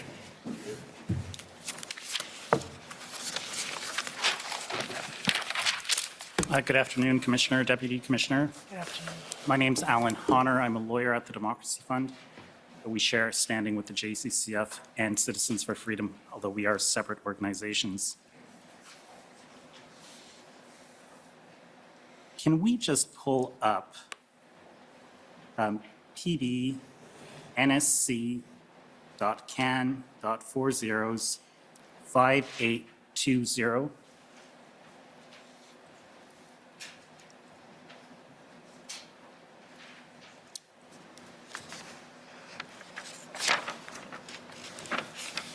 So, Commissioner, this is a question for you. If we can just scroll down to the top of page 2, what we see here is that there's an email here from Jody Thomas. You have to look down to where it says original message. And this is dated February 21st, 2022. And Jody Thomas, the National Security Intelligence Advisor, says, "Good morning. Jeff has put pen to paper." I don't see that. Do you see that? No. Okay, so, sorry, scroll down just a little bit more. My apologies.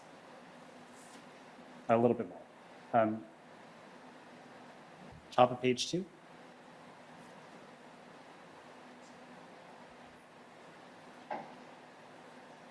Scroll down more. Page 3. Okay, I'm sorry, scroll up. A little bit more.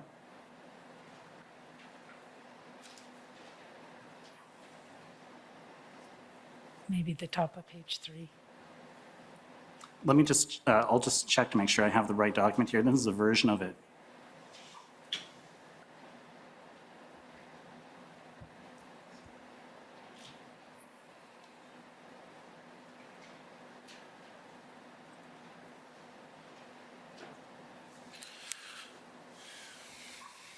Okay, well, let's stay with this document here.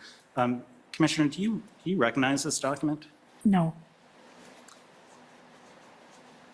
Do you know if there would be any reason why Jody Thomas would be asking you and other people for reasons to, for comments on criteria for revoking the Emergencies Act? Oh, is that what it is? Okay, so. Do you recall being asked about that? I know that there was talk about as soon as the second the Emergency Act was invoked, the next question was when they undo that. And so they would have no idea. Obviously, it would be probably on a law enforcement lead to say that, okay, we don't need it anymore in cooperation with the people who put the act in the first place. Okay, but why would they be consulting you about that? Because I was the contact for law enforcement, and so I'm imagining they're looking at, what date is this? The 21st. So the 21st would have been right around the time that that was when police operations were just finishing up, and they were wondering if we needed any of the authorities to continue. So that's probably why they were asking. Okay, so can we look at the top of the page, please? Council, if it's any help, are you still looking for that Jeff has put pen on paper reference? Sorry, can you just scroll up? On page 4, there's that reference, I think. No, that's okay. Just scroll up, please. Okay, so there's an email here from Brian Brennan, and he's one of the deputy commissioners at the RCMP. Yes, of contract and Indigenous policing. And he makes a comment here about Rob Stewart, and he says, Rob Stewart talks about assessing the threat in terms of violence versus truckers hanging around. Not sure this is the best point of view, given that there was no serious violence in Ottawa. The main reason for the Emergencies Act, but there was such a threat in Coots, but was handled with already existing authorities, even though we could have used the EA in Coots to support the operation. Plus, truckers hanging around is how bridges and points of entry become blockades. Do you agree with the remarks of your deputy commissioner here? Not in the way that he's put it, no. There's a lot to unpack there, so I can't say I agree with everything that's being said. So let me ask you about something else then. We heard earlier today that the integrated planning team presented you and OPP Commissioner Creek with a plan on February the 13th, and you told us that you found that plan to be satisfactory. Yes, we were briefed on that plan on the 11th. In your witness statement, I put it to you that you described that plan differently. You said that it was an amazing plan and you wanted to see it actioned promptly. Yes. Okay. And your evidence today was that you were the window to law enforcement for cabinet. Well, I was the primary contact for the federal government. Right. And so I'm confused about whether you actually attended the IRB meeting and the cabinet meeting of February the 13th. I thought you said in your evidence that you weren't sure if you attended those meetings. Well, no, the question was whether I spoke at those meetings. I know I attended. Okay, so you attended, but you're not sure if you spoke. And my friend from the government of Saskatchewan brought this to you, but if we could, brought this up with you, but if we could pull up the cabinet meeting, that's ssm.nsc.can 50216.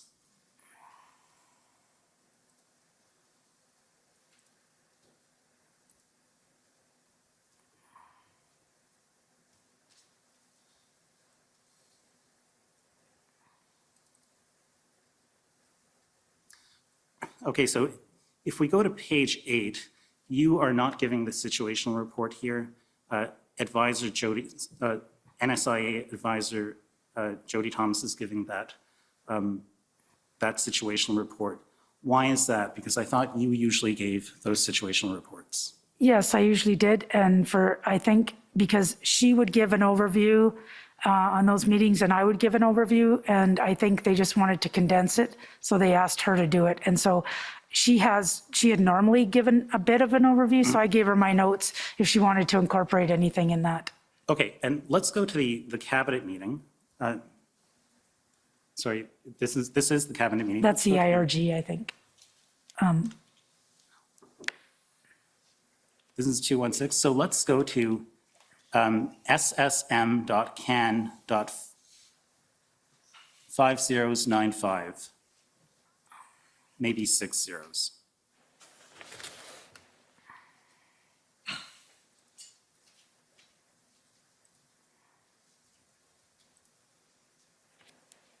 And what we're looking at here is, I believe it's the incident response group meeting from February the 13th. And if we can scroll down to page 5, please. Here we see the Minister of Public Safety is outlining the great progress that has been made on clearing the Ambassador Bridge. He talks about enforcement actions that are occurring at Coots and Emerson, and he talks about the establishment of the Integrated Command Center in Ottawa. And he describes that as a significant concrete action. But what he's giving here, it seems to me, is an update on law enforcement. Do you agree about that? Is not what? Isn't this an update about law enforcement? It's an update of the situation on the ground that is by law enforcement, yes. And that's something that you would usually give, but you didn't give it that day. No. Okay. And both of these documents that we just looked at, they're heavily redacted, but I don't see you speaking on either of those days, although the documents confirm that you were in attendance. Yeah, as per previous documents revealed, I think it was in an email, it shows that I wasn't going to be speaking and that the NSIA was going to. Right. No, I saw that. And do you think that you were not invited to speak because you had reservations about invoking the Emergencies Act? No, not at all, because the primary purpose of that day was all about the Emergencies Act. And I think that the fact that they had because normally I'm just giving a situational report on what's happening from coast to coast. I wasn't going to be talking about the Emergencies Act anyways. What I'd normally give is a sit rep, so maybe they were just in the economy of time. My friend from Commission Council earlier today brought you to a request for a security assessment, which was directed to Adriano Paulez and not to the RCMP. And was that perhaps because you had reservations about the invocation of the Emergencies Act? Commissioner, I know I'm just about out of time. I wasn't aware of that request for a threat assessment, so it wouldn't have been attached to the Emergency Act specifically. And it's not connected Excuse me, to... but in addition, I think you've mischaracterized the evidence. Ms. Palazzo is with the RCMP. Right, okay. So she was asked, but you were not asked.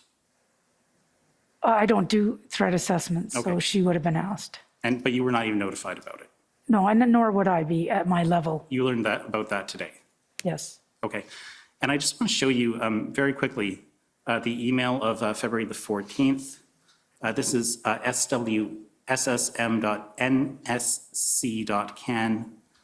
50216.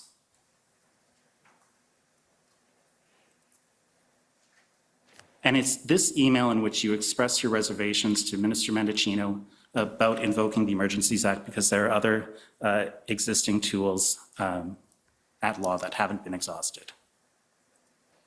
And I just want to show you the time of that email. I believe it's sent just after midnight, but if we're doing Greenwich Meridian time, that would be 5 hours back.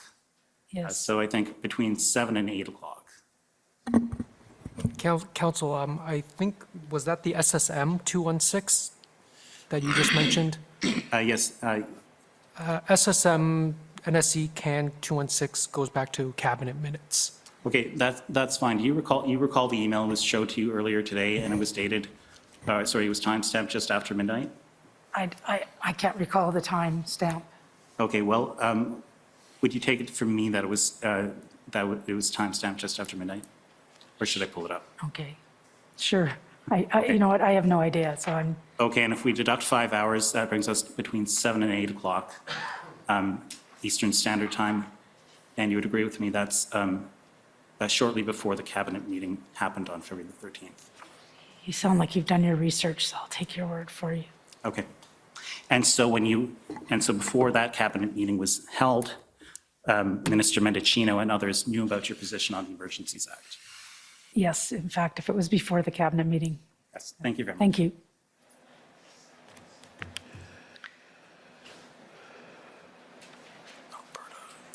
Okay, next is the CCF.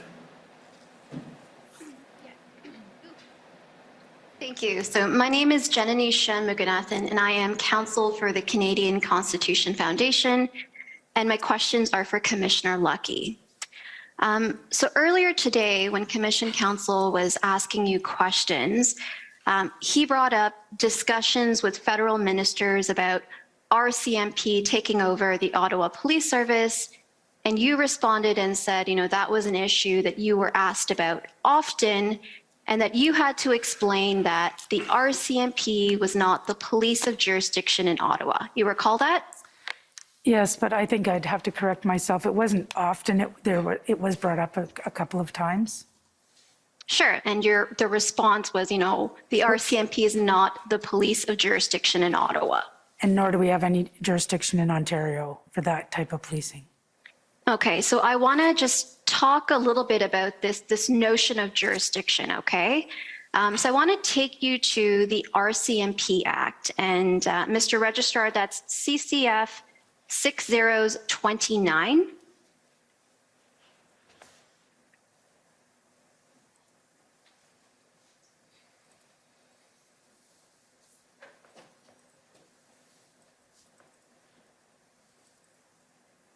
And if I can ask to be taken to page 20, please. If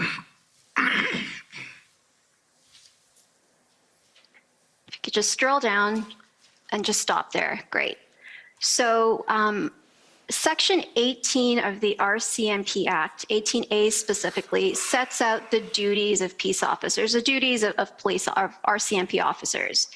And what 18A says is, it is the duty of members who are peace officers subject to the orders of the commissioner, A, to perform all duties that are assigned to peace officers in relation to the preservation of the peace, the prevention of crime, and of offenses against the laws of Canada.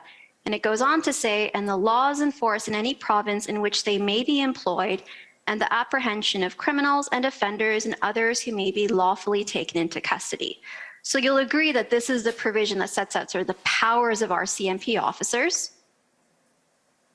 Yes? Yes. And, where it says the prevention of crime and of offenses against the laws of Canada, that's part of the federal policing mandate of enforcing federal statutes. You'll agree? Not necessarily, because anybody can enforce federal statutes. It's not just a federal law enforcement. Provincial and municipal police services can also enforce federal statutes, like the CDSA, the Drugs and Substance Act, for example. Okay, so you'll agree, though, that RCMP officers have the power to enforce the criminal code, for instance? Yes. Right? And they always have the power to enforce the criminal code. It's just part of what they're allowed to do. Yes. Right? They don't need to be sort of the local police in a jurisdiction. This is a power that they always have. Yes. Right? And there's nothing in the criminal code, for example, that says an RCMP officer can't enforce the criminal code in one particular place. They can enforce it anywhere in Canada. I'm not sure where you're going with this, but I think, in fact, like, for instance, anybody can enforce if you find somebody committing under the criminal code. So you don't even have to be a police officer. But there is a jurisdiction where, obviously, if police and public safety is involved and you are standing there, you have to act on that. Any police officer has to act on that. But including RCMP officers? Yes, including RCMP officers. Okay, so just to use sort of a bit of a silly example, if we have an RCMP officer that's standing on Wellington Street in Ottawa and they see somebody committing an offense under the criminal code, they don't need to call up Ottawa Police Service to arrest the person. They can go and arrest the person themselves. Yes. Right? Okay. And now we've heard a lot about, the appointment of special constables under Section 53 of the Police Services Act. Mm-hmm. Right? And what that does, it gives an RCMP officer who's appointed a special constable the powers to enforce provincial and municipal authorities that, Ottawa Police Service would be allowed to do. Yes. And this would be in addition to the power to enforce the criminal code, which they always have. Yes. All right. And now, it's fair to say that, during these protests, criminal code offenses were being violated. You'll agree with that? There were some, yes. Some. And I'm not sure if you're aware of this, but there was an injunction that was granted in Ottawa in relation to several City of Ottawa bylaws, which include, open air bylaws, fireworks bylaws, noise bylaws. Are you aware of that? Yes. All right. And you'll agree, of course, that an injunction is a court order. Yes. And Section 127 of the Criminal Code makes it a criminal offense to breach a court order. You'll agree? Well, with injunctions, though, usually there has to be an enforcement order attached to the injunction that we would allow police to enforce the injunction. So I don't know if there was any enforcement order attached to that. Okay, so if I was to say to you, hypothetically, if there was an enforcement order that's attached, a police officer could arrest somebody for breaching a court order, in this case, an injunction. I'm not sure. I'm not a lawyer. I honestly don't know the answer to that question. So you don't know whether a police officer is allowed to, under Section 127, to arrest someone if they're violating a court order? No, you weren't asking that. You were asking the RCMP in Ottawa, and it's not our jurisdiction, so I would have to refer to my legal people to ask that question, and we do that all the time when it comes to enforcement. Okay, so if it fell within the ambit of Section 127, which speaks to breaching a court order, an RCMP officer could arrest a person for that, right? But I'm not sure how the injunction was obtained, if it falls under the criminal code and if it's an actual court order that's breachable. I'd have to do a little bit more research. Sorry. Sure. Okay, so leaving aside, the research you say you need to do, if I was to put to you, and I can bring up Section 127 if that would assist, Mr. Registrar, that is CCF 6028.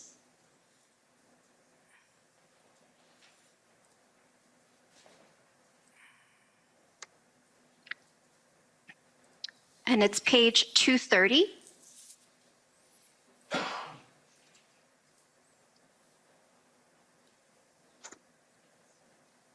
So we see over there 127 says, everyone who without lawful excuse disobeys a lawful order made by a court of justice or by a person or body of persons authorized by any act to make or give the order other than an order for the payment of money is unless, and it talks about the punishment. So you'd agree though that an RCMP officer who has the ability to enforce the criminal code and always has this ability could arrest somebody under Section 127 for violating 127. But you were referring to the injunction, and I don't know if an injunction falls under the disobeying or an order of the court. That's fine, but my question now is whether an officer, an RCMP officer, could arrest someone for contravening Section 127 of the code. In all likelihood, yes. All right, so my question to you, or I put to you that, there's nothing that legally prevented you from deploying RCMP officers to enforce the criminal code in Ottawa. But we aren't the police of jurisdiction in Ottawa. And so it is, I don't know if it's a common law or what authority it is. It would be like bringing Ottawa Police Service and then putting them in downtown Toronto and saying, we're just going to start policing. Everybody, there's a jurisdiction and there's a police of jurisdiction for a reason. And so if I find somebody committing a criminal code offense and I see them committing and it's under the powers of arrest that I can in fact arrest, I can arrest. But for the purpose of this exercise, we would not simply walk in and decide that we were the police of jurisdiction. Could you imagine the mayhem that would lead to if every police just arrived and said, we're going to be the police of jurisdiction today? So I just want to sort of clarify, there may be a difference between, say, tradition and respecting the authority of local police and not intruding on them or entrenching on them. But you'll agree that there's nothing that legally prevented you from sending RCMP officers to enforce the things that they're always allowed to do, which is the criminal code. Yes, and we weren't objecting to assisting in that regard. So that's why I'm not understanding your questions. All right, those are all my questions. Thank you. Thank you. Okay, next is the Union of British Columbia Indian Chiefs. Good afternoon. My name is Cheyenne Arnold Cunningham. I'm counsel for the Union of BC Indian Chiefs, and I will be directing all of our questions today to Commissioner Luckey. Commissioner Luckey, did the RCMP consult with First Nations governments or Indigenous groups or representatives during the convoy situation? I'm not sure, definitely not in the Ottawa area, as we weren't the police of jurisdiction. They may have done that in BC, Alberta, and Saskatchewan. I'm not sure. And generally speaking, if there was in fact Indigenous involvement or if it was on Indigenous land, they would have in fact, we have special liaison teams for that. Okay, thank you. Actually, would you mind mentioning what the names of those teams or groups may be who take on the lead of consultation and cooperation with local First Nations and Indigenous groups? Each division has a different name, but they are divisional liaison teams, or in BC, I think they're called the CCIG, Community Consultative Indigenous Groups or something, CCIG. Sorry, I think No, it is that's actually helpful. in John Brewer's email. It's in there. Sorry. Thank you so much. That's helpful. Are you familiar with Bill C-15, which received royal assent and came into force as federal legislation on June 21st, 2021 to adopt and implement the United Nations Declaration of the Rights of Indigenous Peoples, also known as UNDRIP? Yes. Not completely intimately, but yes, I'm familiar with it. I take it that you're familiar with Section 5, which mandates the Government of Canada to take all measures necessary to align the laws of Canada with UNDRIP. Yes. Go ahead. Would you agree that UNDRIP plays a significant role in policing and police policy in public order emergency events? My understanding might not be correct, but if it involves if it's Indigenous protests, I believe that's where it connects itself. So it might not be all protests, but I could be mistaken. I haven't intimately translated it into what it actually meant. Okay, thank you. Your recent May 2022 mandate letter mandates the acceleration of RCMP reform over the next 2 years. The Union of BC Indian Chiefs is wondering if you could explain what the RCMP is doing to ensure implementation of UNDRIP in the context of assembling demonstrations and public order emergency events. That's a good question. I know that there's been a lot of work developing liaison teams. When, for example, in some of the Indigenous protests that we have gone to, we've included cultural awareness and specific cultural training to the area in which we're policing, so that we have a better understanding of the impacts of our actions. We have increased, obviously, our training in general in that regard. Our liaison teams are specific to protests on Indigenous lands, which can be different than non-Indigenous lands, for example, having a better understanding of the history and the culture. Okay, thank you. You mentioned actually earlier today of the Management Advisory Board as a recently established body within the RCMP. Yes. Is there any mandated First Nations civilian representation on this board? There was. We had John Dom, who was representing us, and we actually had Wally Opal at the beginning, but he got put on a different mandate, and we've had some vacancies, and so we're filling those vacancies. I'm not responsible, it's public safety who's responsible for filling those vacancies, but part of that is the diversity, including Indigenous representation. Thank you. And can you confirm whether or not you're aware of the RCMP updating its strategic plans and policies and protocols to ensure alignment with UNDRIP, or is that kind of work ongoing? It's ongoing in our initiatives. We have our contract in Indigenous policing. We have many projects on the go, many of which are geared towards reconciliation, but there is also making sure our policies and procedures align properly with UNDRIP and other recommendations that have come out of other reports. Okay, thank you. Is policing response in a public order emergency event different depending on who is involved in that assembly or event?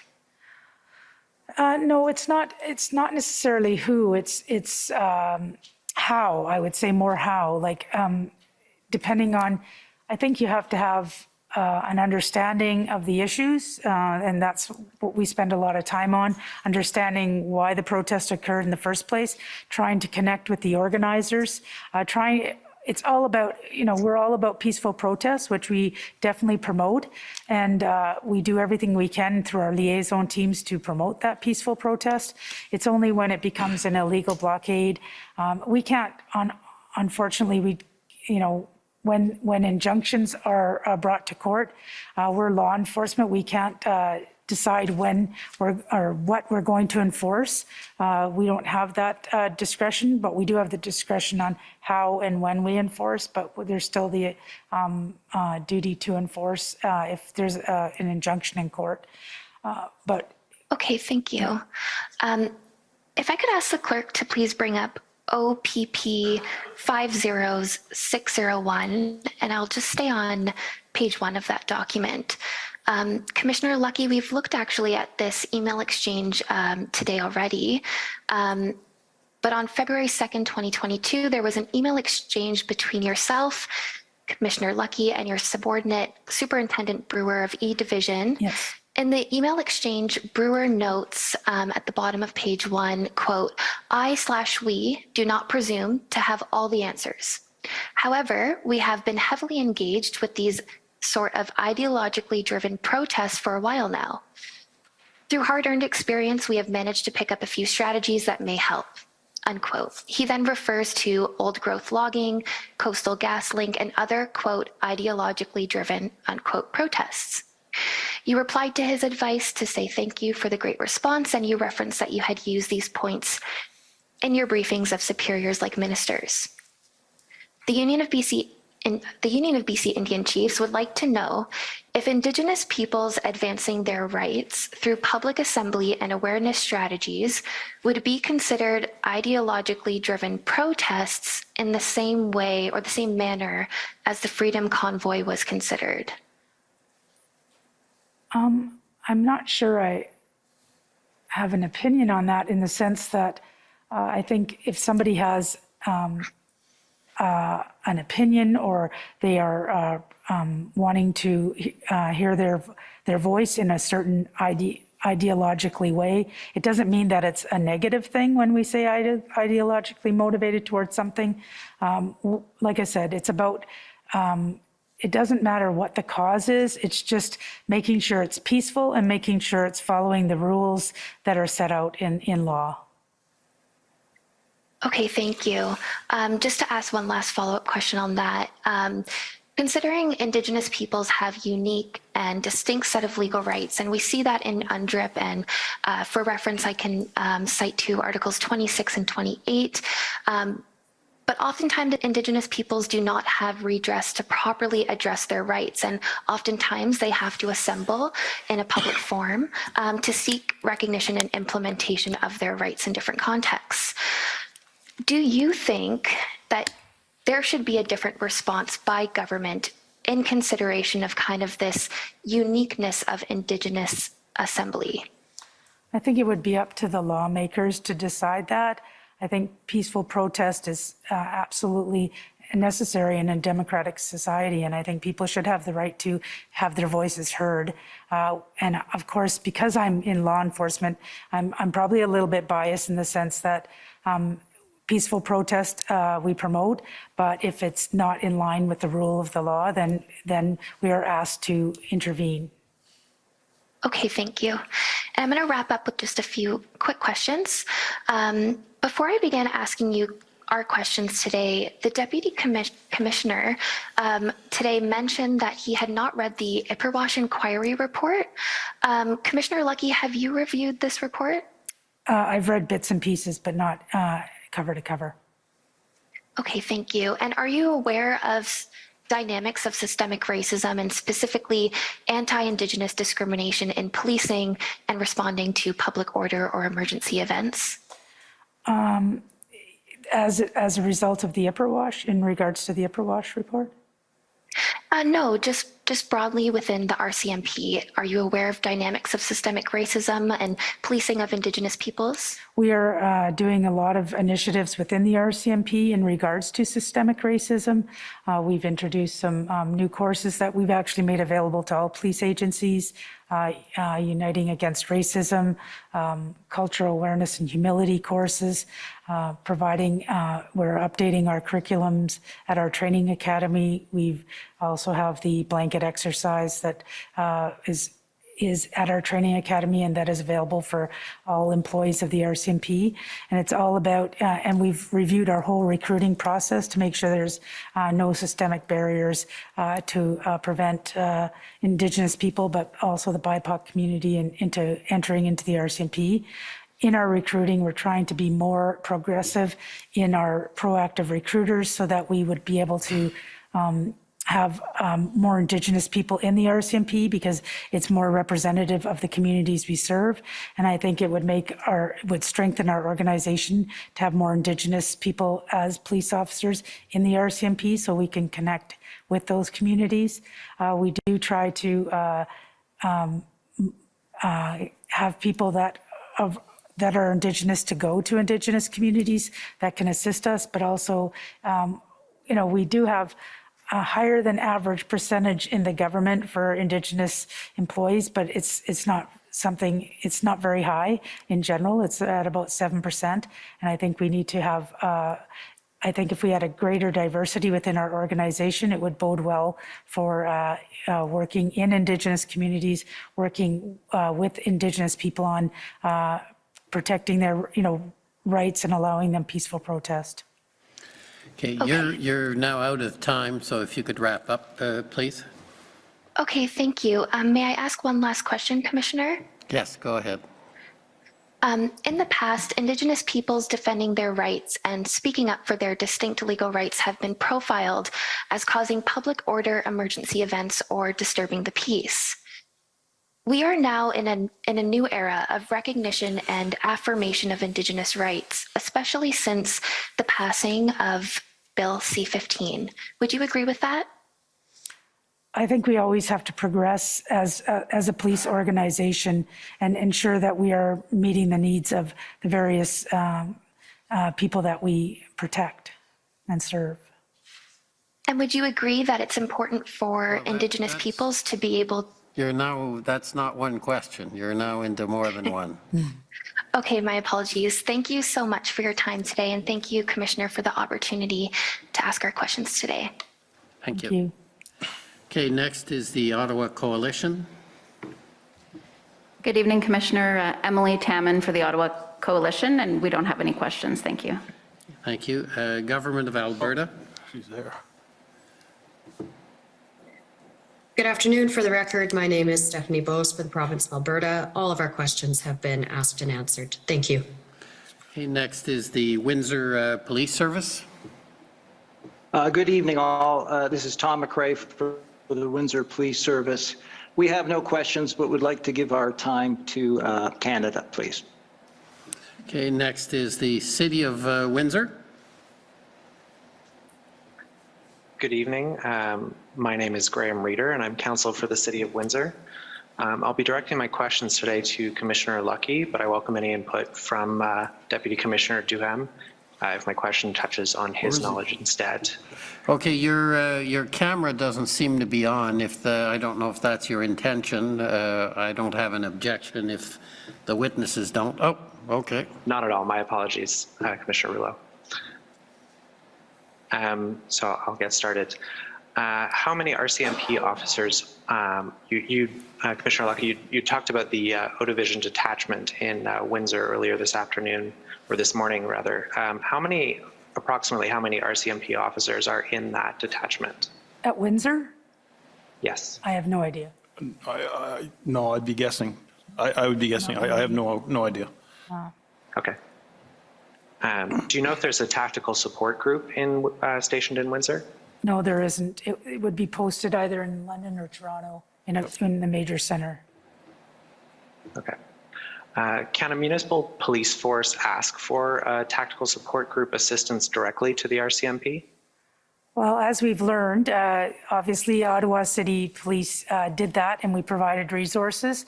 Generally speaking, it's from police to police. There's often requests in where we are the police of jurisdiction. In Ontario, we're not. We don't have that normal jurisdiction, so it's through the Ontario Police Act. But often in places like Alberta or Saskatchewan, if there's something going on in a major city, like Regina, they may reach out to the RCMP to assist in a tactical response. Okay, and what does that process look like when you are not the police of jurisdiction? Can you just describe it? Well, like I said, I've been told that normally it goes through the Ontario Provincial Police in Ontario, where any municipality within Ontario, if they need additional resources, they go to the OPP, and they may not need to ask the RCMP because the OPP may find resources at a neighboring detachment or municipal police agency within Ontario. Understood. So as I understood, police of jurisdiction, a municipal police force would not go directly to the RCMP. They would go through the OPP. Yeah, that's what the normal course of event is. Okay, thank you. Would you agree with me that when the RCMP is not the police of jurisdiction during a disruption, particularly at a port of entry, as in Windsor at the bridge, that the RCMP's role is to support the police of jurisdiction in protecting the port of entry?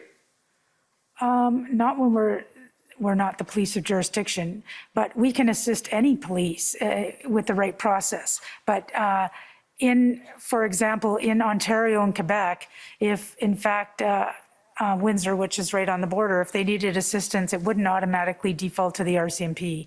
We're not policing in that capacity in Ontario or Quebec. Okay, understood. Has the role of the RCMP changed at all in Windsor with respect to the protection of the bridge since the convoy protests? Not at all. No, not at all. We're in Windsor, our folks are still focused on the federal mandate. Okay. And to your knowledge, has the RCMP ever been the police of jurisdiction to respond to events at the Ambassador Bridge? Not to my knowledge. I don't believe so.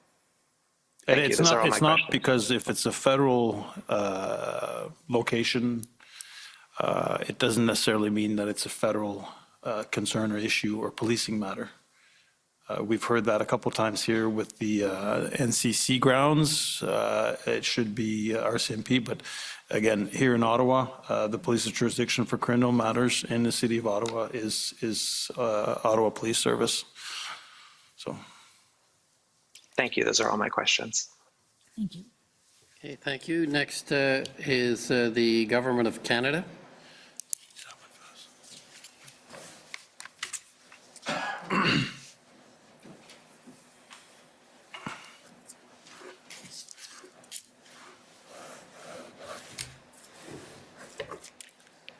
Good evening. For the record, I'm Donnery Nygaard. I'm one of the counsel for Canada. There's been a bunch of discussion today about the various meetings that occurred on the 13th, but I just want to take you back one day. And if we could have SSM, NSC, or .NSC, .can, .50214. And just to situate you, Commissioner, this will be for you. These are the IRG minutes. Oh, did I? No, that's not it. These are the IRG minutes, or they should be, for the day before on February 12th. See that? Yes. And this was a virtual meeting of the incident response group on that day, and you attended that virtual meeting? Yes. So if we can go to page 6, please, of the minutes.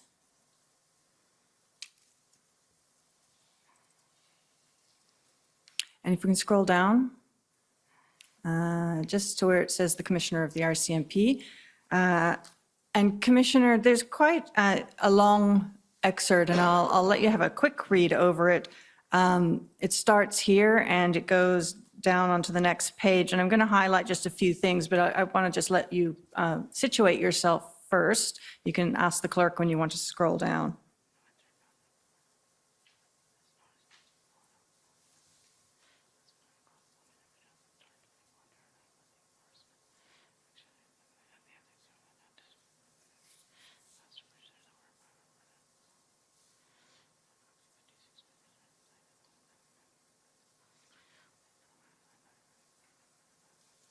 Okay, you can scroll.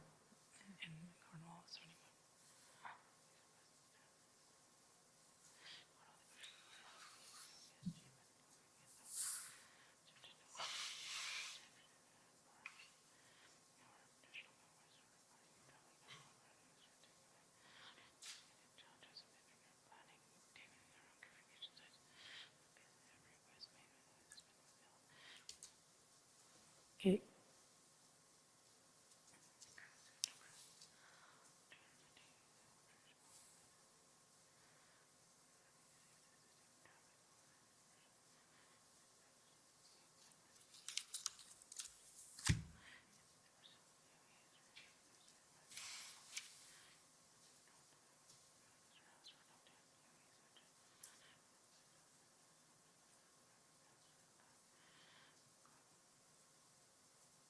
Okay.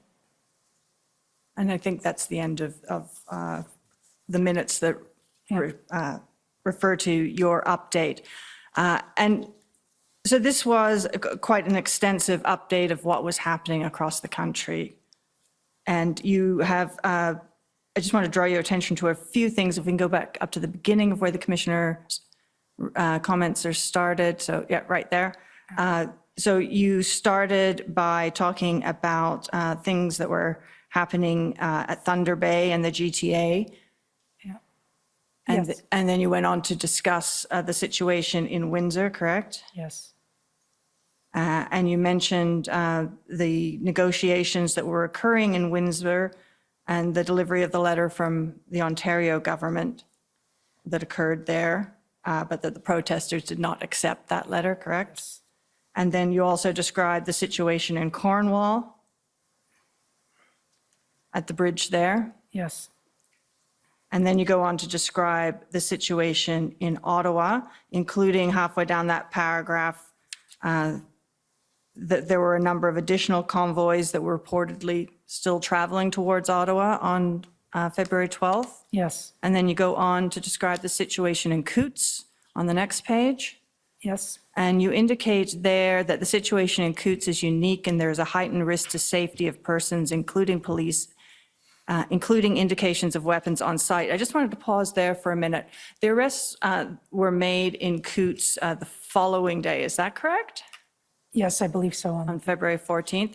And so that was the information that you were giving to this committee as a whole at that point in time about what was going on in Coots. Yes.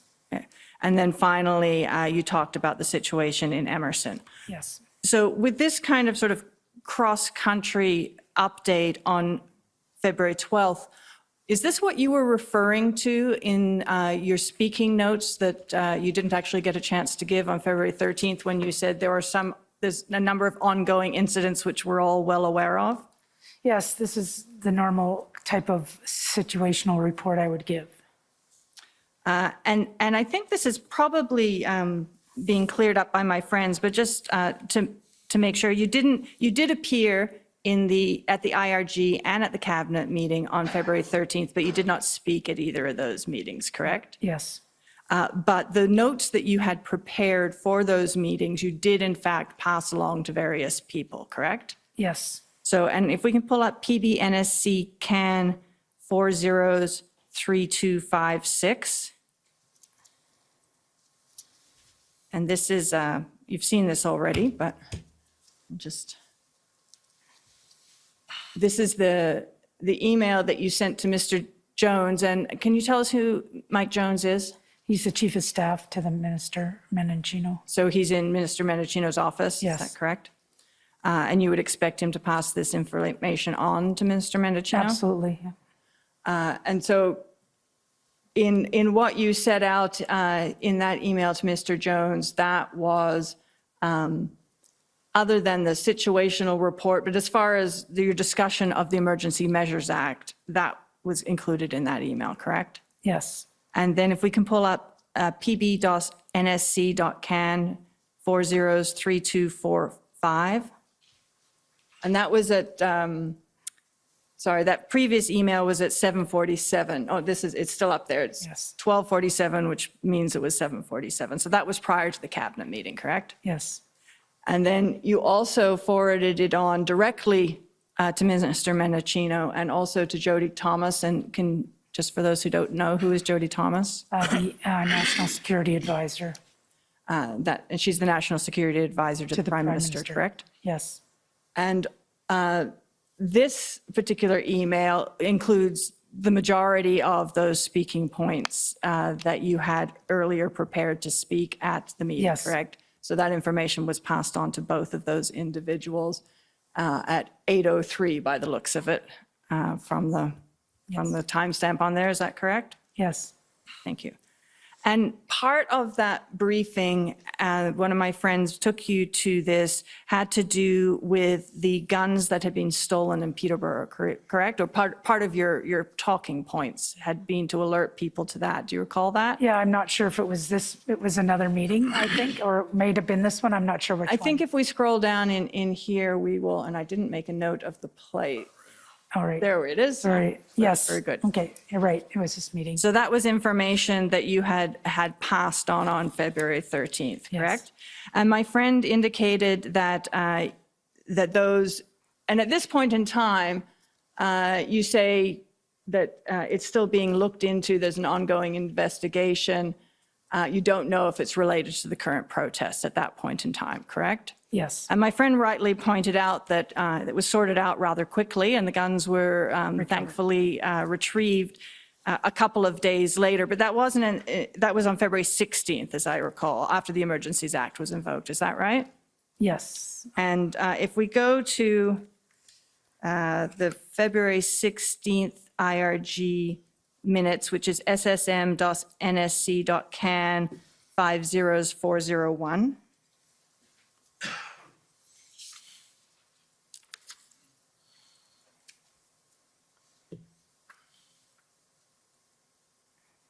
And if we go just onto the third, it's page 5 at the top of the page. I think, yes, if we scroll down a little at the, just right there, to the National Security Advisor providing her update. And you'll see there, it says about halfway down, while some trucks, oh no, sorry, that's the wrong place. Oh, it says notably the weapons that had been stolen in Peterborough have been recovered. Is that what you're? Yes, yes, exactly. So she was providing that information, but I assume she got that information from you, correct? Yes. And so everyone was informed that that was no longer a worry as of February 16th. But that was when the weapons were actually received. That's when I'm assuming, yes. My friends also discussed with you the delegation of the provisions, the authorities that were provided to you under the Emergencies Act in regard to tow trucks. And I just want to take you to the February 17th IRG minutes the next day, which is SSM NSC CAN 50402. And page 5 again.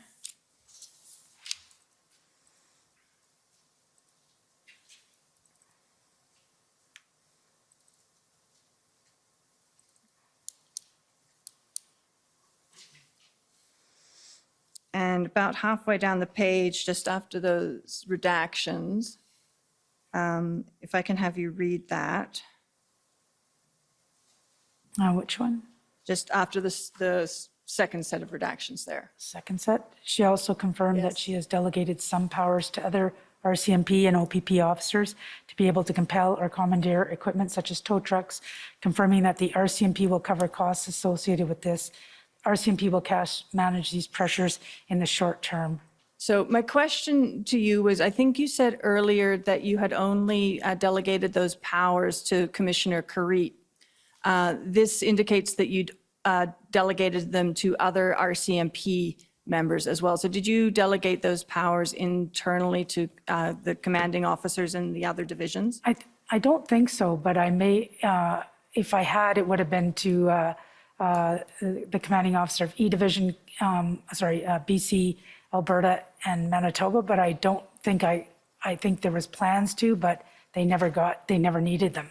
So that might have been not exactly accurate. Okay.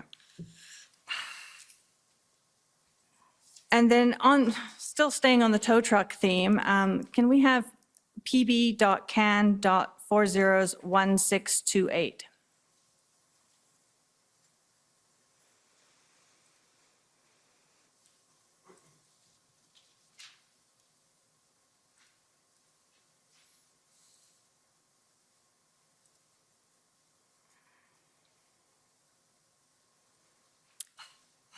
And maybe we can just scroll through so the commissioner can see the entire document.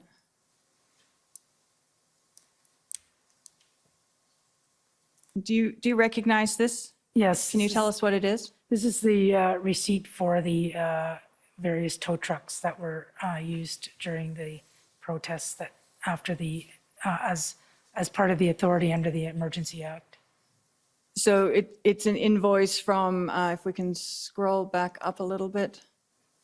It's to the Royal Canadian Mounted Police. And if we scroll down further.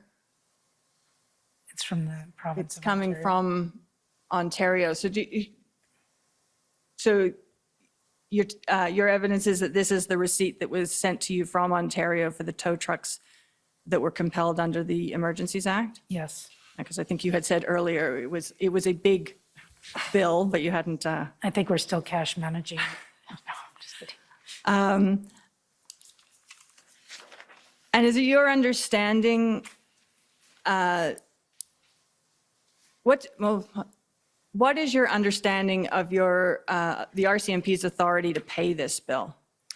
Well, it's the federal government will cover the costs. They've asked us to pay for it and then cash manage it. And if we need the money back, we'll get the money back. But pay for what? What are you given authority to pay for? Pay for the use of tow trucks in the protests, the commandeering of tow trucks and the use of those tow trucks to remove vehicles. Thank you.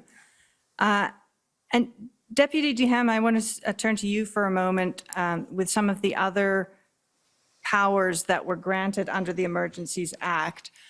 One of my friends from the CCELA spoke to you about, in particular, the economic provisions of the powers that were granted under the Emergencies Act. And you mentioned that the RCMP did not take any action in relation to insurance contracts. Did I hear that correctly? Yeah, that's correct. And why is that? We focused on the freezing of, providing the right information to the banks, to the financial services to freeze the accounts. The insurance, yes, that was a possibility. One of the concerns we had is if you freeze the insurance, where does the truck go if someone's ready to leave? Puts us in a position. So we didn't really look at that, really focused on identifying the people, validating who was there, and getting the information to the financial services. And that sort of exercise of discretion in how and which particular aspects of a law to enforce at any given time, is that something that the police normally do, or is that unusual? The discretion is something, and you have to remember, as I said earlier, that we had 24 hours to figure this out, as well as the financial services. So we went with the one that we figured would have the greatest impact.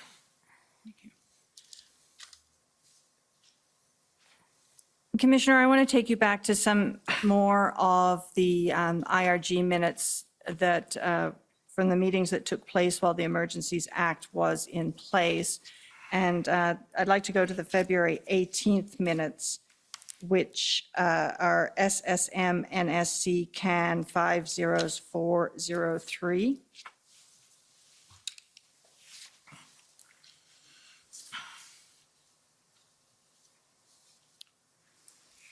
And when we get there to page 5, please. Your updates always seem to be Yeah, on I was page going to say 5. page 5 is pretty popular.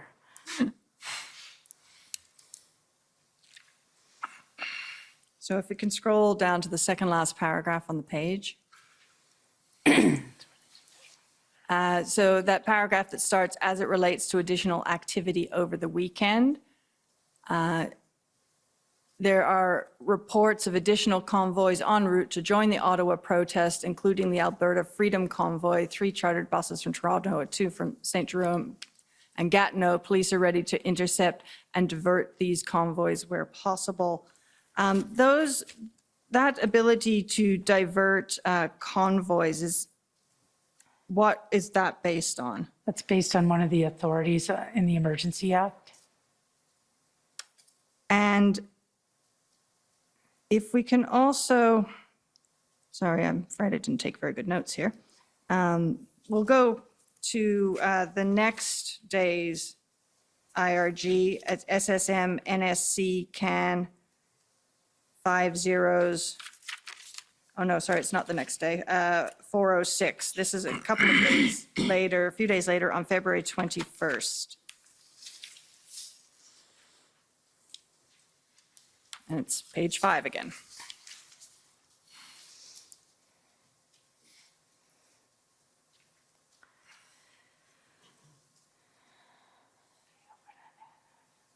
And if we can scroll down to the second last paragraph again.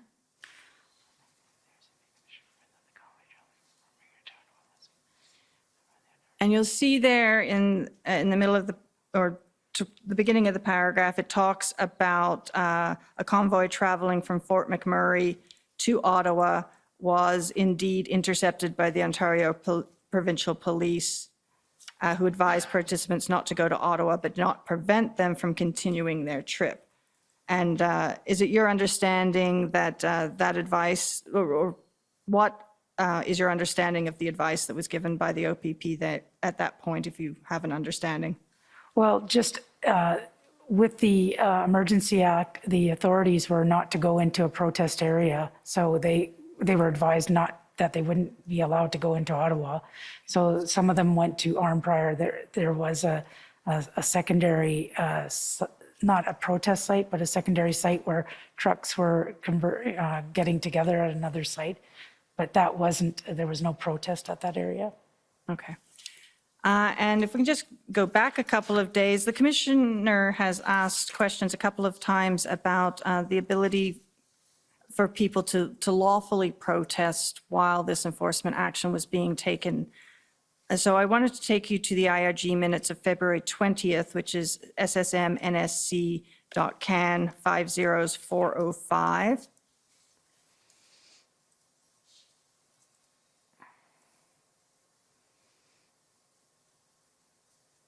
Page 5.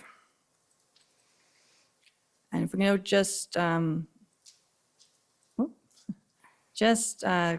down, just before the redaction, a little ways up from the redaction there, you'll see police order units continue to wear tactical gear. Oh, sorry, no, next one. Police are also monitoring a gathering that has formed at the War Museum of approximately 100 people and a smaller gathering of 30 to 50 individuals at Confederation Park.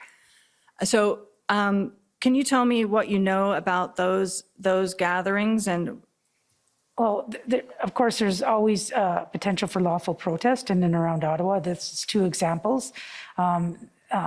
These people were lawfully protesting. They weren't impeding the flow of traffic or the flow of pedestrian traffic. And so I believe that they were allowed to continue with their protest. And we monitor those protests because it's not just safety of people not in the protest, it's also safety of the protesters when they're lawfully protesting. We want to make sure that they are safe when they're doing that. But they were permitted to remain Yes. there and protest. Thank you.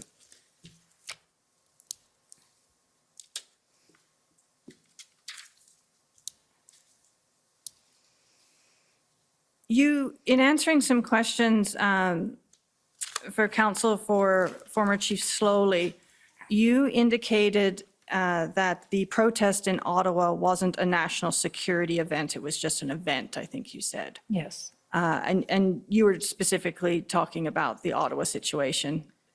Yes, I say it was part of a national event. It wasn't a national security threat. But when you say that, you're not assessing whether or not either the Ottawa protest or the situation in the country as a whole was a threat to the security of Canada, correct? No, we had, like I said, I think I mentioned earlier, there was indication, there was some snippets of information on open source and that came through intelligence, things that were similar to the storming of the Parliament, but none of it manifested itself. So it wasn't a national security threat, it was a national event. But in answer to one of my other friend's questions about the definition in the CSIS Act, that's not something that you were turning your mind to or that you were assessing. No, and it definitely wouldn't be me doing any of the assessments. I'm just the messenger. There'd be people a lot smarter than myself doing that. And Deputy Duham, I wanted to turn for you for a moment to discuss the plan that was put in place and developed by the Integrated Planning Unit in Ottawa.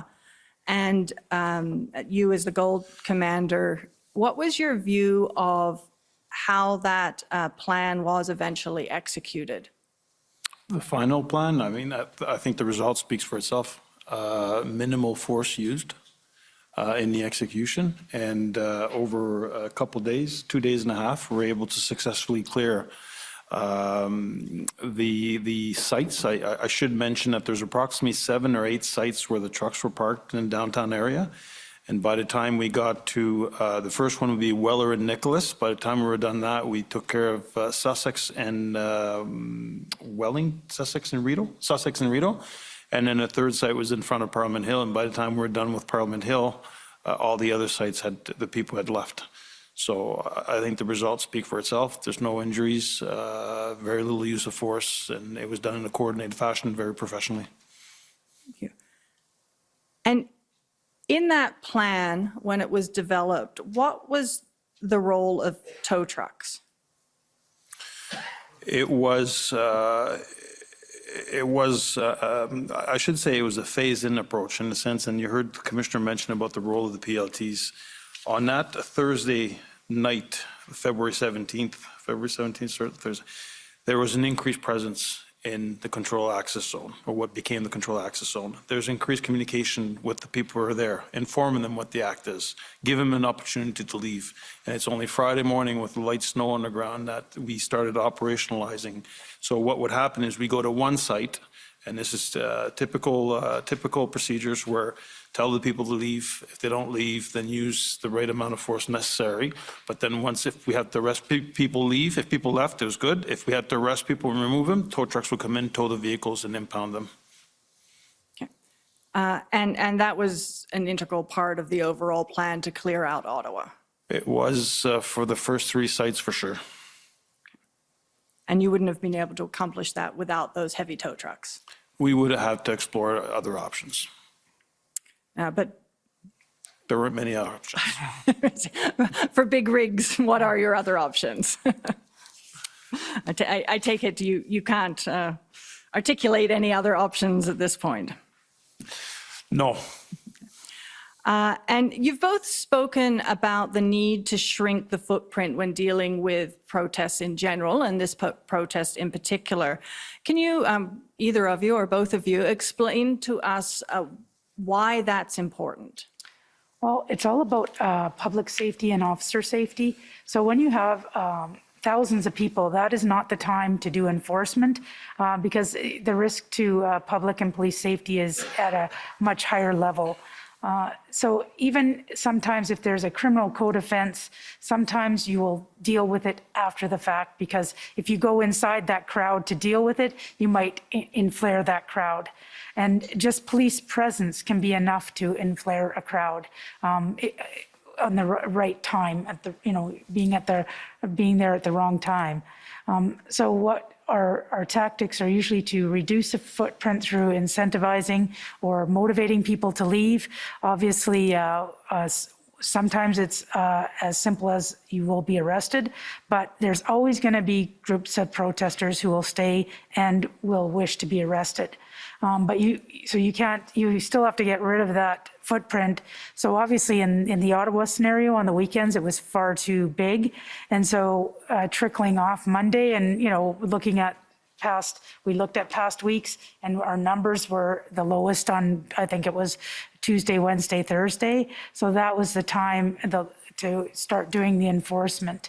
Unfortunately, we lost some time in our plan. So we did a very, quick engagement of 2 days with the crowds to say, now the Emergency Act is here. This is what will happen. if you don't leave, these are some of the consequences. There was many people who actually wanted to leave, but their trucks were kind of stuck in amongst trucks. And those people, we tried to make arrangements when the time came to move those trucks to get them off the site. And once the footprint was down to the minimum numbers we felt we could get them down to, that's when we started our enforcement action. And that makes it a safer environment for everybody.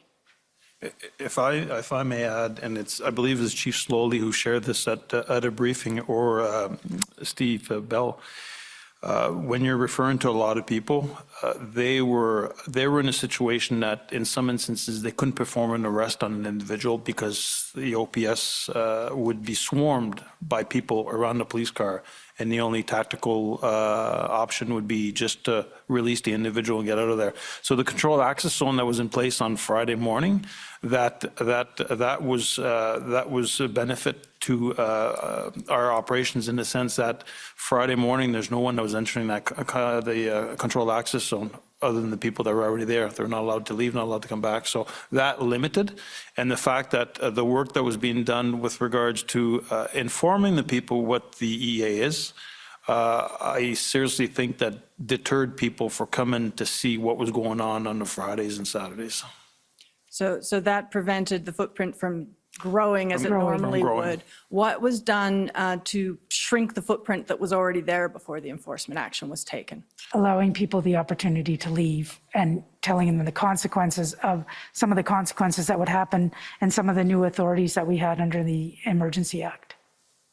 So for instance, the financial authorities were one incentive. We had some of our police officers reporting that people were leaving because their spouse had called and said, you need to get home so we can get the account unfrozen, and motivated. And you've also spoken, I have two more questions. Okay.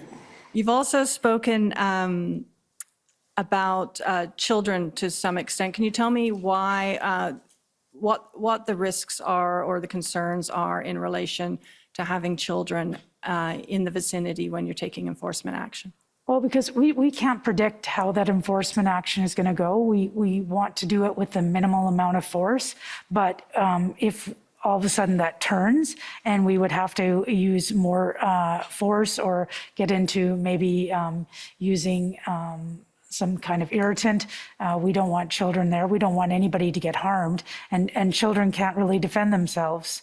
As adults can run and know what direction to go because we always provide an egress, but children aren't, able to do that in all cases. And so based on all of the things that you've just said, would it be fair to say that the enforcement action in this case couldn't have happened in the way that it did without the Emergencies Act? I would say the Emergency Act allowed us to have the safest type of enforcement. It allowed us to reduce that footprint because there was large amounts of people there. And it not only allowed us to reduce the footprint, it allowed us to stop people from coming in. And we saw how every weekend those numbers grew tenfold, and it avoided people coming into the area. We obviously blocked off the areas as well. And it allowed for a much safer result. And I think Deputy Commissioner Duham said it himself, the results speak for themselves. Thank you. Those are all my questions. Okay, any re-examination? Thank you, Commissioner. I have just two areas that I'll re-examine on. If you'll accommodate that, I realize we're running late in the day, so I'll be as quick as I can. Go ahead. The first of them, I think they're both for you, Deputy Commissioner. The first one has to do with some answers you gave to questions about meetings you were at with senior government officials where you were, I'll just use the word uncomfortable. I don't think you voiced a strong principled objection, but you were uncomfortable that perhaps that line between government and police might, if not be crossed, I think you used the word, it was getting blurred. by the presence of those senior officials at the meetings. Do you recall that evidence? Yeah, and the way I wrote it and what was going through my mind is two different things, but I found that having them, and this is my opinion, it's having them to reach directly in, kind of blur the communication, because I've always said, I haven't seen, if you look at the Police Act, the Minister of Public Safety, Solicitor General, the Commissioner of OPP all have a role to play when something's unfolding in Ontario. And I just think that having federal representative reaching in just blurred the lines as to exactly requests, how the requests should be funneling in. I viewed it as the commissioner is ultimately responsible for the RCMP, and any briefing of government departments should be done. But this is my own opinion, should be done to ensure that we keep each other in the right lanes, whatnot. Thank you. And do you remember which meeting it was that brought that that focused your attention on that point? I don't remember exactly what meeting. I'd have to go through my notes, but it was one where we're with Chief Slowly and other people around the table, because obviously Public Safety and PCO wanted to talk to Mr. Slowly, but I don't recall everybody who's on that call. Do you recall whether there was more than one meeting where you had this same discomfort? I think that was the only one, because as of around the 12th of February, I broke off and was assigned full-time to the for the RCMP side of the convoy. So I think that was the only meeting. Okay. Thank you. The second line of questions has to do with your answers to questions about freezing bank accounts or giving banks information that they would use, as you put it, to exercise their discretion to freeze accounts. And I'm not going to, well, let me begin by reminding you of the two caveats you made, and that just so you know that these questions are asked with those two caveats in mind. The first one I remember was you saying, we didn't write this law. And the other one was we had maybe 24 hours to implement it, so we had to move very quickly. So Not only law enforcement, but financial services as well had to figure out how we're going to process with all this. well put. So both you had to initiate action, and then the financial services industry had to react to that, all within a very short period of time. So we accept those caveats, but I want to ask you about the way you phrased it, which is that the notices you gave to the financial institutions didn't require the financial institution to freeze the account. It gave them the discretion to form their own view about whether the account should be frozen. Now, what I've got in front of me is the act, the regulation, and the actual notice that the RCMP served on financial institutions. But let me see if I can do it without taking you to those documents. Would you agree with me that, in effect, you strike me as a practical man, Deputy Commissioner, in effect, once the financial institution got one of those notices, that absent, for example, that you gave some exceptional information that the bank had, that the information they'd been given by the RCMP was just wrong, absent that information, they were effectively bound by the regulations to take measures to stop dealing with that customer? Yeah, and I said discretion because I'm not familiar with the exact language that's in the order or the regs. If they had to, I'm not quite sure. Our responsibility was to provide that information to the financial services, and then they had, I'm not going to say an obligation, but they were the ones responsible for deciding if they're going to freeze it or not, based on the information that they might have in their holdings and the information that we had. Would it be fair to say that you fully expected the financial institutions to stop dealing with these customers as soon as you gave them the name and they confirmed that they held accounts in that name? To a certain degree, yes, but I don't know what the bank had in their holdings with regards to these individuals once we identified them. Okay, thank you. That will serve for my purposes. And so, Mr. Commissioner, those are my questions in re-examination. Okay, thank you. I know you all want to get out of here, but if and I know we have a witness waiting who probably is even more eager than you to get out of here, but if I could just ask a couple of just a few questions. Firstly, you spoke about the Hendon report, and I think this is for you, Deputy Commissioner, but it seems to me odd that the Hendon report, if you've looked at it, is really a national in scope. And I don't really understand why that function is being carried out by the OPP rather than the RCMP. And I realize it's shared and OPP has, the RCMP has input in it, but it would have been sort of my sense that that should be a national initiative. Do you have a comment on that?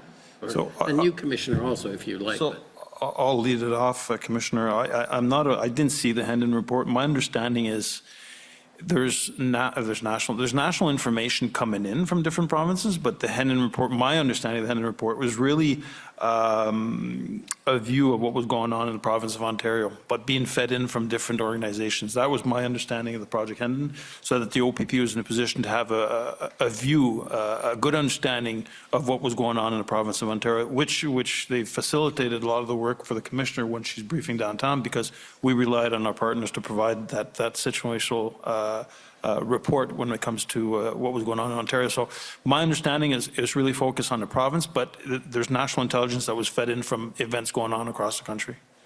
And I would add, it's not unusual for something to originate from outside the RCMP. And I would think that eventually, if this was something that was ongoing, there would be a point where we would probably pass it off. We would take it, and if it became national in scope. But I think it was because of the fact that things were going to converge in Ontario, and they were dealing with various aspects of that. It originated as Deputy Commissioner Duhem. So, and I'm not intimately familiar with the report myself, but. Yeah, I think it originated from an Ontario need, but developed into something Bigger. And I guess the follow-up question is there something that the RCMP produces that's equivalent to the Hendon report that updates nationally? So we were, sorry, go ahead, Commissioner. No, but we do have, like, each province has a criminal intelligence service that is integrated with all police agencies.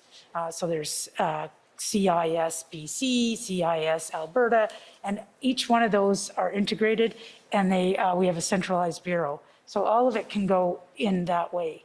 I think it was more sort of almost like a task force of intelligence taken out to examine something specific, because we have all kinds of mechanisms to feed that information and produce those types of reports nationally.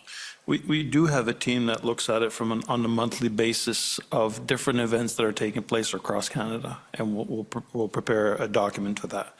Obviously, when it gets bigger and starts moving, you'd have to look at probably increasing. But on a monthly basis, we do provide a report. Our intel folks do provide a report of what's going on across the country, and throughout this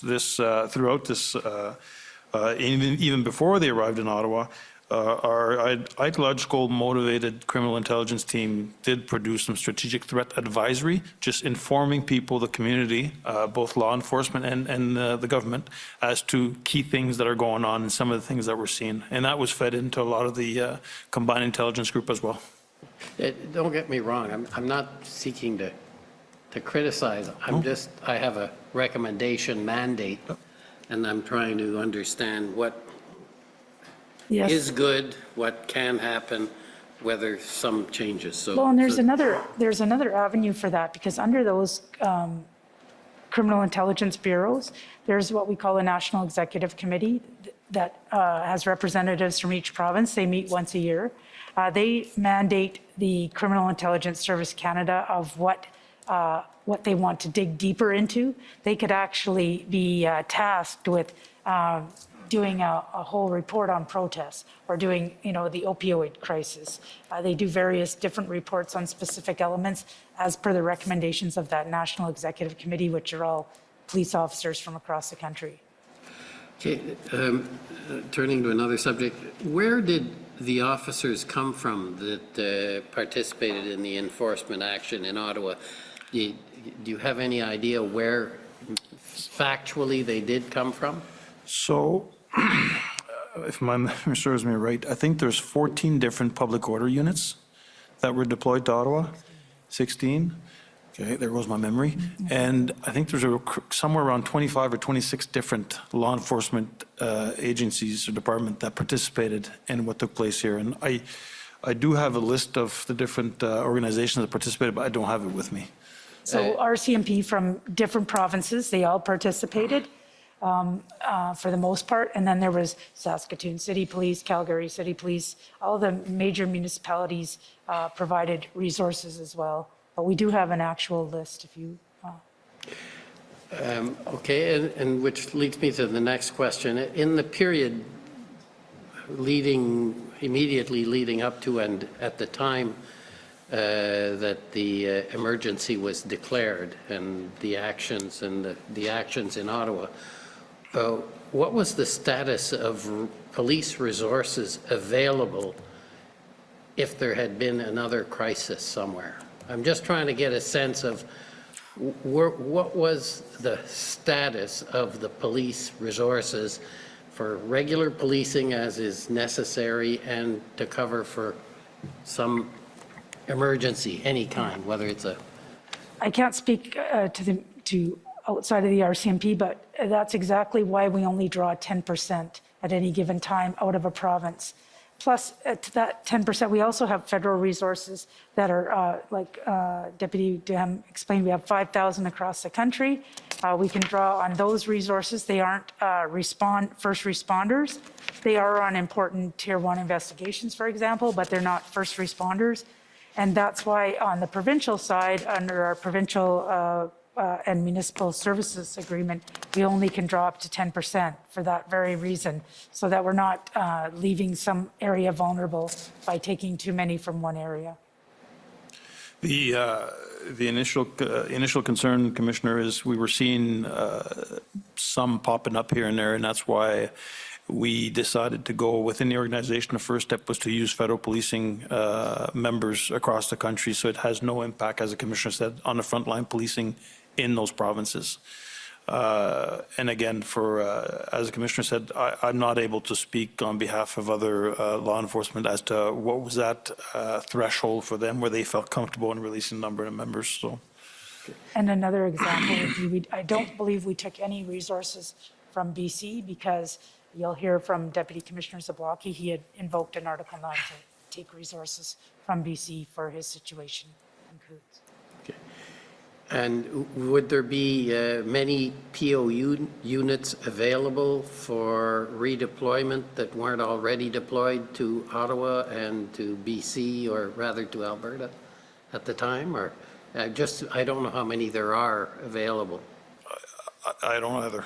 Yeah, but most big municipalities have their own public order unit. So, and some of our bigger divisions have two, or one of our divisions has two. We don't have anything in certain divisions, but I would say that the number of public order units, I'm not sure how many they have in Ontario, but there was a big majority of the public order units were here in Ottawa. So from an RCMP perspective, we do have a public order unit in the province of Quebec, and we have 2 units here in Ontario, 1 in Toronto and 1 here in National Capital Region. And mindful that this is not a full-time job. These are people that they're on regular duties, and then they volunteer to this type of work. And in the larger divisions, there might be 1 or 2 public order units. I know that Statistics Quebec have 2 or 3 public units. There was 1 here to assist us, but it varies, as the Commissioner said, from one agency to another. But there's no sort of central number available that you could tell me about.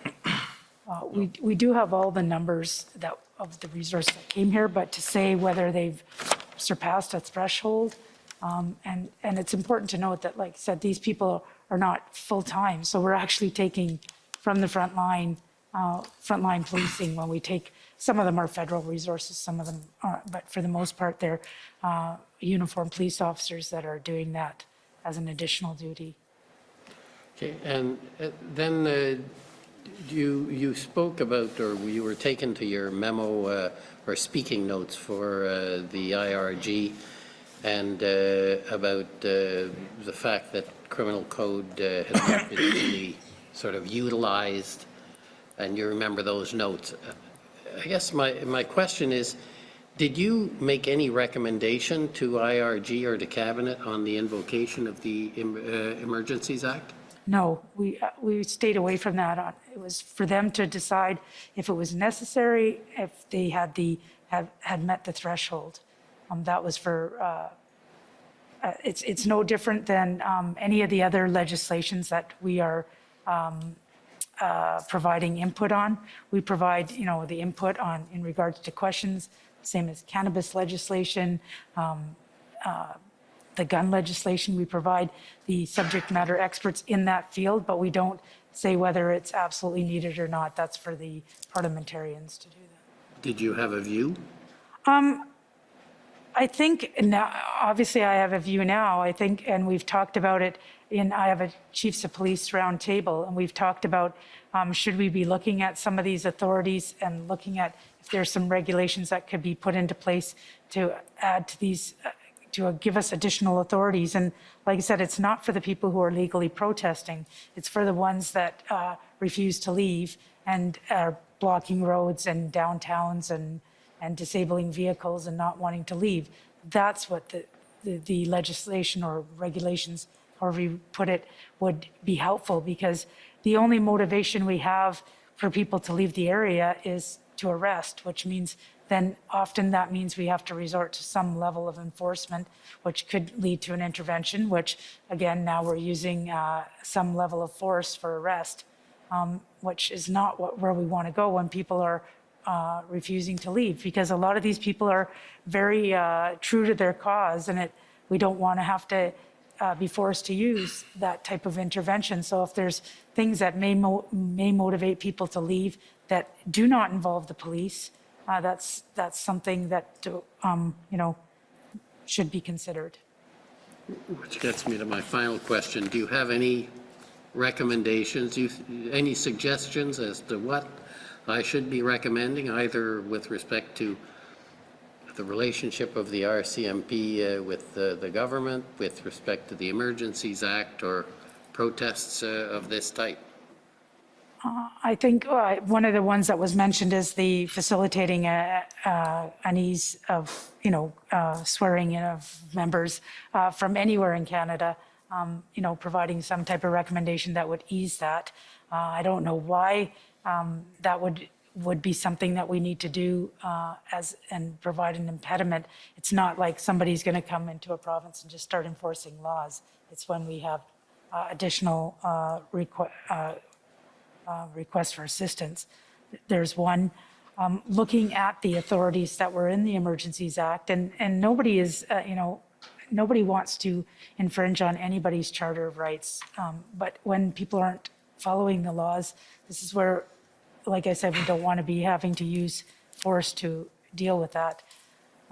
We don't pick and choose what we enforce. We just, that's the unfortunate position that we're in. And I think more and more people are going to want to let their voices be heard. And I wouldn't want this to be, increasing exponentially so that the police are dealing with this. And, that 24 days that lasted, that was a huge drain on all resources in policing. And also it undermines policing who are trying to, keep things as peaceful as possible. But, we talk about if we went in too early, what would be the circumstance? What would be the commentary if we came in too early and did quick enforcement? We'd probably be criticized for that, criticized for late enforcement. So how do we deal with this and not letting it last for 24 days? Because I don't think it's acceptable in anybody's books.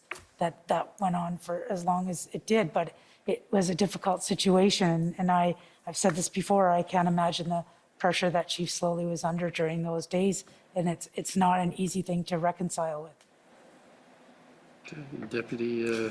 I would add, Commissioner, that I think the whole definition that we find under the Parliament Act with regards to Parliament Hill and the precinct should be revisited and set those boundaries where there's limited traffic in certain areas at the downtown core of Ottawa. That's something. Other than that, I think the commissioner covered it. Again, it would be nice if I was told that the swearing-in process, although I thought it was smooth, I was told that there were some hiccups or bumps on the road. So if there's any way we could do it from a national perspective, that would be great too. So. Okay, well, thank you both very much for your testimony and your perseverance in all these questions. And I understand you're not feeling a little under the weather, Commissioner, so that's appreciated that you came nonetheless. Thank you. Thank you, sir. So I think we're going to go on to our next witness, finally. I don't know if we need a couple of minutes to change the setup. Yes, we need maybe 5 minutes, so we'll just take a few minutes to get the witness up and organized. The commission is in recess for 5 minutes. La commission est levée pour 5 minutes.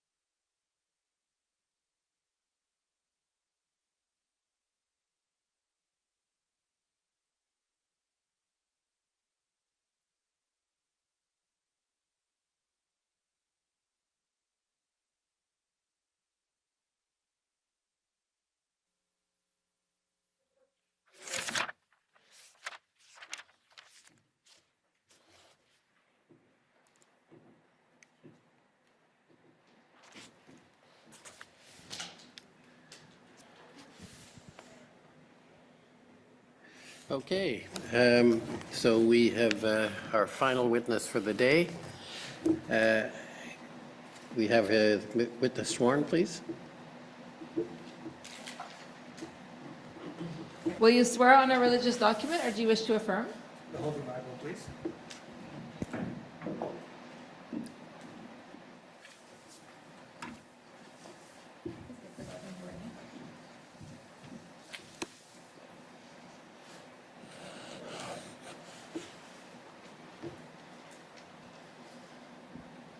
For the record, please state your full name and spell it out. My name is Curtis Michael Zablocki. Zablocki is spelled Zablocki. Do you swear that the evidence to be given by you to this commission shall be the truth, the whole truth, and nothing but the truth? So help you God. Yes, I do. Thank you.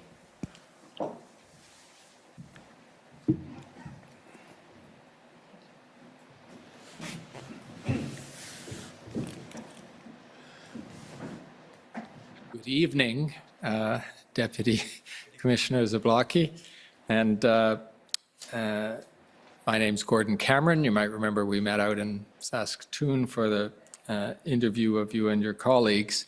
And now the summary of that interview that you will have looked at to confirm its accuracy has already been adopted by those that proceeded before you. But while I've got you in the stand, what I'm going to do is just ask you to confirm that you did review that summary of your interview, and to your knowledge and belief it's accurate. Is that correct? Thank you for that, Mr. Cameron.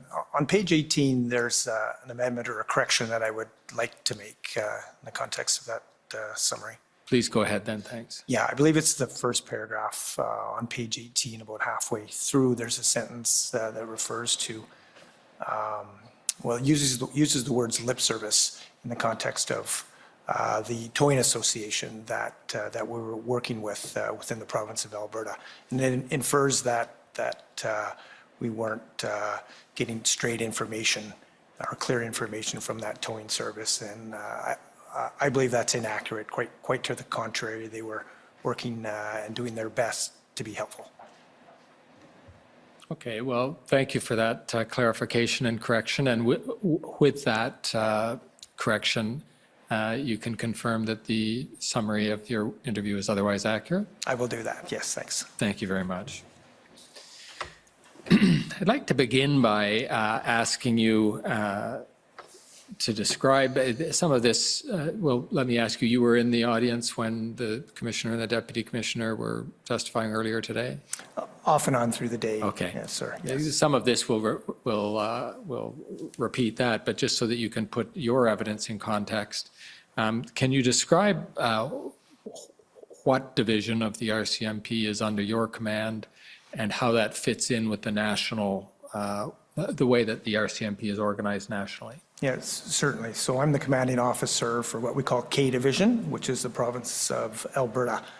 And the commissioner, so myself as a deputy commissioner, I'm a direct report to the commissioner, to Commissioner Lucky.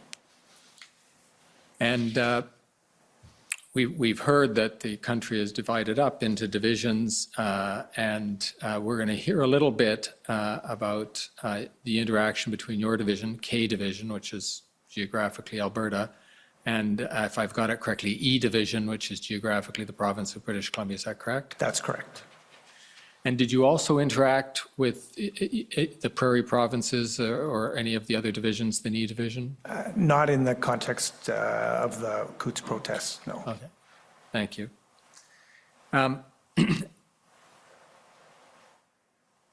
Can you describe what role the RCMP plays as the police in the province of Alberta? Certainly. So the RCMP is the contracted provincial police service for the province of Alberta.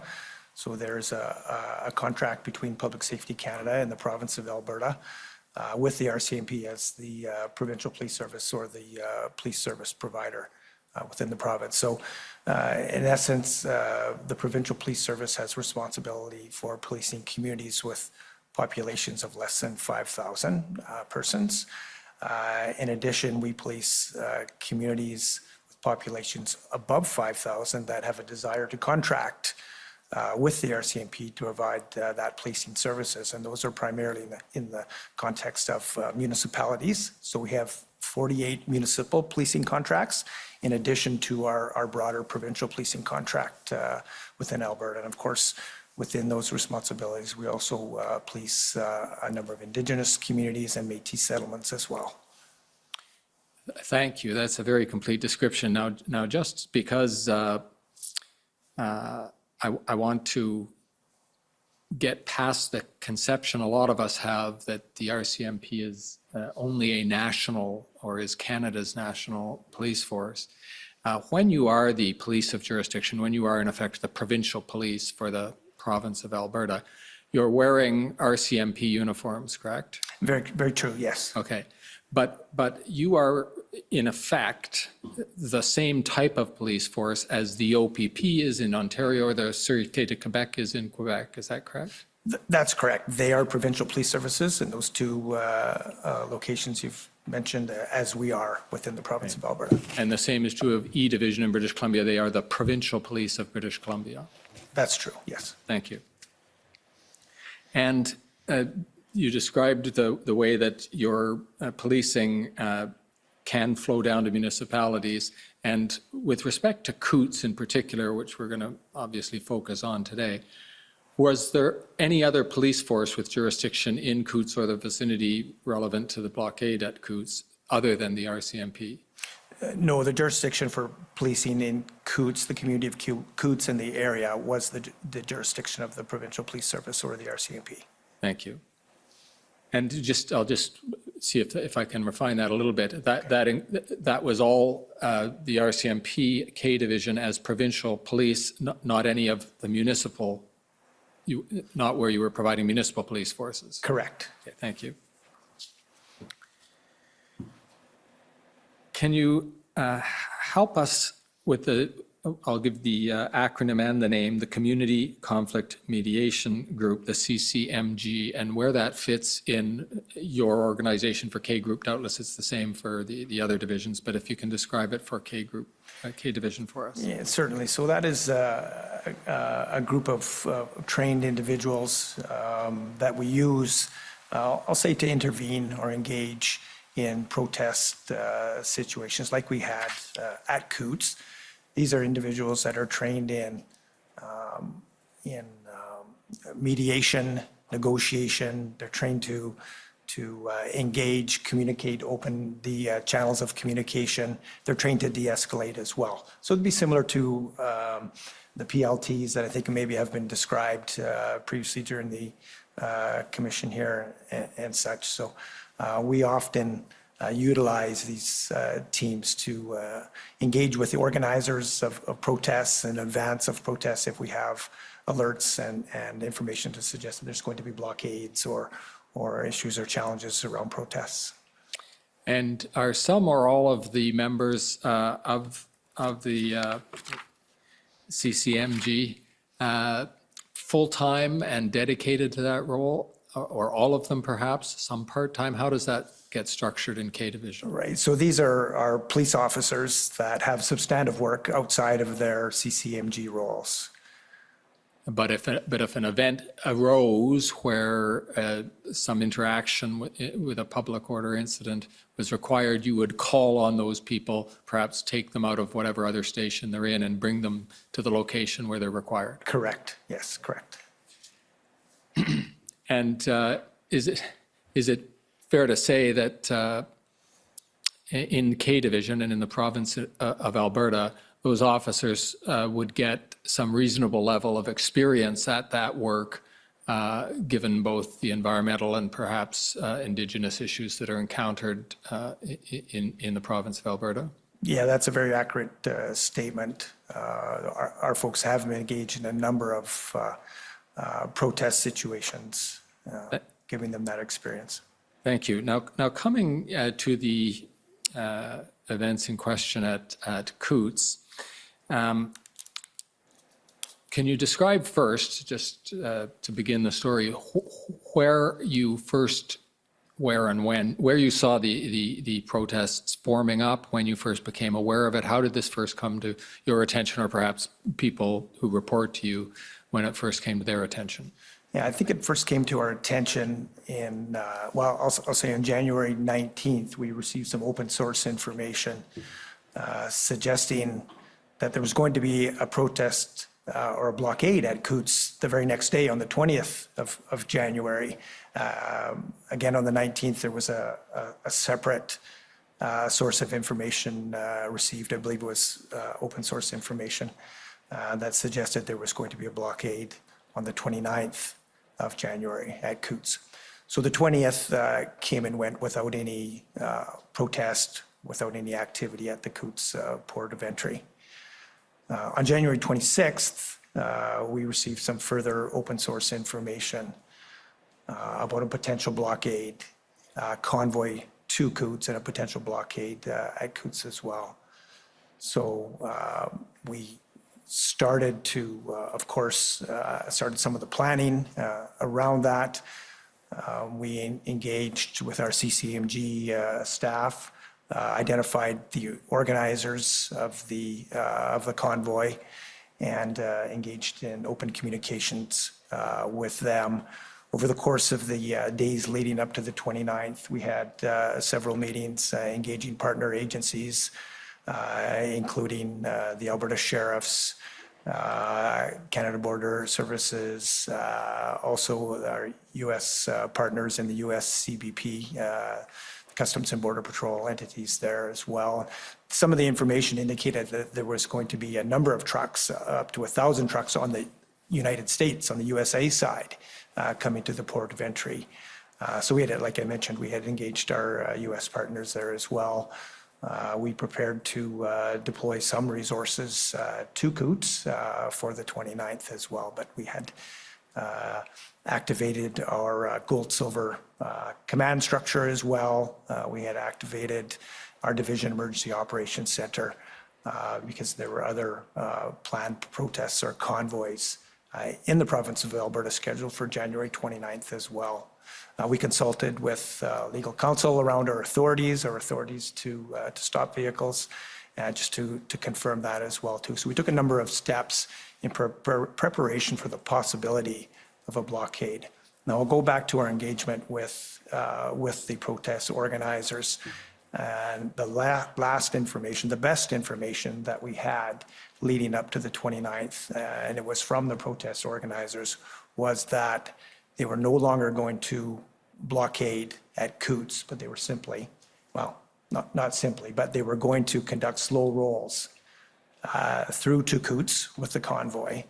And we were advised that it was their intention to do 3 slow rolls to Coots, back to Milk River, the community of Milk River, which is also on Highway 4, north of Coots.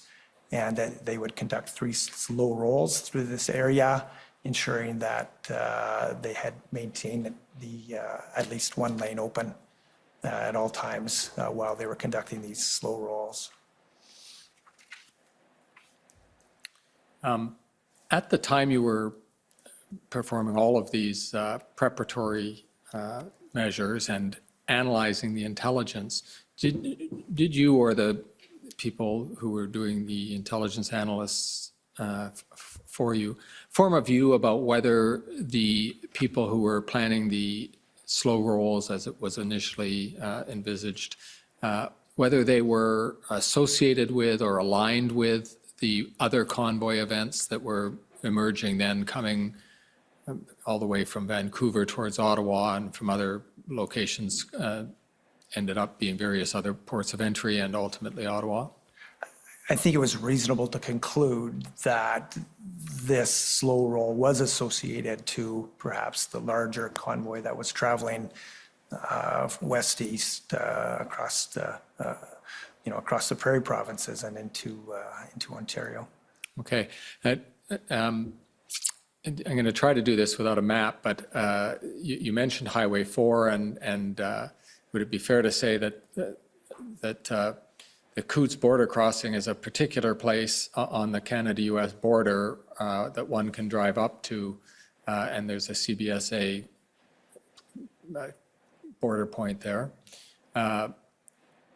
But that the slow rolls wouldn't just be at the border point. I mean, I think this was one of the things you've described in other parts of your evidence, that the whole highway was vulnerable to whatever activity, the whole highway down to the border point was vulnerable to whatever activity that the slow rolls would engage in. Maybe you could just describe the geography for us and what a challenge that presented to you from a policing point of view. Sure. As you've alluded to, the slow rolls wouldn't go right to the port of entry, and it would be if they were going north to south, they would come to the U.S. Port of entry as they traveled southbound. But there was a turnaround in advance of that, and that convoy would utilize that turnaround between the two. It would be between the two southbound and the two northbound lanes, and then be able to do loops back to Milk River if they so desired. But the general geography there, it's very flat and open, and I'll say, through the ditches and fields, they're very accessible if one was or had a desire to move off the roadway and to travel through the ditches or into medians or into the adjacent fields as well. Okay, while you're on that point, I'll mention it because it becomes relevant to the developments later on. But what I was describing was that you didn't just have a particular border point to be concerned about, that anywhere along the road accessing that border point could effectively block the border point. But another point you just mentioned is that in terms of controlling that roadway, there were certainly some vehicles, such as farm vehicles, which could go around any policing effort you might undertake on the highway. Did I get that right? Yeah, that's correct. And, I might, allude to, a situation where this convoy could stop anywhere on the road and effectively block the highway at any point, whether it was, just south of Lethbridge, the city of Lethbridge, or if it was, closer to the port of entry. It would be very challenging at that point to deal with that situation. Right. Now, maybe you could take us to the day that the blockade actually materialized and how the K Division forces dealt with that, how the blockade materialized and how the police reacted to that. Yeah, so the convoy was in the process of doing their slow rolls when I'll say suddenly one of the semi-trailer tractor units jackknifed itself on the roadway, effectively blocking travel in both directions and bringing the convoy to a halt at that point. So effectively, I would say at that point, creating an offense in the context of provincial or criminal code statutes.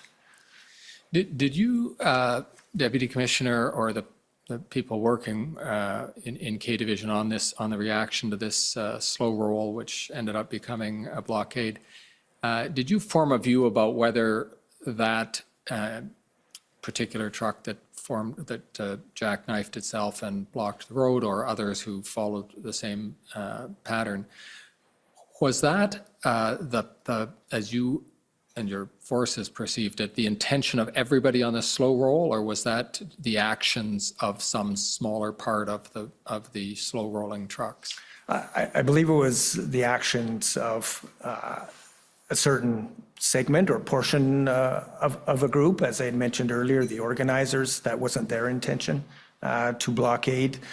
And we later, learned that they had lost that control. And as we saw over the course of the next few days, a splinter leadership group developed from the larger protest group. And we know as well that there were a number of individuals that were caught up in that blockade that did not have the desire to be part of that blockade. Did you mean they got trapped in it? That's exactly right. It was in the next couple of days following that, specifically on January 30th, we were able to assist a group of about 30 or so semi-trailer units. They had cleared Canada Customs coming coming north into Canada. They were on the Canadian side of the border at that point, but had been blocked by the convoy and had nowhere to go. So we worked with them, with Canada, with CBSA and US CBP to allow them to turn around, move back through the US and come back into Canada and another location. So they had no desire to be part of that blockade at all. And then the following day, the 31st, there was another group of individuals, of folks that were, I'll say, caught up in that blockade that were released and were able to move on from the blockade. Now, you described fairly extensive planning and preparation and anticipation, that is advanced knowledge and consequent planning and preparation and anticipation of the slow roll. And yet, we've heard that it's in the evidence of the mayor of Coots that he thought that the RCMP were caught off guard by the blockade. Were you caught off guard by the protest and the slow roll, or by it having turned into a blockade by this jackknife that you described? So we knew there was at the very least going to be a slow roll through Coots. However, we were also planning for potentially a blockade as well. We had, as I mentioned earlier, we had deployed resources to that immediate area.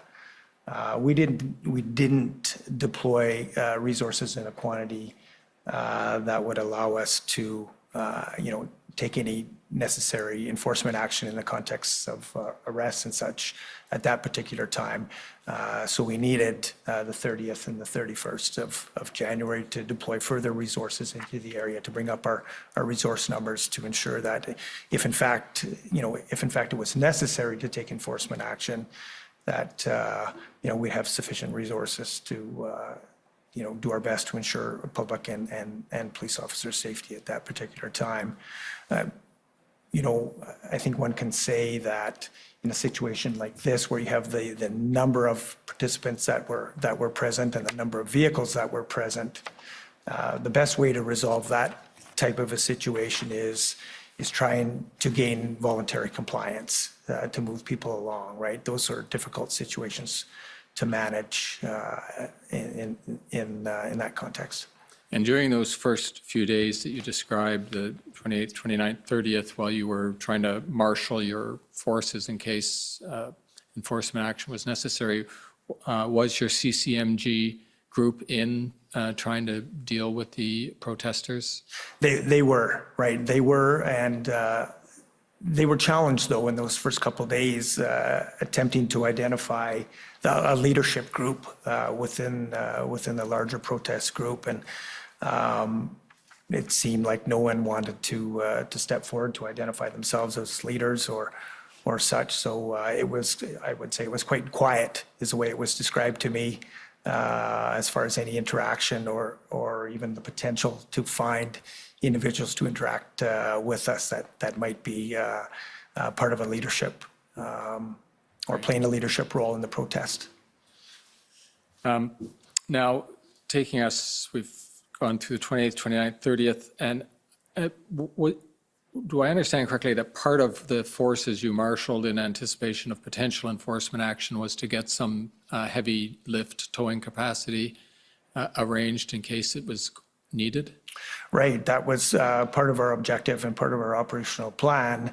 When we weren't getting a response in the context of engagement with our CCMG, we recognized the potential that we might have to take enforcement action in that situation. So we did arrange for towing capacity, and of course this is heavy-duty towing capacity to move these large tractor-trailer units from the roadway that were blocking the roadway.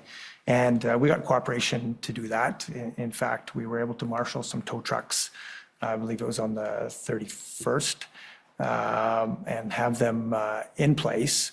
As it turned out on the 31st, later in the day, we got the engagement from individuals within the protest group and started some communication and actually some negotiation at that particular point. So we held off on any enforcement action that particular time and held off until later in the day. Unfortunately, later in the day, those negotiations, I'll say negotiations, fell off. And given that time of the day, we weren't able to initiate any action with the tow trucks at that particular time. Our communication with the tow truck operators and the companies was such that they indicated they would be back the next morning. And as such, it was the next morning that we planned to deploy resources into the protest group. And of course, first seek compliance for the operators of the vehicles to move along. And of course, if they did not volunteer or comply with that, we were preparing to make arrests. And with the arrests,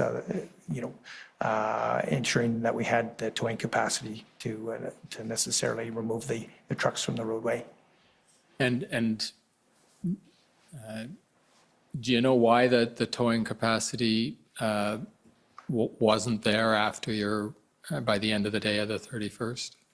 We understood that tow companies, tow operators were receiving phone calls. There was a barrage of online negative commentary to towing companies and operators as well around their potential participation and assistance of the police in this situation. So there was a lot of that surfacing. And of course, that was a significant factor in towing companies and operators deciding not to assist the police the following morning. And throughout the remainder of the event at Coutts, did you ever manage to regain commercial towing contracts or commitments from either those companies or others at Coutts? No, we did not. No, that never came to be. And I would say our folks made significant efforts to obtain that requisite towing capacity. We canvassed towing companies across Alberta, Saskatchewan, and British Columbia.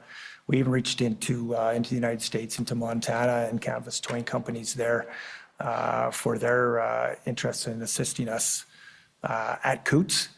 And I would say for various reasons, we were turned down and found no cooperation in that context.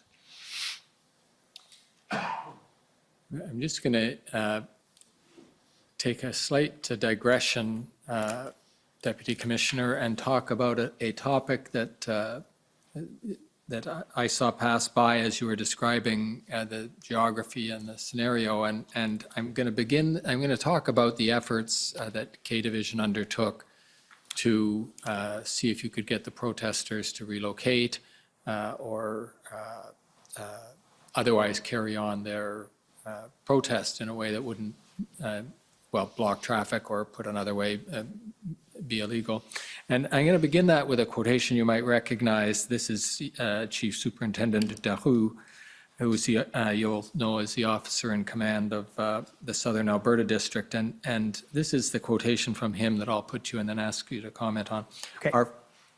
Our first and typically most effective approach in moving a protest into a lawful state is communication. At Coutts, we engaged our community conflict management group to move the protest back to a lawful state. And that's the end of the quotation. Right. I just want to ask you about that concept of that is, as Chief Superintendent Daru put it, the step number one when confronting a protest that has become unlawful is to see if you can find a way to make it lawful again. Have I caught his thought correctly? Yeah, I believe you have, yes. And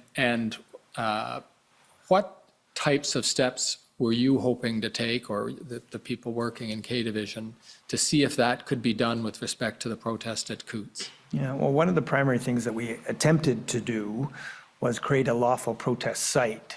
So again, we wanted to move the unlawful protest from the port of entry area further up the highway. When I say up the highway, north towards Milk River, or quite frankly, away from the immediate port area.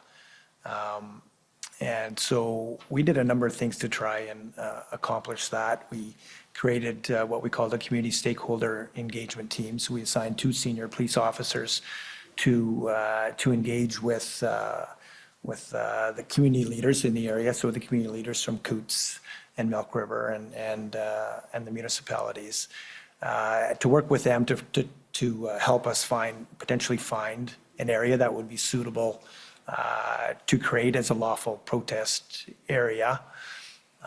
We were cognizant that, the protesters, to get them to move to such an area, that, this would have to be an area of visibility. So somewhere along the highway potentially was one of the requirements that we certainly had in mind as our folks undertook this work. And we needed to have an area that was convenient, that was accessible, and as I mentioned, visible. So we commenced that work. It would have been during the second week of the protest situation there. And then I want you to, I'm just going to interrupt you there, but please hold that sequence because I do want you to continue on with how you attempted to find that. But just if I can explore that thought that you were describing before about trying to balance the interests of the protesters and the interests of the law enforcement that's present. I think you're describing a tension where the protesters want visibility. Perhaps they even want to be a nuisance or cause people to pay attention to them, do something to attract attention. And yet you want to make sure you want them to be able to do that much, correct? Right. We want them to still be able to protest, but in a lawful manner. Right. And of course, that would include, them leaving the port area and moving elsewhere. And so there's this tension between you wanting to make sure things are legal and not too disruptive, and the protesters wanting to be somewhat disruptive so that they're getting attention. And so one thing you described is moving them to an area where they're not obstructing as much traffic and yet still have the visibility they're looking for so they can make their point. Right. And is that also the thinking behind approaches such as opening one lane or letting so many cars through an hour, in other words, so that they're having some disruptive effect, but not to the point where you would call it an illegal disruption? Well, opening one lane, I would suggest, would still be an illegal disruption at the port entry, but I suppose it's a bit of a consolation. But our objective was to open the entirety of the access through the highways, right? Right. And part of your CCMG group would be having these discussions with the protesters to come up with some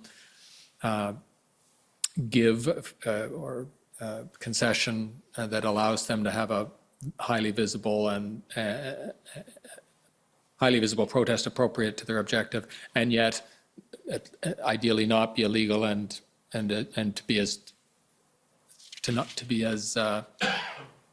to allow things to go ahead without as much disruption as possible. Is that fair? That's fair. Now, there I interrupted you on that point of the objective, and you were about to describe how your folks attempted to accomplish that by relocating the protest at Coots. Right.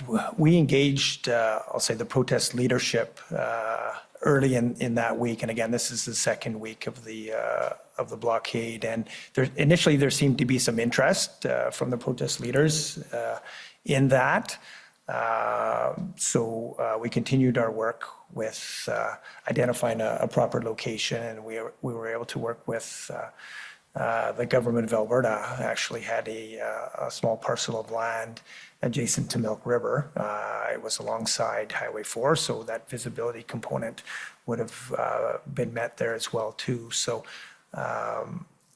the municipal affairs branch within Alberta Transportation branch within the Alberta government worked with us and created a site there for a lawful protest.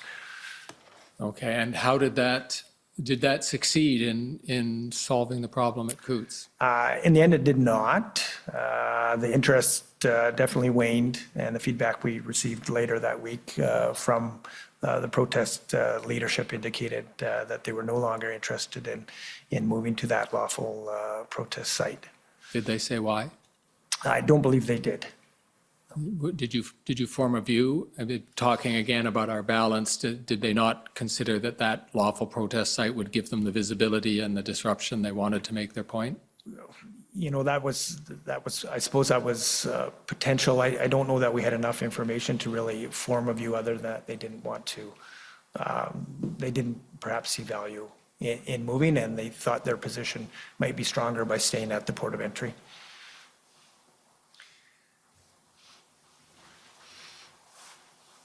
And at some point, I understand, well, for some period, for the first week or so, I understand that you were attempting to minimize enforcement in the terms of traffic tickets or other Highway Traffic Act offenses. Is that correct? Right. So the first week, yeah, we didn't move out strong or heavy on traffic enforcement. We wanted to ensure that, you know, well, quite frankly, it wasn't until checkpoint 10 was created that we started to have concerns around traffic, not traffic flow, but just, you know, the haphazard parking of vehicles. And I'll describe checkpoint 10. It's a location, again, on Highway 4. It's between the port of entry and Milk River, and it's at the intersection of Highway 501. And it was a location that earlier on in the blockade, we'd created a checkpoint there to try and regulate the flow of traffic down to the port of entry. And of course, we wanted to allow community residents and legitimate traffic to Coots to travel through there, but we also wanted to negate the flow of protesters to the protest site as well too via vehicle.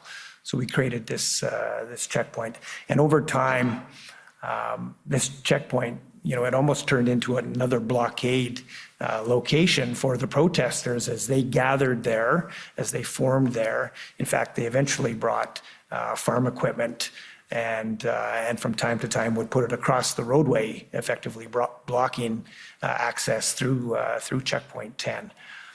And so that it was as a result of some of the safety concerns around checkpoint 10 that we started to become a little stronger on our traffic enforcement under the Traffic Safety Act.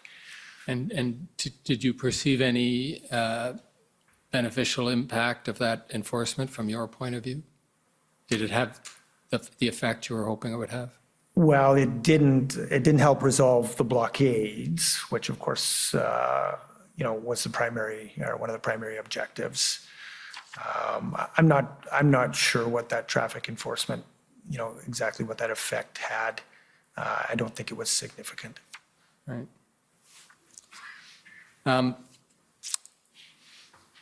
Now, as these events are unfolding, as you've described, the attempt to set up the lawful protest zone, the attempt to establish checkpoint 10 and its evolution, have you yet started to bring in resources from either within the province of Alberta down towards Coots or from E Division in British Columbia over to Coots?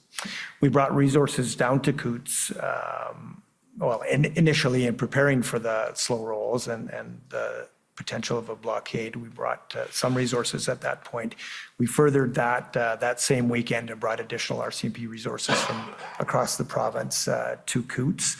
And then later in the week, I believe it was the 3rd of February, we made a request to activate or initiate Article 9 under the Provincial Police Service Agreement to bring in resources from British Columbia.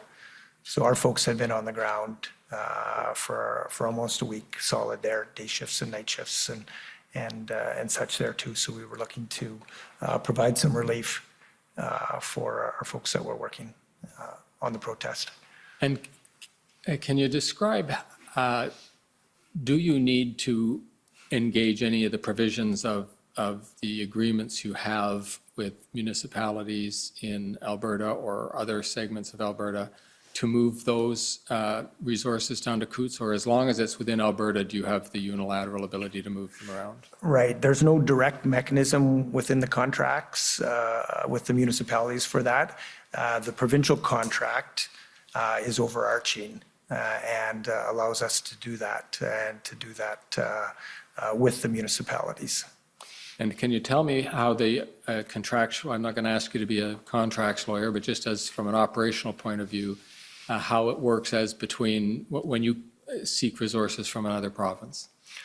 So and we're able to do that under the Provincial Police Service Agreement, and in Alberta, quite frankly, we've done it a number of times. Obviously in Coots with obtaining resources from British Columbia. We did it this past summer as well for the papal visit, which was a significant lift for policing services within Alberta as well. And we've also done it for natural disasters where we needed additional resources to support our policing efforts as well too. So that request goes out through the commissioner will send a letter to ministers and advising that in our case Alberta would be seeking additional resources under Article 9 of the Provincial Police Services Agreements.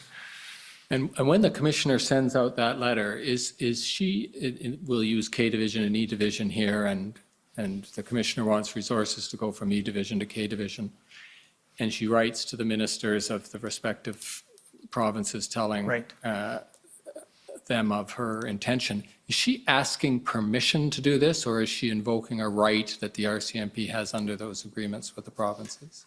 It's more the latter.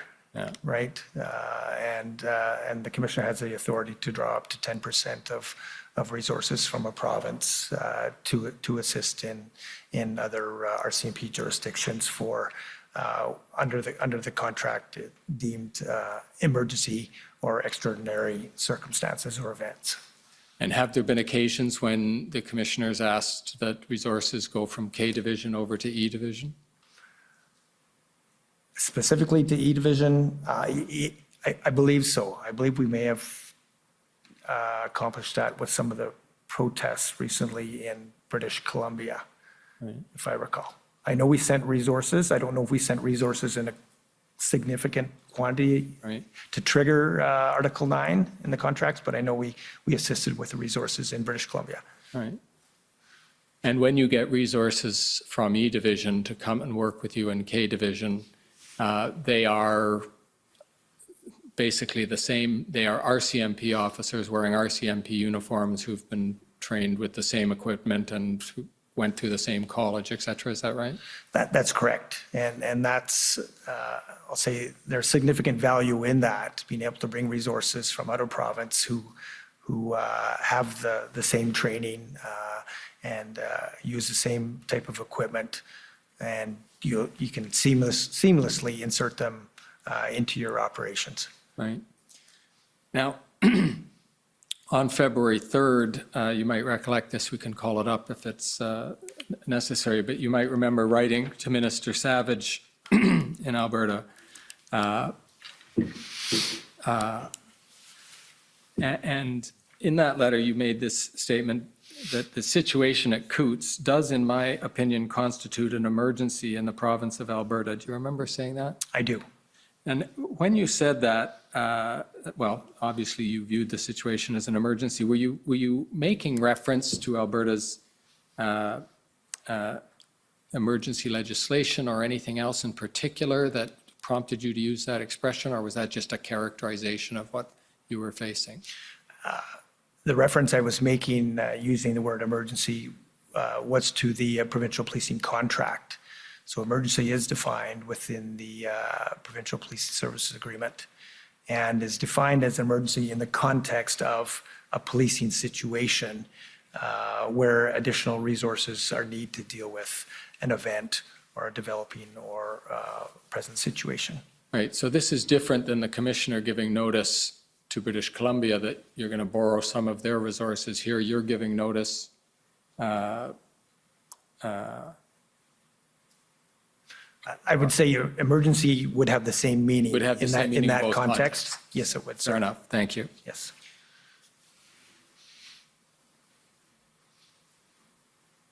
Can you tell me about your efforts to obtain towing assistance from the Canadian Armed Forces?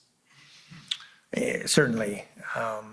So it was February 4th when I signed a request for assistance, which is a form that we have to complete when we're desirous of support or assistance from the Canadian Armed Forces.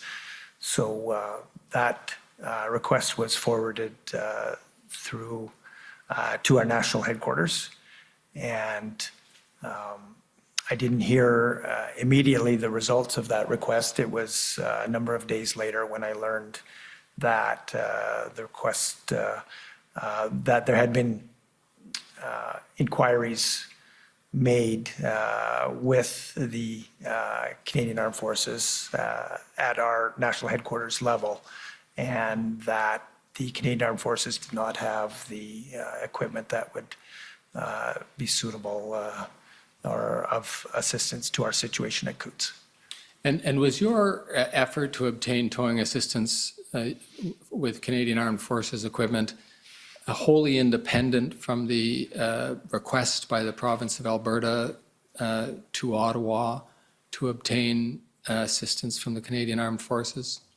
So I was aware that the government of Alberta were also making a request through to the Canadian Armed Forces for similar assistance.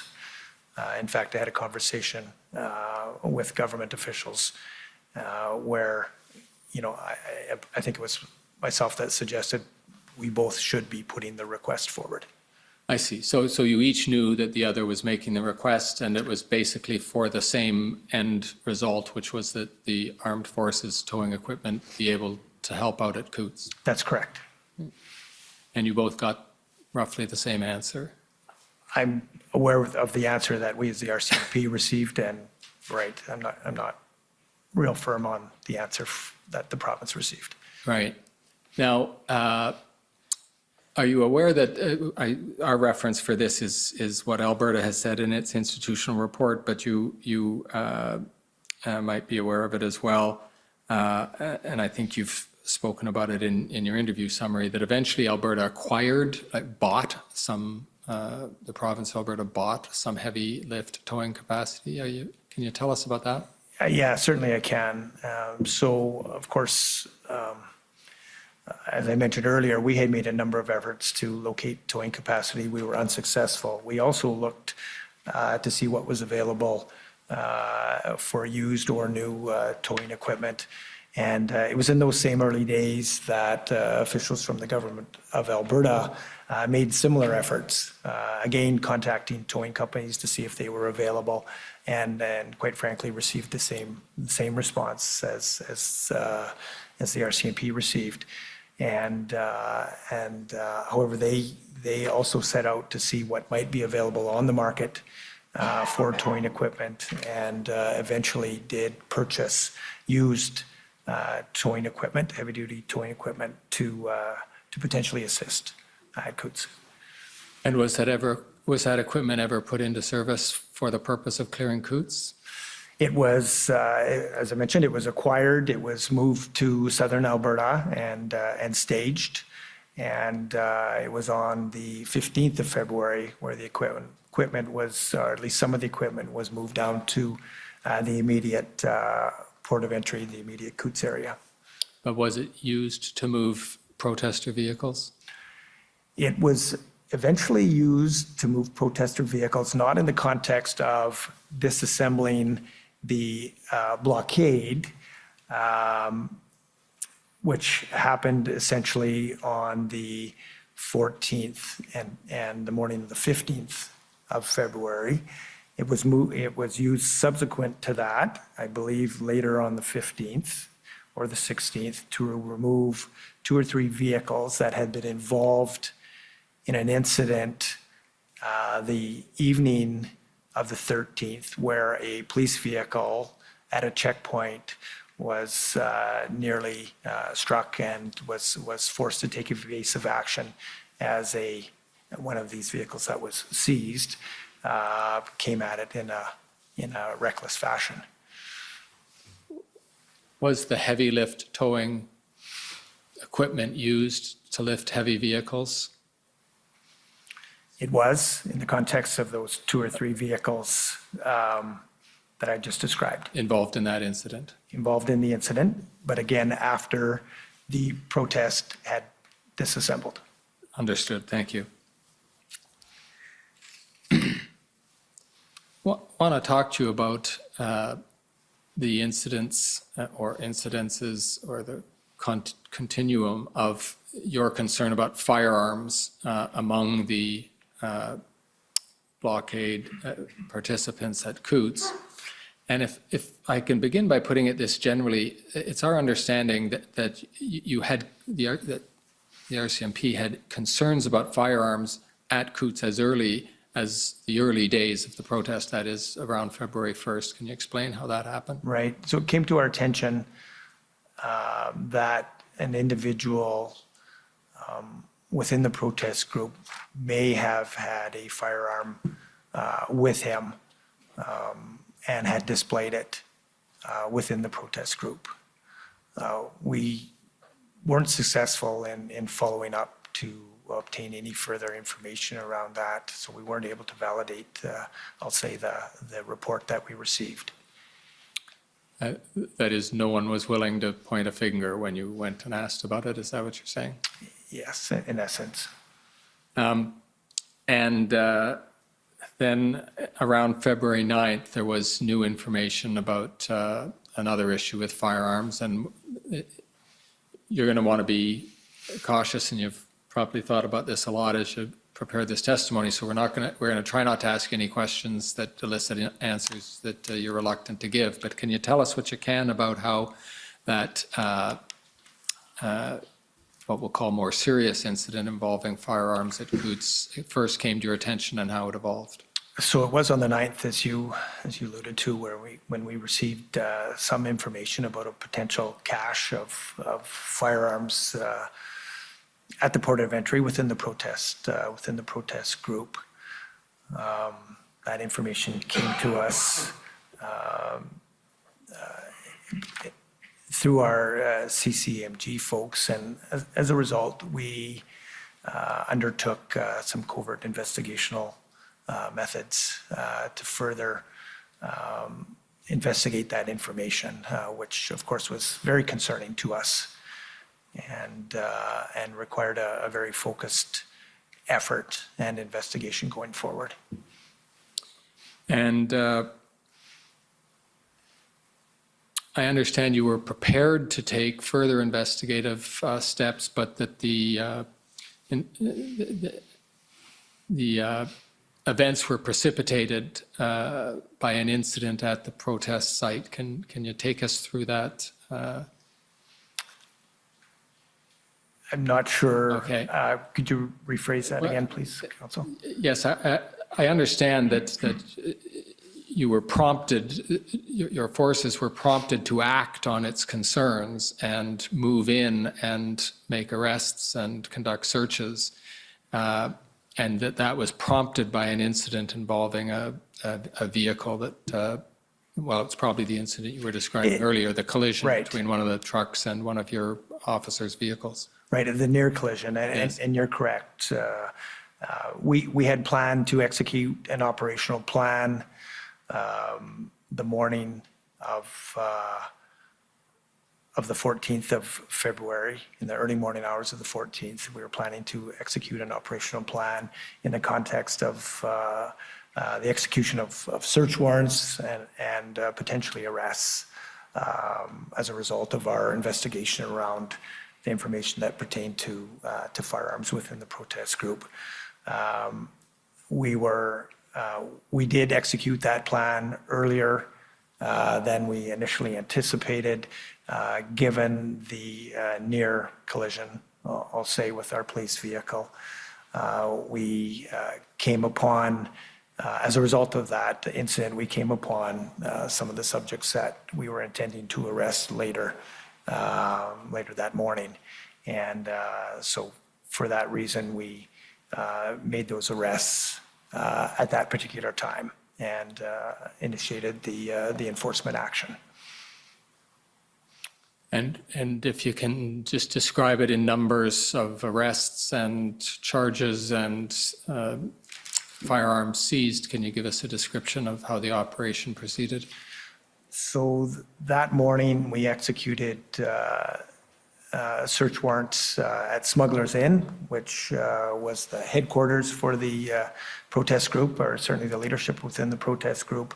We executed search warrants at a mobile home and 2 travel or holiday trailers that were adjacent to that particular residence.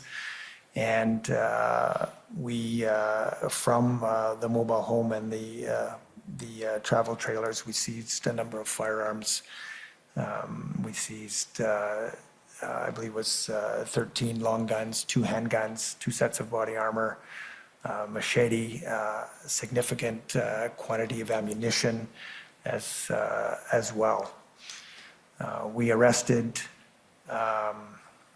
12 individuals during the course of the execution of those search warrants. And later that same day, on the 14th, we arrested an additional individual who we allege was part of the, I'll say, the cell or the group of 4 who are today charged with conspiracy to commit murder on police officers, also charged with mischief and charged with possession of weapons dangerous to the public peace. So that 13th individual was arrested away from the site. As they traveled to the site, they were arrested between the city of Calgary and the community of Coots. And it's alleged when they were arrested that this individual was in possession of 2 firearms at that time and heading to the Coots site. And there's probably a long list of charges associated with that, but can you give us a general description of what criminal charges came out of this operation? Certainly. So 4 individuals were charged with conspiracy to commit murder. They were also charged with mischief, and they were charged with possession of weapon dangerous. There were additional, I believe, 6 individuals that were charged with mischief as well as possession of weapon dangerous.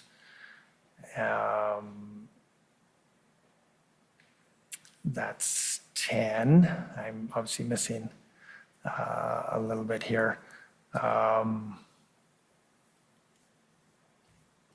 I'd have to refresh my memory on the others there.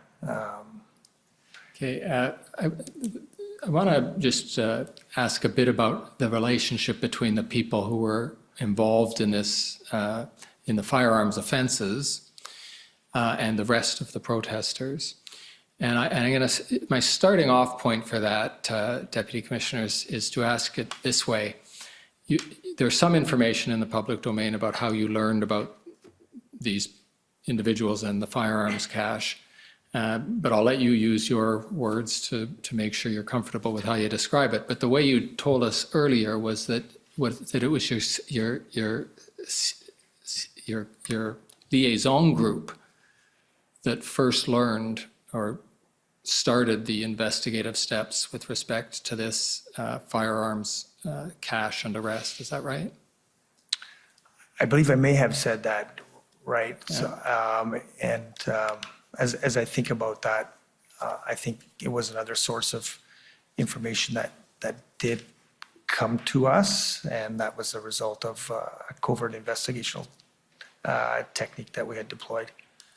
What I'm trying to find out is, did you, if you're allowed to tell us, did you learn about the individuals who were involved in these firearms from your interaction with the other protesters on the site? No, we did not. Okay. So it was an investigative effort through which you in effect penetrated enough to get the intelligence that allowed you to make these arrests and these seizures. Is that right? Correct, that's right. Now, with that said, can you tell us what impact, at least as you saw it, this incident of the arrests of the individuals and the seizure of the firearms, what impact that had on the other protesters, the ones who weren't involved in the arrests and who weren't charged or otherwise connected in any way with the investigation that resulted in the arrests? Yeah, it certainly seemed to have an impact, and quite frankly, I think it obviously contributed to decisions that the protesters made to distance themselves from that group of individuals that had been arrested and charged, and ultimately dismantle the blockade and move in a different direction. I'll try to get you to expand on that, and so I'm just going to lead you even more than I have so far. You sensed that the rest of the protesters, I'm going to use the word, were embarrassed by or ashamed by, but wanted to distance themselves from the people who had the firearms and were arrested. Is that the sense you got? Yeah, that was my sense, yes. Okay, thank you.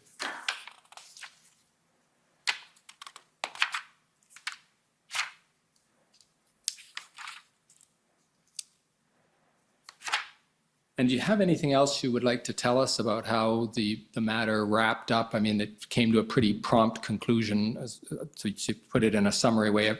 After the arrests, basically, the protesters, they wanted to clean up the site, but they did that and then left, correct? Yeah, I think it's important to say as well that the protest group, or at least the protest leaders, wanted to negotiate their dispersal from the blockade, and initially proposed and looked to, potentially address their legal positions or standing as far as any potential charges that they might be facing into the future.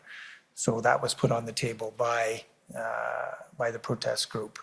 However, it was not accepted in consultation with legal counsel and our policing services. But it was agreed that they could stay in the location for a few more hours to clean it up before they left?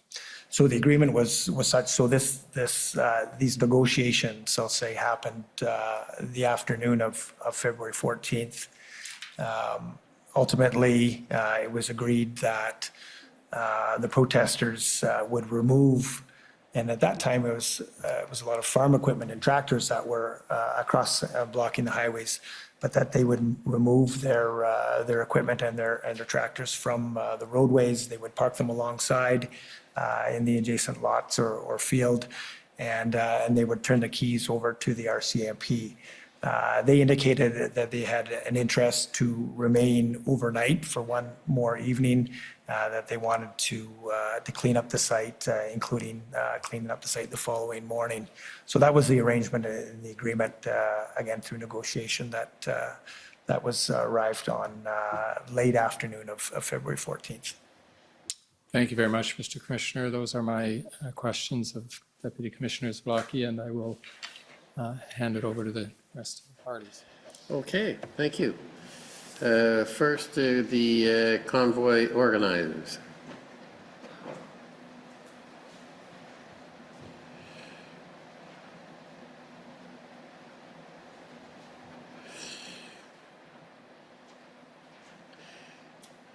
Council stepped out. Maybe we should jump to the government of Alberta instead.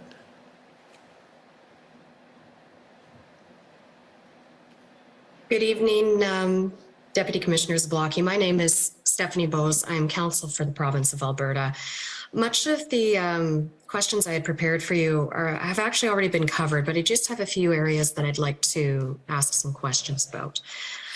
So I understand that in responding to these protests, the RCMP had various tools at their disposal: the Criminal Code, the Traffic Safety Act, and the Critical Infrastructure Defense Act. Is that correct? That's correct, yes. And I think you talked about this a little bit in your testimony, but when you're dealing with large protests like this, you can't just go in right off the bat and start laying a bunch of charges. Would you agree with that? I would agree. The first step is to try to negotiate some of the various aspects of the protest. That's correct. And there was some success at various points in time in negotiating with the group of protesters. Is that correct? Yes, that's correct. There were times when the RCMP could negotiate the departure of some of the trucks that were there. Right? Times when the RCMP could negotiate the opening of various lanes to and from Coots Port of Entry. Yeah, I think that's true. I'm not sure how much influence we had in negotiating the lanes to be open, but we certainly put an effort forward. Yes, that's correct. And there were times when the RCMP were able to escort vehicles that were there for the purpose of actually accessing the Coots Port of Entry. Is that correct? That's correct. And I also understand there was difficulty, though, at other times in negotiating with the group of protesters. Yes, that's correct. And is that because there wasn't always clear leadership with the group of protesters? That was certainly the case in the early days, certainly from the 29th, 30th, 31st into that week. There was really an absence of who the leadership was at that particular time. So again, we didn't make a lot of progress negotiations, obviously, in those early days. Did you feel that at some time the leadership eventually stabilized and there was an identifiable group that you could negotiate with? It seemed to. There were certainly individuals that came forward to speak with us. There were individuals that came forward and were speaking to media as well and conveying their messages. And we had a lot of communication with those individuals, yes. Okay. And very soon into the protest, the RCMP set up various checkpoints, the most significant one being checkpoint 10 near Milk River. Is that right? I would say that was the most significant checkpoint, yes. And the purpose of the checkpoint was to prevent further vehicles from joining the blockade closer to the Coots Port of Entry. Correct. And you felt at that time, or the incident commander felt at that time, that the RCMP had sufficient authorities to set up those checkpoints to limit travel to the Port of Entries to only those that were there for a legitimate purpose. Is that fair to say? That's very fair to say, yes. And eventually, this changed from policing a public order event to a criminal investigation, correct? That's correct. And that changes the approach to policing the protest. It does, but I would say, potentially even from day one, this could have been deemed a criminal event as well, right? The offense of mischief, blocking, interfering with critical infrastructure, a highway, that was very significant. And of course, I think you're referring to, however, the criminal investigation in relation to the firearms certainly changed. Right. So you had to conduct a criminal investigation alongside of policing the public order event. Correct. And your testimony today was that you were prepared to execute search warrants and make arrests related to the criminal investigation in the early morning hours of February 14th, but that those actions actually ended up occurring earlier because of the circumstances. That's correct. We initiated those actions before midnight on Sunday the 13th. So at that point in time, were the police confident that they had all the tools they needed to execute those search warrants, make those arrests, and deal with enforcement related to the blockade? Yes, we were confident we had the needed authorities. So the authorities related to laying charges under the Criminal Code or the Critical Infrastructure Defense Act, the Traffic Safety Act, but also the tools you needed with respect to heavy towing capacity. So, and the towing capacity came in right at the end of the blockade situation. Of course, I think I mentioned that towing capability, the heavy-duty towing capability was available on the 14th to 15th of February. And even if equipment wasn't quite there yet, you knew it was on the way and it had been secured for the RCMP's use? Right. It was brought to Coots on the 15th, the morning of the 15th. Right. Do you know when the protesters first indicated a desire to leave the protest site? Can you be more specific in context? So our understanding from the testimony of Marco van Hugenbos is that the protesters didn't want the Coots protest to be associated with the criminal element uncovered by the search warrants and laying of criminal charges. And you indicated that the protesters had attempted to negotiate their departure and in relation to any potential criminal charges they could be facing. I'm asking the question of at what point in time did the protesters first indicate to the RCMP their desire to start to leave the protest site? Yeah, that time was approximately mid-afternoon, mid to late afternoon on February 14th. So as you're aware, we had made the arrests early in the morning hours of the 13th and 14th, and it was later on the 14th that they first indicated. And they, I think they went back and forth a bit amongst their group to make their final decision, as I understand it. And did they give you any indication of what their reasons were for wanting to leave at that time? Was it simply because of the criminal investigation that had been undertaken? That was my understanding, is that it was, again, they wanted to distance themselves from that criminal aspect, that criminal investigation. Okay. Now, all of this happened without the powers of the powers granted under the Emergencies Act. Is that correct? That's correct. And I understand that at that time, some of the protesters did transition over to the legal protest site. Is that your understanding as well? Yeah, and that occurred after the blockade dissolved, I'll say. Some of the protesters moved to the lawful protest site, primarily protesters from Checkpoint 10, as I understand it, not from the main protest site near the border. Okay. Do you know how long protesters stayed at the legal protest site? I believe some stayed for quite a period of time, a number of weeks, and perhaps beyond as well. Maybe a couple months in duration. There were never a large number at that particular location, but there were some that certainly seemed, I'll say, somewhat comfortable or steadfast in their desire to stay. And they were there even after the public order emergency declaration was revoked, correct? That's correct. And after that time, with no extra powers under the Emergencies Act, there were no further blockades of any of the port of entries in Alberta. Is that correct? There were no further blockades at the port. That's correct. All right. Thank you, Deputy Commissioner. Those are my only questions today. Thank you. Thank you. Convoy organizers, please.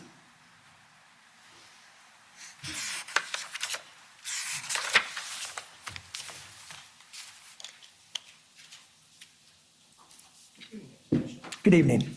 My name is Brendan Miller, and I am legal counsel at Freedom Corp, which represents the protesters that were just in Ottawa in January and February. I don't represent anyone who was at Coots. Okay. But I have a few questions for you. Sure. If we could please first bring up, and I know my friend was trying to avoid investigative privilege, and I have something that may assist and deal with that. Could we please bring up POE.HRF 0000008?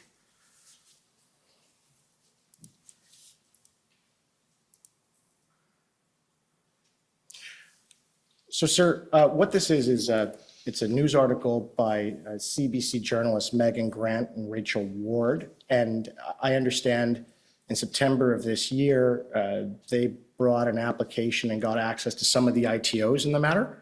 And what this is a summary of what's in those ITOs. And for the folks at home, what that means is an information to obtain. It's an affidavit, an application from a police officer to obtain a search warrant. So I'm wondering if we can just scroll through this and if you could tell me, I'm not going to have to read it to you, just if the facts in here are accurate, because these are public facts and we don't need to worry about any form of issue with privilege. So what I can tell you is that obviously I think you probably assume that I haven't read the ITOs and I'm not familiar with the facts in the ITOs. So I'm not sure how much I can assist with regard to your question. Well, maybe if I can, I guess I was going to try just to avoid having to go through it, and I'll see if this information I put to you, you can agree with. So I understand that for that operation, the undercover operation, there was a wiretap as well as a search warrant for the raids. Is that about, do you remember that? Or you're aware of that? Yes. Right. And there was two undercover officers from the RCMP embedded with these individuals who were eventually arrested. Is that fair? Again, I'm going to refrain from getting into any of the details of that particular investigation as those charges are before the courts. Right. And I understand that. And this is all from this article. I'm not taking it from anywhere else. And I can appreciate that. Yeah. It is a news article, right? It's not from a court document itself. So again, right. my hesitancy. Understood. But it's fair to say that the entire time with these individuals, almost from the get-go, the RCMP knew about them and they were on it. Is that fair? I don't believe it's fair. That's not my understanding. Okay, but from early February, is it fair, prior to their arrest, around February 5th, they were aware of these individuals, and the first one was arrested on the 13th, Mr. Lysak, and the remainder were arrested on the 14th? No, we weren't aware of them on February 5th. Okay, and can you give a date of when you did become aware of these individuals? As I mentioned earlier, we became aware of potentially a cache of weapons on the 9th of February. 9th of February, all right. And according to this article, the two undercover officers essentially interacted with these gentlemen in a bar and were able to gather intel, and that led to the arrest and the raid on the house. Is that fair? Again, I'm very hesitant to comment. Thank you. Well, this article just outlines that, and I understand the ITOs are actually publicly available, so I'll try to get those for the commission so they just have a better understanding. I can probably get them from Alberta sometime next week. If we can bring up pb.nsc.can.0003039 _rel.0001.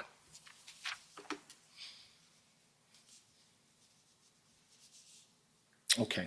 Have you seen this document before? I saw this document just very briefly before I took the stand here this evening. Oh, okay. So you're familiar then with respect to this document being a memorandum, I believe, from your legal department in March of 2020 with respect to the Emergencies Act, but it's not speaking about a public order emergency. It's speaking about a public welfare emergency regarding COVID. Is that fair? Again, I wouldn't say I'm familiar with the document, sir. I just had it put in front of me a short time ago. Could we please scroll down though? And to the second page, please. And the third page, I apologize. All right, and I just want to take you to the role of the RCMP, and my colleague with the CCF touched on this a bit with the commissioner. but this summarizes it nicely and given us an internal document. There at the second point, it states that under Section 18A of the RCMP Act and Section 14(1)A of the RCMP regulations, RCMP members serving as peace officers have a duty to enforce the law. And it's speaking to orders invoked under the Emergencies Act. So is it fair to say that, I know you haven't been overly familiar with this document, but when there was the invocation of the Emergencies Act, was it your understanding that the RCMP, due to the operation of Section 18 of the Act and then of the RCMP Act and 14 of the RCMP regulation, was compelled as a matter of duty and law to carry out enforcing the orders that were passed under the Emergencies Act?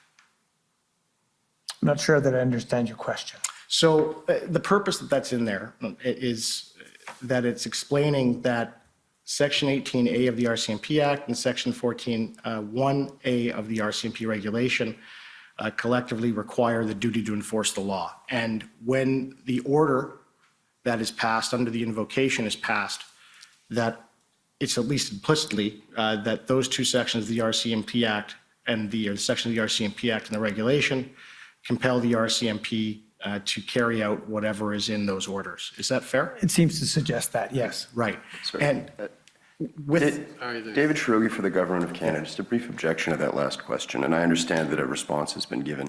The witness has testified that he's not inherently familiar with the document, and the question that was just asked is to provide his opinion as to the purpose of certain sections of the document within a legal opinion. And given the testimony we've had, I'm not sure that's right. I understand. An entirely proper question to be asking this witness. I'm going to move on. He's answered the question. So you've been an RCMP officer pretty much your whole entire career, I take it. You didn't have a second career before what you're doing. That's correct. Right. And you've worked in, you're essentially in the highest ranks of what you can do within the RCMP, subject to becoming a full-time commissioner like Ms. Lucky. Is that fair? Correct. All right. Could you opine at all or give us evidence that when a regulation or an order is passed by an executive branch of government that requires certain things and certain conditions or puts restrictions on any area or individual, that due to the operation of Section 18A of the RCMP Act and Section 14(1)A of the RCMP regulation, that essentially the passer of that regulation or the passer of that order is able to direct what the police are to do? Sorry, I'm just going to object again. These are legal interpretation questions that are being asked of the witness, and that's inappropriate in our view. I'll rephrase. Have you had situations arise where there is orders in council or regulations that dictate whether specifically or whether implicitly that the RCMP has to do something with regards to carrying out that regulation or with regards to carrying out the order in council?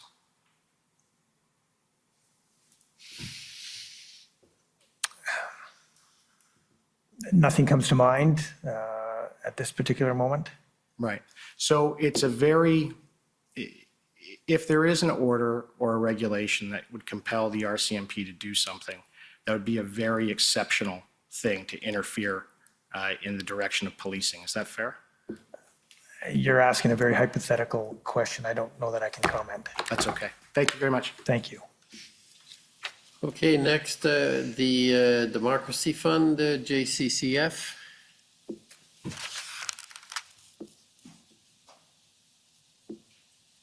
Good evening. Alan Honor for the Democracy Fund. We have a very few short questions for you. I should be out of here in 2 minutes. We've heard evidence. Is that a promise? Well, it's an aspiration. Okay, that's what I thought.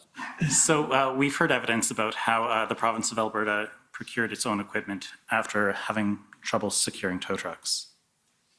But before doing that, I understand that the RCMP contacted tow truck companies from the Western and Northwestern United States, but they all refused to help. Is that right? Correct. They refused, or some weren't able to. There were, I'll say, various reasons why they were not able to assist. And one of the reasons why some of those tow operators were unable to assist was because they were unvaccinated. I'm sorry, is that a question? Yes. And your question is? Is that correct? Yes, in regard to the operators in the United States, that was some of the feedback we received when we made some of that contact. They were prevented from coming into Canada because there was an order in council in place which prevented unvaccinated people from coming into the country unless they were part of an exempted class. Does that sound right to you? It could be. Tow truck drivers were not part of that exempted class as far as you know? I'm not certain. Okay. And this border mandate, this border mandate that we're talking about, the vaccine mandate, was in fact one of the animating factors behind the Coots protests and other protests across Canada. It seemed that when that was put in place on January 15th, that the activity in relation to convoys and protests increased. Okay, thank you. Those are my questions. Okay. 2 minutes, dead on. Okay. The Windsor Police Service, please.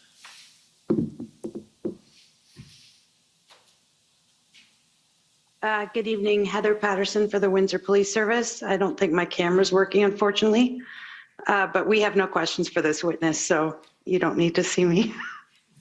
Okay, well, that's, thank you. Thank you. The City of Windsor.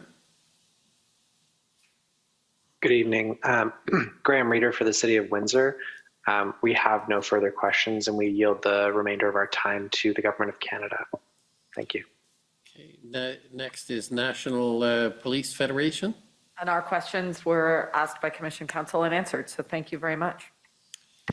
Government of Canada.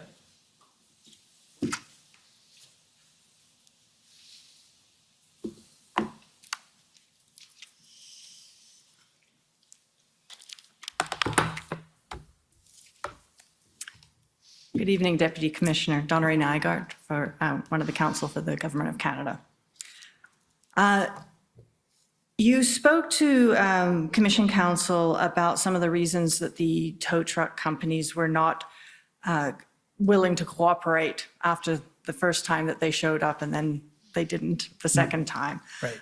And I'm not sure if I caught all of the reasons that you indicated, but so perhaps I could just get you to repeat those again. Sure, certainly. So when we sought that assistance after it had fallen through, we learned that some of the companies were subjected to online harassment, negative comments. Some were subject to harassing phone calls to their place of work.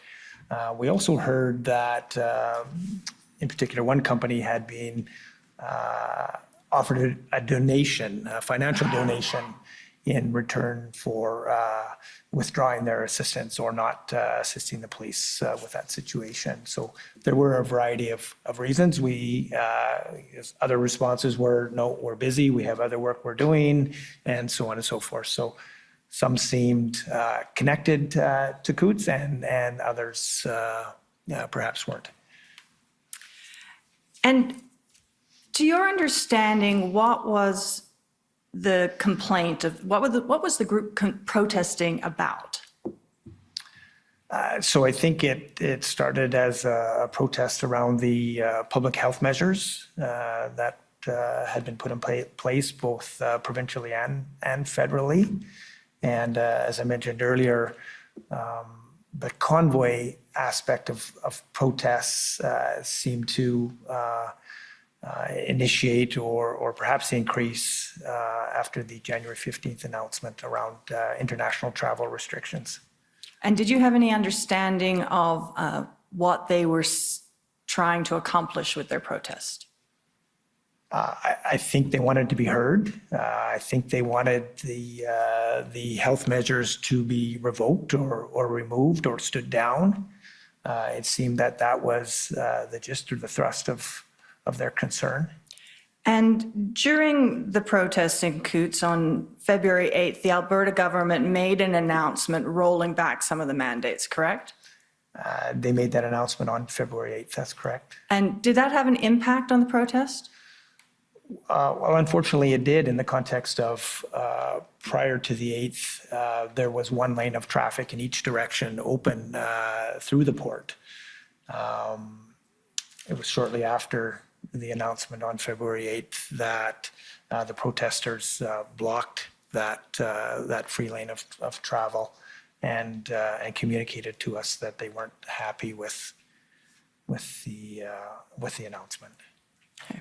And just to back up for a moment, there was obviously a number of border blockades across the country. The Coots one was the first, correct?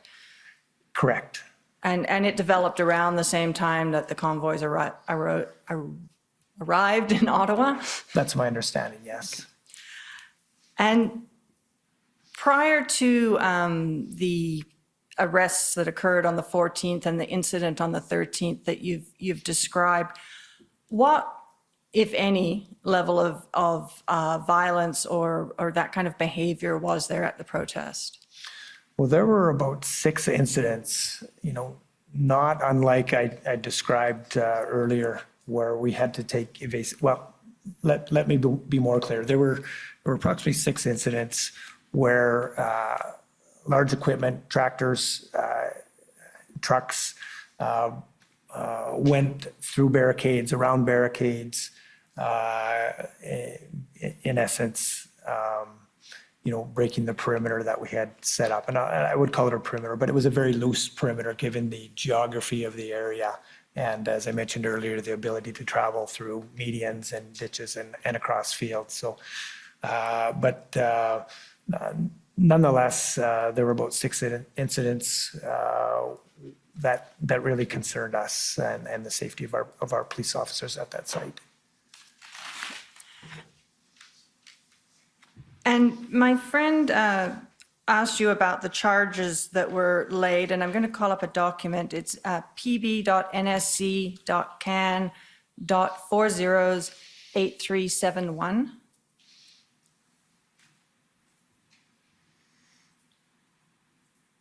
And this appears to be a briefing note that was provided for you.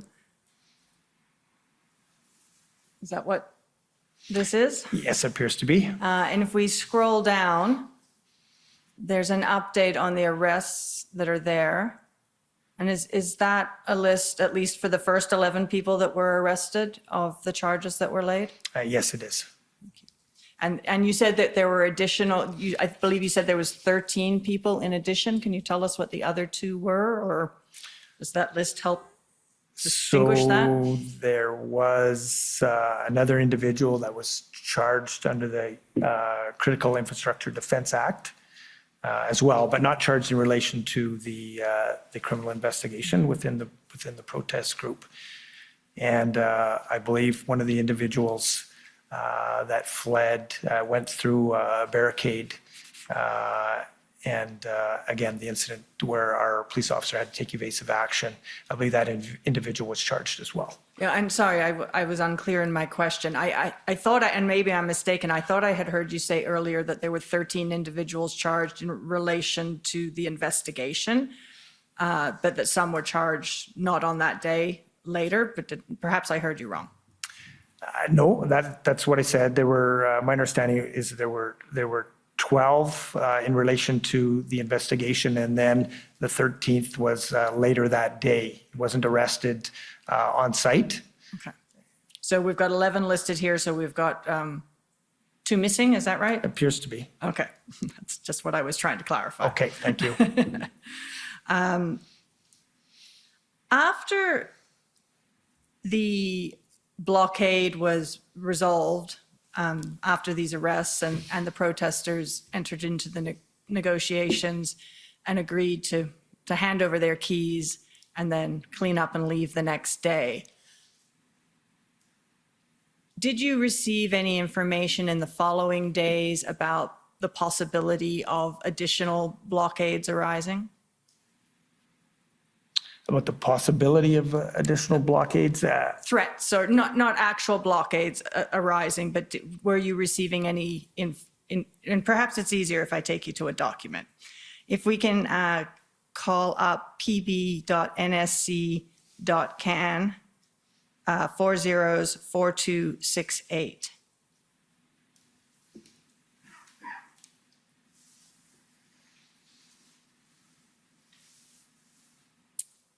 And first, can you tell us, do you recognize what this document is? It doesn't look familiar to me, but I'm sure I can interpret it. Okay. If we can scroll down towards, oh, there, up a little bit. At the last bullet point there under Superintendent Durox. Was that information that was provided to you as well? So this is subsequent to the dismantling of the blockade? Oh, yes, we can go up to the top and see the date. The 17th. On the 17th at 0900, okay. I don't know that I was privy to that information. Okay. And were you, we'll pull up another document, a pb.nsc.can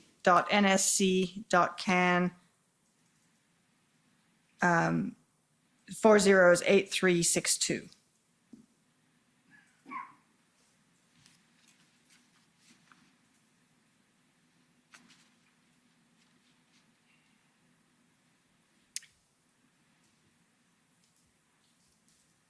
Have you seen this document before?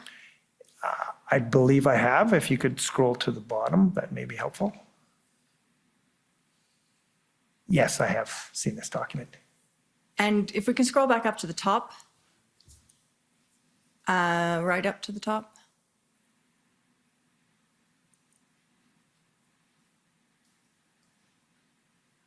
So it talks about in order to keep protests legal. So and then if we could go down for a little bit further, and then it quotes from the Emergency Act and the provisions that have to be complied with and the consequences that may be occur if they aren't complied with. Do you know what this document was used for?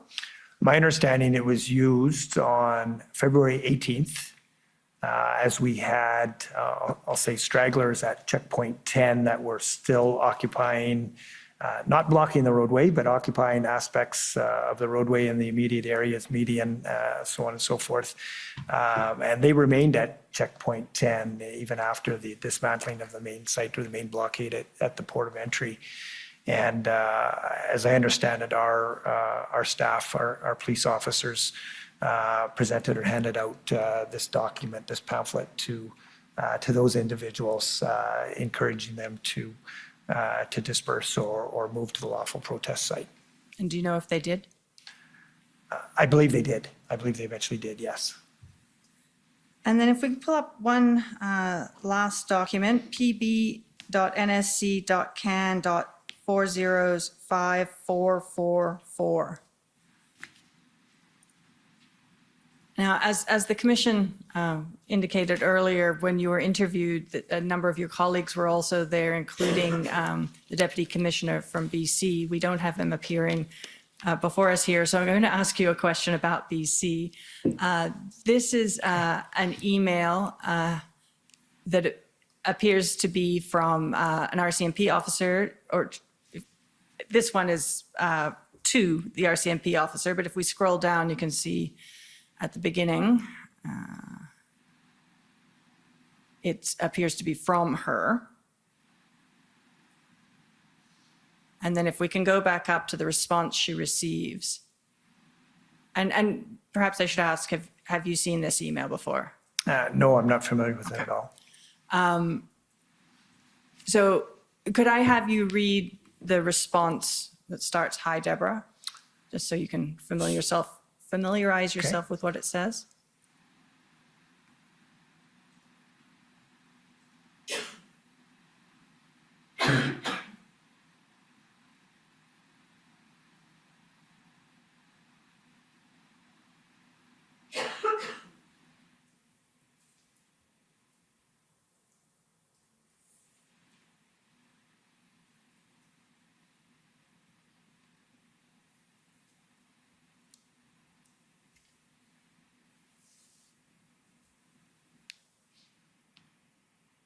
Okay. And it seems to indicate that this individual was providing tow truck services as a result of being directed to by the Surrey RCMP under the Emergencies Act. What is your understanding of the delegation of the commissioner's power to compel tow trucks within the RCMP? Was that power delegated to you, for example, or to your colleague in BC, as far as you're aware? For certain, I can tell you that I received that delegation from the commissioner, and I subsequently made delegations to, I believe, 4 of my senior officers as well in Alberta. I would assume it was also made in the context of the commanding officer of British Columbia to give him that ability to do the same. Are the concerns expressed by this tow truck operator who's saying that they're going to comply, but is expressing some concerns, are those similar to the concerns that you were hearing when you were attempting to get tow trucks? No, they are. As I read here, this individual is indicating his office staff experience abusive behavior and threats and so on. And it also appears that they have a towing contract with the RCMP or for the RCMP at Surrey. But because of that, they were reluctant or unable to fulfill that. Thank you. Those are all of my questions. Thank you. Any re-examination? You're not going to want to hear this, Mr. Commissioner, but I have one question in Go ahead. re-examination. Mr. Clerk, could you please call up PB NSC CAN 408508?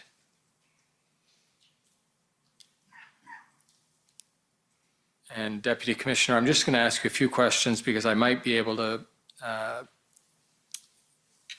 show you a document that you're more willing to talk about than the newspaper article you were willing to talk about with my friend Mr. Miller.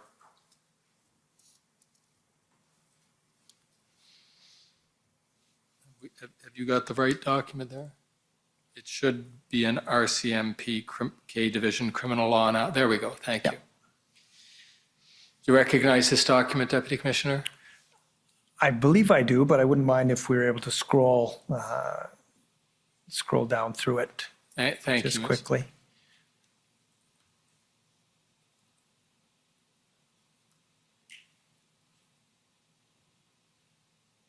Yes, I do recognize it. Thank you. And I just, the only questions I have about this is to ask you if first of all, does this document accord with your understanding of the, at least the publicly available information about the investigation?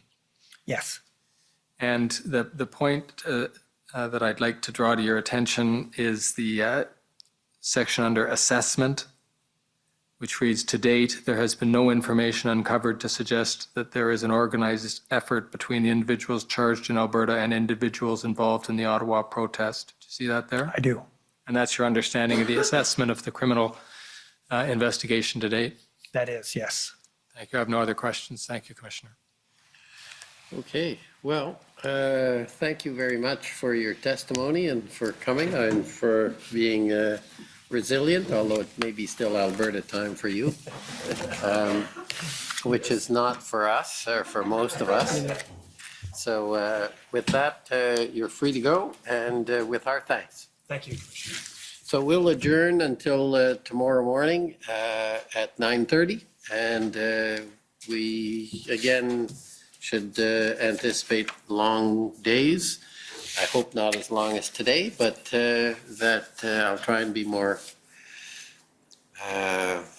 regimental with the time allocations, but I can't guarantee it. Okay, thank you very much. And, The commission is adjourned. La commission est adjournée.